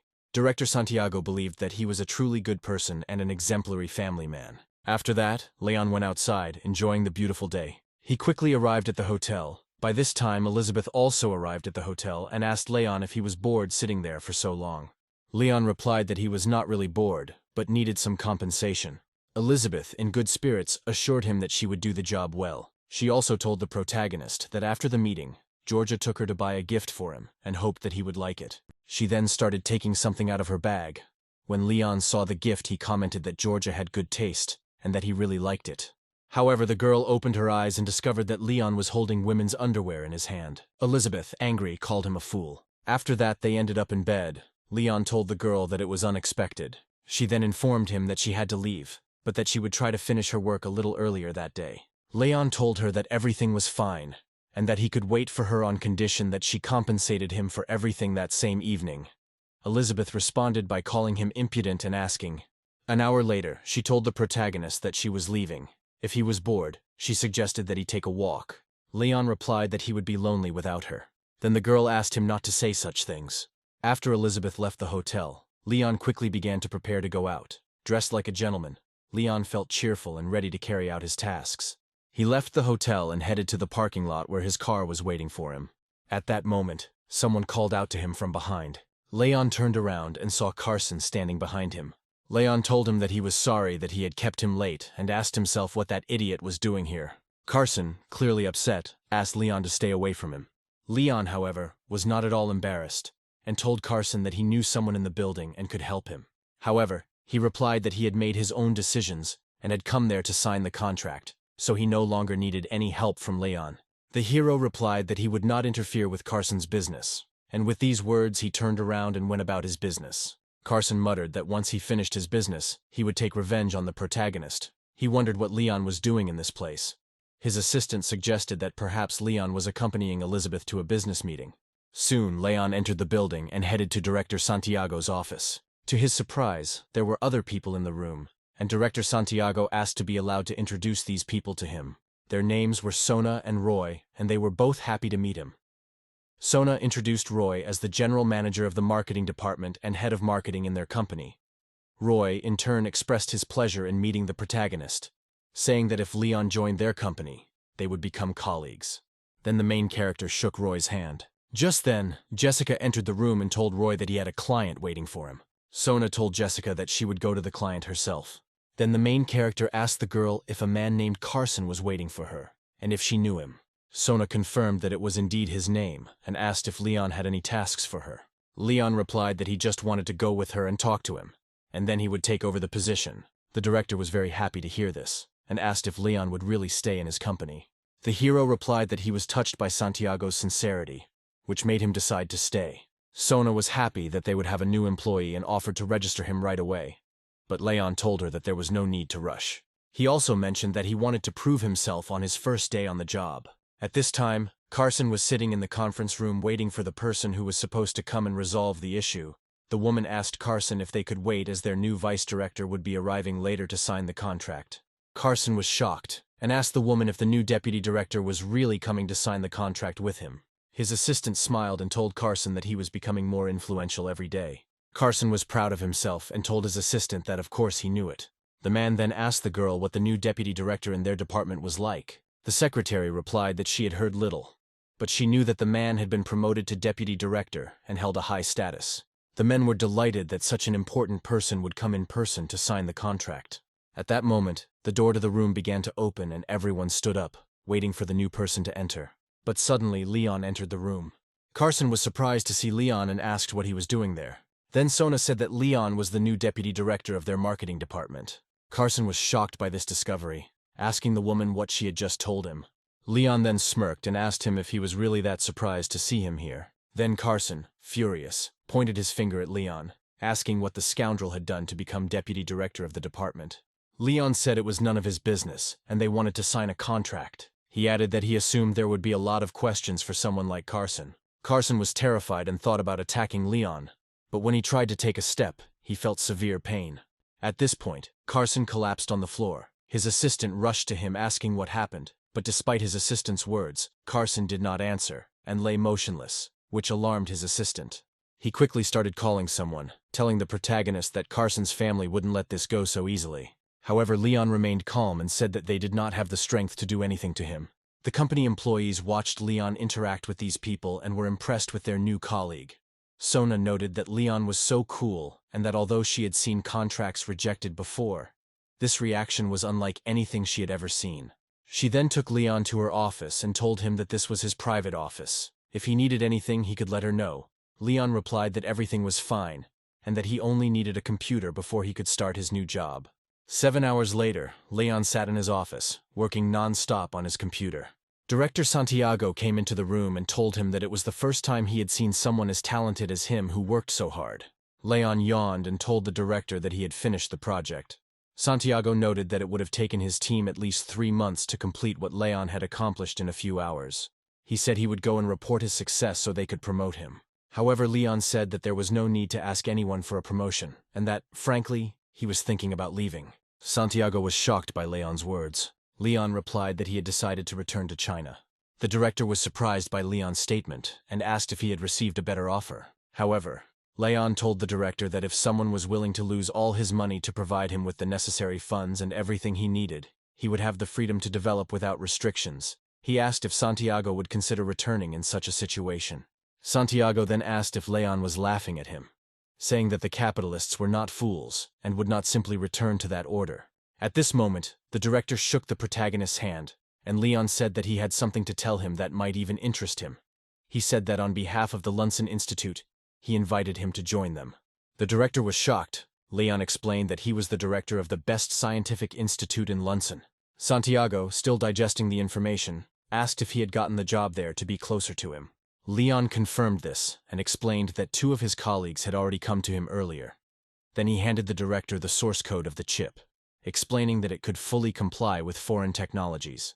He added that since they cannot buy the necessary steppers, they will make them themselves. Then Santiago asked Leon if he was really not joking. Leon explained that their country was being questioned due to its inferior technology, and that their technology needed to be world-class. The director was very surprised by Leon's words. The hero understood Santiago's doubts and calmed him down, saying that he had already contributed 3 billion and another billion was in his account. He assured Santiago that there would be no problems with finances, and that freedom would be guaranteed. The director was amazed at how young Leon was, and how he had accumulated so much wealth. Santiago studied the documents that Leon gave him and wondered if he should agree to such an offer. He asked to give him some time to think about it. Leon agreed and asked Santiago not to forget about his team. He said he would take care of his team the way they deserved under socialism. Santiago expressed his joy that Leon had not forgotten about his team. Leon said that he would wait for Santiago's decision, and, as soon as he made a decision, he would send his plane for him. Santiago stood in front of the computer, thinking about Leon's words. He thought that he had his own moral and ethical standards of the criminal world. Santiago then turned on the computer, and his program immediately started working. Later, he returned home and planned to rest. However, upon entering his house, he froze in shock. To his surprise, Leon was sitting in his house drinking coffee with his wife. Leon greeted Santiago with pleasure. Santiago was stunned and asked Leon how he found his house and what he was doing there. Leon explained that he was going to leave and that he and his family had already discussed their move. He said that Santiago's wife had agreed and he should prepare. Santiago was speechless, too stunned by the suddenness of it all. After that, Leon returned to his hotel. Elizabeth entered the room and said that she was free and they could go back. She remarked that he must have been very bored sitting alone in the hotel for 2 days. Then the main character told the girl that he had been waiting for her, and now that she had finally arrived, they could spend time together. He asked her to go get dressed, as he wanted to take her to a place he was sure she would like. A couple of hours later, Leon took the girl to an attraction with a big and beautiful Ferris wheel. Elizabeth was delighted and thanked Leon for remembering this, amazed at how thoughtful he was. They rode the Ferris wheel, enjoying the moment and not wanting to part for a second. Elizabeth asked Leon to take a photo because the view was beautiful. He took a picture and they were both happy. Elizabeth thanked Leon for everything he had done for her, saying it was the best holiday of her life. The next day, Leon returned to his country and immediately went to his company's office to check on his employees.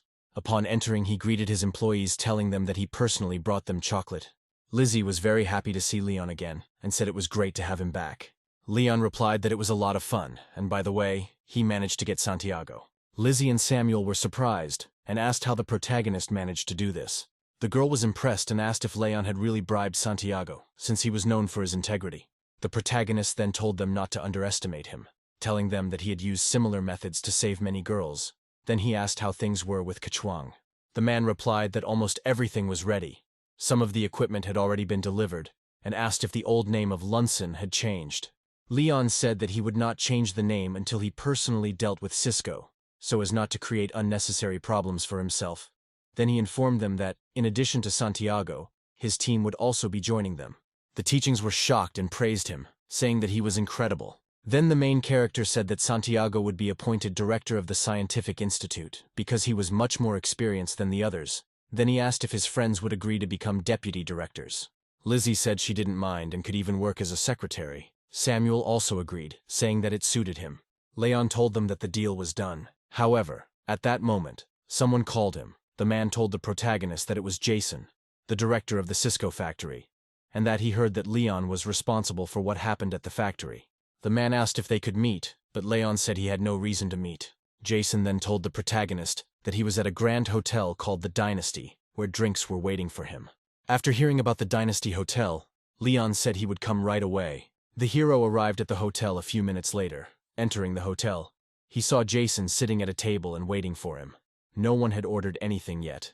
Jason, seeing the guy, expressed his pleasure that his friend accepted the invitation and came to the hotel. Then the protagonist said that he was also glad to see him. Then Jason invited Leon to sit with them and assured him that he could order whatever he wanted. Leon sat down at the table. Then he told the waitress that for his first course he would like to order 4 Australian lobsters, abalone and bluefin tuna sashimi, as well as ika. Jason was shocked by Leon's appetite and commented that there was too much food for just 3 people. He mentioned that they wouldn't be able to handle that many dishes. The protagonist then agreed with Jason, saying that he would not order any other dishes. At the end, Leon added that they needed the best wine. 1 bottle would be enough. A couple of minutes later, they were served wine. Then Jason told the protagonist that he was now running a research and development plant, and in the future, they would be neighbors, which he thought was great. He mentioned that he wanted to bring him up to speed. Leon was surprised and asked what business he would like to tell him about. Jason explained that the production line at his factory had stopped, and there was a lot of work going on there. He told the protagonist that he wanted to give 20% of his factory's output to his research and development plant. Leon was pleased with this, and replied that it sounded great. He asked how much he would make on this deal. Jason, noticing Leon's zeal, smirked. He mentioned that they pay 80 yuan to make the chips. Hearing this, Leon became angry and asked how he could deal with people who offered such paltry sums. Jason explained that the foundry man's fee for the chip was 80 yuan, but he would have paid 100,000 for all the foundry work. Leon then told Jason that 80 times 100,000 was a lot of money, and he would work it out on his calculator. A moment later, Leon was shocked to realize that it would amount to 8 million. Jason confirmed that the $8 million foundry fee was already high and he was willing to accept those terms. The protagonist then suggested rounding the amount up to 100 yuan per unit, so that the total amount would be exactly 10 million. Jason began to think about the offer, as it was a big decision. He knew it wasn't easy, but he thought it through carefully.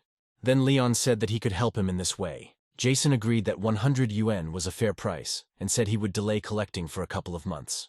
Then the protagonist expressed his dissatisfaction with this agreement. He told Jason that they had nothing more to discuss. At that moment, the girl sitting next to Jason nodded her head, letting him know that she seemed to have a plan. Jason then took out a bag of money, saying that he would give it to the protagonist. He said that there was 500,000 in it, which was more than his annual salary. Leon said that he could start with that amount, and he could start using the factory's equipment and warehouses. Then Jason raised his glass, declaring the deal complete. Leon replied that he agreed. Standing up, Leon said that he had some things to do and was leaving, but they could arrange to meet another day. At this point, Jason, agitated, asked Leon not to leave. He reminded him that they had verbally agreed on everything, but the contract had not yet been signed. Leon asked Jason if they really needed to sign the contract. However, Jason told the protagonist that there was no need to contact his company, and that they could sign the contract at the restaurant instead.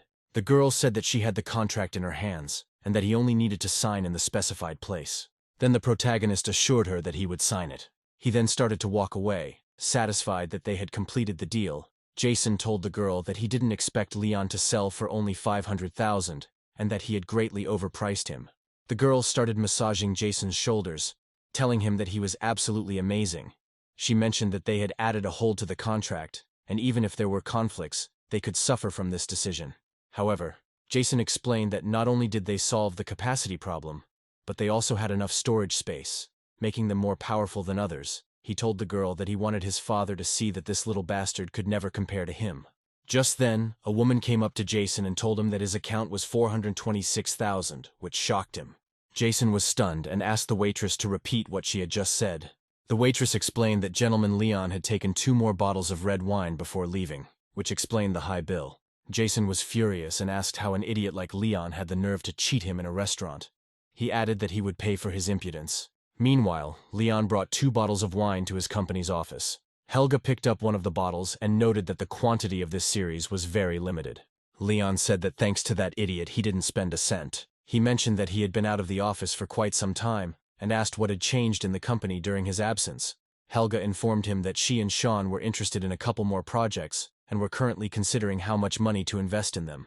Leon advised his team to do a better job of checking who they invest in to avoid situations like this. He asked Helga if she really wanted to invest in this Fenglin culture and whether she should invest in technology instead.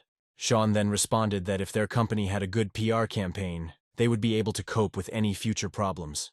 Helga then poured herself some wine and said that a couple of days after opening their company they were sued. She expressed her belief that it was necessary to invest in a PR company.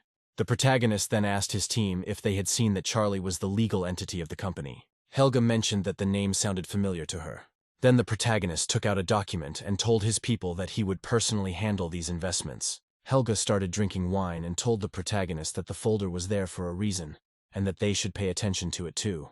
Leon reassured her, telling her not to worry. He said he knew exactly what to do with this information. Just at that moment, someone called the main character. The person told him that she had problems and needed his help. Then the main character stood up and asked the caller what happened. He asked her to speak more slowly. The woman explained that when she went out to buy medicine for her mother, she accidentally spilled the healing wine on someone else's clothes and bag, and now they were asking for money. Then the main character said goodbye to his team and asked his friend where she was. A few minutes later, Leon arrived at a pharmacy called Health and Medicine. Vivian apologized to people, saying that she regretted what happened. The woman yelled at the student, accusing her of ruining the clothes and bag she had just bought. The man told Vivian that the bag was worth 20,000 and demanded that she pay for it. Vivian explained that she had just over 500 euros on her. She offered to give them all the money she had. Suddenly, the woman grabbed Vivian by the hair and started pulling her with all her might. The woman threatened to kill her if she did not give her the entire amount. Vivian was in pain and couldn't run away. But just at that moment, a car pulled up and stopped right in front of the scene. Leon opened the door, got out and quickly walked towards the fighting people. He asked what was going on.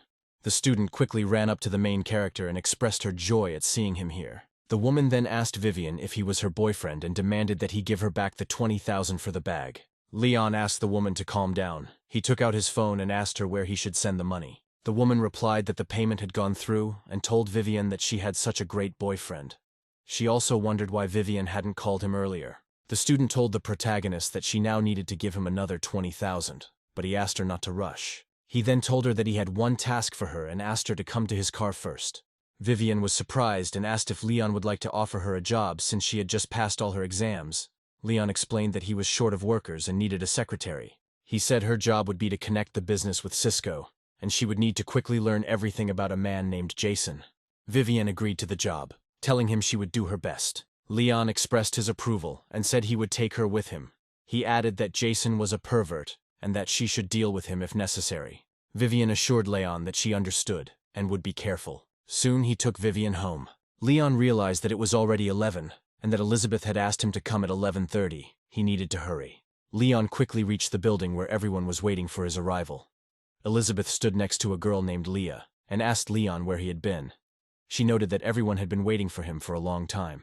Leon apologized for being late and promised to make amends. The blonde noticed that Leon was still very busy, but had come to accompany Elizabeth to the class reunion, which she appreciated. She said that they should go as she was very hungry. After that, they went inside together. Josie met them there and said that she was glad to see Elizabeth and Leah, and that they were all finally together. Elizabeth introduced Josie as her mentor and teacher. Then she pointed to the man and said that he was her husband, Paul. Elizabeth told the protagonist that they were all her classmates. One was named Landon, another was Julian, and the girl's name was Victoria. Leon nodded and told all the former students that he was very glad to meet them in person. Josie told Elizabeth that Leah had said that she had such a handsome boyfriend, and now she could see it for herself. Josie commented that Leon was much better than the brat from Yan'an. Then Paul invited Leon to come inside the house as the food was ready. There were already various fruits and sweets on the table. Elizabeth told Mrs. Josie that without her they would not have gathered today as a group.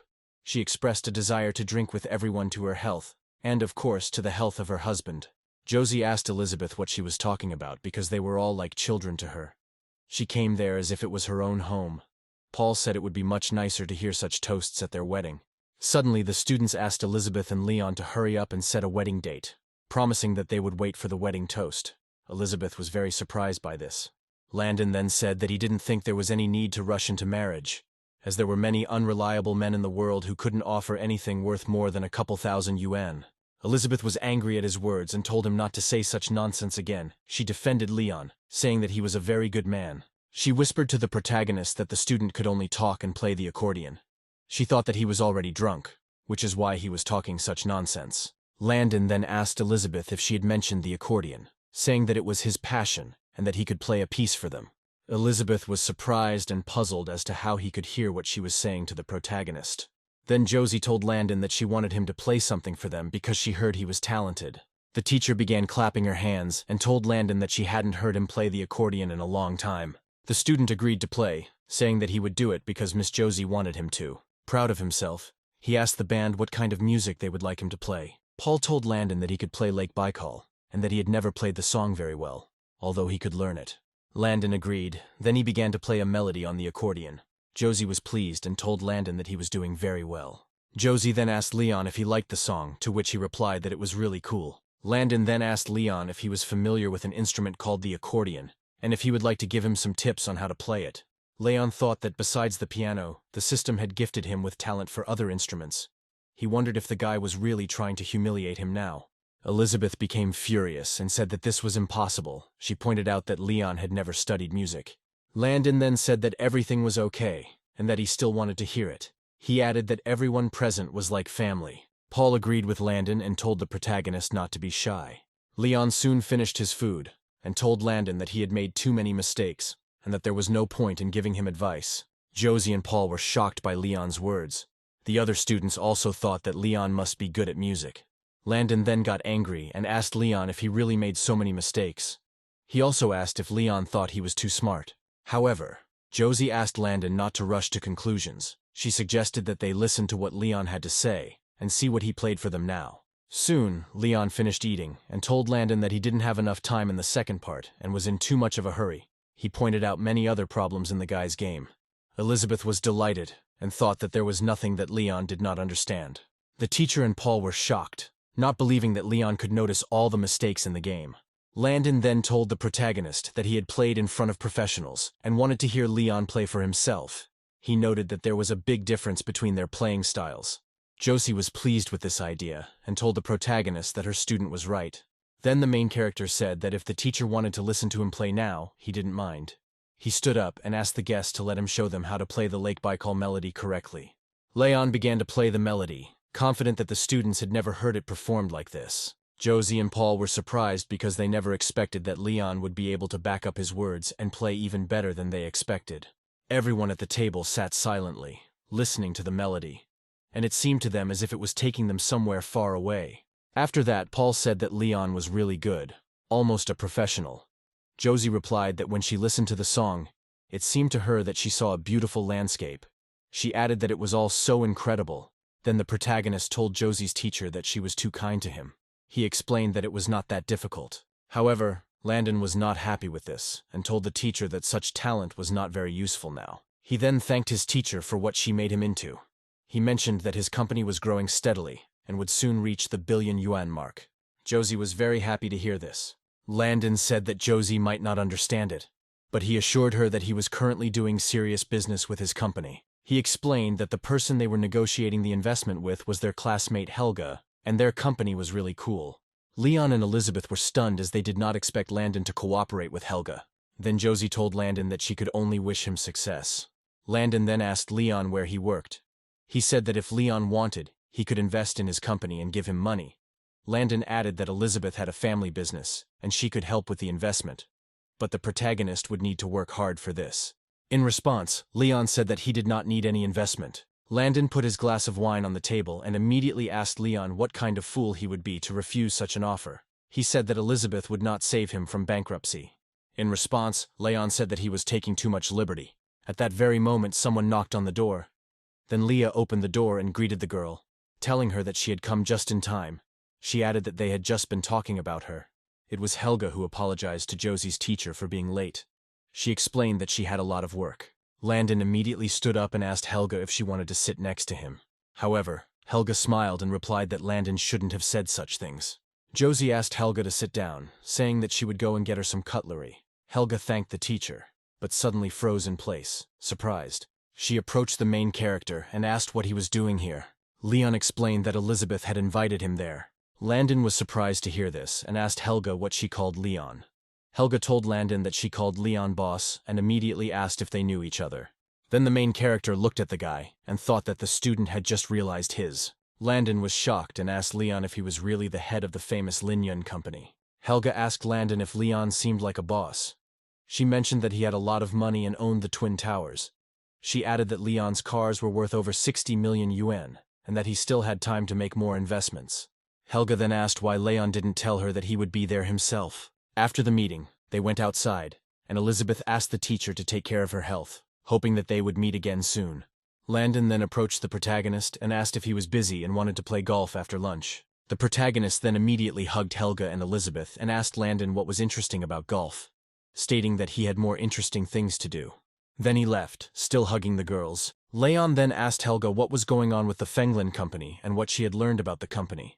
Helga told the protagonist that Cassandra had contacted her that day and made an offer. She said that when she was asked if she intended to invest there, she said yes. Then the protagonist asked to arrange a meeting with Cassandra for the next day at the Bandau Hotel, where they could discuss all the issues. However, Elizabeth asked how much longer they could talk about work and suggested they have fun instead. Then Helga said that she didn't want to be the third wheel and that this was too much. Instead, she suggested that they go have some fun together. Elizabeth asked what she was talking about, asking if she wanted to invite her to go swimming. Helga was surprised, thinking that it would have been better not to go with them, and she didn't want to interfere with their romance. She told the protagonist and Elizabeth that they would be fine without her and quickly ran away. After Helga left, Leon and Elizabeth came to the pool. The girl immediately dived into the water. After a while, Elizabeth swam and began to climb out of the pool. Meanwhile, Leon continued to watch Elizabeth. She was surprised and asked Leon why he was looking at her like that. Then the protagonist pulled Elizabeth to him. He invited her to become his CEO, saying that he wanted to quickly integrate all available resources by the end of the year. Leon told the girl that if she joined him, he would be very happy. Elizabeth replied that Chao Yang Company had not lived up to expectations, and she was afraid that no one would like her sudden change of company. However, Leon reassured her by saying that if she got tired, he would help her and do whatever she asked. Then the girl said she would think about it. The next day, Leon took Elizabeth to his Chaoyang company. He said goodbye to the girl, thinking that he would wait for the day when she could work with him. At that very moment, Hannah appeared behind Leon. He was surprised and asked where she was going. Hannah then asked Leon if he remembered the Qingfeng project, mentioning that the company owed them more than 10 million yuan. She added that that witch, Lily, had been troubling them. Leon asked Hannah if they had paid back the debt for all this time, and also expressed his intention to go with her to deal with the hyenas. Hannah thanked Leon, mentioning that she would definitely feel much calmer around him. The protagonist then called the man and instructed him to send someone to the gate of Chaoyang Company. Half an hour later, Leon and Hannah arrived at the company, and Leon thought to himself that he would quickly teach the debtor a lesson for being late. Soon after, another car pulled up. Cole greeted Leon and asked what the orders were. Leon told his men that they would enter the building and demand the debt be repaid, and he told them to wait outside for further instructions. Leon and Hannah entered the building where the secretary asked who they were looking for, and if they had an appointment that day. Hannah introduced herself and Leon, mentioning that the company owed them millions 4 months ago. Hannah told the receptionist that she wanted to discuss this with Director Lee since he owed them 11 million yuan. The receptionist apologized, explaining that Director Lee was meeting guests and would not have time to receive them. She said that they both had to leave. The protagonist then responded by saying that if they didn't want to solve it the easy way, they would do it the hard way, and he would go look for Director Lee himself. The administrator was furious and threatened to call security if Leon tried to break into the office. At that time, in the CEO's office, Leroy told Miss Cassandra that the final payment of 600,000 yuan had been made. The head of Fenglin Culture, Cassandra, took the check that Leroy gave her and thought that he was doing a good job. Cassandra said that she hoped he would continue to do so, mentioning that it was hot. Leroy said he would put his full trust in the company. Just at that moment, the door to the CEO's office opened. Leon entered the office, greeted Leroy, and noted that they hadn't seen each other for a long time. The administrator ran after the main character and told Leroy that she couldn't stop them. Then the protagonist asked Leroy if it was time to pay off the debt for their project, which was 11 million. Leroy said that at the moment he was in a bad financial situation and offered to come back later. However, Leon sat down next to him and asked who Leroy was trying to deceive. He gave him 10 minutes to collect the money and pay off the debt. Leon warned that if the debt was not paid, Lee would lose the company. Hannah also told Leroy that they would not cause trouble without a reason. She also mentioned that your firm's PR and legal departments would not have tolerated such treatment, but they did not want to tarnish their reputation. Leroy told Hannah that Cassandra's company now works for him, and he no longer has to worry about his reputation. Leon turned around thinking that this couldn't be true. He was shocked, not expecting to meet her there. Leon looked at Cassandra and thought that the world was small since they met by chance, without an appointment. Leroy became angry and asked the manager why she was still standing there, demanding that she call a security guard to sort out the situation. Leroy then told the protagonist that even if he broke both his legs in the office, it wouldn't matter to him. At that moment, Leon's men dealt with Leroy's guards, knocking them to the ground. Cole and his men entered the room, armed and ready to carry out whatever orders Leon gave them.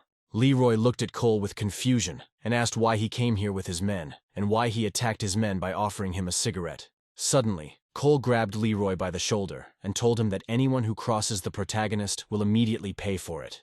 Leroy was shocked to realize that Leon was the boss. Then the main character said that no one would help him now and that they would round the amount up to 15 million yuan with interest.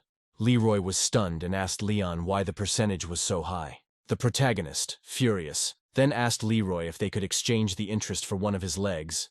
Leroy was horrified and begged Leon not to be angry, assuring him that he would pay the full amount. Leon took the check and told Hannah that they could leave since they had finished all their business. Leroy exhaled and told Cassandra that he hoped she would put pressure on the Caoyang company now, adding that he wanted them all to feel the full extent of his indignation. Cassandra then told Leroy that she understood his words and assured him that as long as he paid her, she would do everything in her power to solve the problem. She also mentioned that she had a meeting with her new investor soon. After Cassandra arrived at the Bandao Hotel, she began looking around for her investor. Cassandra noticed a man sitting there and asked Leon if he had arrived. However, at that moment, she froze in surprise, shocked by the person sitting in front of her. Cassandra asked Leon if he was the head of the Lingyun company, and if he was the one who came to see director Leroy about Hannah's debt. Then the main character pulled out a chair for the girl and thought that he had managed to surprise her. Cassandra admitted that Leon caught her by surprise. She told the protagonist that their funding plan was already at 14 million and asked if he had looked at their work plan. Leon replied that he had not yet seen their plan, but he would give them 20 million to implement it. Cassandra asked if Leon really wanted to invest an extra 6 million for no reason, assuming that he was trying to get her attention. However, Leon responded that she was thinking too much and explained that he wanted 36% of the shares, which was his condition. Then Cassandra said that with a normal shareholder, 20 million would provide 32%.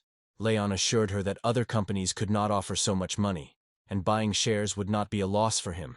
Cassandra agreed with the main character and said that if he was so generous, she would forget about the incident with Leroy.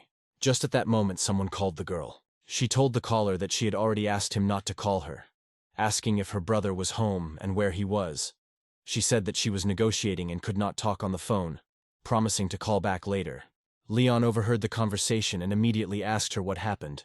Cassandra assured him that nothing special, just her father had not coped with something and he needed her help. She said that she would go to him. Leon watched her and felt that something was wrong. He knew something was wrong. At that moment, Vivian called him, and he thought he should find out more about the conversation with the investor. Vivian confirmed that she heard the news about Cisco yesterday.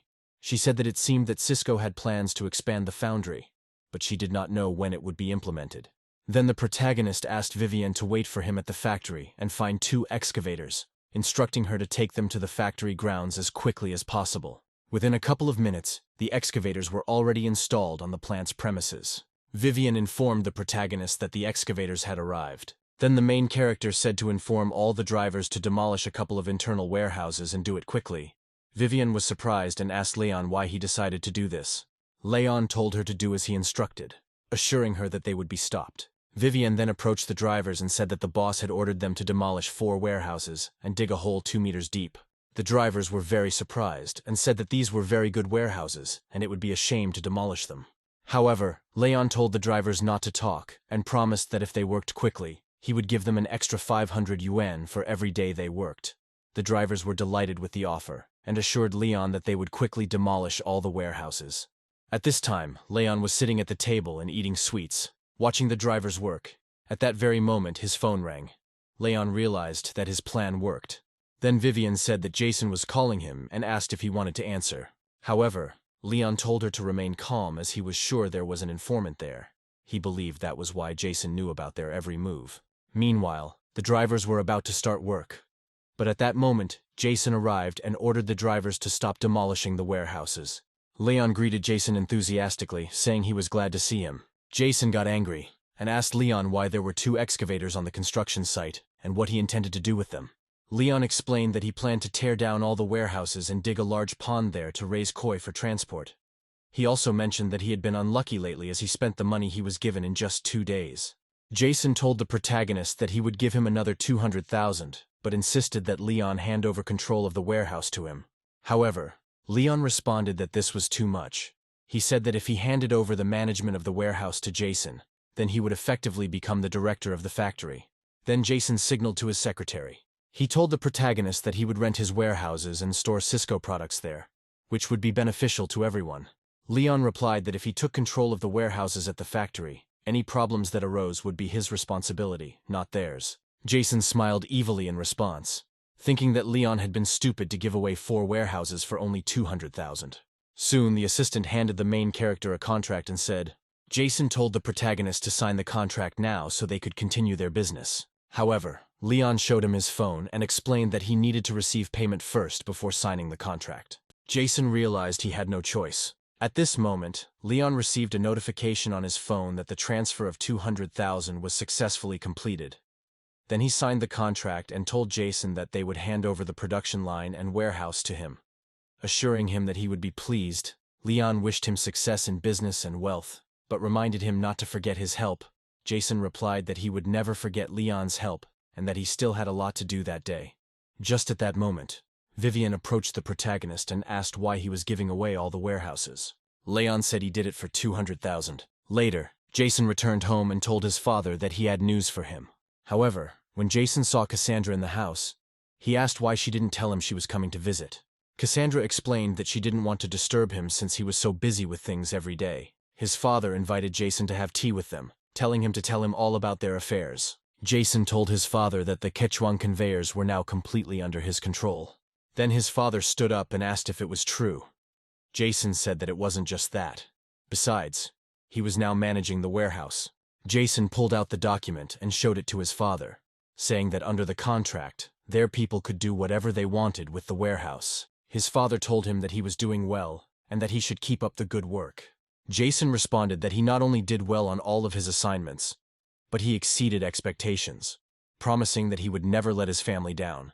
Jason's father praised him for a job well done, and mentioned that once the project was completed, he could return to the family company. Then Jason thought about Cassandra. He believed that she would never succeed because she lacked his intelligence. Suddenly, Cassandra asked Jason who was responsible for Kwang, and how he could do such a stupid thing, being so brazenly deceived. Jason asked what stupidity she meant, and explained that she had no idea how much effort he had put into the matter, reminding her that she had only recently graduated from college. The father told the girl that she was thinking too much about it. He assured her that the contract had already been signed. At that very moment, Cassandra took her wallet and told her father that she would not disturb them, and that they could solve their problems on their own. As Cassandra drove, she wondered why all her relatives were so stupid and didn't understand the obvious. She realized that she should check out the Quechuan company, thinking that there might be a hidden catch.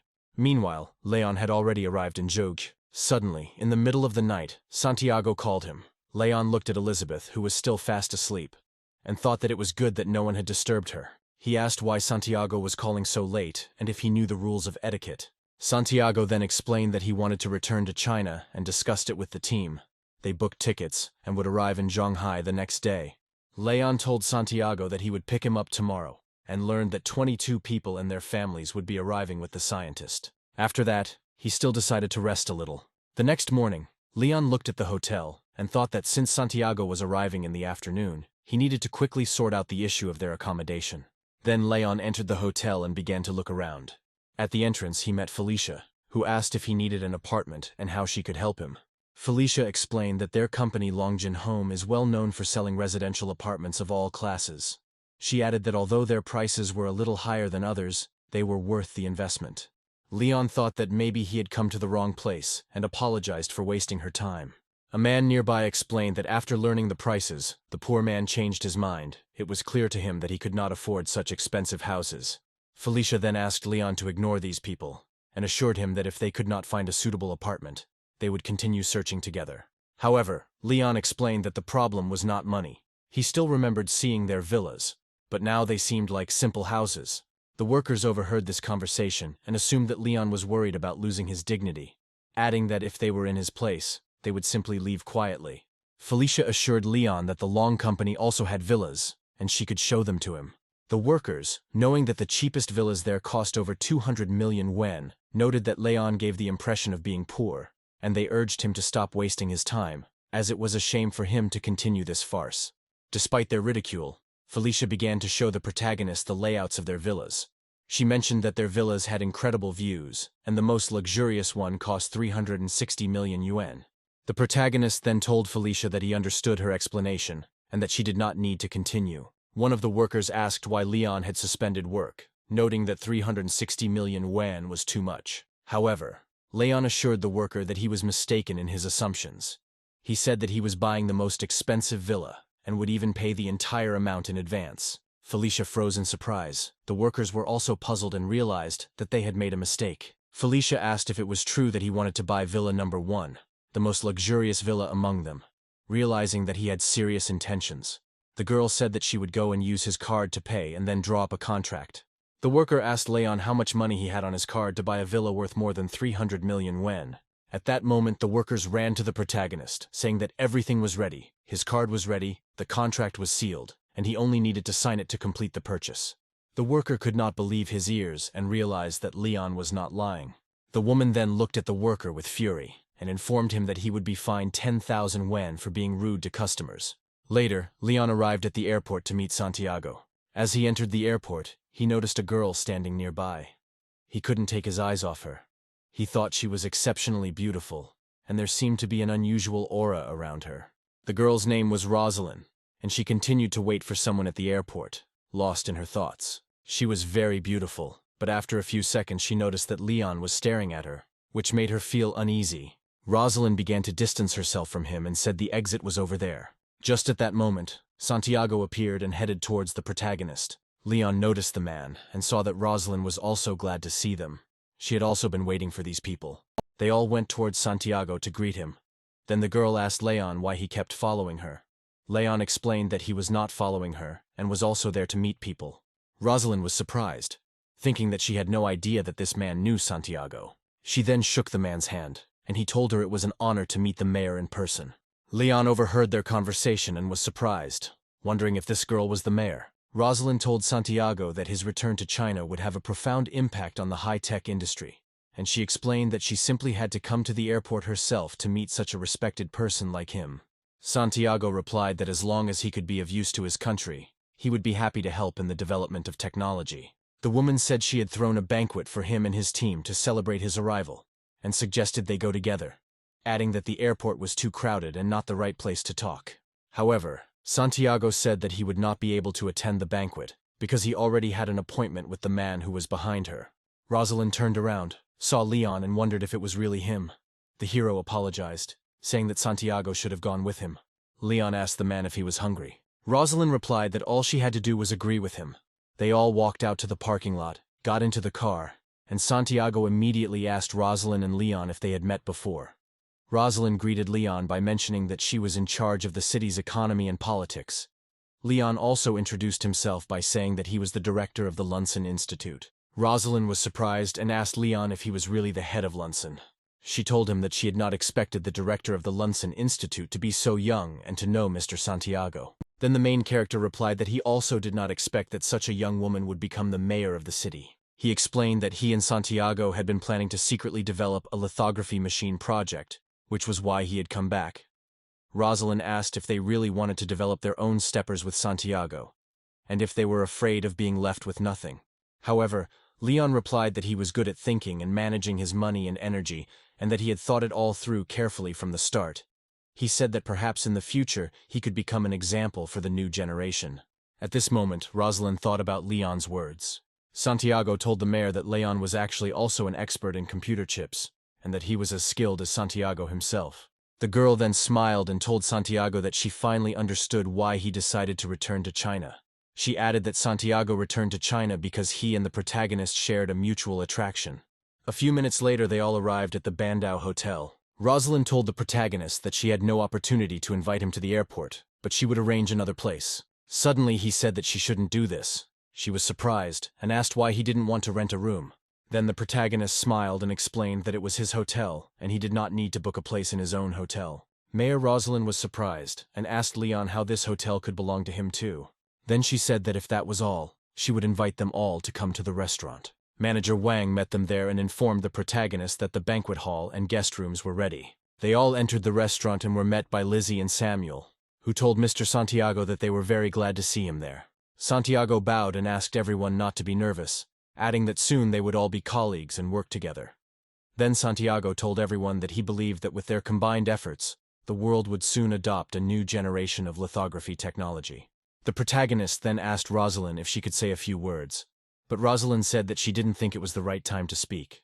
Despite her hesitation, Leon handed her the microphone and insisted that she was wrong, and that her authority would help steer everyone in the right direction. Rosalind said it embarrassed her, but she assured him that she would help everyone in the tech industry. However, Leon continued to pass the microphone to the girl, urging her to speak so that everyone would know her position. A couple of hours later, Leon told the girl that he would take her home himself, but the girl replied that he did not need to do so. She told him that if she drove a luxury car tomorrow, the whole city would know about it, after which she said goodbye to him. Later, Rosaline returned home and thought she should talk to her father. Her father, who was sitting on the sofa reading the news, asked how her meeting with Santiago had gone. Rosalind said that Santiago would stay and explained that he had been invited by a very good person to work on development projects. Her father found out about the lithographic machine and told the girl that she was right. This man had great ambitions, and all this was very important. She then assured her father that he did not need to be nervous, as she already had a plan. She said that there was nothing she could not handle. At that moment, Leon entered the room and sat down on the sofa. He realized that now this issue was resolved. He had time to start his new career. At this moment, Lena appeared in front of the main character. She asked him to open a new career in the system, saying that she missed him. Leon told Lena that he was also very happy to see her there. He had started a new profession. He had learned that this was a new career for a clinician, and that he could get 80% of Baba's shares as a reward. Leon said the reward was great and that Baba's shares would make things a lot easier. After that, he went out to the parking lot. He opened the trunk of his car and noticed a box there. When he opened the box, he saw that it contained all the tools needed for a career as a clinician. Leon was glad of this, but also thought that even though he had the mind of a sage, it was still not enough. Then someone called the protagonist and introduced himself as the head of the HR department of Huashan Hospital. The person said that they had news to share. The head of the hospital congratulated Leon, telling him that he had passed the selection and certification, and they were expecting him at the hospital the day after tomorrow. He then arrived at Lingyan Corporation. When Helga saw Leon in the office, she asked him what he was doing there. Leon explained that he had bought the remaining 80% of Baba's shares, making it his subsidiary. Helga was surprised by his words, and Leon told her that they needed to go there to fill out the paperwork. Helga and Sean couldn't believe their boss's words. They asked Leon if he really bought all of Baba's shares. Then the protagonist sat on the sofa and told them that he needed important data from the company. He instructed everyone to quickly prepare everything as he wanted to move their head office to Zhonghai. Then Sean told him that he would take care of everything. Helga commented on how Leon first made the two of them play spy and then suddenly bought Baba's company. She told her colleague that she was probably going to have a heart attack soon. Leon then told Helga that he really enjoyed giving someone a job and asked if she thought he was a nice guy. The girl, highly appreciating Leon's self-esteem, told him that he really was the best boss in the world. Later, Leon went to visit Elizabeth.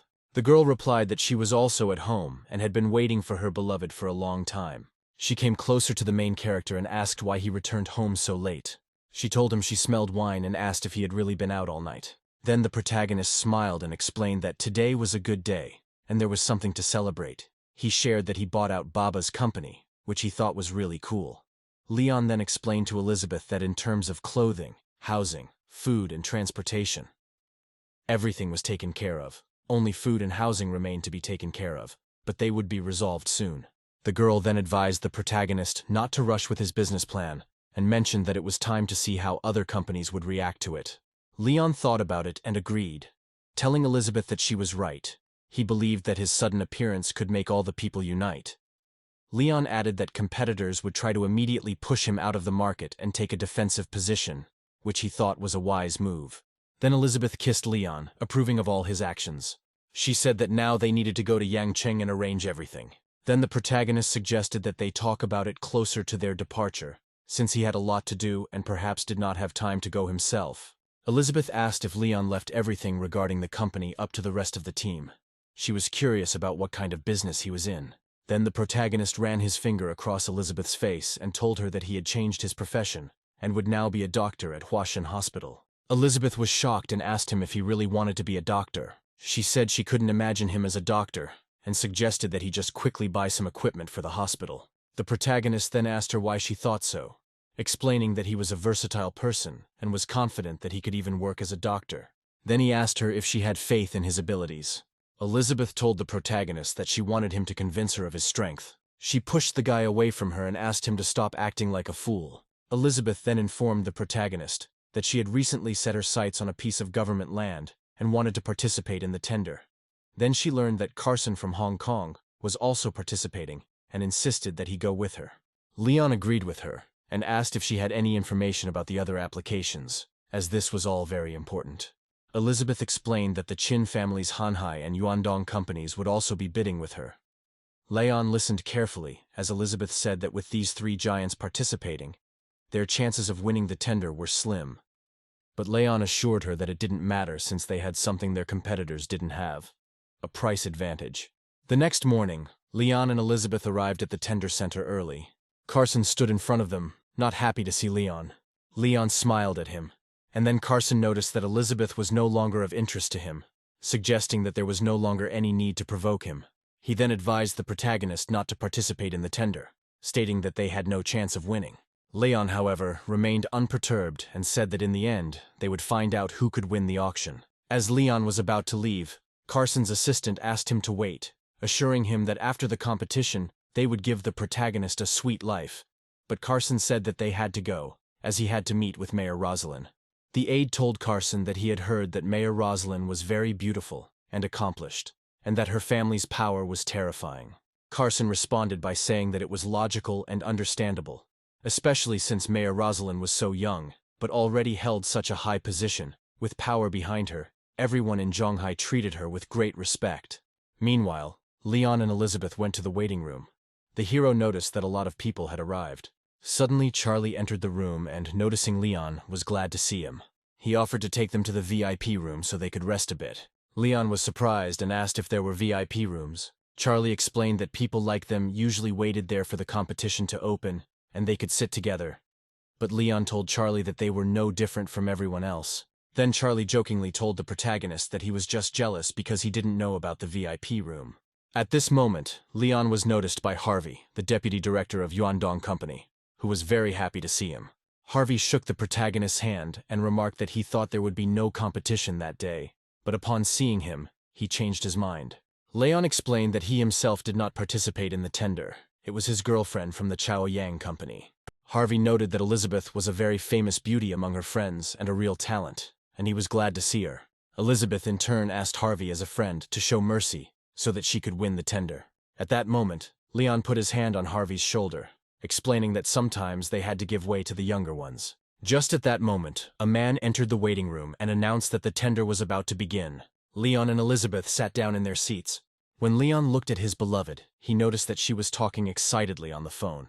He asked her what happened, and she explained that the person in charge of this deal was Mayor Rosalind. Elizabeth said that she wanted to greet her, but the mayor did not answer her call. Leon stood up and thought about how to quickly solve this problem. He told the girl that he would talk to Mayor Rosalind. He then went out into the hallway and texted Mayor Rosalind, telling her that he was also in the waiting room and wanted to talk to her.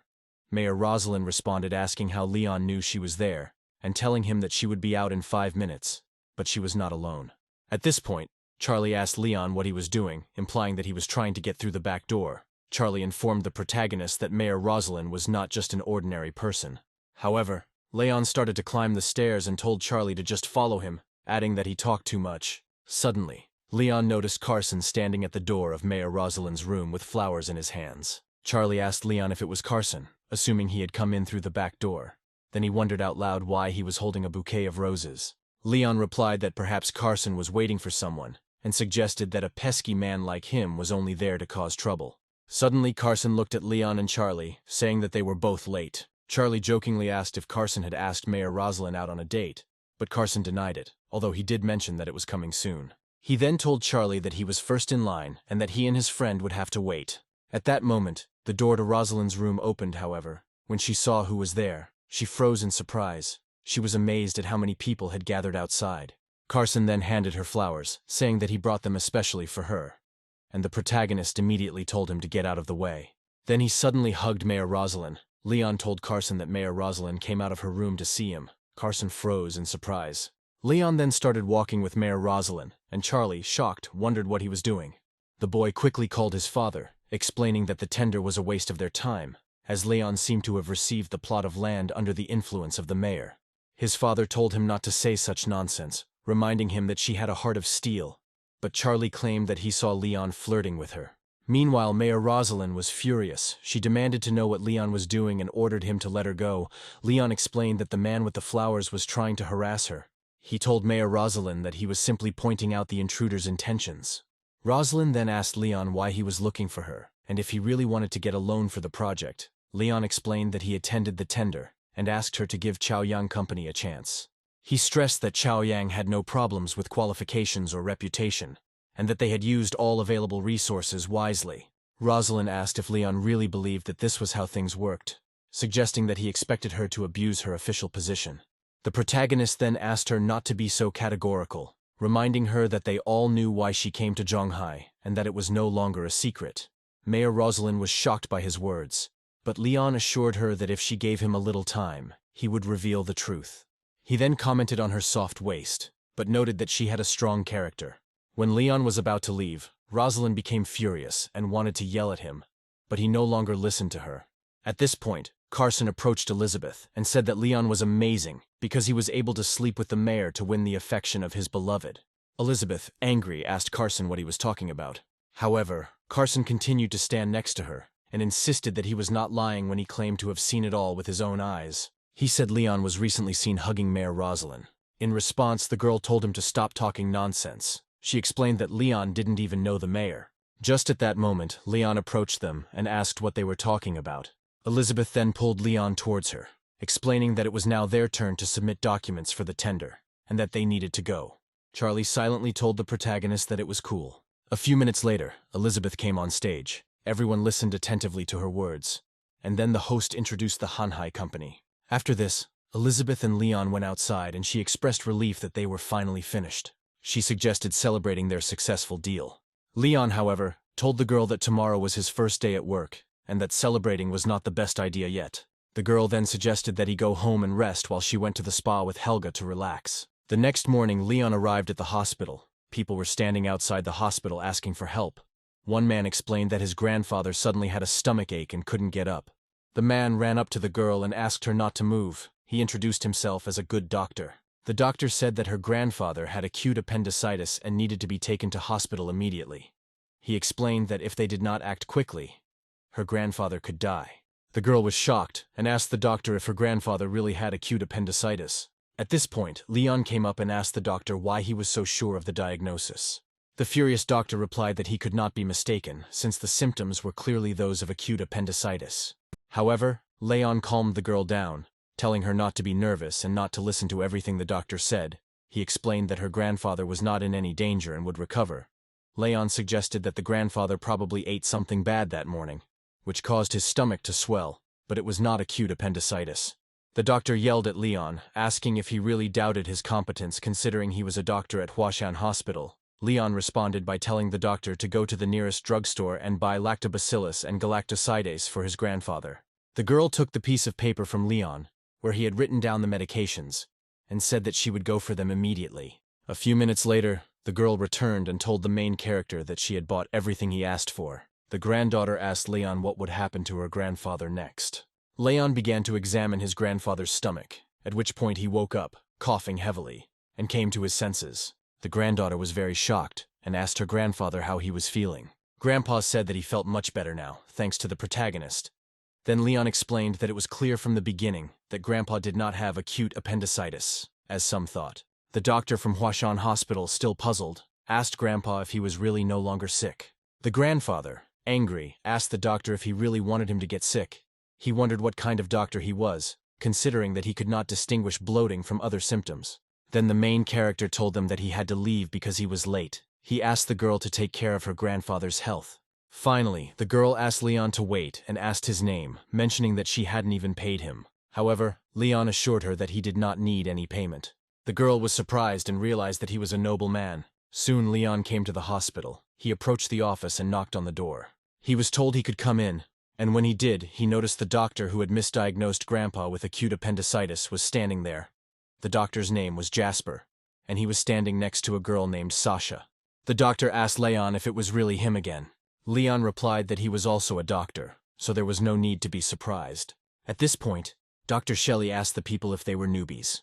Jasper introduced himself as a cardiac surgeon and mentioned that they had met before. Shelley then explained that initially they would all be emergency room physicians, and after a month they would be able to return to their respective specialties.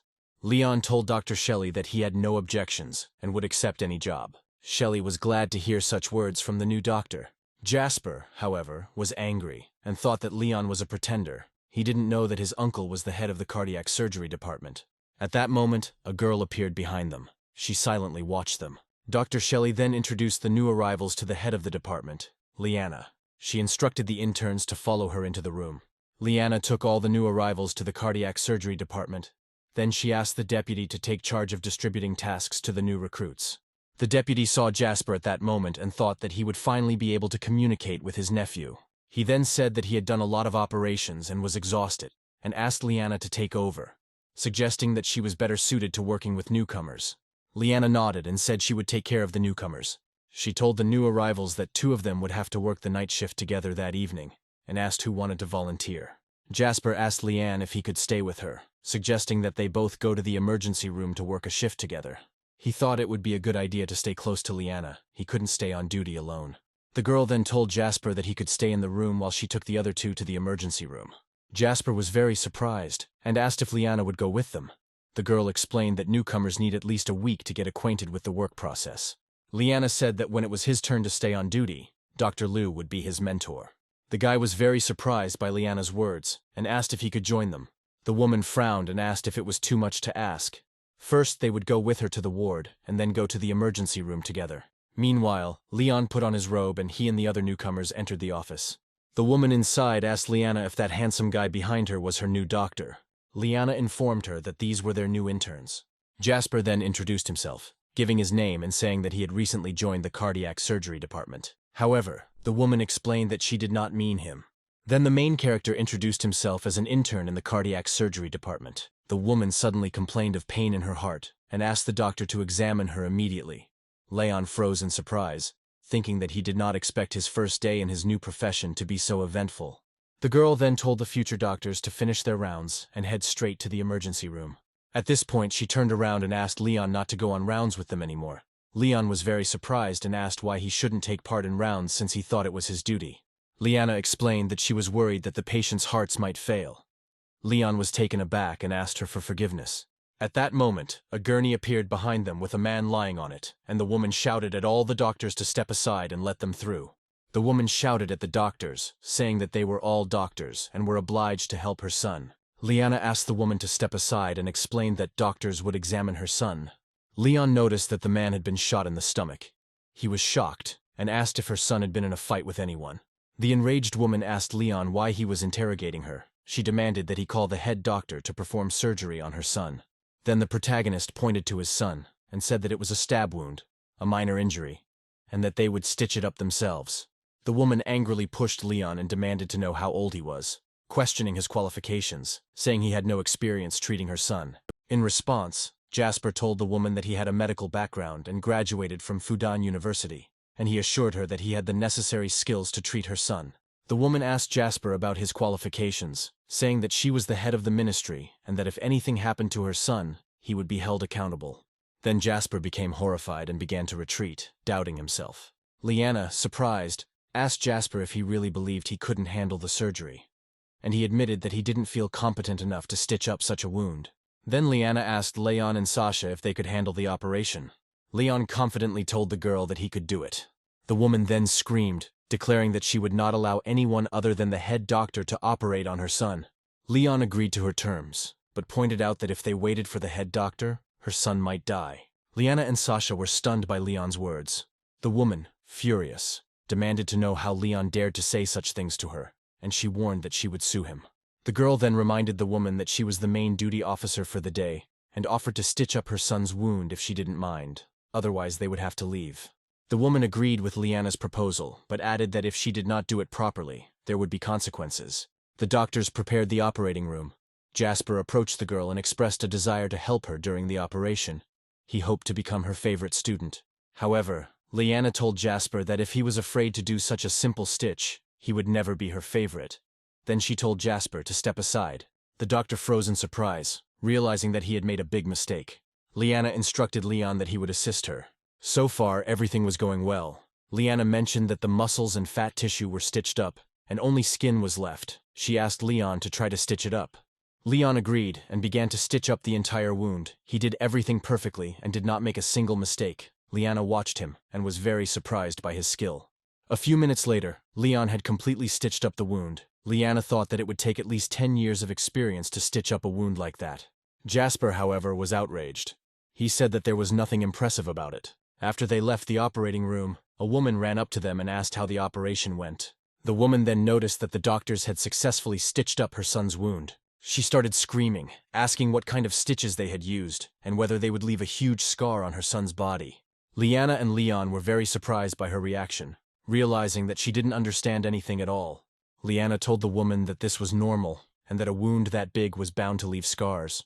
The woman asked the girl who she thought she was, and she threatened that with just one phone call they would both lose their jobs. At that very moment, Leon covered the girl with his body and told the woman that they would see who would eventually get fired. The woman then asked her sister to look after her son and said that she would call his father to sort out the matter. She told her sister that serious action needed to be taken. At this point, Sasha got scared and asked the girl and Leon what to do. Leon looked at Sasha and asked if she filmed all of this. The girl doctor told the main character that the woman was behaving very inappropriately and that it would be useful to have a video recording as an alibi. She suggested that it could help them. Leon agreed and asked her to send him the video. Leon then sent the video to Mayor Rosalind, telling her that it looked like the woman was the director of the Ministry of Construction. He explained that she was causing them huge problems and asked her to help resolve the situation. Meanwhile, Jasper called his uncle and told him that Leon was currently getting his wounds stitched up. He said that the family was unhappy and wanted to complain. His uncle replied that he knew about it and that he and the chief were already on their way. He seemed pleased, thinking that Leon would soon be thrown out. At this time, Liana, Leon, and Sasha were sitting in the office drinking tea when they noticed someone entering the room. It turned out that the vice chairman of Huashan Jiraiya Hospital had arrived with Jasper's uncle, and now they were all looking at the girl. Jasper's uncle became angry and asked the girl how she could trust a newbie to perform such an operation. Liana replied that she had done nothing wrong. She explained that the patient's family was causing problems for no reason. Jasper's uncle, however, insisted that it didn't matter. He thought it would be better to fire the newcomer. Jiraiya then asked Leon to show him the patient's chart, as he wanted to look into the matter personally. Jasper's uncle told Principal Jiraiya that everything was clear at first glance. He said that Leon was a newbie and still didn't understand a lot. Just at that moment, a sobbing woman suddenly appeared in the corridor. She approached the doctors and apologized, saying that she had made a mistake. Jasper's uncle and everyone else were very surprised and could not understand why the woman was running towards them. The woman grabbed Liana's hand and begged her to give her another chance. She said that if she was fired, she would be finished. At that moment, the doctor remembered how Leon approached the girl and said that he wanted to see who would end up getting fired. Liana turned around, thinking about Leon's words. She was puzzled because she couldn't understand how he knew that the woman was going to be fired. Meanwhile, Leon sat silently to the side. The woman cried, asking the girl to forgive her. She explained that her husband was also fired, and her family had nothing to live on. The director said he thought it was just a misunderstanding, and hoped the woman would leave them alone. He informed all the doctors that this incident should not be told to anyone. He emphasized that the patient had undergone the correct operation. Then Lena appeared in front of the protagonist and told the protagonist that he would receive 100,000 points for saving the patient. Lena also mentioned that the professional degree was now 10% complete and Leon could perform sutures at a professional level. Leon asked if the suturing technique was really that good. Lena explained that what Leon had learned before were just basic techniques. He added that this was the best clinical skill. At this moment, Liana approached the main character and asked what he was doing. Leon asked the girl if she needed him. Liana then told the protagonist to prepare himself, as he would soon have to undergo a test. Sasha then asked the girl if she was really going to test Leon on suturing nerves and blood vessels. As it was a very difficult task, she mentioned that suturing such things usually requires at least 5 years of experience. Liana told her to go to the control room and bring an electron microscope. A couple of minutes later she returned, telling the girl that the control room had informed her that the electron microscope was broken. Sasha told the girl that if she intended to check Leon for suturing of nerves and vessels, then it was unlikely to happen today. Liana listened carefully and suggested that they wait for a new microscope. However, Leon intervened, saying that they did not need an electron microscope. He said that he could manage without it. He asked Sasha to bring a regular microscope. Liana asked Leon if he thought they could suture nerves and vessels using a regular microscope. Leon nodded and told the girl that it was almost the same. He assured her that since it was just a test, no one would get hurt. Jasper, listening from the sidelines, asked Leon if he was becoming too confident. Leon replied that it was normal for Jasper not to understand, but Leon was already far beyond his level. Liana thought about it and realized that it might be worth trying. She asked Sasha to bring a regular microscope. A couple of minutes later, Leon appeared and was ready to begin testing. All the doctors were ready to observe the results. Leon made precise movements, quickly performing the operation on the vessels and tissues. And after a few minutes, he announced that he had completed the test. Sasha, Jasper, and Liana were very surprised. Liana looked at the wound and realized that Leon had stitched it up very carefully, with even threads, and the job had been done quickly. Liana was amazed and asked Leon how he managed to do it so skillfully and neatly. Leon told the girl that it wasn't that hard. Then he asked if he passed the test. The woman looked at Leon silently, impressed by his skill. Then Liana said that from now on he would be her right hand. She said that she would take him with her to operations in the hospital. Sasha congratulated him, saying that he did a great job. Jasper, however, was angry. He thought that it was just stitches and did not understand what there was to be proud of. Later, Leon and Liana were sitting in the office. He then asked his assistant to bring lunch to the office. Liana then asked Leon to listen carefully as she had an important surgery scheduled the next day. She explained that she had simulated the whole process many times but wanted to get his opinion. Then the main character asked the girl if she really, with all her skills and experience, needed his opinion about the operation. Liana replied that the risks are related to 2 factors: the patient's condition and the person's personality. Leon was surprised by Liana's words and asked her who she meant. Liana explained that he would soon learn about their patient. At this moment, someone knocked on the door, and the deputy head of the Huashan Hospital's material department, Donovan, entered the office. He wanted to talk to the girl. Liana was surprised and asked what happened. Donovan told the girl that it was almost noon, and she had not eaten yet. He said that he had brought her something to eat. However, Liana responded by telling him that there was no need for that. She mentioned that Leon had already ordered food, and they would have dinner together. Donovan looked at the hero with anger, wondering where this young doctor came from. He then asked how food from a delivery service could be nutritious. He explained that he had bought roast duck legs and beef bone soup, which he thought were healthy. At that moment, the office door opened and Leon realized that his assistant had arrived. Donovan looked at the dishes Leon had ordered and realized that his food was no match. Leon, however, said that he just wanted a snack. But Van misunderstood his request. Liana, looking at the abundance of food, thanked Donovan for his concern and noted that they had enough food. Donovan, realizing that he was not needed, decided to leave the room. As he left, he thought to himself that he had no chance of winning Liana's favor. Leon then told the girl that they had not finished their conversation. He asked her who would have the operation. Suddenly, Liana told the protagonist that the boss would be involved in the operation. Leon asked if it was true. He said it was great. Liana explained that tomorrow she would be an assistant, and the surgery would be performed by 2 head doctors. She mentioned that she would only be responsible for suturing and was a little nervous about that. Then Liana said that where the heart is, there was an aneurysm and a thick cut, which was the problem. Leon admitted that it was a very complex surgery, and one wrong move could have caused the patient's blood pressure to rise, potentially leading to death. He also noted that the patient weighed 180 kilo, which made the procedure even more difficult. Liana asked if he had any recommendations. She wanted to know what he thought. Liana also mentioned that due to the patient's specific condition, it was impossible to find a foreign doctor for this operation, so she wanted to give the protagonist such an opportunity. Leon agreed with the girl and said that he would develop a plan for the operation. He told her that she could use it if she thought it would be useful. Liana, not understanding anything, asked Leon if he was going to have lunch. However, Leon replied that he needed to finish writing the report first. 6 hours later, after finishing his report, Leon felt very tired. At that moment, Liana entered the room and noticed that Leon was still sitting at his desk. She admired his dedication and told him that he didn't have to work the night shift that day, and that he should finish work as it was getting late. However, Leon told the girl that he had already finished the report.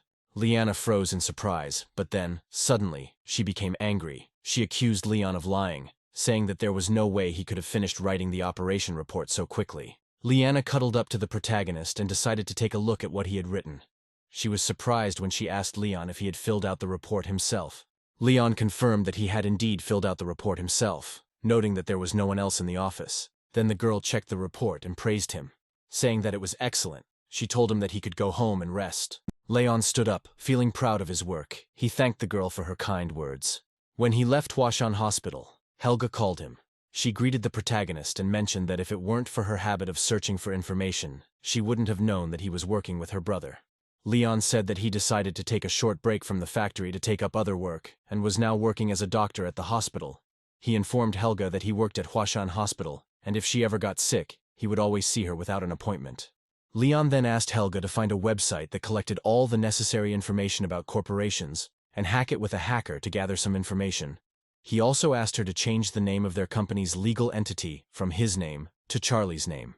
At the same time, Jason was sitting in his office, busy with romantic affairs with his secretary Chloe. At that moment, he was not expecting any guests. Suddenly, at that very moment, the door opened and a guest entered the room. It was Cassandra. She told him that she needed to talk to him about something important. Jason was shocked and asked what she was doing in his office and why she didn't tell him about her visit earlier. Cassandra explained that he must immediately cease cooperation with Keichwang. Jason, confused, asked what nonsense she was talking about. He wanted to know if she realized how much effort he had put into this collaboration with Keichwang. Cassandra admitted that it was indeed difficult, but insisted that to avoid unnecessary losses, they had to stop before it was too late. Jason, however, disagreed, stating that it would be a loss if he ended his business relationship. Then Cassandra revealed that she had discovered the person Jason had been working with, a man named Leon, who was certainly unusual. Jason then sat up and admitted that she was right. Leon was indeed an unusual man. He explained that he would not have gone to so much trouble to acquire the factory if it weren't for his desire for more power. However, Cassandra continued to insist, asking if he knew about Leon's real status. She mentioned that Leon owned a corporation to Chief Ling Yun, indicating that he was far from a simpleton. Jason, confused, replied that this couldn't be true. He thought Leon was just a rich kid greedy for money. He then asked his assistant Chloe to quickly gather as much information as possible about the corporation and its CEO. Chloe immediately began searching for information on the internet. Jason, looking at the computer, was very surprised by what he saw. At that moment, he told Cassandra that he was deeply disappointed in her. He turned the computer towards her, and Cassandra, confused, didn't understand what he meant, but when she looked at the screen, she noticed that the Linyan Corporation was registered under Charlie's legal entity. She asked how this was possible, insisting that she had seen Leon's name on the website earlier that day. Jason then pointed his finger at his sister and demanded to know her true motives. It seemed to Cassandra that less than an hour had passed, and she couldn't understand how the corporation's name had changed so quickly. She wondered what kind of person Leon was. The girl angrily yelled at Jason, saying she didn't want anything to do with the business anymore. She reminded him that in case he had forgotten, she would soon be leaving to start her own business. Then she explained that she was just trying to protect their family. Jason, upset, accused his sister of pretending to be concerned, suggesting that she simply wanted to turn their father against him in an attempt to improve the family's situation. Cassandra, now furious, told her brother that she no longer wanted to communicate with him. She turned away, deciding to ignore his stupid accusations. She thought to herself that soon enough her brother would realize that she had been right all along. She believed that Leon would eventually destroy Jason. The next morning, Leon arrived at the hospital. Walking down the corridor, he noticed that all the doctors were in a hurry. Liana noticed Leon and said that he had finally arrived. She mentioned that she needed to go to the operating room and asked him not to leave and to stay in touch. Meanwhile, all the doctors entered the conference room. The doctors explained that they had discussed 8 types of risks that could occur during surgery, and they were all very important. They added that one of the biggest risks was suturing the artificial vessels, which was a particularly difficult task. Dr. Mateo, the chief physician of Huashan Hospital, asked the doctors if there was a solution to this problem. Dwayne, the chief of surgery, replied that it was not such a big problem. He assured Mateo that he had minimized all risks and was confident in his skills, so they could all relax. The head doctor, Mateo, said that if there were no more questions, they should prepare for surgery. However, Liana stood up and asked the head doctor to wait. She explained that there were problems with the suturing plan. The other doctors were confused by Liana's comments. Dwayne asked the girl what problems she found with his plan, implying that she was questioning his experience and competence. Liana explained that the suturing plan was personally designed by their main character surgeon, and it could reduce the risks by 20%. Dwayne was shocked, asking if Leanne was joking. He noted that Leon had only started working the day before, and his plan was of no value at all. Mateo looked at the plan the girl presented, and asked if it was really written by their intern. Then Liana turned on the projector, confident that she would now convince them all to consider Leon's plan. She explained that the report described 14 stitches and listed risks that they had not even considered. She told all the doctors that she thought her new assistant Leon was worthy of helping her in the operating room. However, Dr. Dwayne slammed his palm on the table in disbelief, arguing that just because the rookie protagonist had gotten a couple of good stitches in the emergency room the day before, it didn't mean he was ready for surgery. The head doctor, Mateo, asked the group for their opinions. The man replied that since he was an expert in this field, it was not for him to decide or give orders to doctors. Mateo thought for a moment. He knew it was a difficult choice.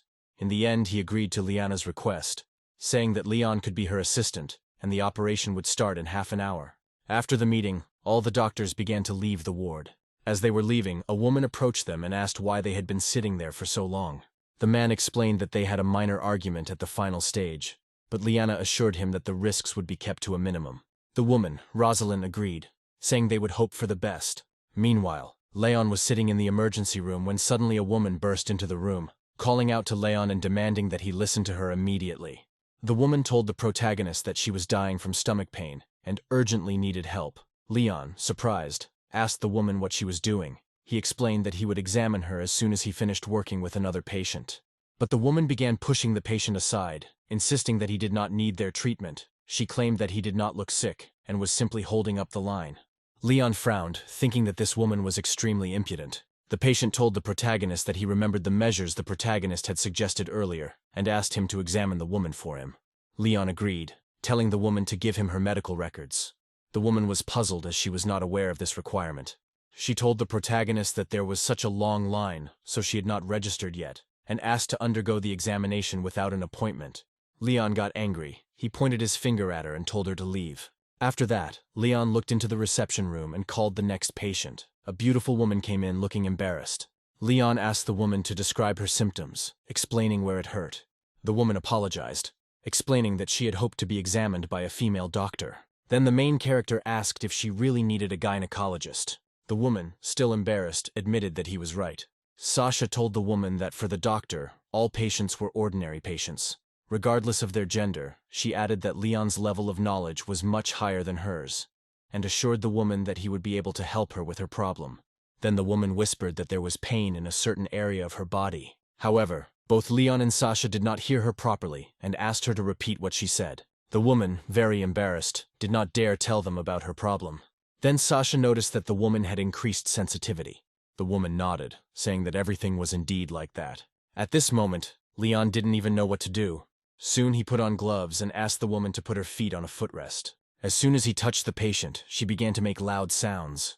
Leon asked her to be a little quieter, as she could be heard outside the office. When the examination was completed, the woman was practically unconscious.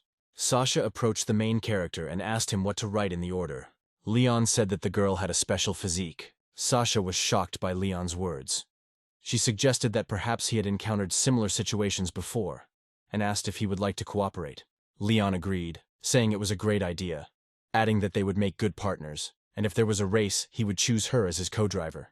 At this moment, the main character received a call from Dr. Liana, who asked Leon to go up to the 13th floor to help her in the operating room. Leon wasn't sure, wondering if he was allowed to work on the operation. He told Sasha that the girl needed him and mentioned that she would be in charge. He then entered the elevator and started going up to the 13th floor. Once he reached the right floor, Leon headed to the operating room and was surprised to see Rosalind there. Rosalind was no less surprised and asked Leon what he was doing in the hospital. Leon introduced himself by saying that he was a cardiac surgeon, currently working as Liana's assistant. Rosalind was puzzled by Leon's words. The man then asked Rosalind if she knew the doctor, and she confirmed that she did indeed know him. The man then told the protagonist that he had heard of him and was glad to meet him. He extended his hand and introduced himself as Glenn. Glenn then explained that Liana had just convinced Chief Mateo to go along with his plan to get stitches, and everyone agreed. Rosalind was shocked and asked Glenn if the hardest part of the surgery was the stitches, and it was based on Leon's plan. Glenn told her that he had sent the plan to another doctor who had responded very positively, and he assured Rosalind that Leon's skills were truly impressive. Rosalind wondered if Leon had any limits to his knowledge. Just at this time, doctors began to arrive. Liana approached the protagonist and told him that it was time to go and begin the operation. At that moment, Rosalind grabbed his hand tightly. She told the protagonist that she was counting on him. Leon reassured her, asking her not to be nervous. He promised that he would do his best. The doctors began to put on their gowns. Liana told the protagonist that although he had come as an assistant, he would only be allowed to observe. Liana explained that it would be a valuable experience for him, and that he could learn a lot by attending surgeries with her. Dwayne warned him not to get in the way or faint when the surgery began. Leon looked at Dwayne and thought that he was a very difficult person, constantly trying to get on his nerves. Leon approached the girl and asked if the man they had met the day before was Dr. Donovan's father. Liana confirmed it. The doctors turned on the floodlights, and everything seemed ready to begin. Mateo told the doctors that they would begin the surgery right away. Leon watched the operation. Mateo explained that they would begin replacing the blood vessels and asked to start the cycler. He then handed over the responsibility of assessing the patient's condition to Dwayne. Dwayne was shocked and stated that the patient's blood vessels were compressed by other organs, making it extremely difficult to suture. Mateo asked him for more details, and Dwayne said that no one could successfully perform this operation. He explained that the vessels had grown together with the axillary artery, and if they tried to stitch them, bleeding would start. Chief Dr. Mateo nervously asked Dwayne if there really was no way to solve the problem. Dwayne confirmed that this was true. He said that no one in China could sew these vessels. The doctor stood silently in front of the patient while Chief Mateo considered what could be done. Moments later, he told everyone that they were ending the operation as there was no way to save him.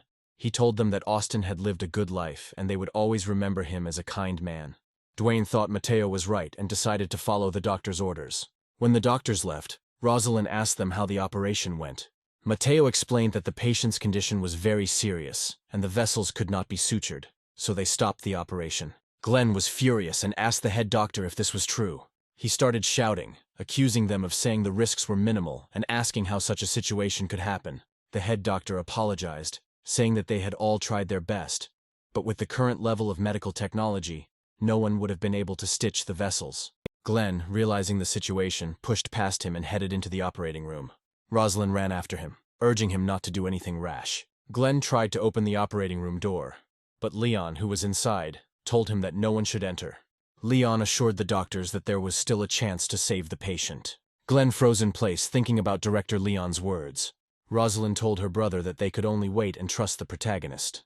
However, Dr. Dwayne told the protagonist that the patient could not be saved and asked to let them in.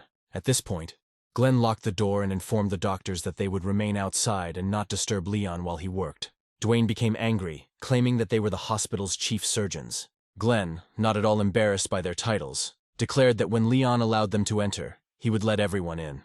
Leon then told the girl that he was not sure if his method would work, but he had to try. Liana replied that if there was a chance of survival, she would help him throughout the operation. But she also warned that if anything went wrong, she would leave the hospital with him. Leon winked at her, saying that he didn't expect such trust from her. Realizing that the fortune card was their only hope, Leon activated it. The system confirmed that the card was activated.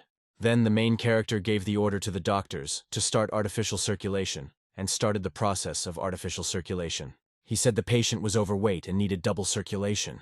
Leon continued the operation, realizing that he had little time. Liana, noticing his intense concentration, wiped the sweat from his forehead.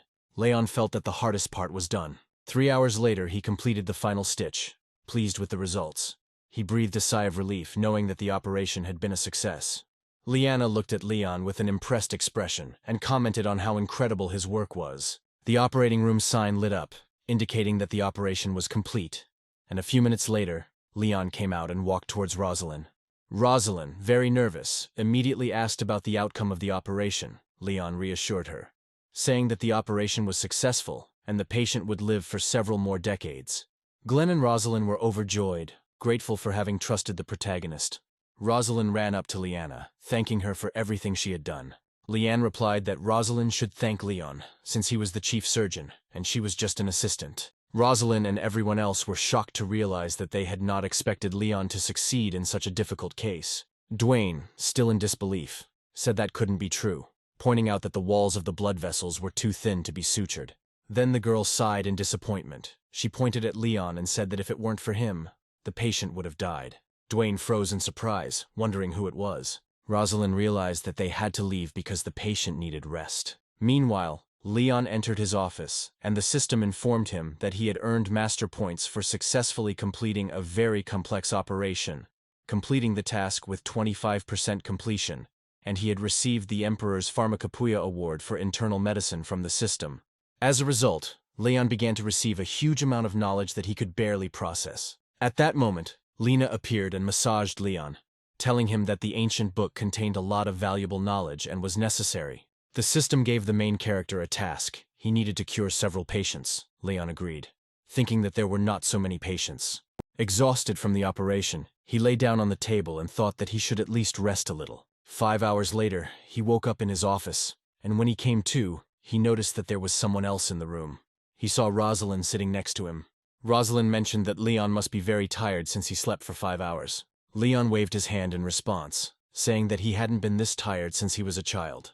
Rosalind then asked if he could at least pretend to be polite and cover his mouth when he yawned. Leon smiled and replied that everyone here was like family and he could be himself. He opened her gift and asked if she had brought him food. Rosalind explained that she had come to thank him for the operation. Leon told her that if she wanted to help, she could sign the document for him and he would print it out right away. He handed her the document, asking her to sign it. Rosalind looked at the document and realized it was a contract. She asked Leon if this contract was the result of all his research, and if signing it would allow her to run the business.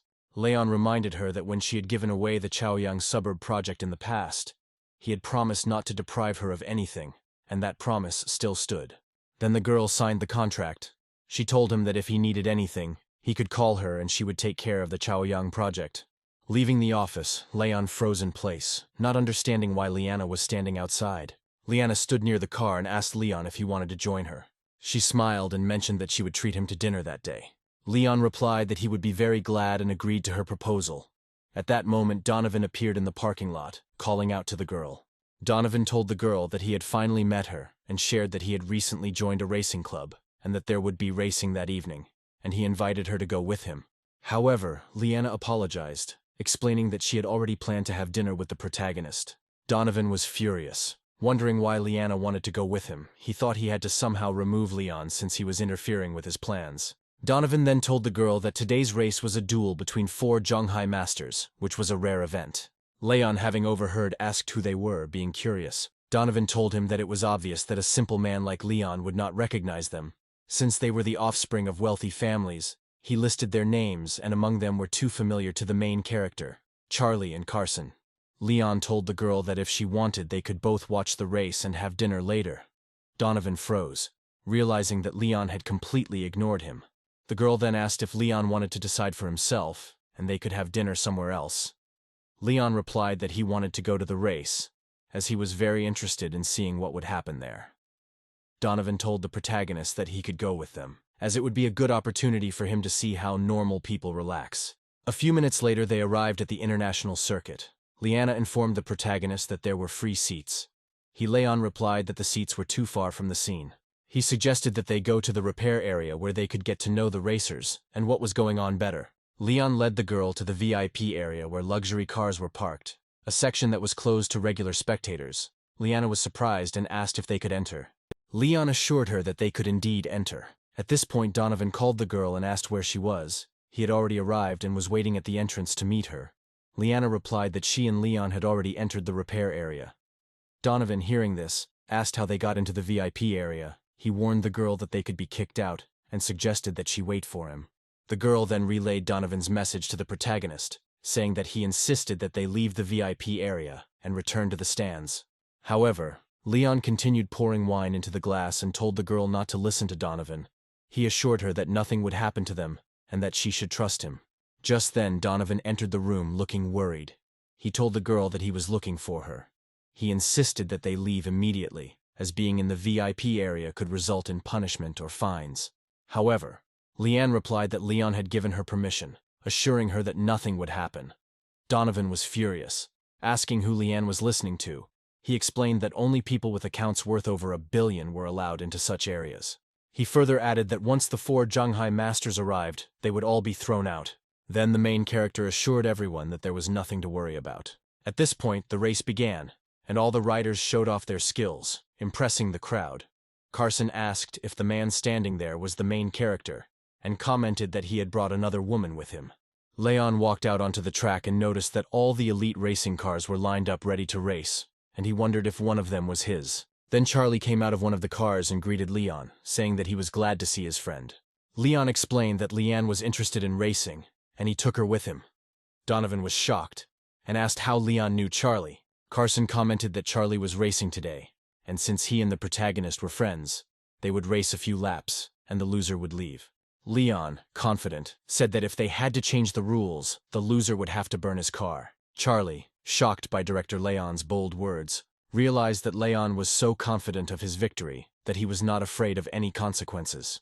Leanne and Donovan were equally confused, not understanding what Leon was doing. Carson, intrigued by Leon's bet, said he would feel sorry for Leon's car, but whoever won would take the other's car. He added that director Leon's car was a limited edition, and he was sure he would win and take it for himself. He said that there will still be 4 people participating in the race. Charlie and Leon were quite happy with these terms. After this, Carson asked his men to get out of the cars, as the race was about to begin. Charlie noted that the 3 of them seemed familiar to him. He recognized the guys as champions and prize winners of world championships. Leanna also told the hero that these people were professionals in their field. Then the main character asked the girl if she really knew all these racers so well. Leanna confirmed that in order to defeat these racers, one had to be well versed in the racetrack. A frustrated Charlie told Carson that the bet was unfair and that he knew he couldn't beat these professionals, which is why he invited his own drivers to compete. Carson told Charlie that if he was afraid, he should return the car and not waste time. At that moment, Carson noticed Leon standing behind him, listening intently to their conversation. He turned to the protagonist and told him not to just stand there. However, Leon started laughing and asked Carson if his brain had completely melted. Leon told him the entire track was his, and yet Carson still dared to tell him where he could stand. A shocked Carson asked if the racetrack was really his. Meanwhile, Donovan was wondering what kind of person Leon was. Charlie then hugged Leon, asking him to ignore Carson, and suggested that they come up with a strategy to defeat him. Leon approached his friend and asked him for forgiveness. He explained that he would have to give in. He suddenly said that he would have to give up his seat to the girl who would now drive the car. A surprised Leanna couldn't believe her ears. She asked Leon if he really wanted her to drive. Leon reassured her by saying that she was a good driver and knew how to handle it. He added that she only had to drive 2 laps, and her car was great. Surprised, Leanna asked if he trusted her that much. Then the protagonist stared at the girl, not taking his eyes off her, and told the girl that he believed in her. Charlie interrupted Leon, telling him to stop flirting as they needed to focus on the race. He mentioned that he didn't care if they lost the car. He told him that he couldn't afford to lose his reputation and credibility over it. Leon, however, said there was nothing to discuss. He had assigned positions for the race. Carson would go first, Charlie second, Leanne third, and he would be last. 10 minutes later, all the riders were ready and standing at the starting line, waiting for the signal. The girl counted to 3 and gave the signal to start the race. All the drivers were pushing the gas pedals as hard as they could, trying to beat their rivals. Meanwhile, Liana was sitting in the car in the waiting area.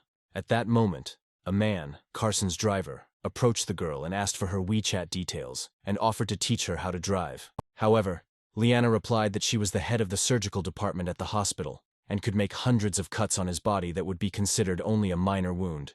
She assured him that she could handle the machine just fine. The man was stunned by her answer and sat silently, overcome with horror. At that moment, the traffic light turned green, and the racers were finally able to take off, all of them pushing the gas to the limit. Charlie turned to the protagonist, telling him that his new girlfriend was better than her opponent, and she had clearly trained hard enough to compete at this level. Carson, however, told them not to worry about Harris yet. He said that when Harris got serious, he would finish the race easily. Leon and Charlie were unhappy with Carson's comments, and Leon reminded him that they only had 11 cars, and he was willing to bet on seconds in the race. Leon said that every second was worth 1 car, and then Carson asked if he really thought there would be an 11-second gap. Soon the race began and Leon remained calm. He pressed the button on his car to increase the speed, preparing it especially for this race. His car began to accelerate quickly, and he expected his opponent to be surprised by his sudden speed. The crowd was shocked when Leon's car pulled ahead. After the race, Harris told Carson that he was almost ashamed to admit it, but the gap was only 3 seconds, and this woman was really talented. Carson asked him not to be nervous. He believed that with all his skills it would not be difficult for him to beat him by a few more seconds. He told Harris that none of the 12 cars they drove that day were left behind. At this point, Leon overtook his rival on the turn. Charlie noted that his friend Leon was impressive, closing the 8-second gap in just 1 lap. Liana commented that Leon had inhuman speed, and by the second lap he was already leading by 9 seconds. Then Carson thought to himself that Leon would not be able to beat his best riders and finish first. Charlie urged Leon to keep up the pace and continue to quickly approach the finish line. Carson, however, said it was unrealistic to think that Leon's car would not break under that much stress, and he believed that the car's cylinder would explode from the pressure. But at that very moment, Leon crossed the finish line and won the race, leaving his rival far behind. Carson was horrified, unable to understand how the protagonist had managed to win. Then Charlie smiled and said that Leon had done well, taking first place by 11 seconds. Carson was humiliated, and the crowd began to shout for him to give the car to the protagonist. An assistant approached Carson and asked if he was okay. The man, still grieving over his defeat, said to give the main character the car keys. The assistant approached the protagonist and handed him the keys to Carson's car. Leon said that from now on, the title of the 4th Master of Zhonghai will no longer be associated with Carson. Then Carson, furious, told his men that they should leave. Leon responded by saying that they had all had a good time today. He said they could have a nice farewell party later. Donovan, who was standing nearby, froze in place, wondering what kind of person Leon was and why he was working at the hospital. He wondered if it was because of Leanne. Leon then called Rosalind, asking her not to go to work tomorrow and be ready to receive him at 10. He told her to prepare accordingly. Rosalind replied that a batch of imported medicines was ready to be sent to Zhonghai, and she needed his help to inspect them. Leon told her that asking him to do so was not a good idea since he had just completed a major operation. But Rosalind insisted that he was the only one she trusted in such matters. At that time, a woman named Jenny checked into the hotel. She was discussing business, thinking about how to take advantage of the current situation. Jenny was the director of marketing for a pharmaceutical company. Her assistant Mike told her that the price of the boxes was almost 300 yuan, because they had already discussed it with 13 experts. Mike also said that the cost of communicating with people had already cost 100 million yuan, and that Mr. Hayes was unhappy. Jenny asked Mike to calm the bald man down so that he would not be nervous, since she would end up earning 10 times more. Mike understood her words and asked if he should notify the Fan family. Jenny smeared the cream on her body, deciding that she would contact them herself. Meanwhile, a man arrived at the Yanshan courtyard. He asked his father why it was so urgent and why he needed him now. Felix, the head of Dongcheng Pharmaceuticals, told his son that he was a fool because the price of the drug had already been set. The son replied that ibuprofen was a common medicine, and 1 box of 60 mg was only enough for a week. He asked who among the people could afford it. Felix suddenly grabbed him by the ear and pulled with all his might. He scolded him for not understanding anything about their business. He told him that the higher the price, the more money they would make. Felix then assigned his son to study the new head of marketing because she was a difficult woman.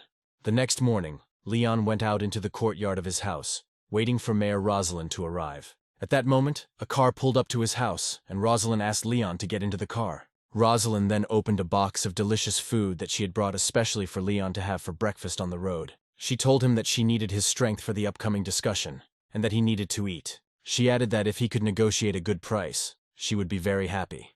As Leon began to eat, he asked Rosalind what price she would be happy with. Rosalind replied that she would be satisfied with the price of 60 milligrams of the medicine at 138 yuan per box. Leon assured her that he would try to fulfill her request.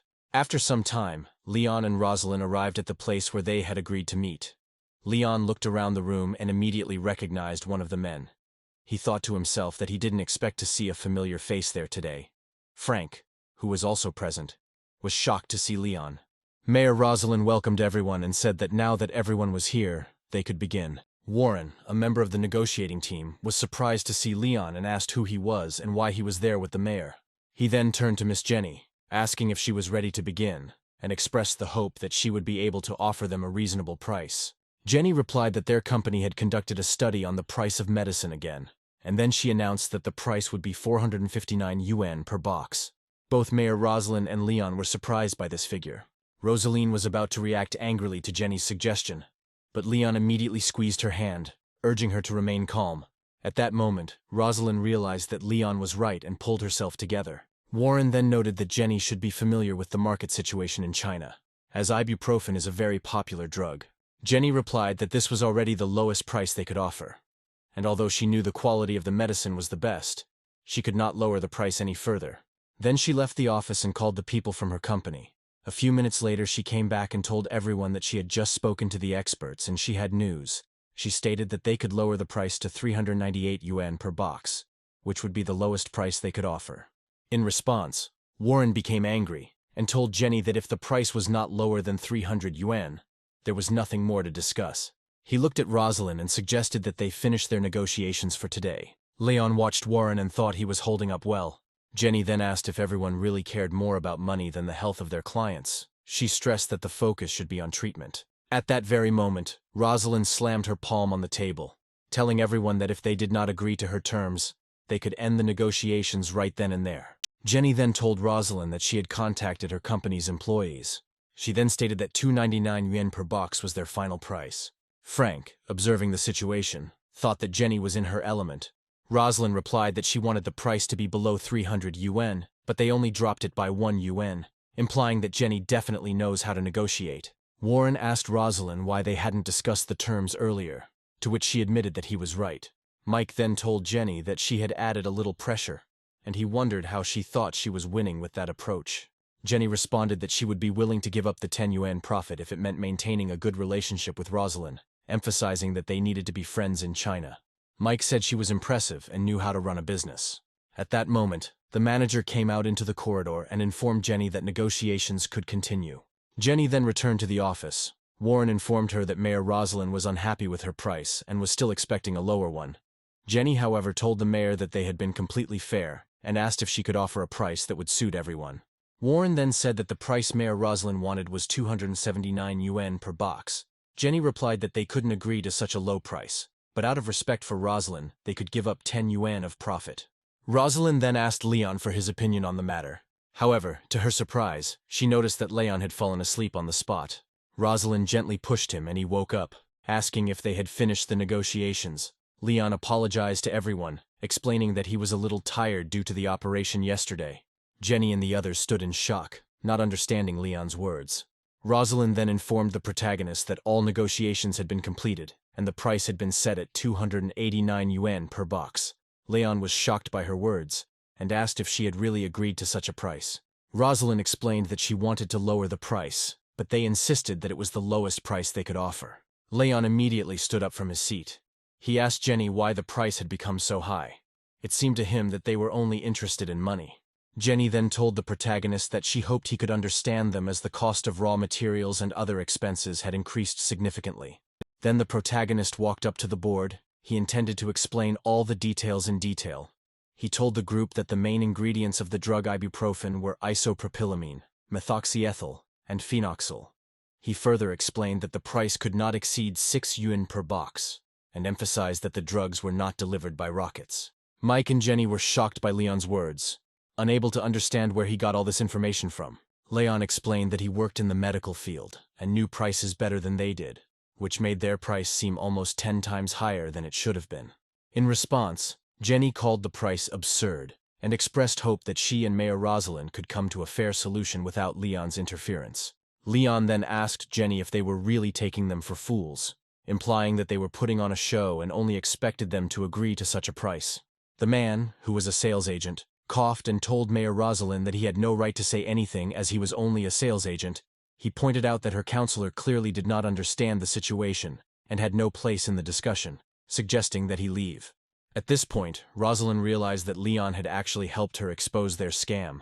She claimed that he was the best heart surgeon, and for anyone to claim that he knew nothing was a lie. Everyone in the office froze in shock, not expecting to find out that Leon was a doctor. Jenny told Mayor Rosalind that even if Leon was indeed a cardiologist, he was illiterate when it came to pharmaceuticals. Then the mayor suddenly announced that their final price was 9 yuan per box, and the negotiations were over. Jenny then asked Rosalind if she really trusted this man to set the price, considering. Rosalind replied that although Leon had no right to make the decision, she agreed with him on some points. However, she admitted that she had doubts about the price, considering it unreasonable for the drug. The protagonist then told Jenny that she was also from China and understood the situation well, especially considering how many sick people were currently in Zhonghai. He assured her that the price he offered would still bring her a significant profit, making it a profitable entry into their market. Jenny countered that no pharmaceutical company would agree to that price. However, Leon responded that if they did not agree to their terms, they should leave the market. Jenny turned to the mayor and expressed hope that they would meet again to resolve the issues that had arisen. However, Rosalind said that they could arrange another meeting in 3 days. After saying this, Rosalind began to leave the room. Jenny, seething with anger, thought that everything almost worked out, and what if it weren't for Leon? After leaving the room, Rosalind asked Leon if the medicine really cost 6 yuan and how he knew. Leon told her that the price was almost right, and even if he made a little mistake, the mistake would be so small. Rosalind then asked what would happen if they still didn't agree to their terms. Leon thought about the situation and thought that an alternative could be found to this medicine. He suggested studying the pharmacopoeia in his system. Leon then assured the girl that he could handle everything himself and she should be ready to fulfill the deal. Rosalind told the protagonist that he needed to be more serious. She then informed him that Austin wanted to see him, and that she would take him to the hospital to meet him. A few minutes later, Rosalind and Leon arrived at the hospital. At the hospital, he met Glenn, who greeted him. Leon then opened the door to Austin's room. He thought to himself that he hadn't spoken to him since the day of the surgery and hoped that he was okay. Leon asked the man if he was looking for him. Austin smiled and asked Leon to sit down. Leon then asked Austin what his future plans were regarding Huashan. Austin smiled and suggested that Leon might be interested in a promotion at Huashan Hospital. However, Leon declined, explaining that he was very comfortable in his current position. Austin then asked the guy his name, where he was from, and if he was really from Zhonghai. Leon explained that in truth, he doesn't even know where he was born because he grew up in an orphanage. The man's assistant was surprised by this discovery and wondered if Leon was really an orphan. Rosalind, however, was puzzled. She thought to herself that if Leon was an orphan, then how did he have so much money and influence? Austin, meanwhile, noted that this was quite a rare occurrence, as today's youth were not as smart as they used to be, and he saw this as their problem. He told the protagonist that once he got back on his feet, they should go out for a drink. Leon smiled and agreed, saying that he would be happy to join him. He also advised Austin to rest and gain strength. After these words, Leon left the hospital. Austin then turned to his assistant, asking if Leon was like that man. The assistant confirmed that although Leon was similar in appearance, his character was less ruthless. Austin remembered that in the Northeast, this man had once killed a black bear with his own hands, and people still admired him for it. The assistant noted that although they had different personalities, both men were very intelligent, and he called someone in Yangcheng to immediately check on the shelter. Austin then instructed his assistant to find out everything about the main character. However, he warned that no one should know about this matter, and that the information should remain confidential. The assistant assured Austin that he understood and would follow the instructions. Meanwhile, Leon was waiting for Elizabeth on the street. He looked at his watch, wondering where she was and why she hadn't arrived yet. At that moment, Elizabeth appeared behind him and asked if he was waiting for her. Leon looked at her and noticed how beautiful she looked that day. He then grabbed her hand, asked her to stop showing off and suggested that they leave. He remembered that Josie's teacher's husband was a professor and supervised doctoral dissertations in the department. He noted that the professor must have many connections in the pharmaceutical field. Elizabeth then threw her bag at him, saying they couldn't come empty-handed. However, when they arrived, Josie's teacher told Elizabeth and the protagonist that she asked them not to bring anything as they should not waste money. Then Josie invited them into the house. She asked Elizabeth if there was any problem with their business and whether Ling Yun's company was facing investment problems. Teacher Josie assured Elizabeth that the situation was quite good, so she became curious about what happened to them. Leon thanked Josie for her concern, but explained that he had come to ask Mr. Paul a few questions. The teacher became nervous and asked if Leon had any health problems. He assured her that this was not entirely true. Then Paul put the glass of water on the table and suddenly asked Leon to come with him for an examination, suggesting that the treatment could not be delayed for even a day. Leon, shocked by Paul's words, told him that he did not need to be examined and that they seemed to have misunderstood his intentions. He explained that he had come to ask a few questions and would like to apply for a Chinese patent on the medicine to check everything. However, Paul told him that they were ordinary people and could not operate without a license as it would be a violation. Leon assured Paul that it was not that serious and that the drug could be destroyed if necessary. He just needed a report on the experiment. In response, Paul smiled, agreeing to help, and said that they would go to the hospital. Paul mentioned that they would take his deputy with them, since they were old friends. After some time, Leon and Paul arrived at Zhonghai Hospital of Traditional Chinese Medicine. Inside the room, Vice President Selina sat and greeted Paul warmly, expressing her joy at seeing him. Paul then introduced Elizabeth and her boyfriend to Selina. Leon greeted her politely, saying and expressing his pleasure at meeting her in person. Leon explained to the woman that he had a prescription for a medicine and he wanted to turn it into a finished product. He asked her to help with this matter. Selina was intrigued by the recipe and asked where it came from, noting that it seemed strange to her since she had never heard of it before. Leon told her that the recipe was recorded in the Yellow Emperor's Pharmacopoeia. Selina was surprised and noted that this was the most difficult classical procedure in traditional Chinese medicine, and that 10 sets had already been burned. The protagonist then explained that the book had been passed down to him by his family, and that in order to fulfill the last will of his ancestors, he had brought her the recipe. Elizabeth was very surprised and puzzled as to how Leon, whom she considered an orphan, could have a family. Then Selina told the protagonist that, despite the existence of the factory, the medicine must undergo many tests, and it will take at least a year to prepare. Leon responded by saying that after preparing the medicine, finding a lab rat would not be difficult, and it would be easy. He also mentioned that his grandfather's birthday was in 3 days, and he wanted to congratulate him on the 30th anniversary of his death, which made Selina freeze in surprise. Leon then added that he intends to donate 3 million to a traditional Chinese medicine hospital. Selina listened to him and assured him that there would be no problem with quickly producing the medicine. Then the main character smiled and shook her hand, thanking her for her help and assuring her that he would not forget her kindness. While they were talking, Elizabeth watched them, and, confused, she looked at Leon and realized that he was very cunning. Later they arrived in Zhuge. Elizabeth lay down on the sofa and told him that she couldn't believe he had managed to fool everyone. Leon told her that he had done nothing wrong, and since they had been on their feet all day, they should take a bath. Elizabeth replied that she was very tired, did not want to move, and could not get up from the sofa. Suddenly Leon grabbed her and lifted her in his arms.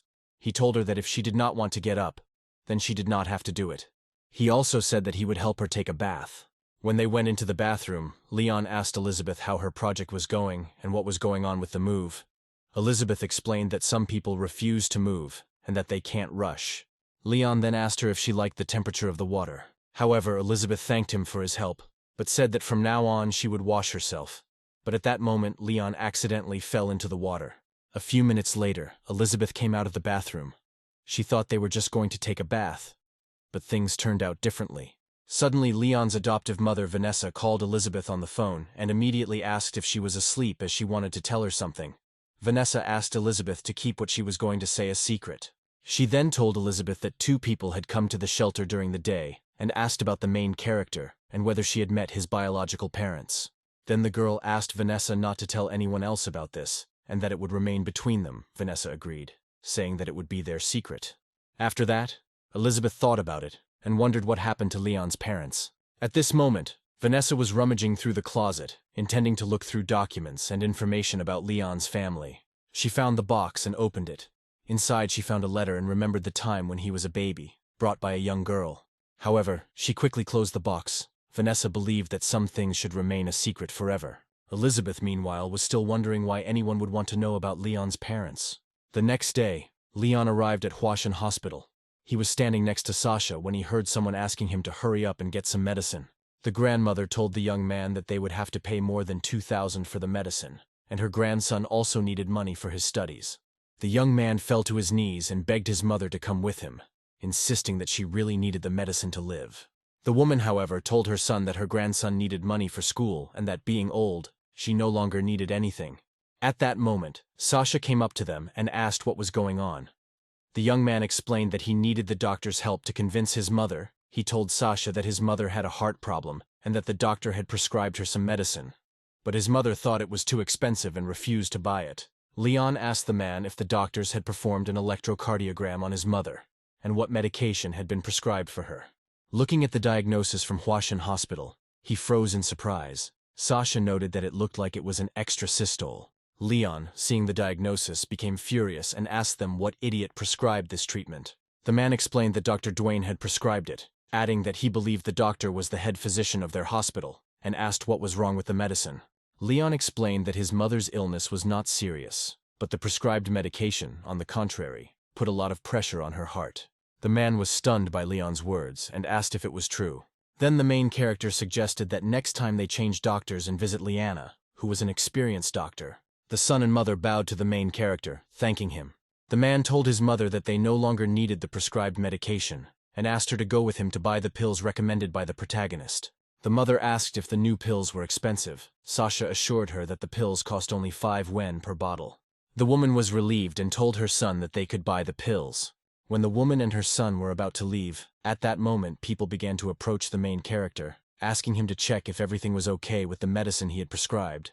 The protagonist then asked everyone to wait, as there were too many of them, and suggested that if they had any doubts about the recommendations, they could contact Liana. People thanked Leon for his kindness. Later, Leon walked into his office, feeling dissatisfied that many dissatisfied patients were leaving Huashan Hospital. He told Sasha that there were already too many problems with Duane.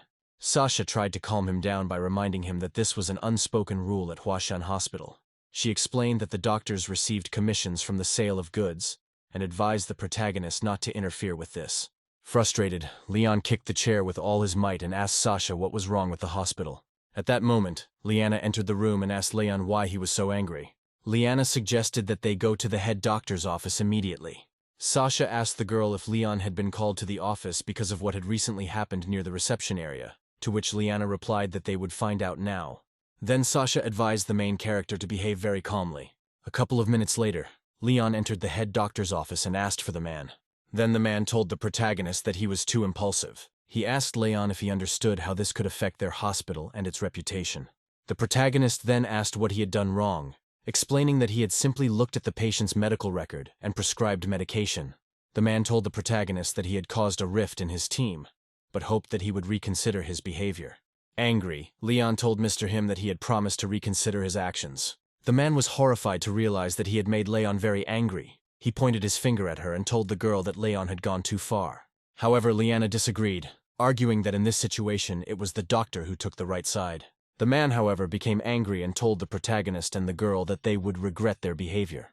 Later, Leon returned to his office and Sasha asked him what happened at the meeting and whether he would face any problems because of it. However, Leon assured her that it was nothing serious, and asked the next patient to come in for an examination. When the next patient arrived, Leon asked her to provide her medical records. However, to his surprise, the patient turned out to be Helga. She could not believe her eyes. She asked him if he still worked at Baba Company and asked him why he needed so much money. Leon asked the girl what money she meant, explaining that he worked there for free. Sasha explained that Leon had undergone a major operation a couple of days ago and was now very popular at their hospital. Soon, Leon began to look through Helga's medical records and learned about her condition. He noticed that she had several red spots, which she explained were from her trip to Yangchen. However, Leon assured her that it was nothing serious and suggested that she buy some ointment for 14 yuan and apply it to the spots. Helga was shocked and asked why it was so inexpensive. Then the protagonist looked at Helga and admitted that the ointment might not be enough, since her buttocks were quite large. An angry Helga began yelling at Leon, saying that such jokes were typical of him and she would not tolerate such behavior anymore. Just at that moment, Lena appeared and congratulated Leon on completing the task. She mentioned that the percentage of this profession was 35%. Lena further explained that the reward for completing the task is 20% of the shares of any company, but only if the company is valued at less than $200 billion. Leon thought about it and decided that he needed to think the situation through carefully. At this point, Rosalind called the protagonist and said that all 6 major international pharmaceutical companies had announced price increases. She said prices for all 25 drugs exported to China had been raised. She then asked Leon to meet her at a cafe near the hospital in 10 minutes to discuss the matter. Leon told Sasha that he needed to leave immediately. He left the patients in her care. 10 minutes later, Leon entered the cafe and saw that Mayor Rosalind was already sitting inside. He stroked her hair gently and told her to never make hasty decisions, especially if it might ruin her beautiful hairstyle.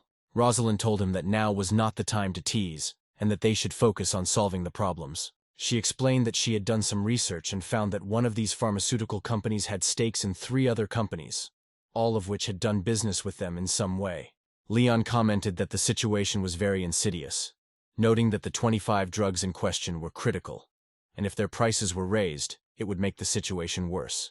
Rosalind agreed with him and asked if he had any ideas. Then the main character asked her if she really trusted him. Rosalind confidently replied that she really trusted him. The protagonist then suggested that she should cut off all contact with the companies involved. The girl explained that it was more difficult than it seemed, explaining that the department was responsible for importing drugs and local departments no longer had the right to interfere. The protagonist then said that he would inform all third-level hospitals to increase their import purchases. In response, Rosalind said she could arrange it, and Leon mentioned that he wanted to stock up on supplies before prices went up. However, Leon explained that this would not be very effective because all their goods would be detained by the transport department. But he had a plan. He told the girl that at least 80% of their cargo was in Shanghai port and asked if it was of interest to them. Rosalind was confused and asked how this would affect them. The protagonist then explained that they would break the contract regarding delivery dates, and in response he would release certain information. He said that he would inform them that their stocks would be cut in half, which would cause panic and shake the entire world market. At some point the girl thought that this was too much. Leon then asked Rosalind to gather the necessary information and provide him with the names of 6 companies and their drugs. Rosalind agreed, telling him that she would do everything when she returned. After that, they left the cafe.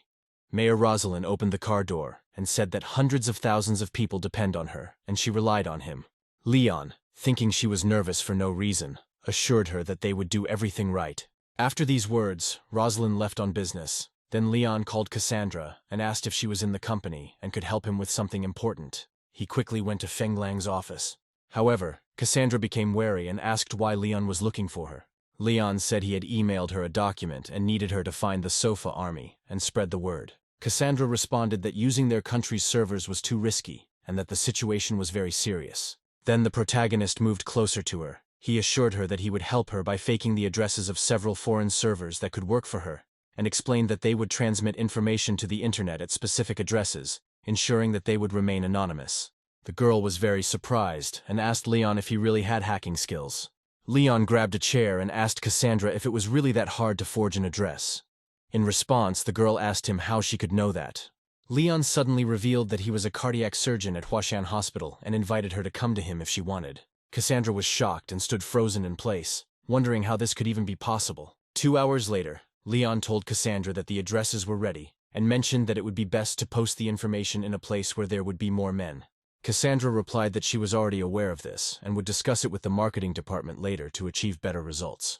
Then the protagonist waved his hand, telling Cassandra that the rest was up to her. The girl realized that there was no joking around with a person with such a brilliant and extraordinary intellect. At that time, Mike told Miss Jenny that the headquarters had already deleted everything, and as soon as the price went up, they would immediately understand everything. Jenny noted that Rosalind thought she was smart, but she was wrong, and that their department was not weak either. She added that tomorrow there would be a second round of negotiations with her. At that moment, Jenny's phone rang, and seeing that it was Director Roy calling, she put out her cigarette and attached her phone to the selfie stick. Jenny asked Principal Roy if there were any instructions for them. Roy told them that 6 major companies had contacted him, and said that Shanghai had purchased 25 drugs before the price increase. Jenny replied that she understood, noting that they all wanted to stock up before prices went up, and she would make a deal with them tomorrow. Director Roy agreed with her and said that the reports for this quarter would be good, praising her for her excellent work. He also mentioned that he had a new position for her, and that she would get a promotion upon her return.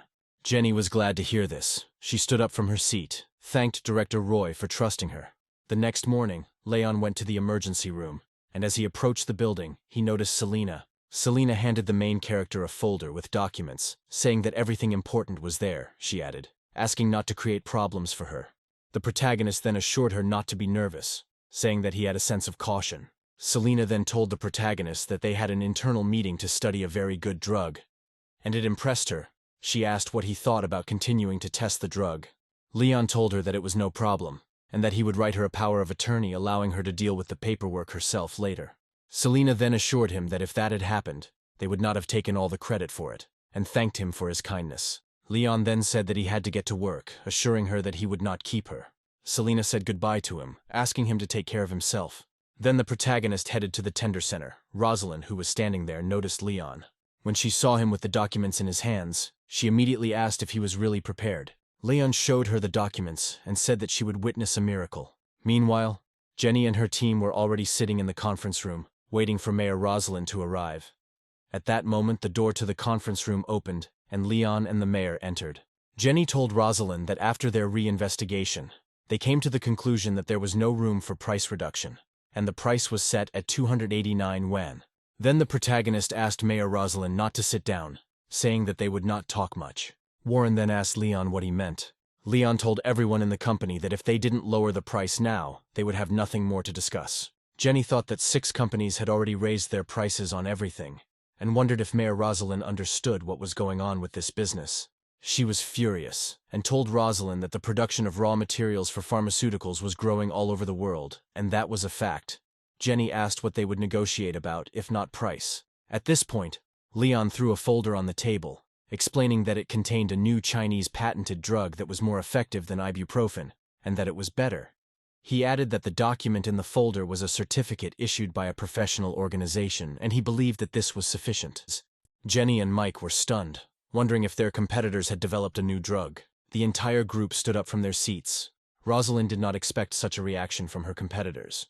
The group took Leon's document and studied it carefully, trying to figure out if there was a catch or if they were being tricked. Felix was puzzled, noting that the composition was identical to that of ibuprofen. Mike, deeply concerned, asked Miss Jenny what they were going to do now. Jenny then told everyone that the documents were just lab data, not clinical results, and asked if they really thought they would believe that. Leon responded that clinical trials had already begun, and that there was enough evidence for negotiations. Suddenly he put his medicine on the table, saying that they had developed it and they could all take it to the lab. He further stated that once they realized that the best pills had no flaws, they would continue to discuss the price. Jenny studied the medicine, at a loss for words, and realized that it looked like they had lost. Leon explained that they hadn't studied the drug at all, but had quickly developed their own brilliant product. Rosalind listened, and Leon told everyone that if they raised the price of 25 drugs, his team would quickly create a better replacement. Jenny and her assistant Mike were at a loss for words, realizing that they had underestimated Rosalind's friend. Later, Leon and Rosalind went outside, and she admitted that she was scared. Rosalind asked the hero if he was really researching the cure, and if it was a trick to fool the others. Leon asked how she could think of him as a deceiver. The girl then asked if his drug could replace ibuprofen. Leon told her that he hoped she would give it the green light to move into clinical trials as soon as possible. Rosalind looked at Leon silently, and he asked why she was looking at him like that. The girl explained that she was simply amazed at how quickly he solved the problem. Leon smiled and told her that perhaps he was chosen for this task, and that he had a talent for solving problems in their world. He added that he had already told her that he would help her rise as quickly as possible, and perhaps 2 months would be enough. Then he said goodbye to Rosaline. Leon was in a great mood as he walked home. Although Rosalind thought Leon was a bit of a scoundrel, she admitted that he was an incredible person. Meanwhile, in the conference room, Jenny continued to stand there looking at Leon's documents about the medicine, still unable to believe it. Mike told her that they needed to report everything to the head office, or they would get into trouble. At this point, Jenny called Mr. Roy, knowing that he would be angry with her, but she had to inform him of the results of their negotiations. Mr. Roy was very pleased and asked how the negotiations went. He added that when she returned, he would throw a party for her. Then Jenny told Roy that she was asking for his forgiveness because something unexpected had happened. Mr. Roy was shocked by her words and asked what she meant. Jenny explained that their competitors had developed a drug with an effect similar to ibuprofen, and it was not science fiction. She added that they had a finished product with all the lab reports, and simply put, their drugs were replaced. A shocked Roy asked how a drug like ibuprofen could be developed in such a short time, which he thought was impossible. However, Jenny confirmed that they had taken the drug to the lab, and it had indeed worked. She added that China would be producing all the pills themselves. Mr. Roy was astonished, saying that was unthinkable. Then he asked why top hospitals were placing such large orders recently. He told Jenny that the transportation had to be by air, not by water, and that she would immediately oversee the entire operation. After the conversation, Jenny felt very ill and almost fainted. Mike, horrified, asked her what was wrong with her, and if he could take her to the hospital. However, Jenny told Mike that there was no need for help, and that he should just do what his boss told him. Jenny said that by raising prices they could all make a lot of money. The next morning, Felix threw the papers on the table and screamed.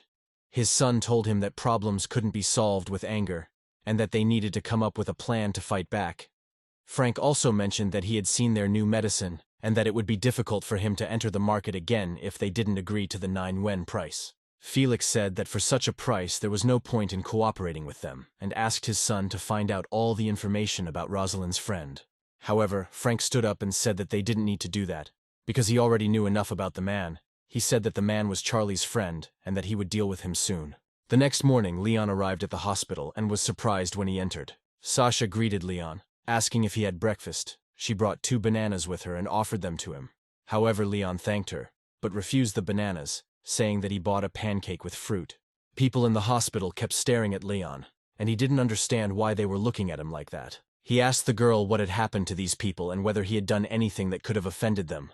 Sasha explained that he asked that woman to buy cheaper pills, and now all the patients went only to the girl. She added that the doctors no longer had patience, and naturally, they would see him as their enemy. Leon yawned and said that it was only their problem. A couple of hours later, the doctors complained that they had finished their work early, leaving them with very few patients, and soon they would be looked at as clowns. The doctors, along with Jasper, went to Valerio and said that the newcomer Leon was to blame for all this. Valerio asked 2 doctors to go with him, explaining that they would go straight to the authorities. At that moment, all the dissatisfied doctors entered the chief physician's office. The doctor asked Valerio and the others what they were doing there. The doctor asked if the head physician knew intern Leon. The doctor told the doctors that he was aware of the complaints about Leon, since many people had called him to complain about the new guy. He suggested transferring Leon to the emergency room and then gradually isolating him from the team. Valerio screamed that he couldn't stand Leon for another minute. Just at that moment, Dr. Valerio's phone rang.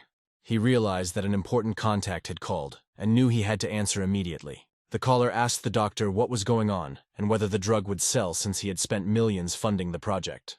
Valerio explained that they had a new doctor in the department, and that he had no patience, leaving them with only one option: to drag him into it. The doctor promised to give Leon's number so he could talk to him.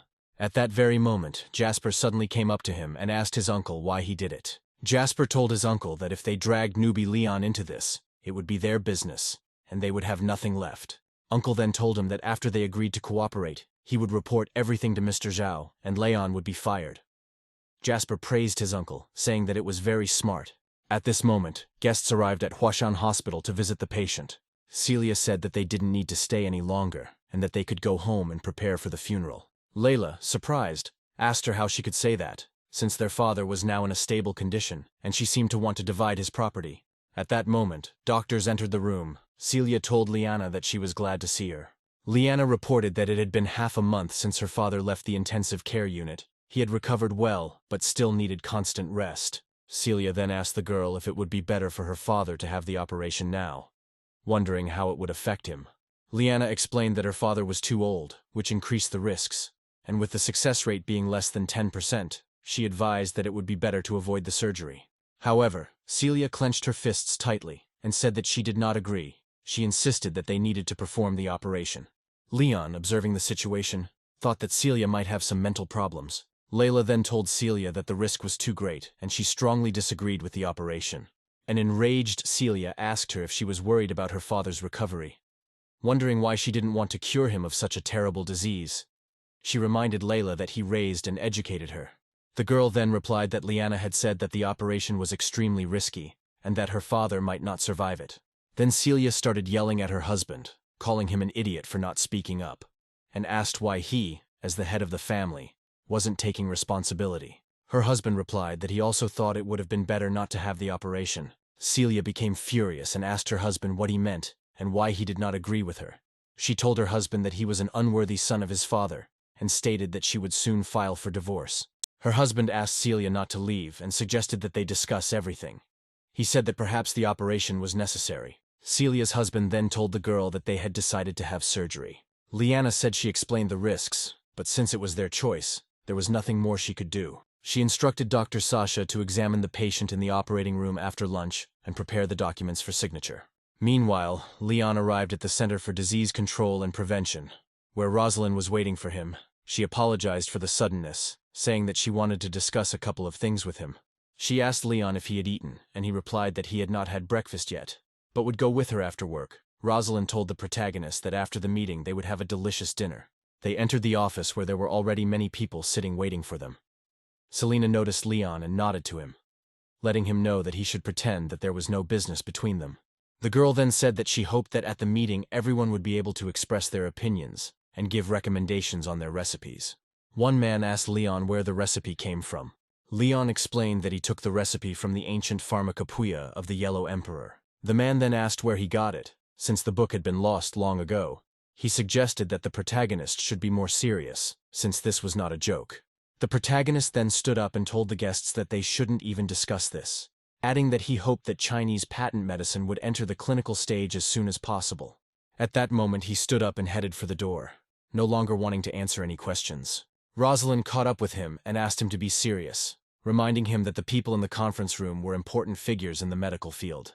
Just at that moment, a man appeared behind Leon and asked him to wait a couple of minutes. It was Damien, the director of the Chinese medicine hospital, who wanted to talk to him personally and get to know him better. He shook the protagonist's hand, saying that he had just broken through the solid ice holding back Chinese medicine, and he was delighted with this breakthrough. Both Leon and Rosalind were surprised by this. Damien then invited Leon to come to dinner when he had time. After the meeting, Rosalind told the protagonist that 6 major pharmaceutical companies had already sent out the goods, and she had only just learned about it recently. She mentioned that the first batch of drugs would arrive in Shanghai tonight, which she found quite interesting. Leon replied that when the time came, she could tell them that the goods would also be confiscated, but he suggested that they should focus on dinner for now. At this moment, the main character received a call from the owner of the pharmacy at the entrance to the hospital, who invited him to dinner and wanted to ask him a few questions. Rosalind asked Leon who had called, and if he had finished his work yet. Leon explained that the owner of the drugstore wanted to chat with him over dinner. He added that he was not used to dining with a man, so Rosalind should keep him company. In response, Rosalind called him a fool and asked him not to say such things. After some time, Leon and Rosalind arrived at the restaurant. Upon entering the restaurant, they met a man named Wallace. The man was sitting at a table, clearly surprised that Leon was not alone. He asked Leon who the woman accompanying him was. Leon introduced Rosalind as his friend from the hospital, mentioning that she didn't know much about business. Wallace told the protagonist that he was a serious man and would speak directly. He explained that they had a batch of drugs in the pharmacy and he needed help to figure out how to sell them quickly. Wallace offered the protagonist 20% of the profit if he helped him. Leon asked if Wallace was serious about offering him 20% and if he thought that amount would be enough. Wallace then asked how much Leon wanted. Leon said he agreed to 30%. However, Wallace insisted that 20% was the maximum he could offer, but he added that if Leon could participate, he would increase the offer to 23%. The hero then warned Wallace that they had reached an agreement, but he would only believe it when they signed the contract. Wallace assured Leon that he could trust him because he had been in the business for many years. At that moment, he threw a wad of money on the table, pleased that they had reached an agreement. Then he pulled out a contract and handed it to the protagonist, who immediately signed it, formalizing their alliance. Wallace smiled, stating that they were now partners, and he was very happy to cooperate. Leon then waved the document in front of Wallace's nose, noting that the agreement ensured that they were fully protected by law. At this point, Wallace tensed up and told the protagonist that the contract was questionable, and it was better not to involve their lawyers in this matter. Then the main character gave Rosalind a little nudge with his elbow and asked her to stop eating. The girl introduced herself by saying that she was an economist from Shanghai, and her name was Rosalind. Wallace froze in surprise, wondering if she was being serious or mocking him. Meanwhile, Leon continued eating. Suddenly he asked Wallace where he got his phone number from. Wallace began to think about his answer, realizing that he might not be able to fool Leon. Then Rosalind began to yell at the man, telling him not to bother trying to lie. Wallace, realizing he had been caught, admitted that his number had been given to him by their branch manager Valerio. They all signed an agreement with him. Leon asked Wallace if any doctors from other branches had worked with him besides his branch, expressing interest. The man replied that, in addition to the doctors he mentioned, there were 2 more doctors. They were greedy and very cunning people. Then the main character told the girl to ask people from their management department to look into it. He winked at her, letting her know that they needed to outsmart Wallace. Rosalind understood his plan and nodded. Before leaving, she told the protagonist not to worry, as everything would soon be settled.